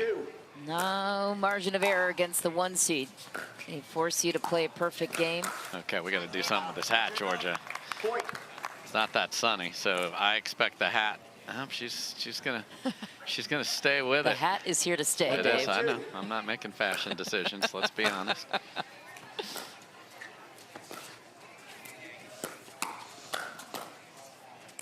Jorja Johnson, big on that backhand in the middle. And that's been the new ATP. It's a 3-shot shot. It's around the post, defended, and then your partner comes over and has the best chance to clean up the point.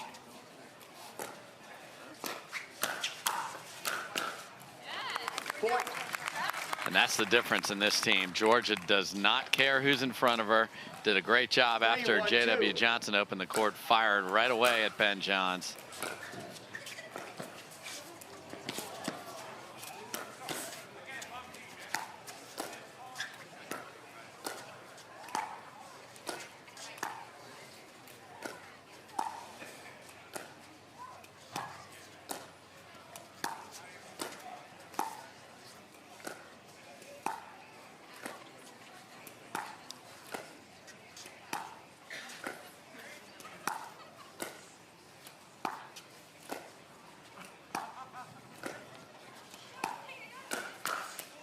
Battle of the 16-year-olds, and then Ben Johns puts an end to that rally. And it was Jorja who got out of it on the half volleys there. She kept half volleying the ball and then decided to speed one up, and the Perseus paddle was ready.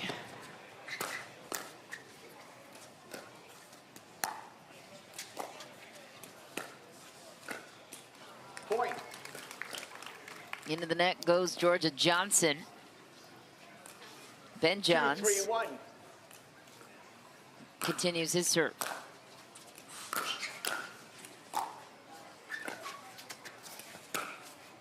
Wow. J.W. Johnson read it to his left, and big down the middle came Ben Johns. And if you want that beautiful Perseus paddle, go to Pickleball Central. They have it today, right now. You can go to pickleballcentral.com and get that paddle right there that just hit shot like that. Your paddle will hit shots like that. Have you played with the Perseus? I have hit a few balls, and I have one ready. Oh, I think Did it make you a different really player? Nice. It is a very nice paddle. It's Why? a great job. What separates it? You'll just the balance. There's some good pop in it, but 16mm can still play defense. So really well done. Little grit for you as well. That carbon fiber. So I think Mish, your game, you will be well served with Perseus or Scorpius from Yola if you want to go down the Yola Road. Anna Bright swears by the Scorpius. Yes, she's swearing at her Scorpius right now after the last match. 3-4-1.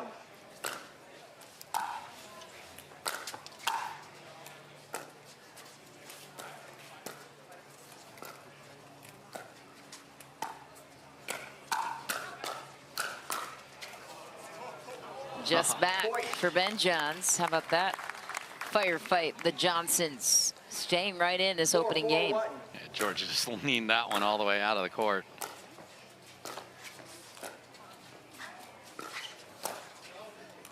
So that time her footwork was off. She thought Ben was going to attack, so she stayed back, then saw he'd take it off the bounce, but her feet were not set. So I like the read, but just be set and just lay that back in the kitchen again. Discipline so important when you're playing this team. You have to play a near perfect match.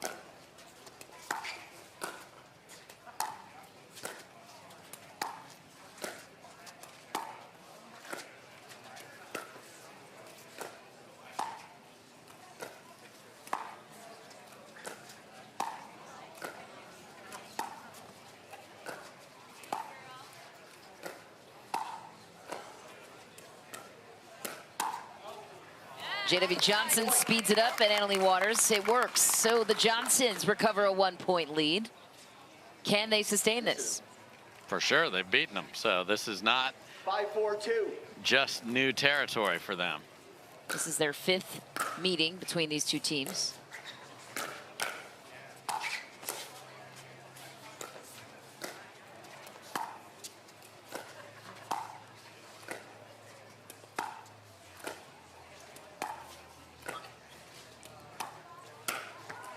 Another punching backhand finish from J.W. Johnson. And this is where Ben and Anna Leigh are so different. Ben was ready to play more pickleball. Anna Leigh is in a solo march to the bench because she uses timeouts a lot more than Ben does. We see this all the time from this duo. But again, the Johnsons show you, and they will punish you if you do not put the ball on the ground. Great job there from J.W. Johnson, just flicking that back into the open court because Anna Leigh is backed so far off the dinks because Jorja is short hopping that. So she's taking time away. So Anna Leigh is backing up to give her time to make it. And if that ball doesn't get down, she is going to have a problem with J-Dub in front of her. So this is really nice from the Johnsons to start game number 1 here. And usually we have a split screen of the 2 teams. Here we have a split screen of one of the teams because Ben is standing literally at the kitchen and Anna Leigh. Leigh Waters on the sideline. Yeah, so we got, Anna Leigh fending for herself here in this match. Usually her mom Leigh is in their coaching booth. And perhaps getting some electronic coaching there, which something we always wonder what's going on the phones over here at the benches. But like she was just introduced to start a football game, comes racing out onto the court. So great job by the Johnsons. And the reason the Johns don't call timeouts a lot is because they don't want you as their opponent to think, oh, okay, I got them in trouble. Time in. 6-4-2.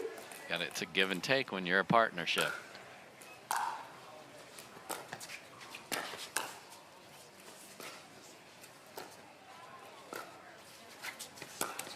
Oh, ATP miss for J.W. Johnson. Yeah, the dreaded HTP there. He hit the post. He likes to slice it and cut it back in, so the shape of that one comes back closer to the net post and caught it there. Second serve. Missed third shot drop for Ben Johns. 4-6-2.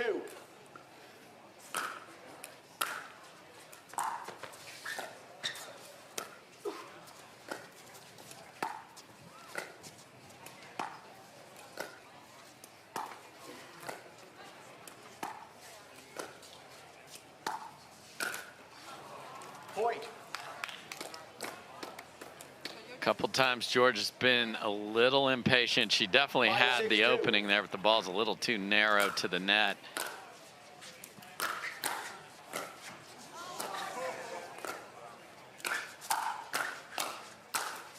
Put away, J.W. Johnson. And that's the difference with Georgia. Anna Leigh cracked that right at Georgia, and she used that pace and added more to it. That's well done.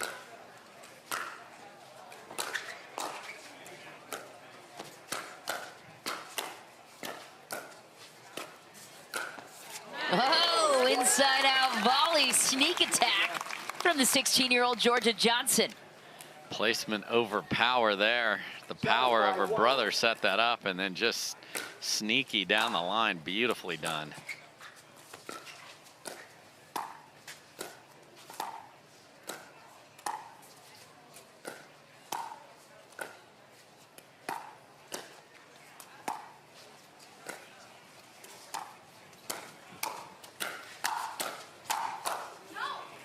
Jorja Johnson had it lined up, just goes long. AL and J-Dub in the initials battle there. That was something else. 7-5-2.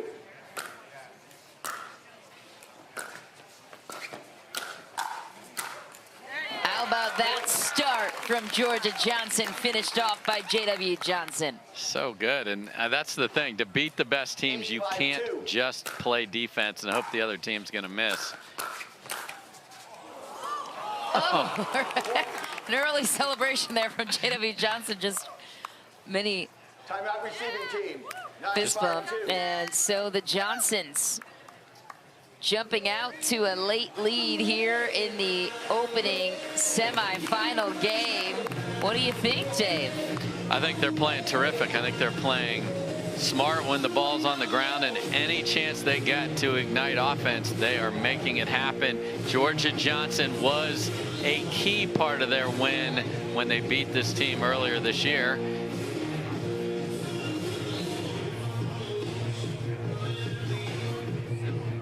Ironically enough, Leigh Waters won the gold here last year, but with a different partner, yes, who was J.W. Johnson. Yeah, for sure, because Ben did not play in this tournament last year, so he comes back to this tournament and wants to stamp his name all over Triple Crowns. Well, guess what? Out in singles and now down 9-5, certainly far from gone in this match, but behind certainly. And J-Dub's like, yeah, hey dude, I'm the defending champion with your partner. Time in. 9-5-2. They're enjoying a 4-point lead, 2 points away from closing out game 1 against the 1 seed. Boy, and all the theatrics of J-Dub, and the ball keeps going over.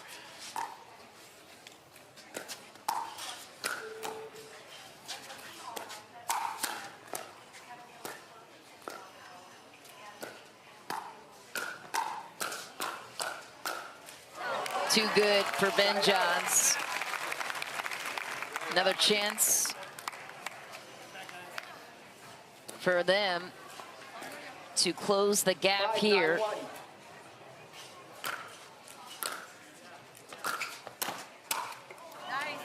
Second serve. Uncharacteristic looking Leigh Waters. 5-9-2.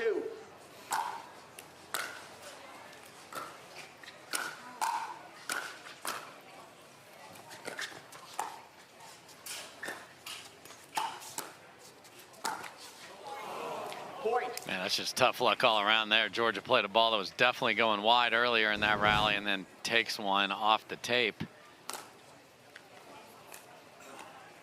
Nice job by her brother blocking that so we didn't have to see the carnage.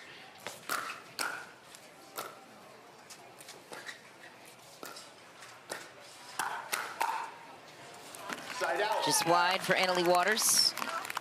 Yeah, Johnsons are clearly targeting Leigh, which is not normally a recipe for success, or there's really not a targeted area you can hit on Ben Johnson and Leigh. Stay in this cross-court dink.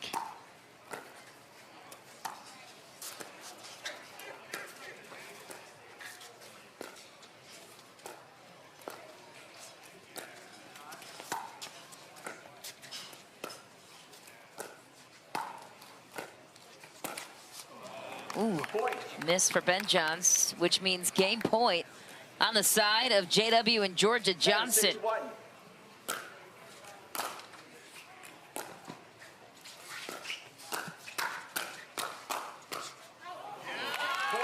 Upset brewing on championship court. The 5 seed takes a game off the best team in the world. Can they sustain it with a second game and punch their ticket on through to Championship Sunday? Find out after this short break.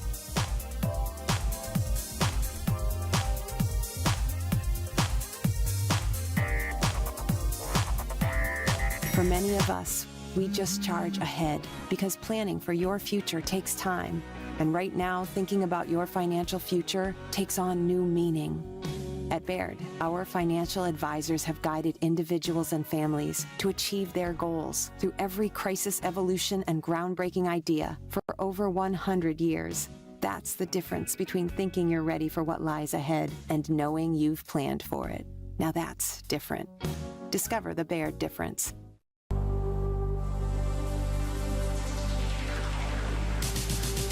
Gearbox introduces the all-new CX-14 Ultimate Power with SST Core. All-new power band technology, delivering controlled, effortless power. All technology, every shot.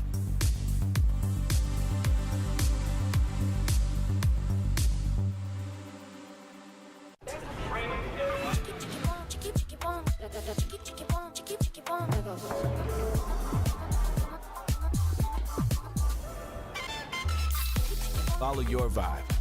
Busy Hard Seltzer, flavor for every vibe.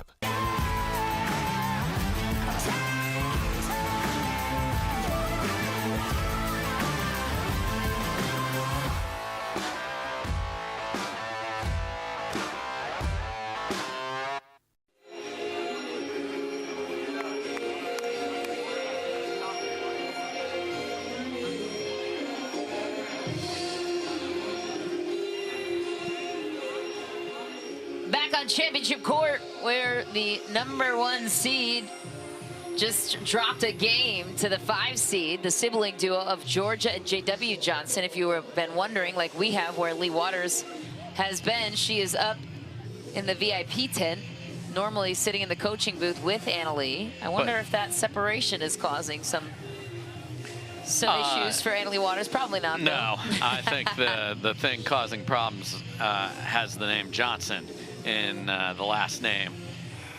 Leigh just bundling down as we get closer to a temperature in the 50s as we get later in the day here. Ben, not the least bit upset about this situation, but they got to go because the offense, but it's the fundamentals that are great for the Johnsons too, and I don't want to lose that. They're making their thirds, they're getting to the kitchen line. They know they're not going to win every rally, but if you're there every time, it gives you just better math. Leigh Waters right out of the gate. She's motivated and she's feisty. Straight ahead at Jorja Johnson.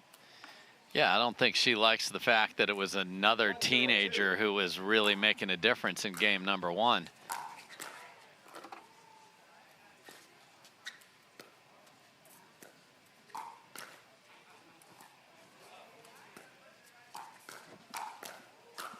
And here come the 1 seed. And the offense is all going through ALW. 202.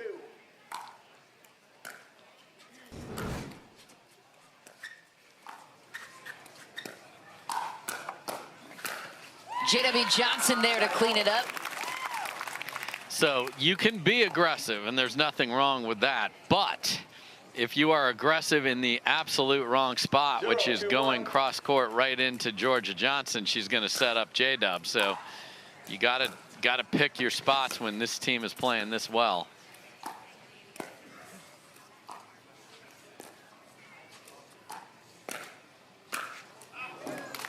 Ben Johns punishes that ball off the tape. What is it that Jorja Johnson does so well to set up her partner, JW? She's got the hands to handle when it's sped up, and she will also speed the ball up off the bounce herself. So, and she does a very good job of picking the right targets. There's a good one right there. Wow. Hammering away at the paddle side hip of Ben Johns is not an easy thing to do.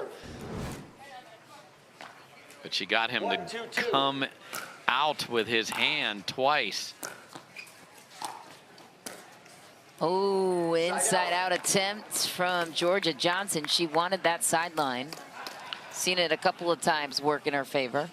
Yeah, so a missed serve and then that's, you know, if you want to beat this team, and I realize you got one in your pocket, got to make the next ball. JW Johnson all over that speed up from Leigh Waters. She knows that wasn't the right choice. Well, she set her feet up before that ball even landed that she was going to hit a two-handed backhand, so that's what I'm talking about. Aggression is great, but if you are making decisions before the ball even lands that you're going to hit a ball hard down the line, you'll pay the price a lot of the time. 3-1-2.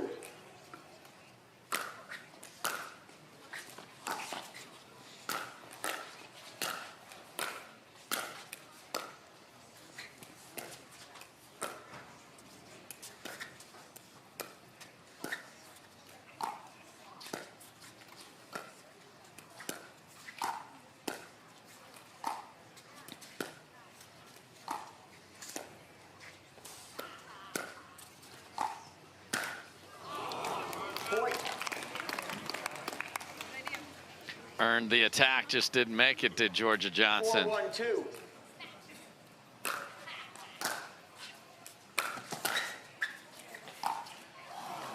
Side out. It's ball. Leigh Waters can't believe she missed.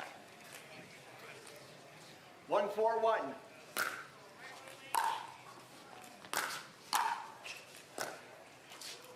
Second serve.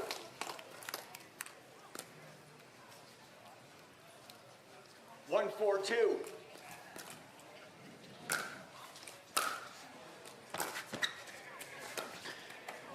Wow, just everyone shooting their arms up into the air, trying to coax the ball over. J-Dub's been very effective with that. The pickleball gods are on his side so far. Side out. Where was Jorja Johnson going there? Trying to keep Ben honest on that down the line, but those are the things they did not miss in game number 1. They kept the ball on the ground.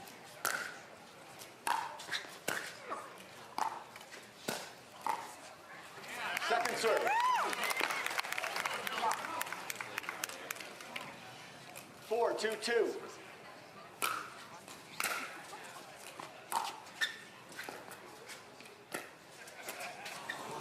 Ben Johns jams up Jorja. So that's what happens if you leave it in the middle, whether it's right in front of J-Dub or in a couple steps over. Ben will pull that so far back. He does this. You'll see him do it tomorrow with Colin as his partner.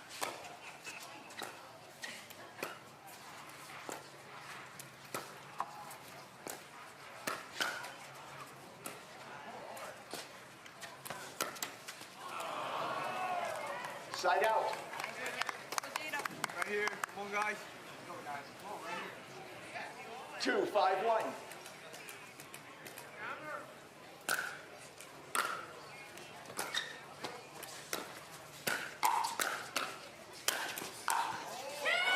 Wow, what an answer from Leigh Waters.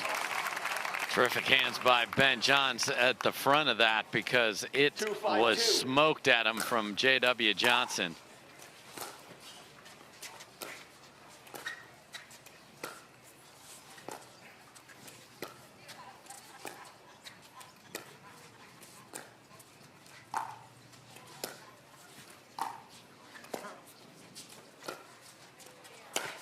Oh, ATP and a beauty for Jorja Johnson. It looked like there wasn't going to be room because when she left, she started so far in the middle of the court, but was able to shape that around the corner. What a shot.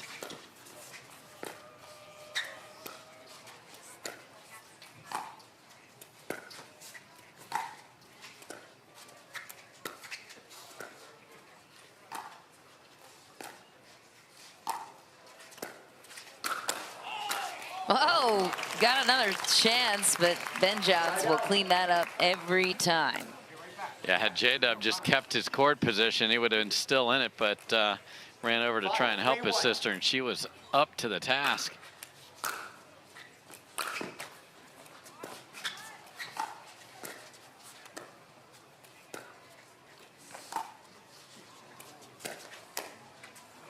Wow, what a play from Jorja Johnson. Brings it wide. Leigh Waters maybe looking as if that ball could have been wide. Yeah, Looked like it might have been. You want to call that wide there, Ben? Nope. Wow, Jorja Johnson hits the sideline, then splits the middle. 3-5-1.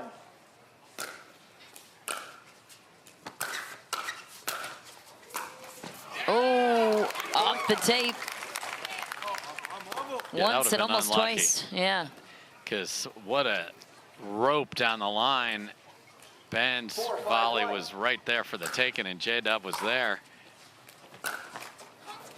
Jorja Johnson rips it into the net. Another chance here on her serve. 4-5-2. 1 point game.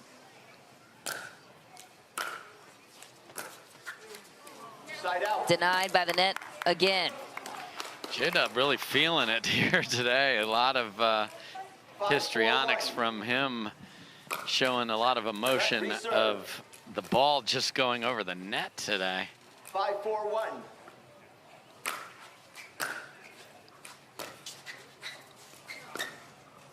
Ball is wide. Leigh Waters will take back the second serve. 5-4-2. Oh. Point. That ball is definitely going out, but it was right at Jorja Johnson, and sometimes you just can't get your body moving when it's directly at you. That one away from her body, and just happy to slam that back at Ben. 4-6-1.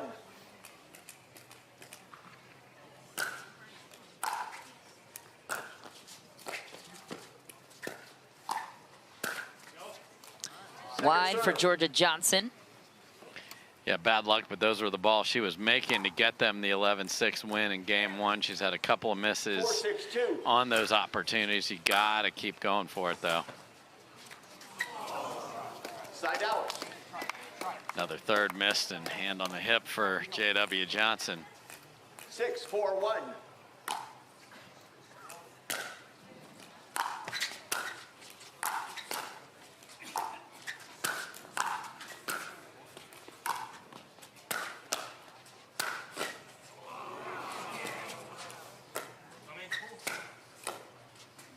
Jeez. Wow. Ben Johns is so ridiculous. Missed it there, but comes up with some unbelievable plays. Yeah, the digs before that were world class.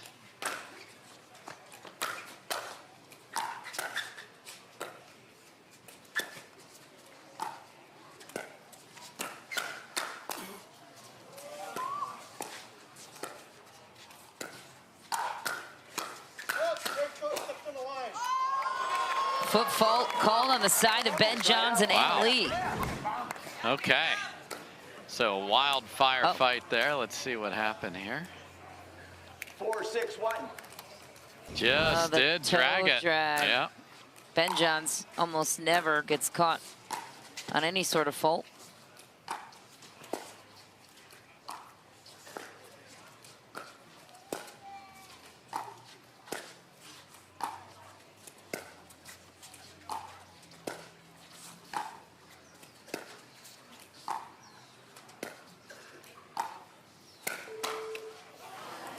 Ben Johns catches the wing of Jorja Johnson. Yeah, she earned a ball that could be attacked, but Ben was ready for the backhand attack that time. Jorja's had some success. Side out. Not that time. 6-4-1.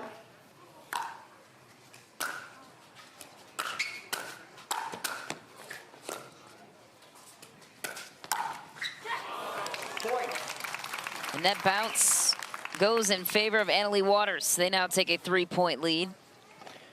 And she has definitely upped her foot movement. Saw some aggressive poaching there. Create some chaos.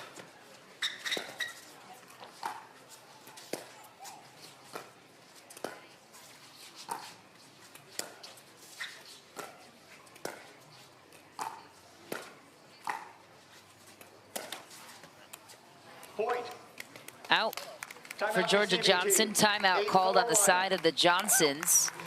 They had a couple of opportunities on their serve to close the gap. They just weren't able to get any points on Waters and Johns. And there is Leigh Waters now on the sideline. I actually stand by my original statement. I do think it makes a difference not having her in immediate contact. No, I mean, 16 years old. I mean, you're down a game.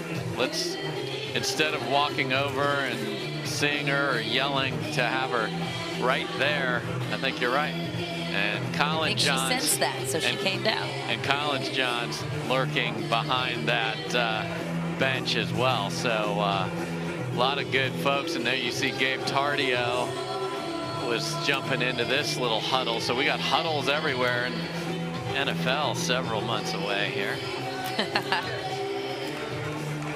You got to work the booth with CJ, Colin Johns, earlier this tournament. Yes, yesterday. What kind of insight did you glean from him? I mean, I just love the way he looks at the game, and you know, he talks about having a story for when he goes out to a match. Like if he was playing with you and you were playing against the Johnsons, there would be bullet points about how we want this match to be played, because those percentages and tendencies will favor us. That is not something every team is doing, I can assure you. Ben Johns prevailing in that hands battle. Yeah, that first grab of the two-handed backhand, that was a great attack from Jorja Johnson down the line, but she just got beat.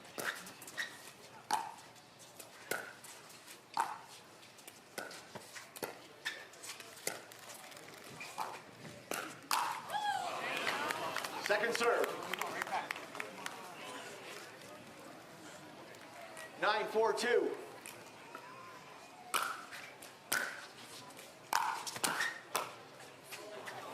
Side out. So much good partner protection going on today where short returns are being saved by the other player on your team cutting that off. J.W. Johnson made it happen there. Second serve. And again, just can't get to the kitchen. So this has been an issue on 4. They haven't been able to put the ball on the ground and get up there.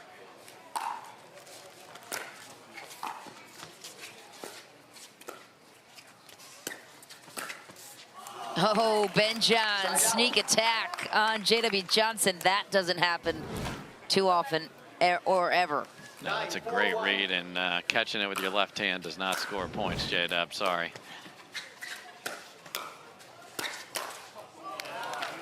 Second serve. 9-4-2.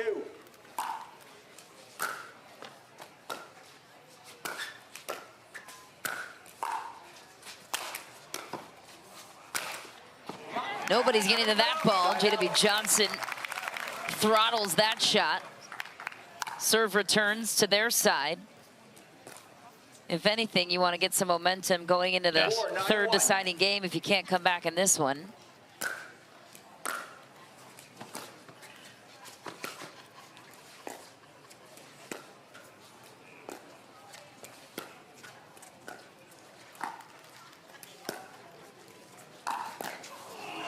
What an ATP from Leigh Waters.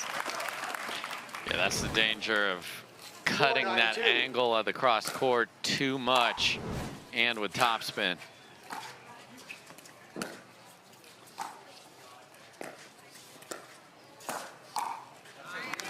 Jorja Johnson attacks a rare pop-up chance from Ben Johns. 5-9-2.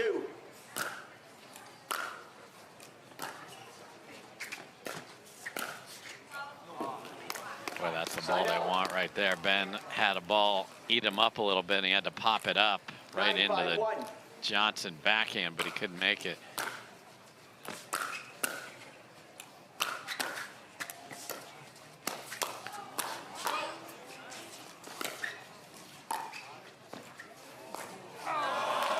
Oh, J.W. Johnson looks like he tripped himself up there. Well, this is a great and I'm going to say illegal Ernie there from Jorja. I'd have to see that again to be sure, but it sure looked like she walked her way through. Didn't end up affecting the scoreboard, but that looked like maybe. I got to see it again before I'm sure, but another game point here.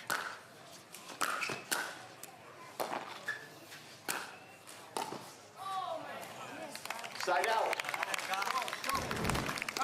So a game point saved from the Johnsons. 5-10. Here's another look at that Ernie you were questioning. Yeah, that left foot never got down again, but it didn't matter, fortunately.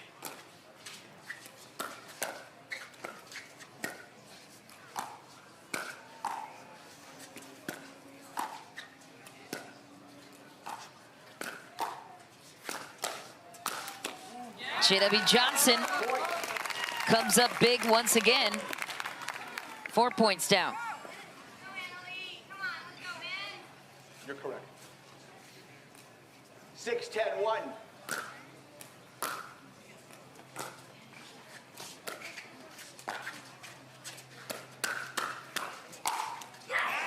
Leigh Waters lined up and loaded on the two-handed backhand. Just tags the leg of J.W. Johnson. 6-10-2.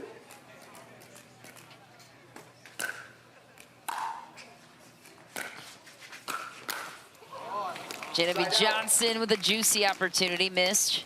So game point returns to Waters and Johns, their second. 6-1.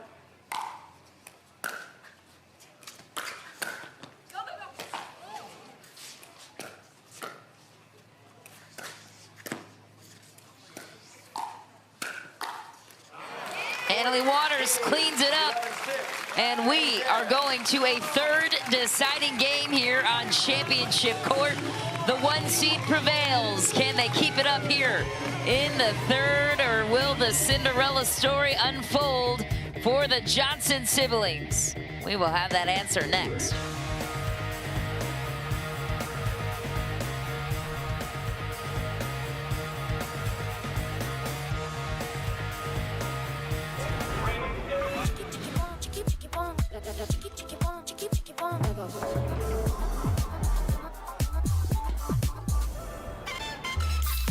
Follow your vibe. Busy Hard Seltzer, flavor for every vibe. Introducing Skechers Pickleball, the official footwear of the Carvana PPA Tour. They're ultra lightweight and responsive for incredible speed. They have Goodyear rubber outsoles with a specialized pickleball design for increased side-to-side stability and agility. Plus, they feature shock-absorbing foam and Skechers' famous relaxed fit design for incredible comfort game after game. Conquer the court in comfort. Skechers Pickleball, the official footwear of the Carvana PPA Tour.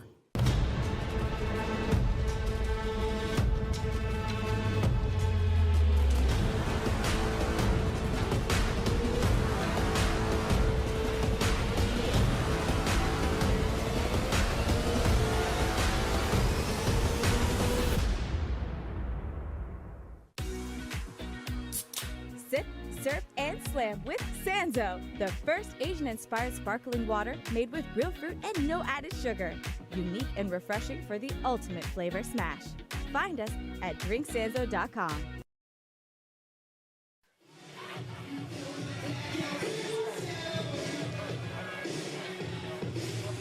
The plot thickens here on championship court in this semifinal matchup, the final one we will see this evening from San Clemente, California. Michelle McMahon, Dave Fleming in the booth, Cameron Blackwood on the sideline, and this is now an interesting looking matchup. Opposite scores, both teams earned a win in this one. So what does this third and final game come down to in your eyes, Dave? Clean up every last fundamental. Make all your thirds if you're the Johnsons, and then J-Dub's got to look for chances to get in there, get aggressive.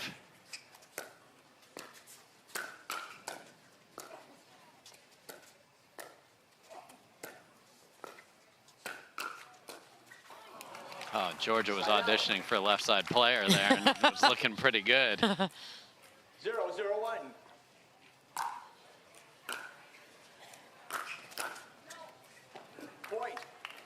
And those are the types of misses that just, it makes it really hard to beat this team.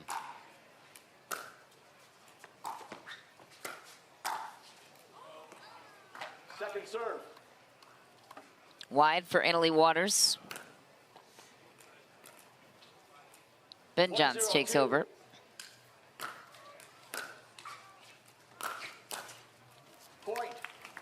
Heavy drive there, and again, that's a couple times Jorja right at the body, hasn't been able to tuck that paddle back in and defend it. She tried with a forehand there.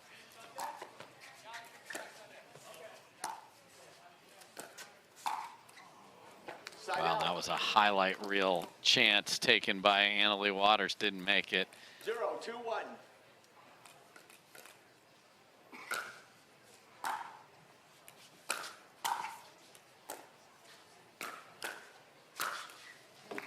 Ben Johns, he can punish you from nearly everywhere on the court.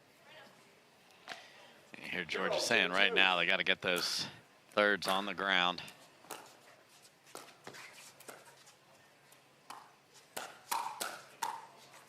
Ooh.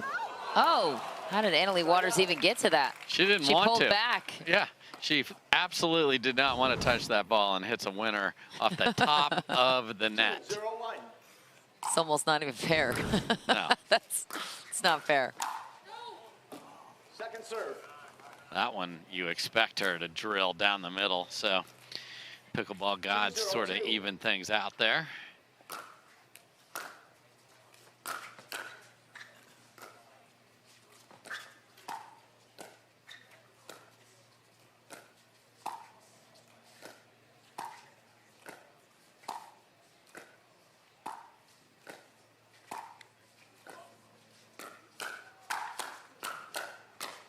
Oh, wow, what a battle. Tough luck for Jorja there. She had to deal with one of those dinks from Leigh off the tape, and that it's just the fractions, Michelle, that change where this rally takes place. Side out.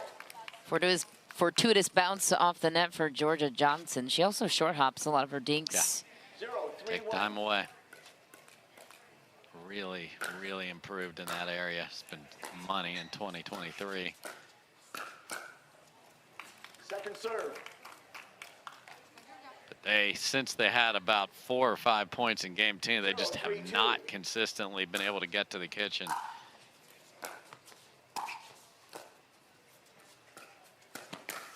An aggressive play from JW Johnson will get it done that time. So what is it that's preventing them from getting the kitchen? I imagine the third drop. Yeah, the thirds are up a little in. bit, and then in transition, they're not able to put the fifths on the ground if they drive it. But why mess around? Just crank it up, and that's what they're able to do. And I'd love to see more of JW Johnson doing this, even in men's with Dylan Frazier. Guy moves so well. That was a beautiful third. Ooh, couldn't do one better on the fifth.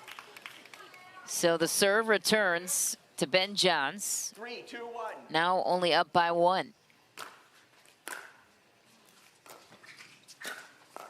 Wow, that was a big time shot for Jorja Johnson inside out. Flirting with disaster on the return down the line. It stayed in, and then the next one, Ben didn't even dream she'd go back to that spot.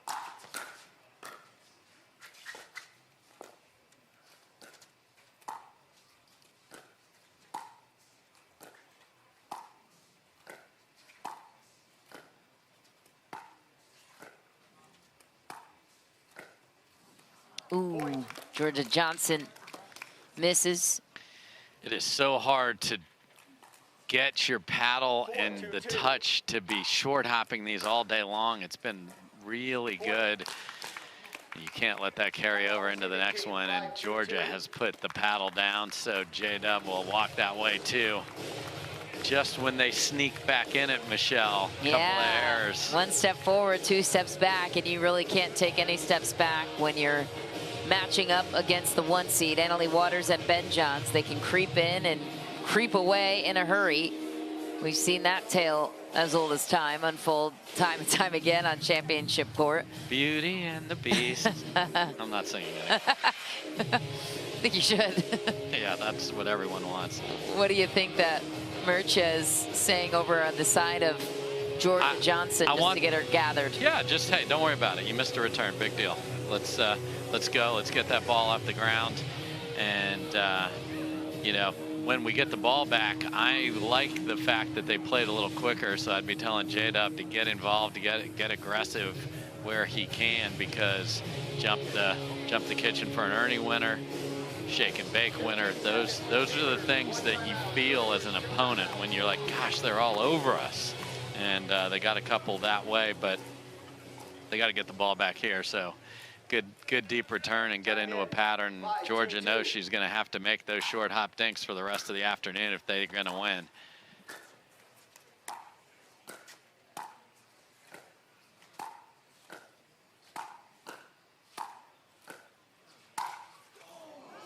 Oh, a diving Jorja Johnson to recover the ball off the tape. That's a tough break, and the 1 seed will be the first team to 6. And that is why the players are walking off, because we will have an end change. A little half volleyball roll there for Jorja Johnson. Yeah, are you kidding me? I'm sure she's, that hat has been flying all over the place too. And you know, pickleball, what a great example this young lady is. 16 years old, everybody loves the sport. And they're even showing it on Spotify. Pickleball playlists are up over 200% on Spotify. No kidding. Michelle, That's a can fun you name stat. the #1 song on a pickleball playlist? Earth, Wind, and Fire, September? I don't know. Don't Stop Believin' by Journey is Love the that. #1. So keep making those pickleball playlists and have fun out on your rec courts while we're watching these great players too.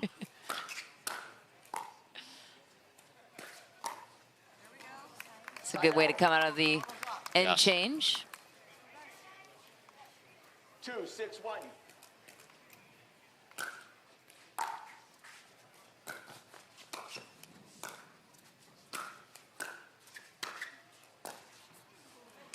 Four-point deficit feels insurmountable against a 1 seed. Again, just can't get the ball down and can't get both players to the kitchen.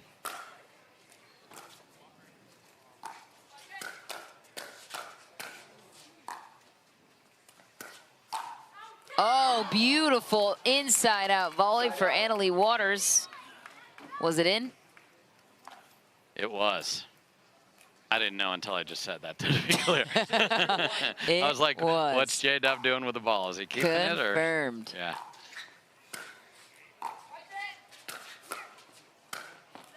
Oh, that's a ball Jorja Johnson always makes. Yeah, because you heard Annalise say, I'm here, but Ben had already stuck his paddle out, which speeds up the rally, and 10 feet of court was open, but Jorja went for 11. Boy, and you don't hear a lot from Ben Johns, but get the nice hands there, and this has gotten away. At 3-2, you felt like, okay, we're in a spot where they can hang in there, and now it's 8-2. Timeout called on the court. Jorja Johnson and JW Johnson have quite the mountain ahead, down by 6 to the 1 seed.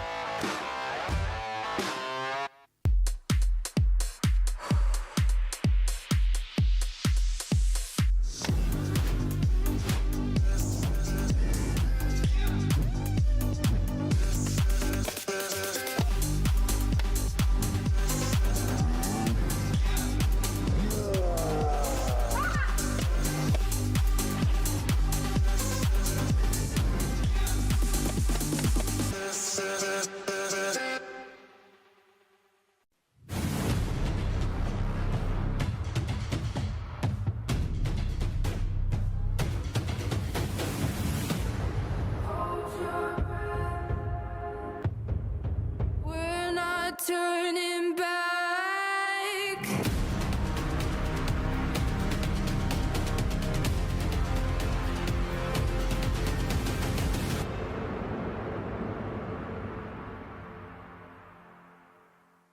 Wait, hang on. 3. That is a game face if I've ever seen one from Kyle McKenzie. He looks a little cold. I thought he was used to these conditions. Yeah, come on. He's from, like, Washington, dude. Come on. He's just getting ready for our pickleball match coming up after this championship match. Cannot find that one. Commentator gold on the medal. live stream, unfortunately. Yes. Dave Fleming will be guiding, hopefully, my mixed double ship. I'm not sure. Just We're, rip it and rip it, rip it and rip it. That is Pickleball After Dark for now. It is all semifinals for these two teams.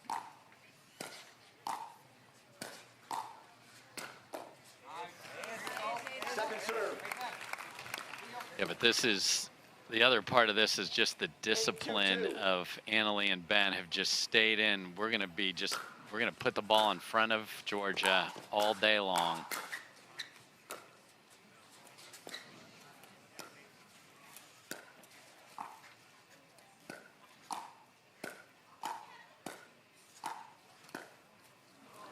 Ooh, a crumbling Jorja Johnson. And nice composure. Annalie Waters had a couple balls that you would usually see her tattoo, but just stayed in it, and that's how people win.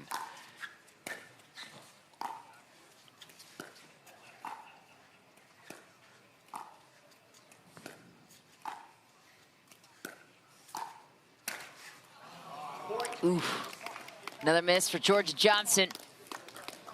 Match point for Ben Johns and Annalie Waters, looking for yet another appearance on Championship Sunday.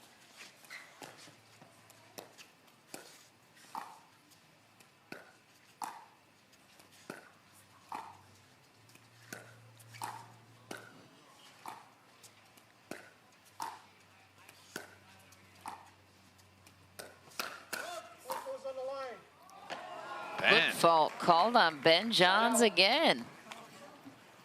Alan We're all Roman surprised. all over it. Got to see that one again.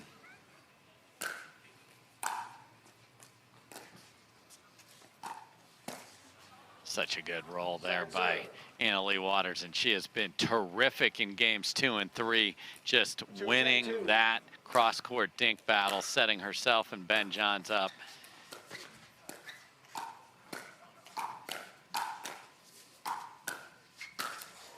There it is again, and this pattern has been lethal. And Jorja's been on the ground a lot. Trying to fend this off. Leigh Waters with the second match point on her paddle.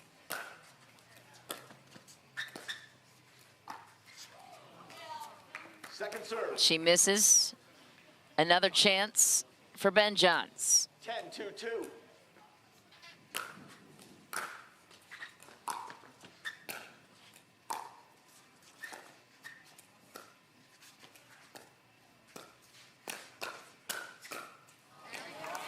The Johnsons are still alive.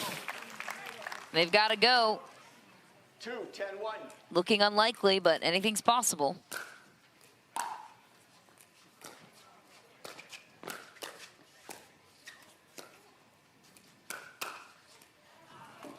Second serve. And in game 1, Jorja won some of those hands battles, and that was a big part of the 11-6 on their side, but Ben has had a perfect read on those so far. 3-10-2.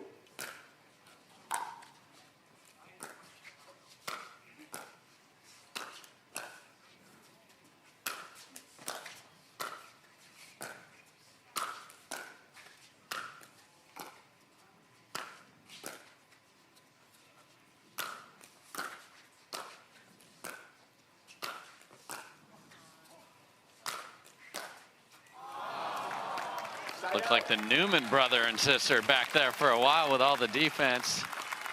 Ben just hitting large targets though the whole time, not risking so far ahead in the rally.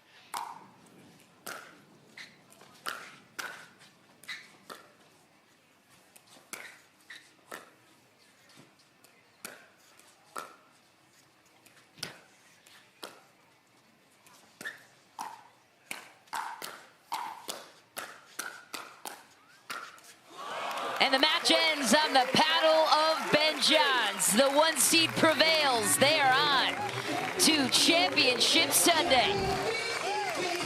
Yeah, just the quintessential Ben Johns point, not in a hurry, making these ridiculous drops from well behind the baseline, never out of control. A lot of players would be under pressure, feeling it and trying to do something bigger than they needed to. And then he finishes with that patented one-handed backhand. Nice rally from the top seeds there, and they're going to play on Sunday. Ben Johns is nearly impossible to beat.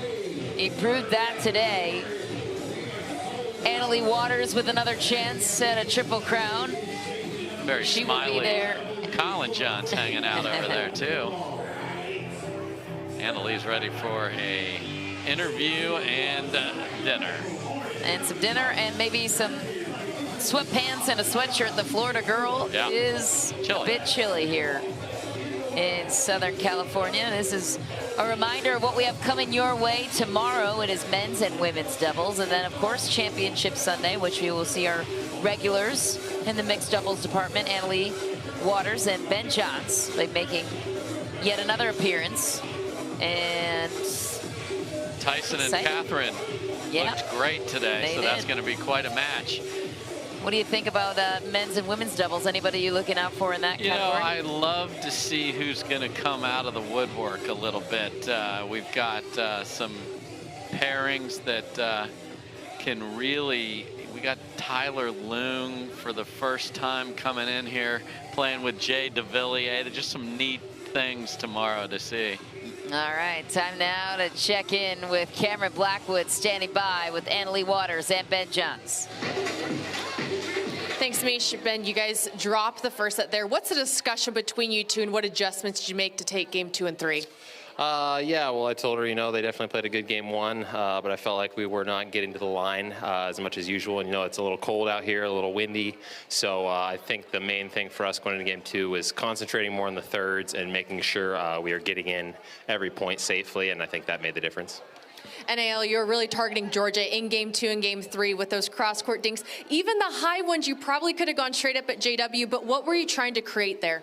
Yeah, well, JW's looking for that. He loves the speed up, so I was just trying to slow it down, do some cross-court dinking. You usually don't see me on the line taking those balls out of the air, but that's what was working in this match, so you do what you got to do, but definitely like it when I can stand off the line more and speed up balls. But, we're through the finals, so glad I did it.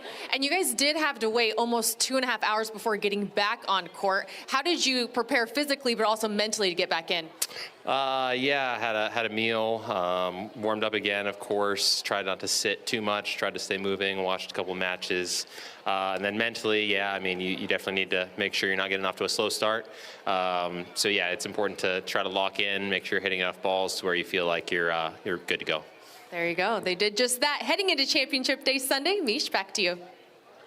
All right, Cameron, get some tips for us because we're about to hit the courts and play some mixed doubles as well. But Ben Johns and Leigh Waters on to Championship Sunday. We've heard that so many times. Going to be a thrilling matchup, as you mentioned, Dave, between the 1 seed and Catherine Parento and Tyson McGuffin, who look quite stifling today on Championship Court.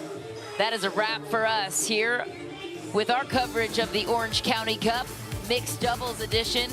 The fans, they were rowdy. Might be cold here in Southern California, but they showed up to play today, as did Colin Johns and Elise Jones. Back in action in mixed doubles. Leigh Waters and Ben Johns didn't disappoint. And we will see you tomorrow, 10 a.m. Pacific time. The most electrifying man in sports back in action. For Dave Fleming, Cameron Blackwood, I'm Michelle McMahon saying so long. Thanks for spending a part of your evening with us. We will see you tomorrow morning and afternoon.